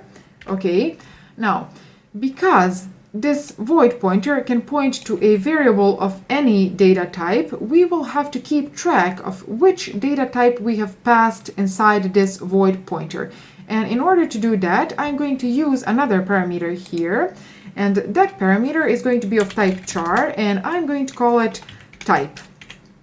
So how this type parameter is going to be used? Well, in a situation where we pass an integer pointer to this print function, here this type parameter is going to have a value of I. In a situation when we pass a character pointer to this void pointer here, in this type parameter we are going to pass a value of C. And then if we pass a float pointer here, we are going to store an F. And then if we pass a double pointer here, this type variable should store a letter D so that we can know how we are going to dereference this PTR pointer. So the first thing that we have to do is we have to check what this type variable is holding. So in order to do that, I'm going to use switch case like this. You can use if else as well if you want. So here I'm going to switch on this type variable like this. And what I want to do here is I want to say, in the case that this type variable is holding the value of I, that means that this here is an integer pointer. So here I'm just going to leave a comment for now. So I'm going to say handle int pointer like this. And then the other situation is going to be in the case that this type variable is holding the value of C. That means that here we have passed a character pointer. So I'm going to leave another comment as well. So here I'm going to say handle char pointer. Okay, now let's explain how we are going to handle this integer pointer and then this character pointer as well. Well, as we already said, since a void pointer cannot be dereferenced directly, but we first have to cast it into a specific data type, so into an integer pointer or into a character pointer in this particular situation, I am going to do that. So here I'm going to say, in the case that our user has passed an integer pointer here, I will have to cast this void pointer into an integer pointer first. So how do you do that? Well, you say, please, this pointer here, so this PTR, cast that into an integer pointer. So this expression here is going to cast this void pointer into an integer pointer. So in these parentheses here, we are going to have an integer pointer. And in order to access to the address that an integer pointer is storing and write out the value that is stored on that address, we dereference that pointer. And for that, we use this star symbol. So now here we have the value that is stored on this integer pointer. And I'm going to write out that value like this. And let's add end line as well. So this here writes out the value of an integer pointer. So let's copy that and then paste it here. And here what I want to do in this C situation is I want to cast this void pointer into a character pointer, so char pointer, and then after I have character pointer here, I dereference that, and then this line is going to write out the value of our character. Okay, so now if I invoke this print function, I should get the value of this number and then of this letter as well, using only this print function. So let's comment these two for now. And let's invoke our print function. So I'm going to say print, and then the first thing that it receives is going to be the address. And in this particular situation, considering that this is a void pointer, we can pass it the address of any data type. So we can pass it the address of a integer variable or of a character variable or of a floating point variable. And in this situation, we have integer variable and then character variable. So let's use these two. So let's pass here the address of our number. That is going to be the first parameter. And then the second parameter is going to be the type. And considering that we have passed the address of an integer, let's pass the value of I as our second parameter here. Okay. And then I'm going to copy this function one more time, and this time I want to pass it the address of our letter variable, and considering that that is a character, here as a second parameter I'm going to pass C.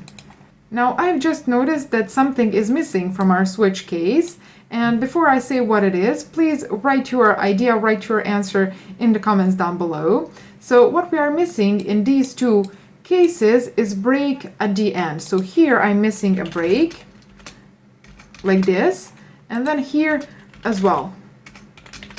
Okay, so now we have completed our switch case, and if I run my program now, as you can see, for this first line we get the value of 5, which is our integer. So this print function has printed the value of our integer, and then in this second line we have printed out the value of a character, and we have done that using this print function, which receives a void pointer, and then it receives a char variable which is called type, and we use that char variable in order to differentiate which data type we are storing inside this void pointer. Because, as I already said, a void pointer can point to a variable of any data type, but it cannot be dereferenced directly. So for that, we are using this type parameter to check which data type is stored inside this pointer here. So now you have an idea on how to use void pointers, but I would actually advise you to be very careful when using void pointers. Why?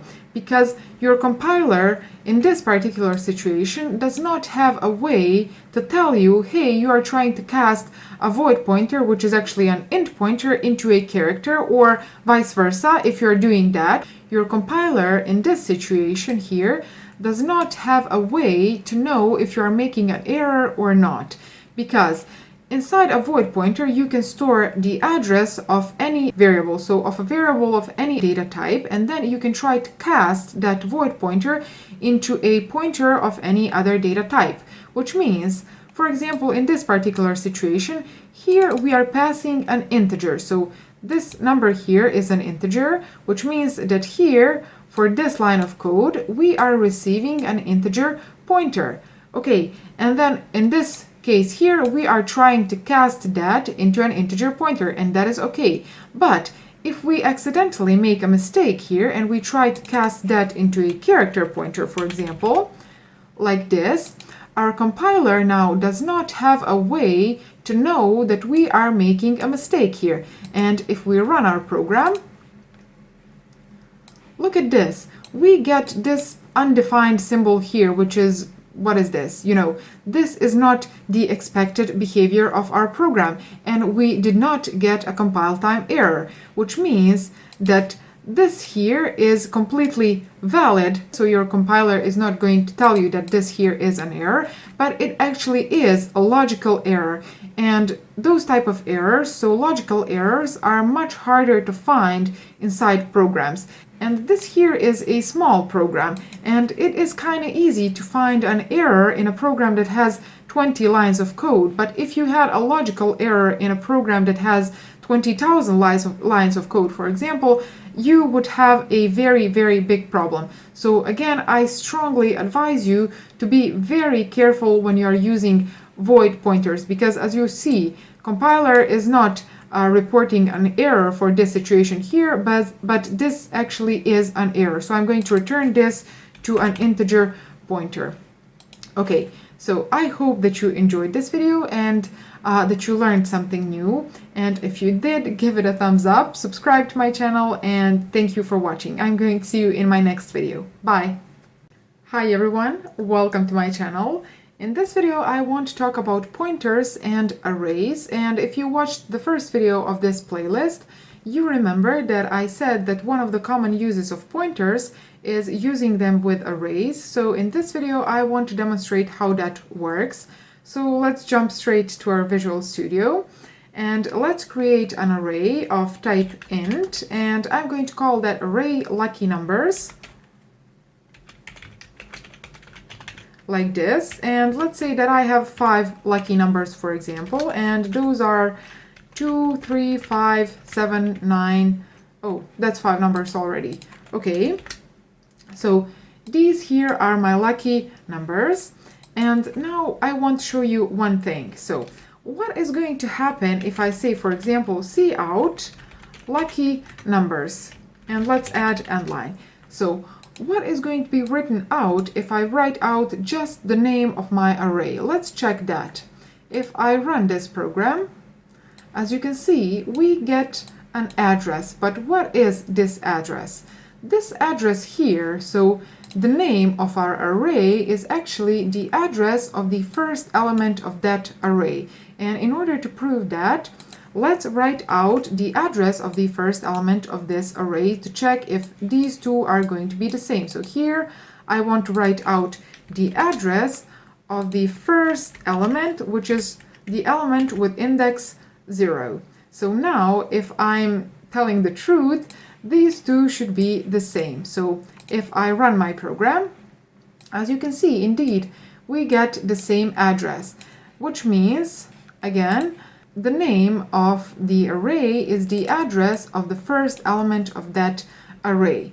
Now, that means that this lucky numbers name behaves as a pointer, and these square brackets here are behaving as an operator for dereferencing.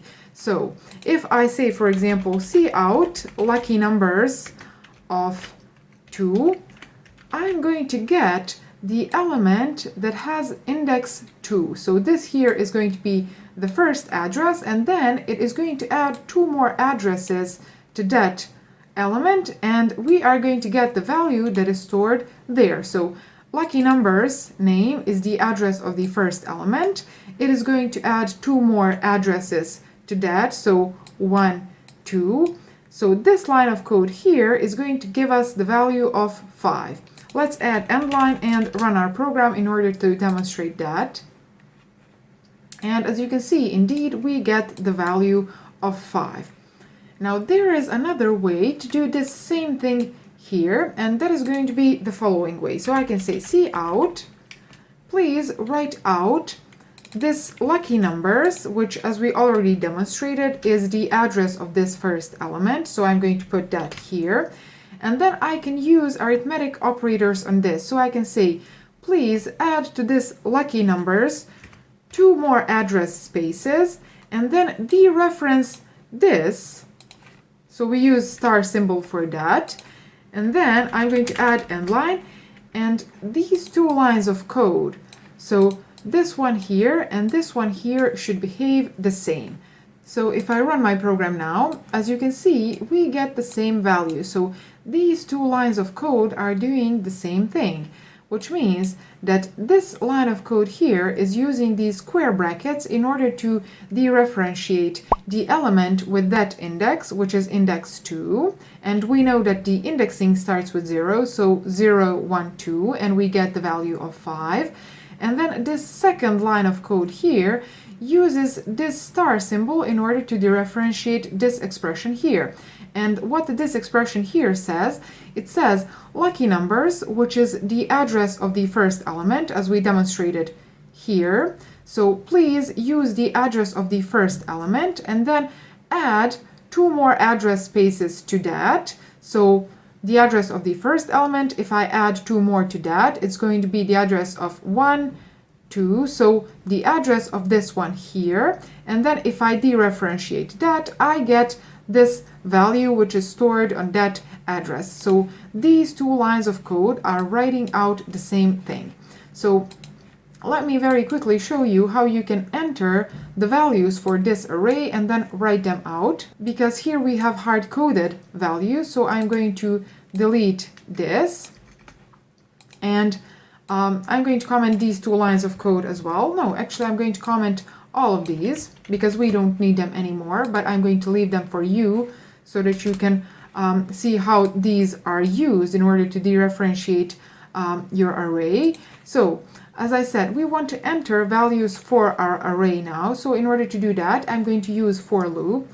So I will say for, and then our for loop starts with I equal to 0, because that is the index of our first element. And then, considering that our array has 5 elements and the last one has index of 4, we are going to run our for loop while I is less than or equal to 4. And in each iteration, we are going to increment the value of our I. Okay, and in order to enter values for our array, let's write out a message. So I'm going to say cout number. So please enter a number. That is going to be the message for our user. And then I'm going to input a value from my console into lucky numbers of I. So this here means please enter the value into our lucky numbers array to element that has the same index that our I holds in that iteration. So in the first iteration, index 0, in the second iteration, index 1, and then in the third iteration, index 2, and so on. So this for loop here is going to help us to enter the values into our lucky numbers array. And in order to show that, I'm going to put here a breakpoint, and that means that our program is going to stop its execution when it comes to this line here.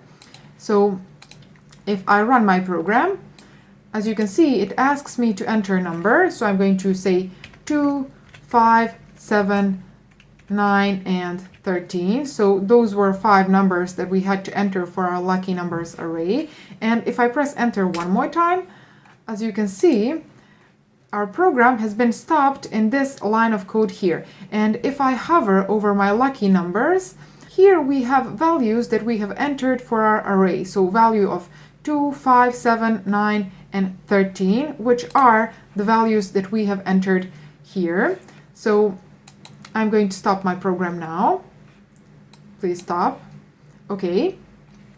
And now what I want to do is I want to use this other approach to write out the numbers that this lucky numbers array is holding. So let's use another for loop. I'm going to copy this one. Okay. And then what this second for loop is going to do, it is just going to write out these numbers. But, okay, let's use this approach for now. So I'm going to just change this to cout and then use these other redirection signs. And after each number, I'm going to add an empty space. Okay, like this.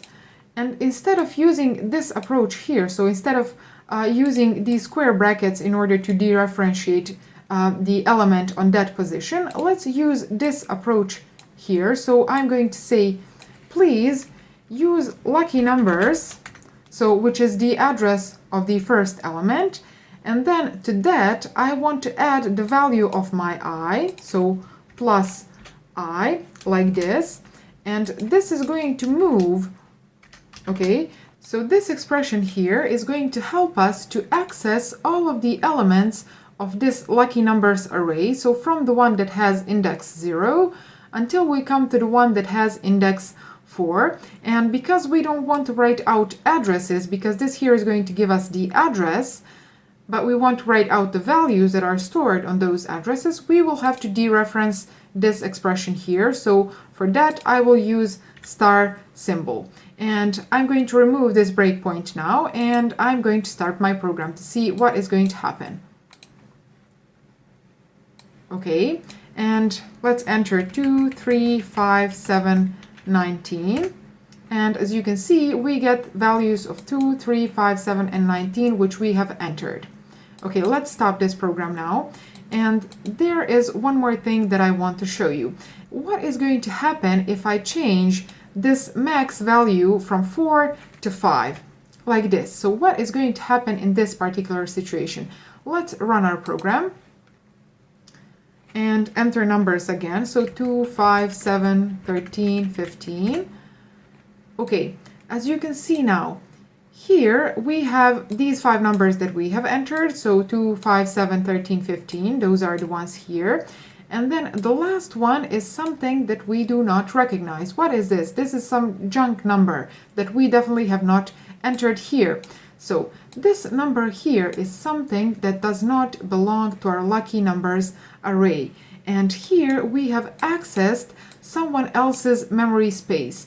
So we have this result because we changed the max value from 4 to 5 here. And as we already know, our lucky numbers has 5 elements.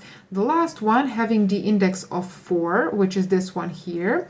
And then here we added one more iteration. So now we are trying to access the element with index 5. And that element with index 5 does not belong or does not exist in our lucky numbers array. So this element here, this is memory location that belongs to someone else, and we accessed that trying to dereferentiate the pointer to the element that is 6th element. So we have 5 elements in our lucky numbers array, and then if we add one more address space to that, we get this here, which is memory location that belongs to someone else.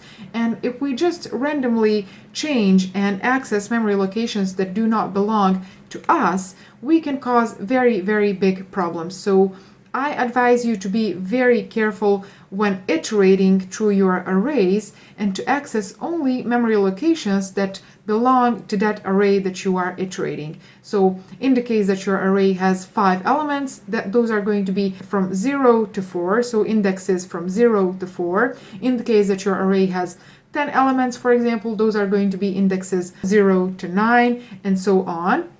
So again, be very, very careful to not access memory locations that do not belong to you. So I hope that now you have an idea on how pointers and arrays go together, and as well we have seen some of the potential problems that can happen if you are not careful enough when working with pointers and arrays.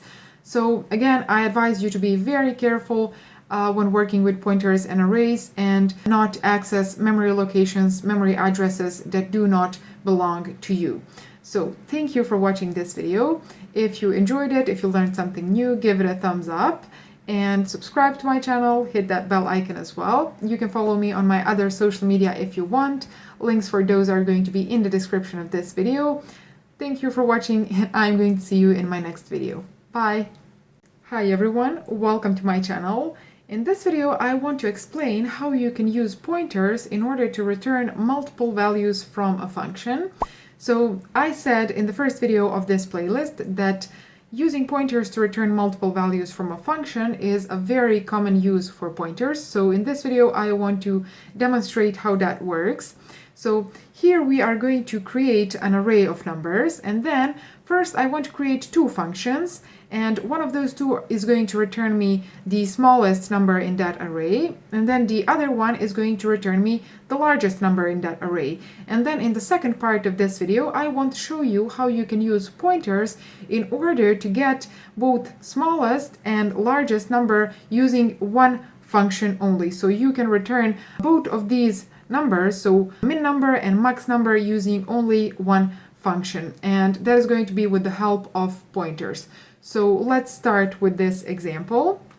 As I already said, I'm going to create an array of numbers. So those are going to be numbers of type int, and let's call this array numbers like this, and it is going to be an array of 5 numbers, and let's assign them values of, for example, 5, 4, minus 2, 29, and 6, for example. So those are going to be my numbers. Okay, and now let's create a function that is going to return the smallest number of this array. So I'm going to create that function here, and let's give it the return type of int, and I'm going to call it getMin, like this. And what I will need to pass to this function is going to be array, so this array here. So I'm going to say int numbers array. So this is going to be the first argument, and then the second one is going to be the size of this array. So I'm going to say int size, and we will use this second parameter here so that we know how many iterations we have to make in order to go through all of the elements of this array. So let's define this function. The first thing that I want to do is I want to create a variable of type int, and that variable is going to be called min.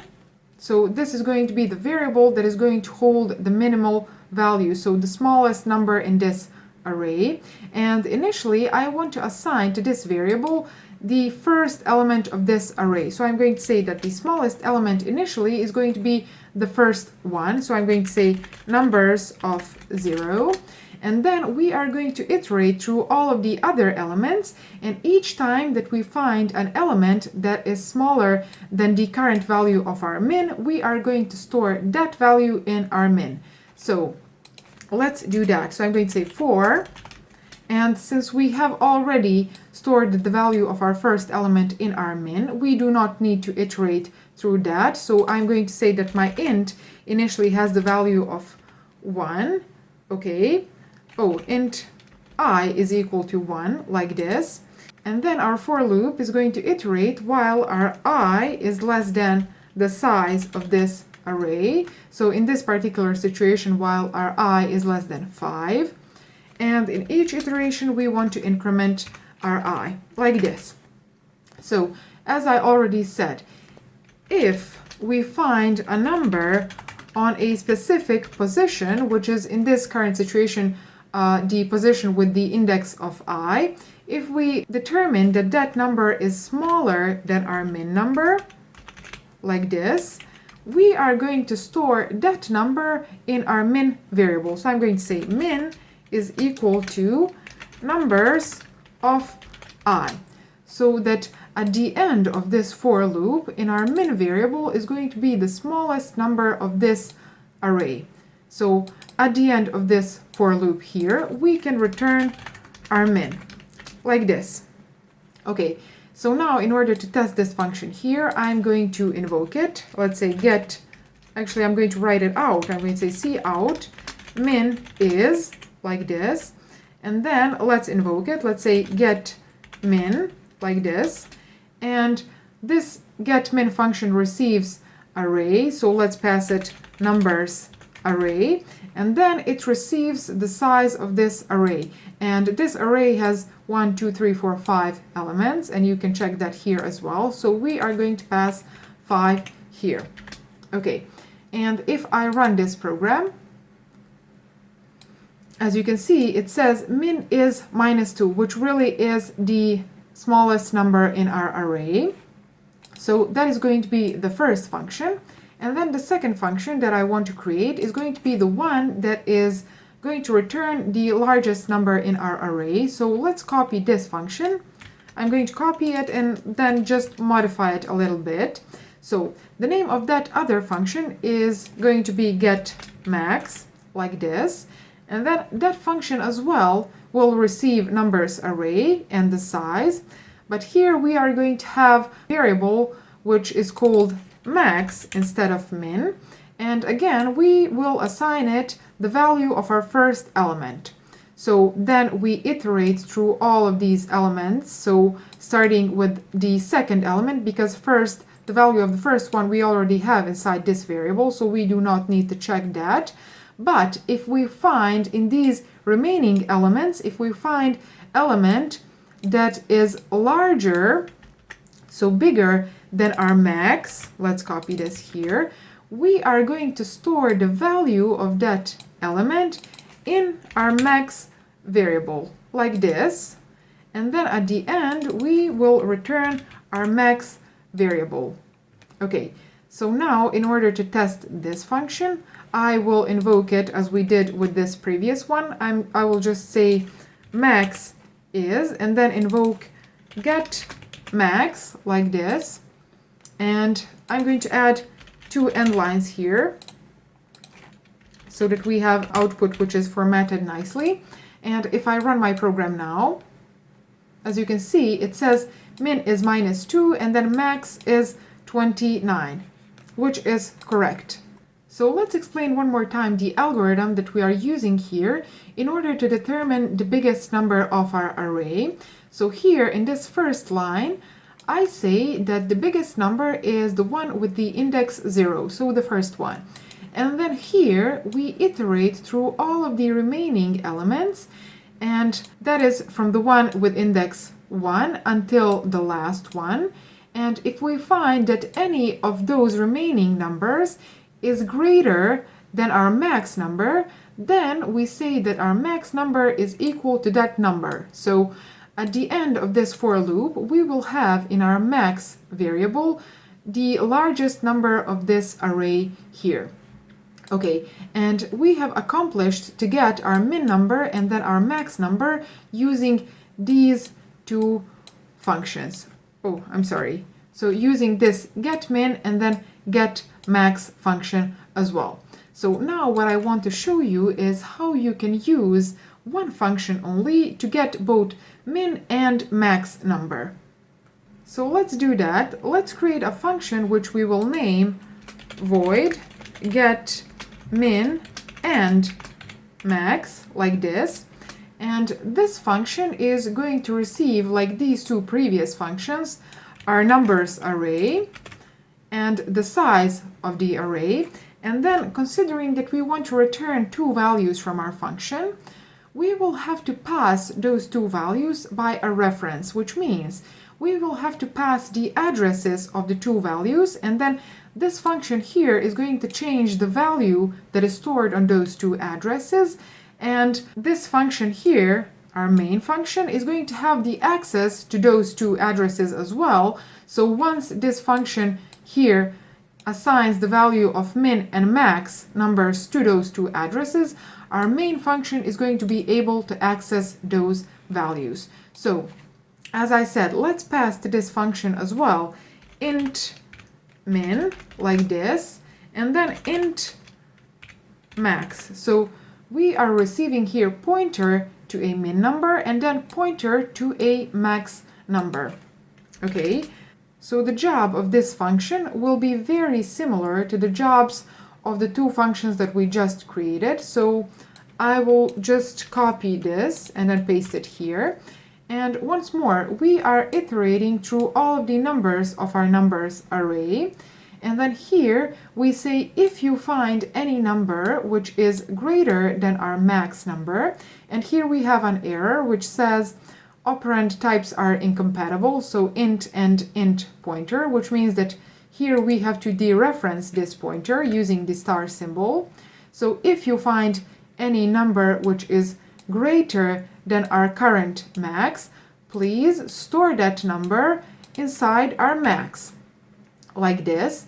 And then I'm going to copy this code one more time for our min number. So I will say, if you find any number which is smaller than our min number, like this, please assign that number to my min number, like this. So this is going to be the work that this function will do.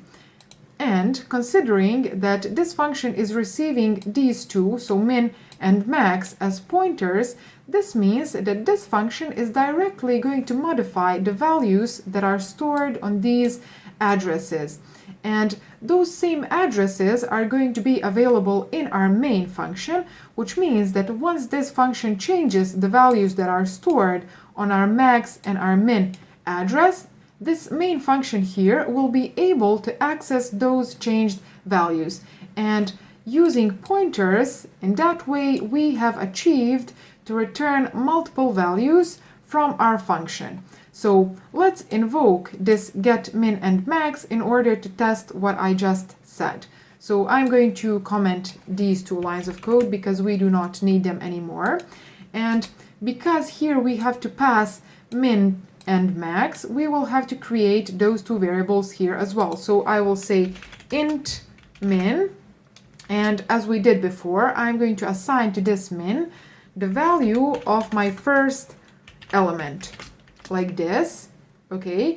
And then I will create max variable as well and assign to my max variable value of my first element as well. And now let's invoke this get min and max function. So let's say get min and max, and let's pass it parameters that it needs. So the first one is numbers array, so I will say numbers, and then second parameter is size of that array, so 5, and then it expects to receive two pointers, so min and max, and we will have to pass addresses of our min and then address of our max as well, like this. And this here is called passing a parameter using a reference. So that means pass an address of a variable to your function rather than passing variable itself, because then if you don't pass an address, your function is going to create a copy, and whatever changes your function makes with that copy, you will not be able to see those changes in your main function. So in this way we are passing addresses, which means that this function here is operating on the original addresses which this function here is accessing as well. So when this function here changes the values that are stored on those addresses, this function here will know. So that means that now if I try to write out, I will need to add semicolon here at the end. Okay, so that means now if we try to write out our min, like this, min is, and then min,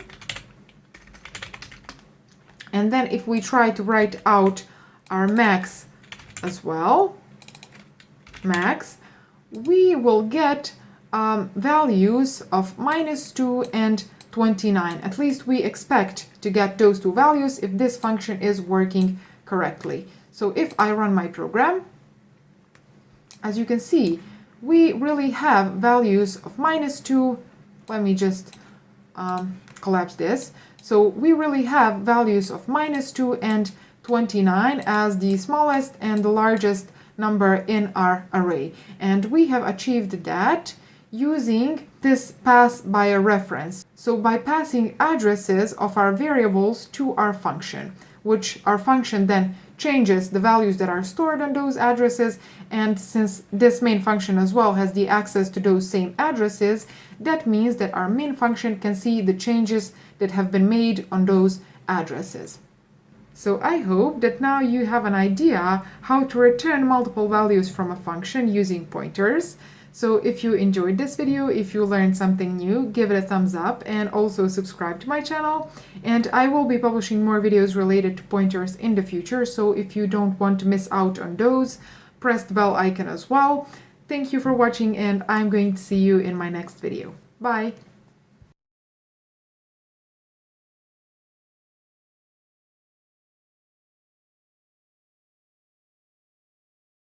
Hi everyone, welcome to my channel. My name is Saldina and I make IT and programming related videos, so if that is something that is of interest to you, consider subscribing to my channel and give this video a thumbs up as well. And in this video, I want to talk about dynamic arrays. So you should already be familiar with the idea of arrays and the concept of fixed arrays from my previous videos. But for those of you that really want to understand the need for dynamic arrays, I will go through some of the advantages and disadvantages of fixed arrays so that you can really understand where the need for dynamic arrays arised. So we said that an array is type of collection which stores elements in continuous memory. Now that means that it stores elements one after the other. So if I do this, for example, if I say let's create an integer array of 5 elements and let's call that array my array, like this, your computer in the background will do the following.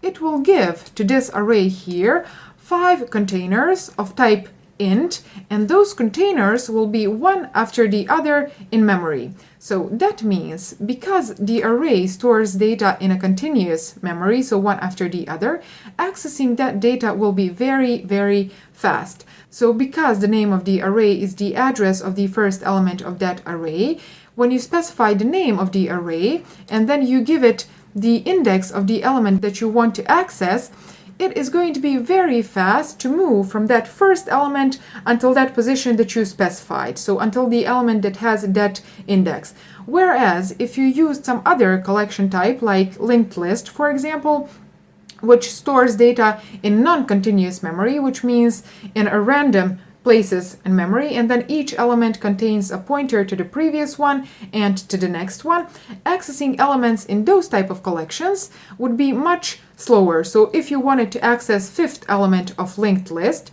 you would have to traverse the first 4 elements and then get to the 5th one, because they are stored in non-continuous memory, meaning they are randomly in your memory. So, as I already said, accessing elements of an array is a very, very fast operation. But because your array stores data in continuous memory, this has certain disadvantages as well. So, what happens if you want to insert or delete an element in the middle of the array, for example? So how can you insert or delete an element in the middle of the array without breaking that continuousness, if I can say it like that? So you get the point. That means that the operation of inserting and deleting elements in an array is going to be much slower than inserting elements in a linked list, for example. And if you want me to do a video which is related to differences between linked lists and arrays, for example, write it in the comments down below and I will make it in the future when I find time. So again, if you are not familiar with the basics of arrays, I recommend you to watch my first video, which is related to arrays and pointers, which I will link here, and then you come back to this one. So those were some advantages and disadvantages of arrays, and it will be up to you to decide which collection you want to use. However, here I want to give you the biggest disadvantage or the biggest obstacle that we encountered so far when working with arrays, and that is the following.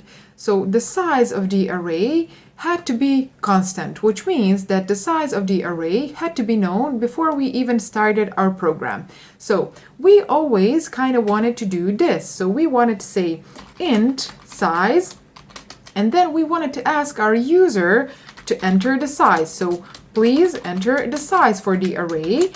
And then after our user enters the size for the array, we wanted to create the array that is of that size that our user specified. However, we get the error. As you can see here, it says expression must have a constant value, which confirms what I just said, which is that the size of the array had to be known at compile time. So the size of the array could not be changed once we declare it, and we had to declare it before we even started our program. So this problem was without solution so far, but surprise, surprise, if you know how to work with dynamic arrays and dynamic memory, you can very easily create an array in runtime.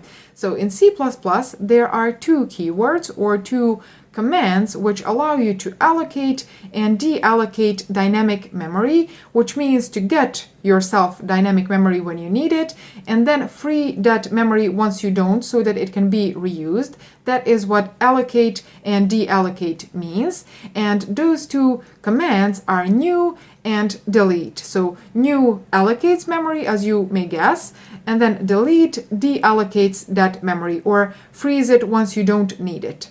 So let's see how we can use this information that I just gave you on our example. So instead of doing this here, I will comment it because we do not need it. Instead of doing this, what I will do is I will create a pointer like this, and let's call that pointer my array. And what I want to assign to this pointer will be the following. I will say, please make this pointer point to new integer array, and the size of that array will be the size that our user entered, like this. Okay, and as you can see, our compiler is fine with this expression here. We do not have an error. So this new keyword has allocated an array of this size that our user has specified. And that array, the address of the first element of that array, is stored in this myArray pointer. So if I build this code, as you can see, we do not have compile time errors. So what I want to show you now is how we can enter elements for this array and then how we can write them out. And this is array, again, this is array which is created at runtime. So our user will specify the size of this array, which is something that we were not able to do before we learned how to use dynamic arrays. So in order to enter elements for this array here, as we already know, we will be using for loop. So I will say for, please iterate from the element which has index 0 until you come to the element that has the index of this size. Okay, and then in each iteration increase our counter by 1. And what I want to do is I want to write out a message for my user. So I will say array, and then let's add index of the current element, index that our user is entering. So I, like this. Okay, and then what I want to do is I just want to enter an element on that position that we are currently iterating. So I will say my array of I, like this. So using this code here, we should be able to enter elements in this array here. And then in order to write these elements out, what I will do is I will use another for loop. So I will just copy this one and then paste it here. And in this particular situation, I just want to write out.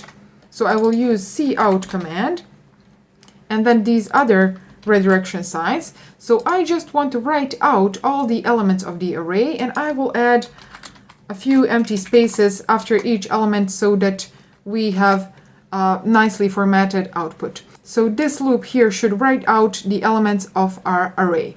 And if I start this program now, as you can see, it asks us to enter the size of the array. So let's say 5, for example. And now we are entering element with index 0. So let's say 2, 5, 7, 9, and let's say 11. Okay, and as you can see here, we have the elements of our array written out.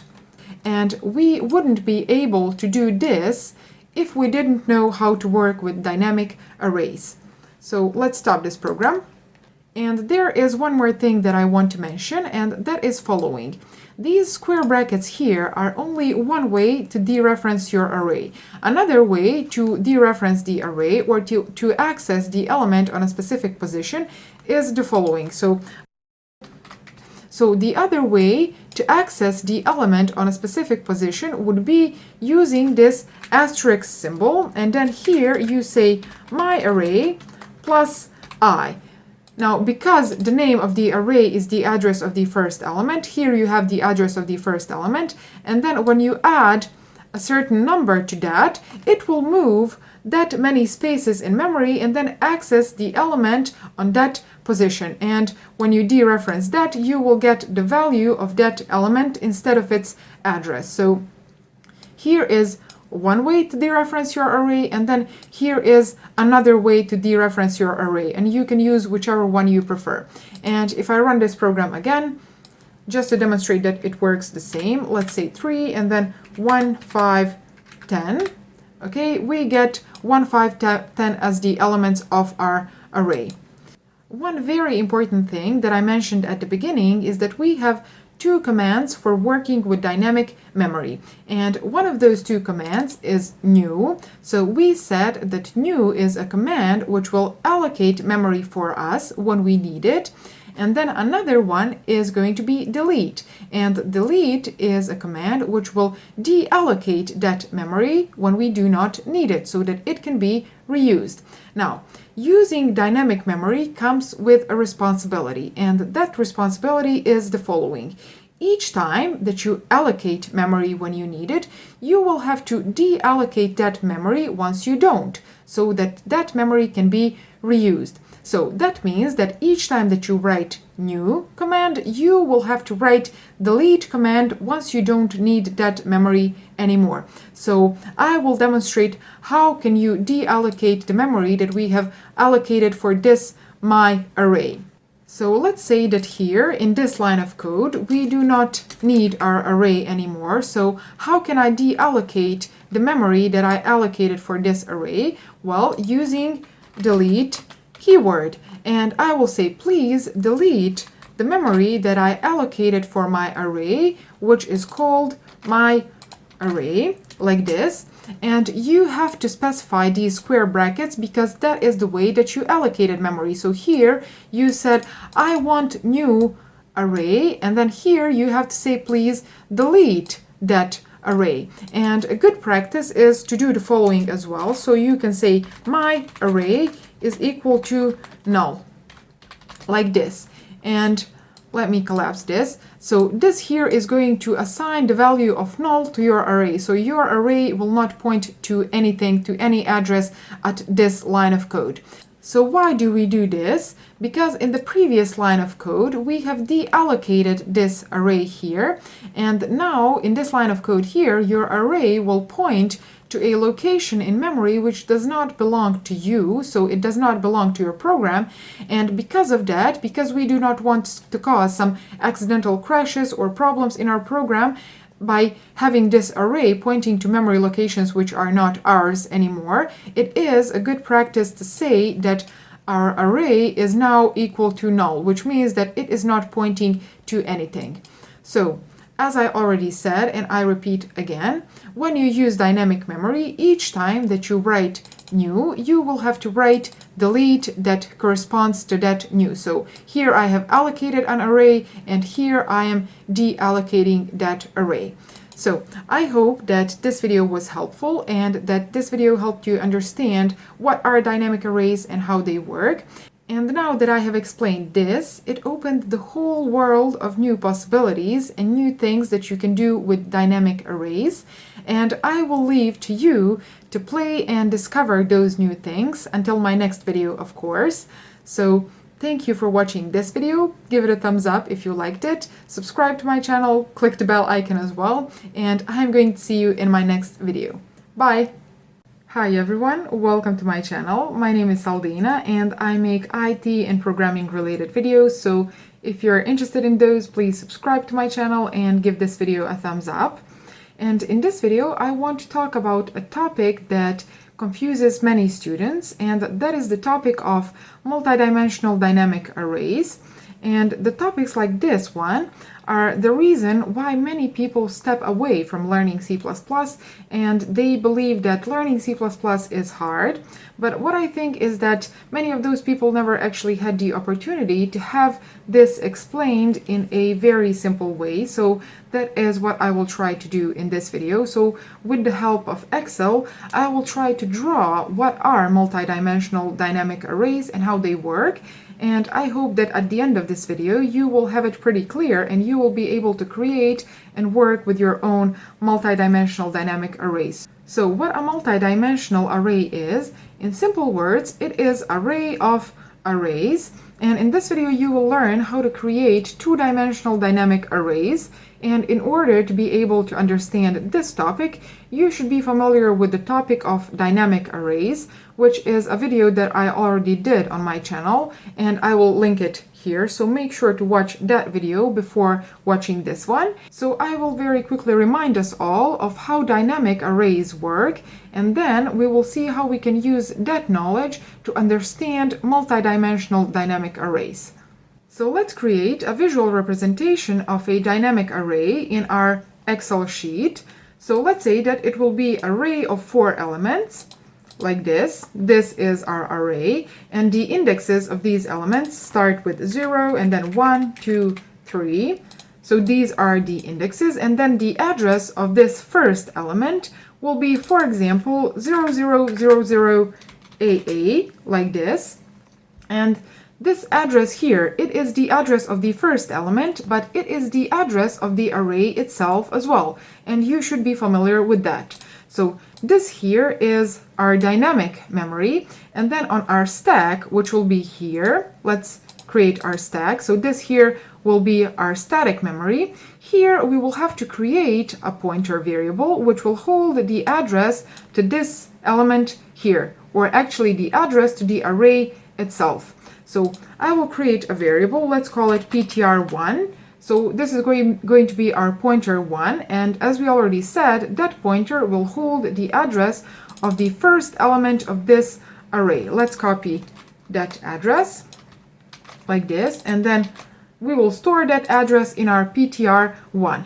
Now, if we wanted to create more arrays, by the knowledge that we have so far, we would have to copy this, and then let's paste it here, and let's create one more array like this. So now we have 3 dynamic arrays, and the first element of the first array has the address of 0000 AA, and then this one here, let's say that it has the address of BB, for example, and then this one here has the address of 0000 CC. And to be able to access these arrays, we would have to create on our stack 2 more pointers. So let's do that. Okay, so our pointer 2 will hold the address of the second array, which is 0000BB, and then our pointer 3 would hold the address of our third array, which is 0000CC, like this.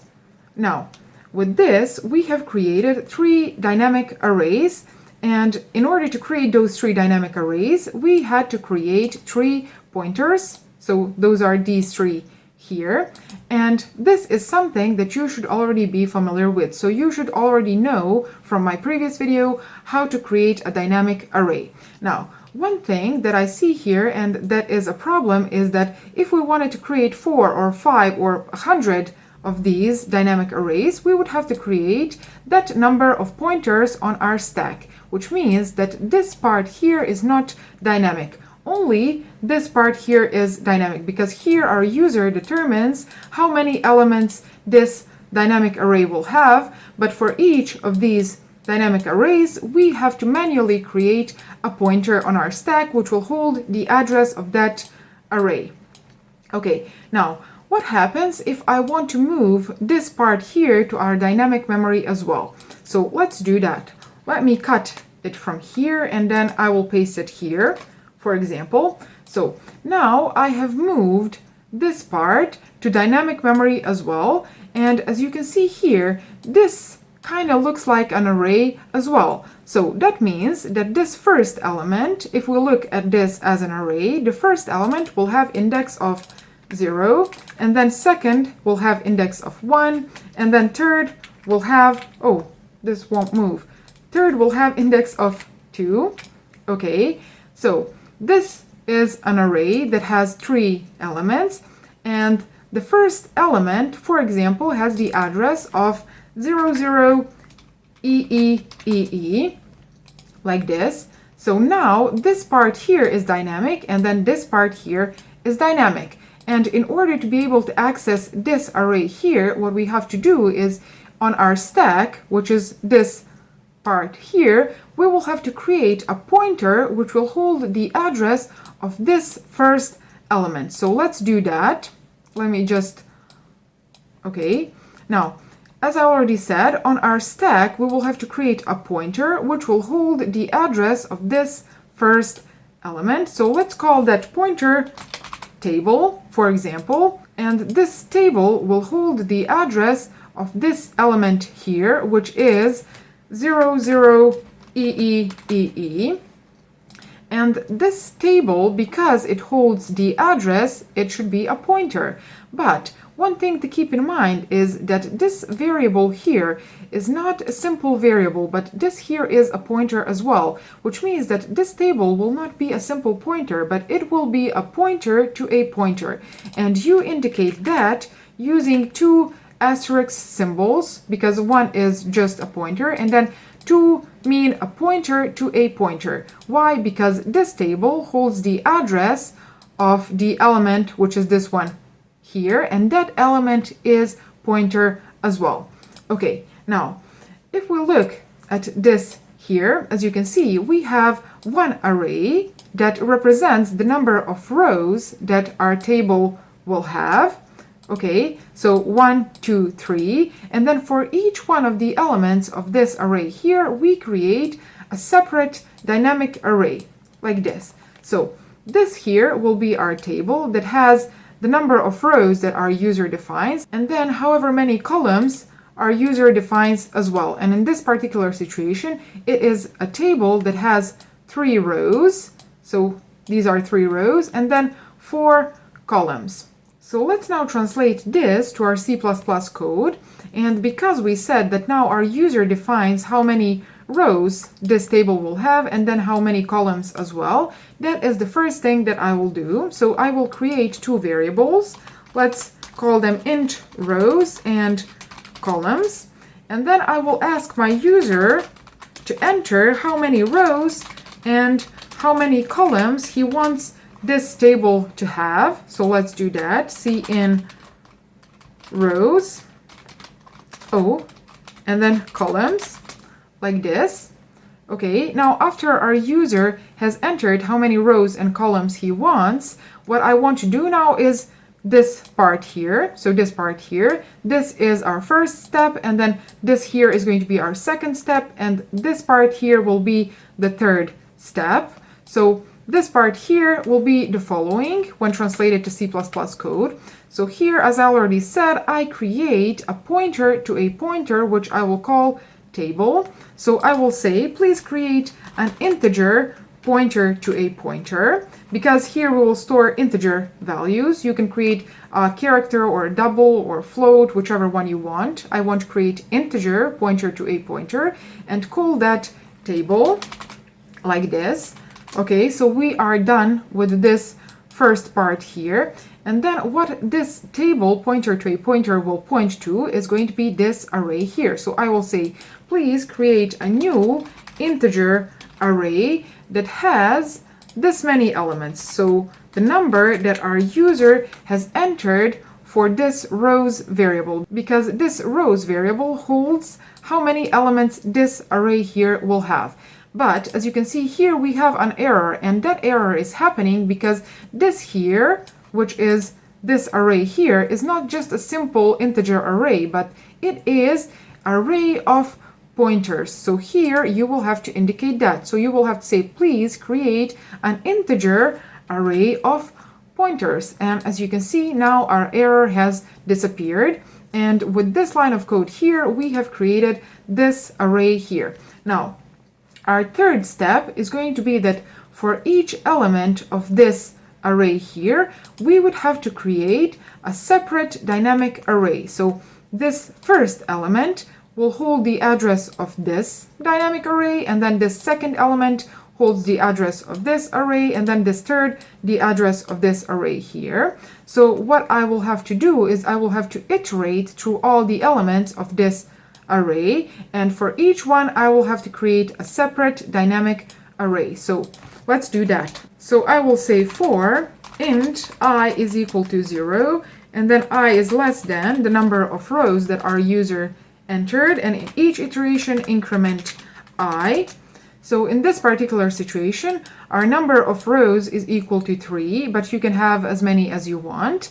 So what I want to do in each of these iterations is I want to create for each one of these elements a separate dynamic array. So I will say table of I is equal to new integer array that has this many elements. And that is the number that we stored in our columns variable, like this.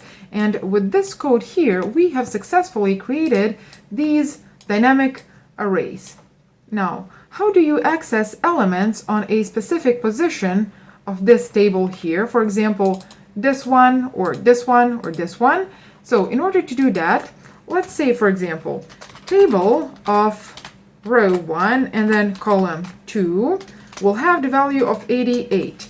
Now, what this code here, what this line here will do is the following. So this part here, it says, please give me the table variable, which is this one here, and it is a pointer to a pointer, which holds this address here, so 00EEEE, and that address is the address of this element here, so the address of this array. And here we say, please give me the element of that array that has index 1, which is this element here. So it is the element that stores the address of 0000BB, which is the address of this array here. And this second part says, please give me the element of that array that has the index of 2, which is this element here. So here we will store the value of 88. So that is what this line of code here will do. It will store number 88 to this position here. So this line of code here will store this number at the element that has row index 1 and column index 2 of this table. So this here is the row with index 0, this here is the row with index 1 and then 2. So we are storing at this row. And then column index 2 is this one here. So here we store number 88. One thing that we said as well in my previous video is that each time that you allocate dynamic memory, you have the responsibility to deallocate that memory when you don't need it, which means each time that you use new keyword, you will have to use delete keyword when you don't need that memory anymore. So now is the question, how do we deallocate all of this memory that we have taken? So in order to do that, what I want to do is I want to show you something. If for some reason we lose this address here, so the value that is stored in this table pointer to a pointer, we will never be able to access all of these elements that we have created in our dynamic memory. So that means that we will not be deallocating this first. And then if we for some reason lost this, the value of our 0000AA, for example, that means that we would never be able to access this array here. So we would never be able to deallocate this memory. So that means that this is not going to be deallocated first as well. Now, allocation of this memory here went as follows. This was the first step. So this was the first thing that we allocated, and it is this code here. And then we allocated this. So that corresponds to this part here. And then the last thing to allocate was these arrays here, and that corresponds to this part of the code. And the allocation of this memory will go the other way around, which means that first we will deallocate this, and then we will deallocate this, and then this will be the last thing that we will have to worry about. Now, in order to deallocate this, the process will be almost the same as the one when we allocated it. So I will copy this for loop and then paste it here. But what I want to do in this particular situation, so when deallocating, is instead of creating a new dynamic array for each table of I, is I want to delete that array. So for each element of this array here, I want to delete the corresponding dynamic array. So I want to delete these three arrays. And in order to do that, I will say, please delete the array that my table of I is pointing to.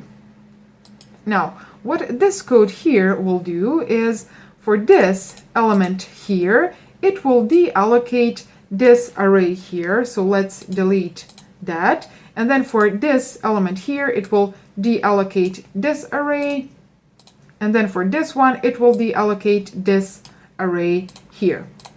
So now we have successfully freed this memory that we have taken here. Now, after we have done this, after we have successfully deallocated our first step, which was here, this part here will be our second thing to deallocate. So here I will say, please delete the array that my table variable is pointing to. So this line of code here will deallocate this part here. So I will say, please delete that. We do not need it anymore. Okay.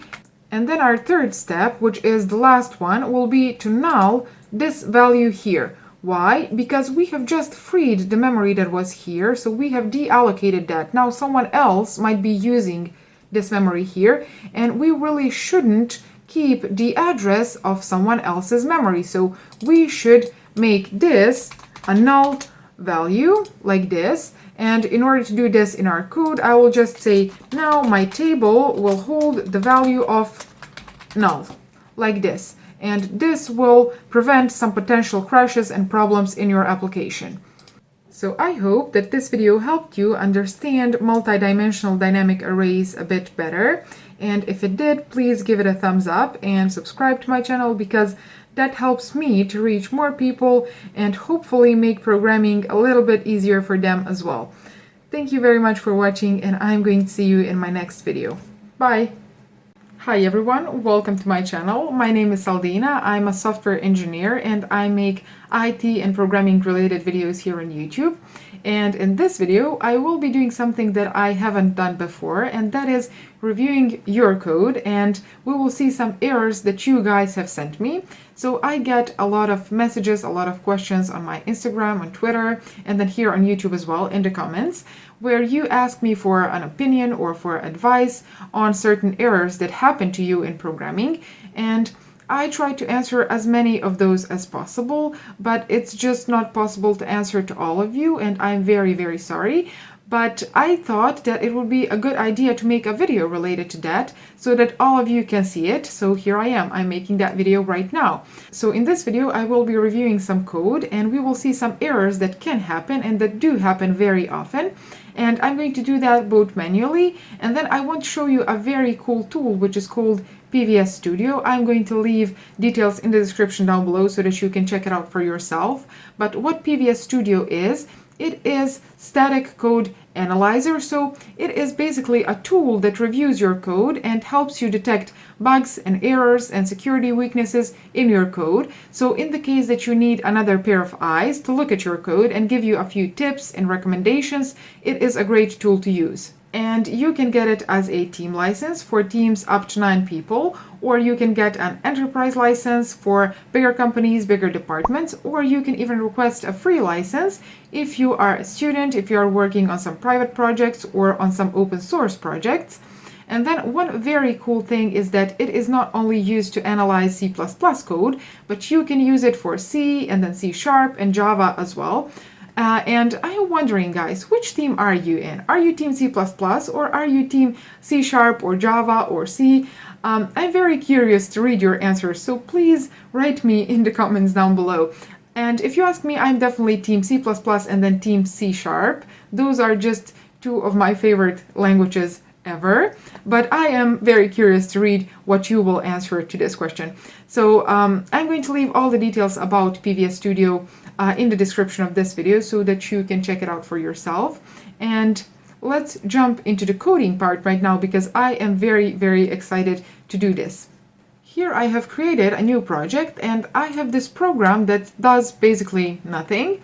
So what I want to do is I want to check if everything is okay with this code so far.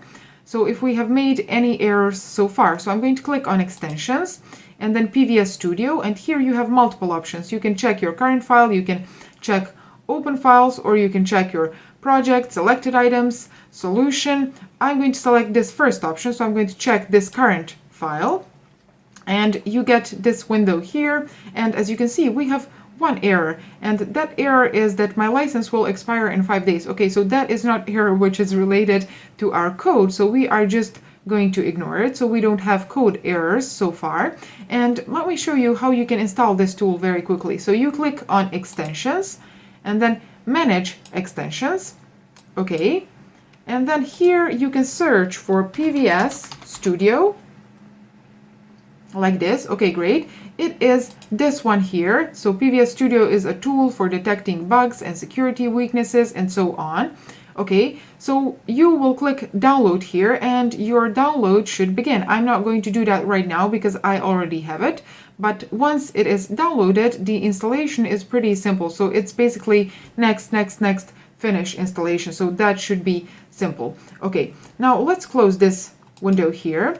And as you could see, we don't have any errors with this code so far. So let's write some code and let's create some errors now. So let's create an array of type int, and I will call it saved money, and that will be an array of 5 elements, and I want to initialize those elements here. So the purpose of this array is following. Let's say that I want to save some money each month, and I want to store that data in this array here. So I'm going to save money for 5 months, and I will store how much money I have saved each month inside this array here. So for example, the first month I have saved $100 or euros or whatever, and then second month I have saved 200, and then 300 and 400 and 500 fifth month. Okay, so this is our array. Now what I want to do with this data here is I want to sum it. After 5 months I want to know how much money I have saved in total. So I'm going to create a variable of type int, and I will call it total like this, and I will initially give it a value of 0, and then I will iterate through this array here. So I will say for int I is equal to 0, and then I is less than or equal to 5, and then I plus plus. And what I will do inside this for loop is I will say that my total will hold whatever my total was previously holding plus current value of how much money I have saved in that month. So saved money of I. Okay, now after I have done this, I will just write out how much money I have in total. So I will say total, and then this value that is stored inside this variable here. Okay, now if I run this program, let's see what will happen. Well, it says that in total I have minus 8 billion something, very big number. So I have tried to save each month, and then at the end I have minus $8 billion, so that does not make any sense. So here we have a logical error. Okay, so let's see what is this error that is happening. So let's click on extensions and PVS Studio, check current file to see what kind of error PVS Studio sees. And it says array overrun is possible. The value of I index could reach 5. And if I double click on that, it will take me here.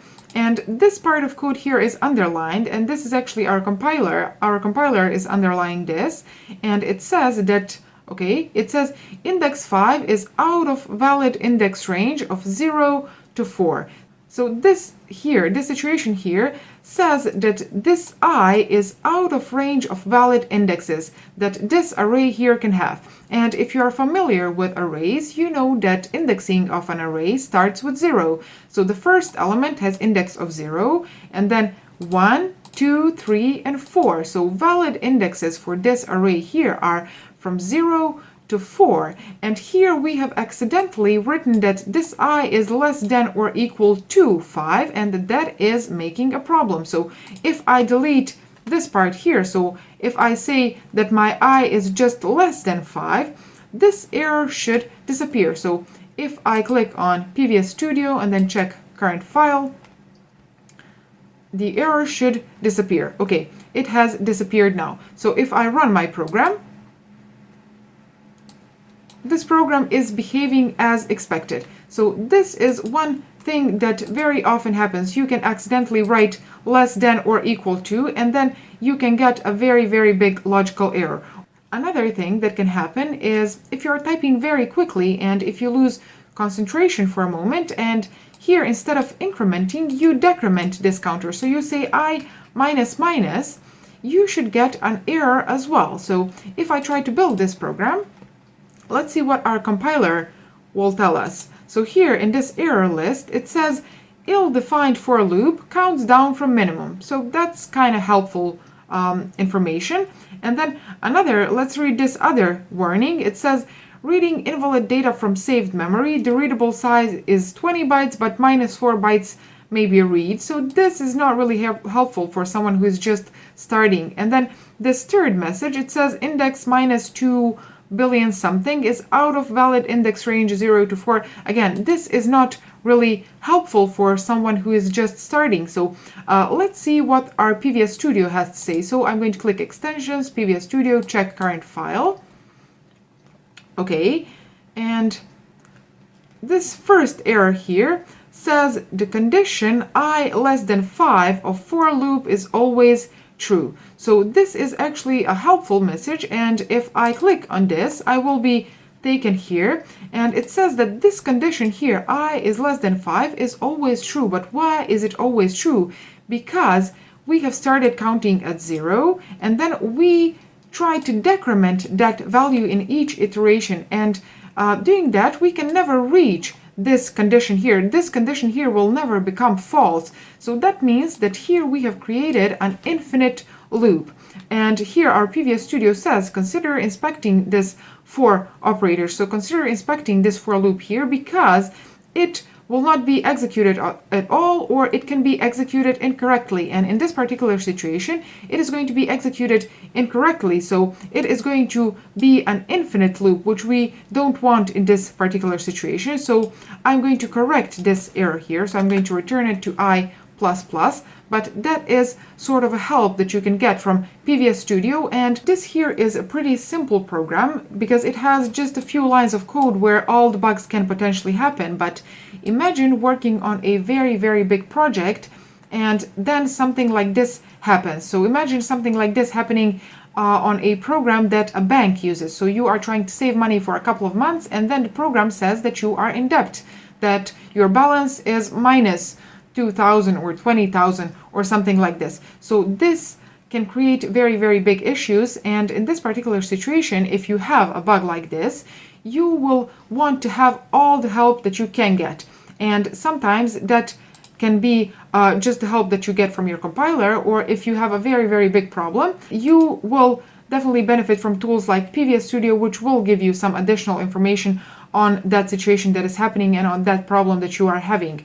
And then there are other situations where you can have very, very big problems, but your compiler will not be helpful at all, because your compiler will not be able to see those potential bugs that you are creating inside your code. So in order to demonstrate that, let's delete all of this code here, because I will not need it anymore. And what I do need is to create a function here. So let's create a function of return type void, and I'm going to call it my function, like this. Okay, and what I want to do inside this function is I want to create an integer pointer, PTR.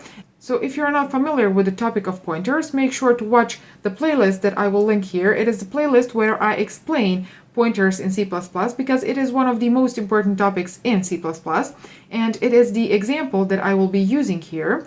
So I have created an integer pointer, and I'm going to say, now you will point to a new array of integers, and that array will have 5 elements, like this. Now, what do I want to do with this array? Well, let's do something very simple. Let's say ptr of 2 will hold the value, okay, it will hold the value of 10, like this. And then let's just write out something. Let's say, hi, I am equal to, and then ptr of 2. Okay, so this here is pretty simple example that does basically nothing important, nothing useful, but I will use it to demonstrate a very, very big issue that can happen in this situation. So I'm going to invoke this function here. So I'm going to say my function, like this, and I have successfully invoked this function. So if I run this program, it says, hi, I am 10. So nothing unexpected happened. Or did it? Okay, if I inspect my errors list, it says that I don't have any errors. So if you ask a compiler, it will tell you that everything is perfectly fine. So let's now ask PVS Studio. Here it has already detected 2 potential issues, but you can click PVS Studio and then check current file just to be sure. Okay, and it says visibility scope of the PTR pointer was exited without releasing the memory. A memory leak is possible. So what we have done here in this program is we have created memory leak. Where? Here. So here we have said, please give me, in my dynamic memory, give me an array of 5 integers. And this is going to be done in dynamic memory. So once this function is finished, once this function ends, we are going to lose this PTR. So we are going to lose the address of the first element of this array here. So here, if I try to do something like PTR, I cannot access this variable here anymore. This variable has its scope, and that scope is inside this function here. And once this function exits, we are going to lose the address of this array here, which means that we will not be able to deallocate this memory here. Now let's delete this. Okay, here, as you can see, this memory leak is not a big memory leak. Here we are leaking 5 integers, so we are leaking an array of 5 integers, and that is not very big problem. But usually what happens in real life is that you are not creating an array of 5 integers. Usually you are creating things that require much more memory than just an integer array of 5 elements.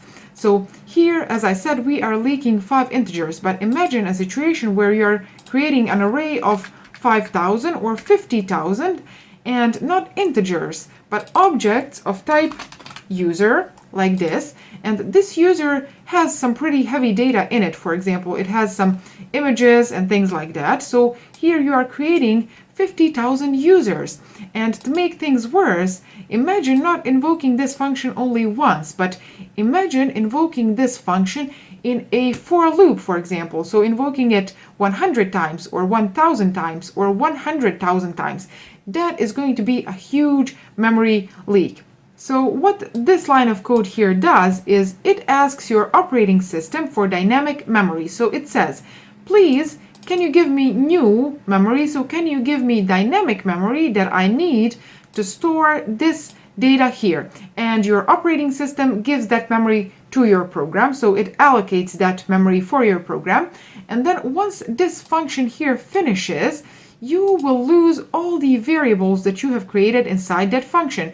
And that is this PTR variable here. So that means that the address of this array here, which was stored inside this PTR variable, is lost now. And now you will not be able to deallocate this memory here, which means that you will not be able to say, okay, now I am done with this memory, which is a lot of memory, and now I'm going to return that back to my operating system, because I don't have unlimited amounts of memory, and my operating system maybe would like to give that memory to some other program. So once this function here ends and you don't deallocate this memory here, you are leaking that memory. And that is exactly the error that you have here. It says a memory leak is possible, whereas your compiler here said expected a type specifier, which is error that we have here because it does not know what is this user. So I'm going to return this back to int. Okay, now that error has disappeared, but your compiler does not know that you are leaking memory here, whereas your PVS Studio analyzer here says that a memory leak is happening. So how do you fix this error here? Well, for each new, you need to have delete. Again, you need to watch my C++ pointers playlist in order to understand pointers if you don't understand this already. So as I said, for each new you need to have delete. So I'm going to say delete, and let's delete this PTR. Let's see what is going to happen now. So if I click extensions and then PVS Studio check current file, it says the memory was allocated using new array type operator, but it was released using delete operator. And then it gives you a recommendation here. It says use delete array pointer instead. So here we are trying to allocate memory for an array, but we are not deleting that entire array. So here we are leaking memory again. So here I'm going to use these square brackets in order to indicate that I want to delete this entire array that I have allocated in this line of code here. So now we shouldn't be leaking memory anymore. So let's check that out. I'm going to say PVS Studio, check current file, and let's see. We have that error that we previously had, which is your license will expire in 5 days, but we do not have memory leaks anymore, which is great. So errors like this, memory leaks, are very common when you work with pointers in C++, and these memory leaks can create huge problems if you have them in your code. And as you could already see, in most cases you cannot really count on your compiler to tell you that you are leaking memory, because in most cases it will not even be able to see that. So tools like PVS Studio can be very helpful in those situations. You could see all those little tips and recommendations that we had from PVS Studio that helped us to fix issues that we had related to leaking memory. So those were some topics that I wanted to address in this video, because many people, when working with pointers, will come across problems that they will not be able to fix, or they will not even be aware that they have those problems, that they have memory leaks, until it gets to the point where it is unmanageable and they have very big problem, they have huge problem. So if you have any more questions that you would like me to make a video on, please leave those in the comments down below. And if you like this type of video, please give this video a thumbs up so that I can know, and I will make more videos like this in the future if you want me to. So thank you very much for watching this video, and I am going to see you in my next video. Bye! Hi everyone, well okay, so hi everyone, welcome to my channel, welcome to another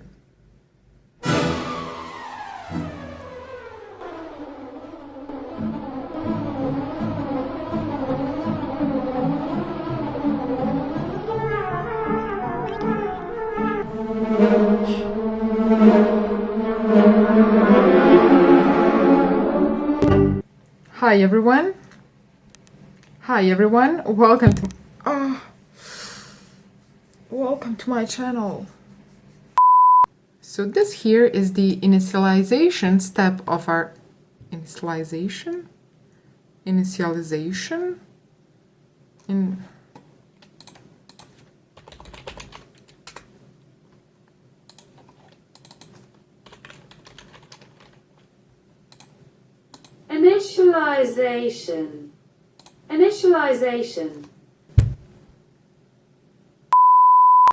So it is the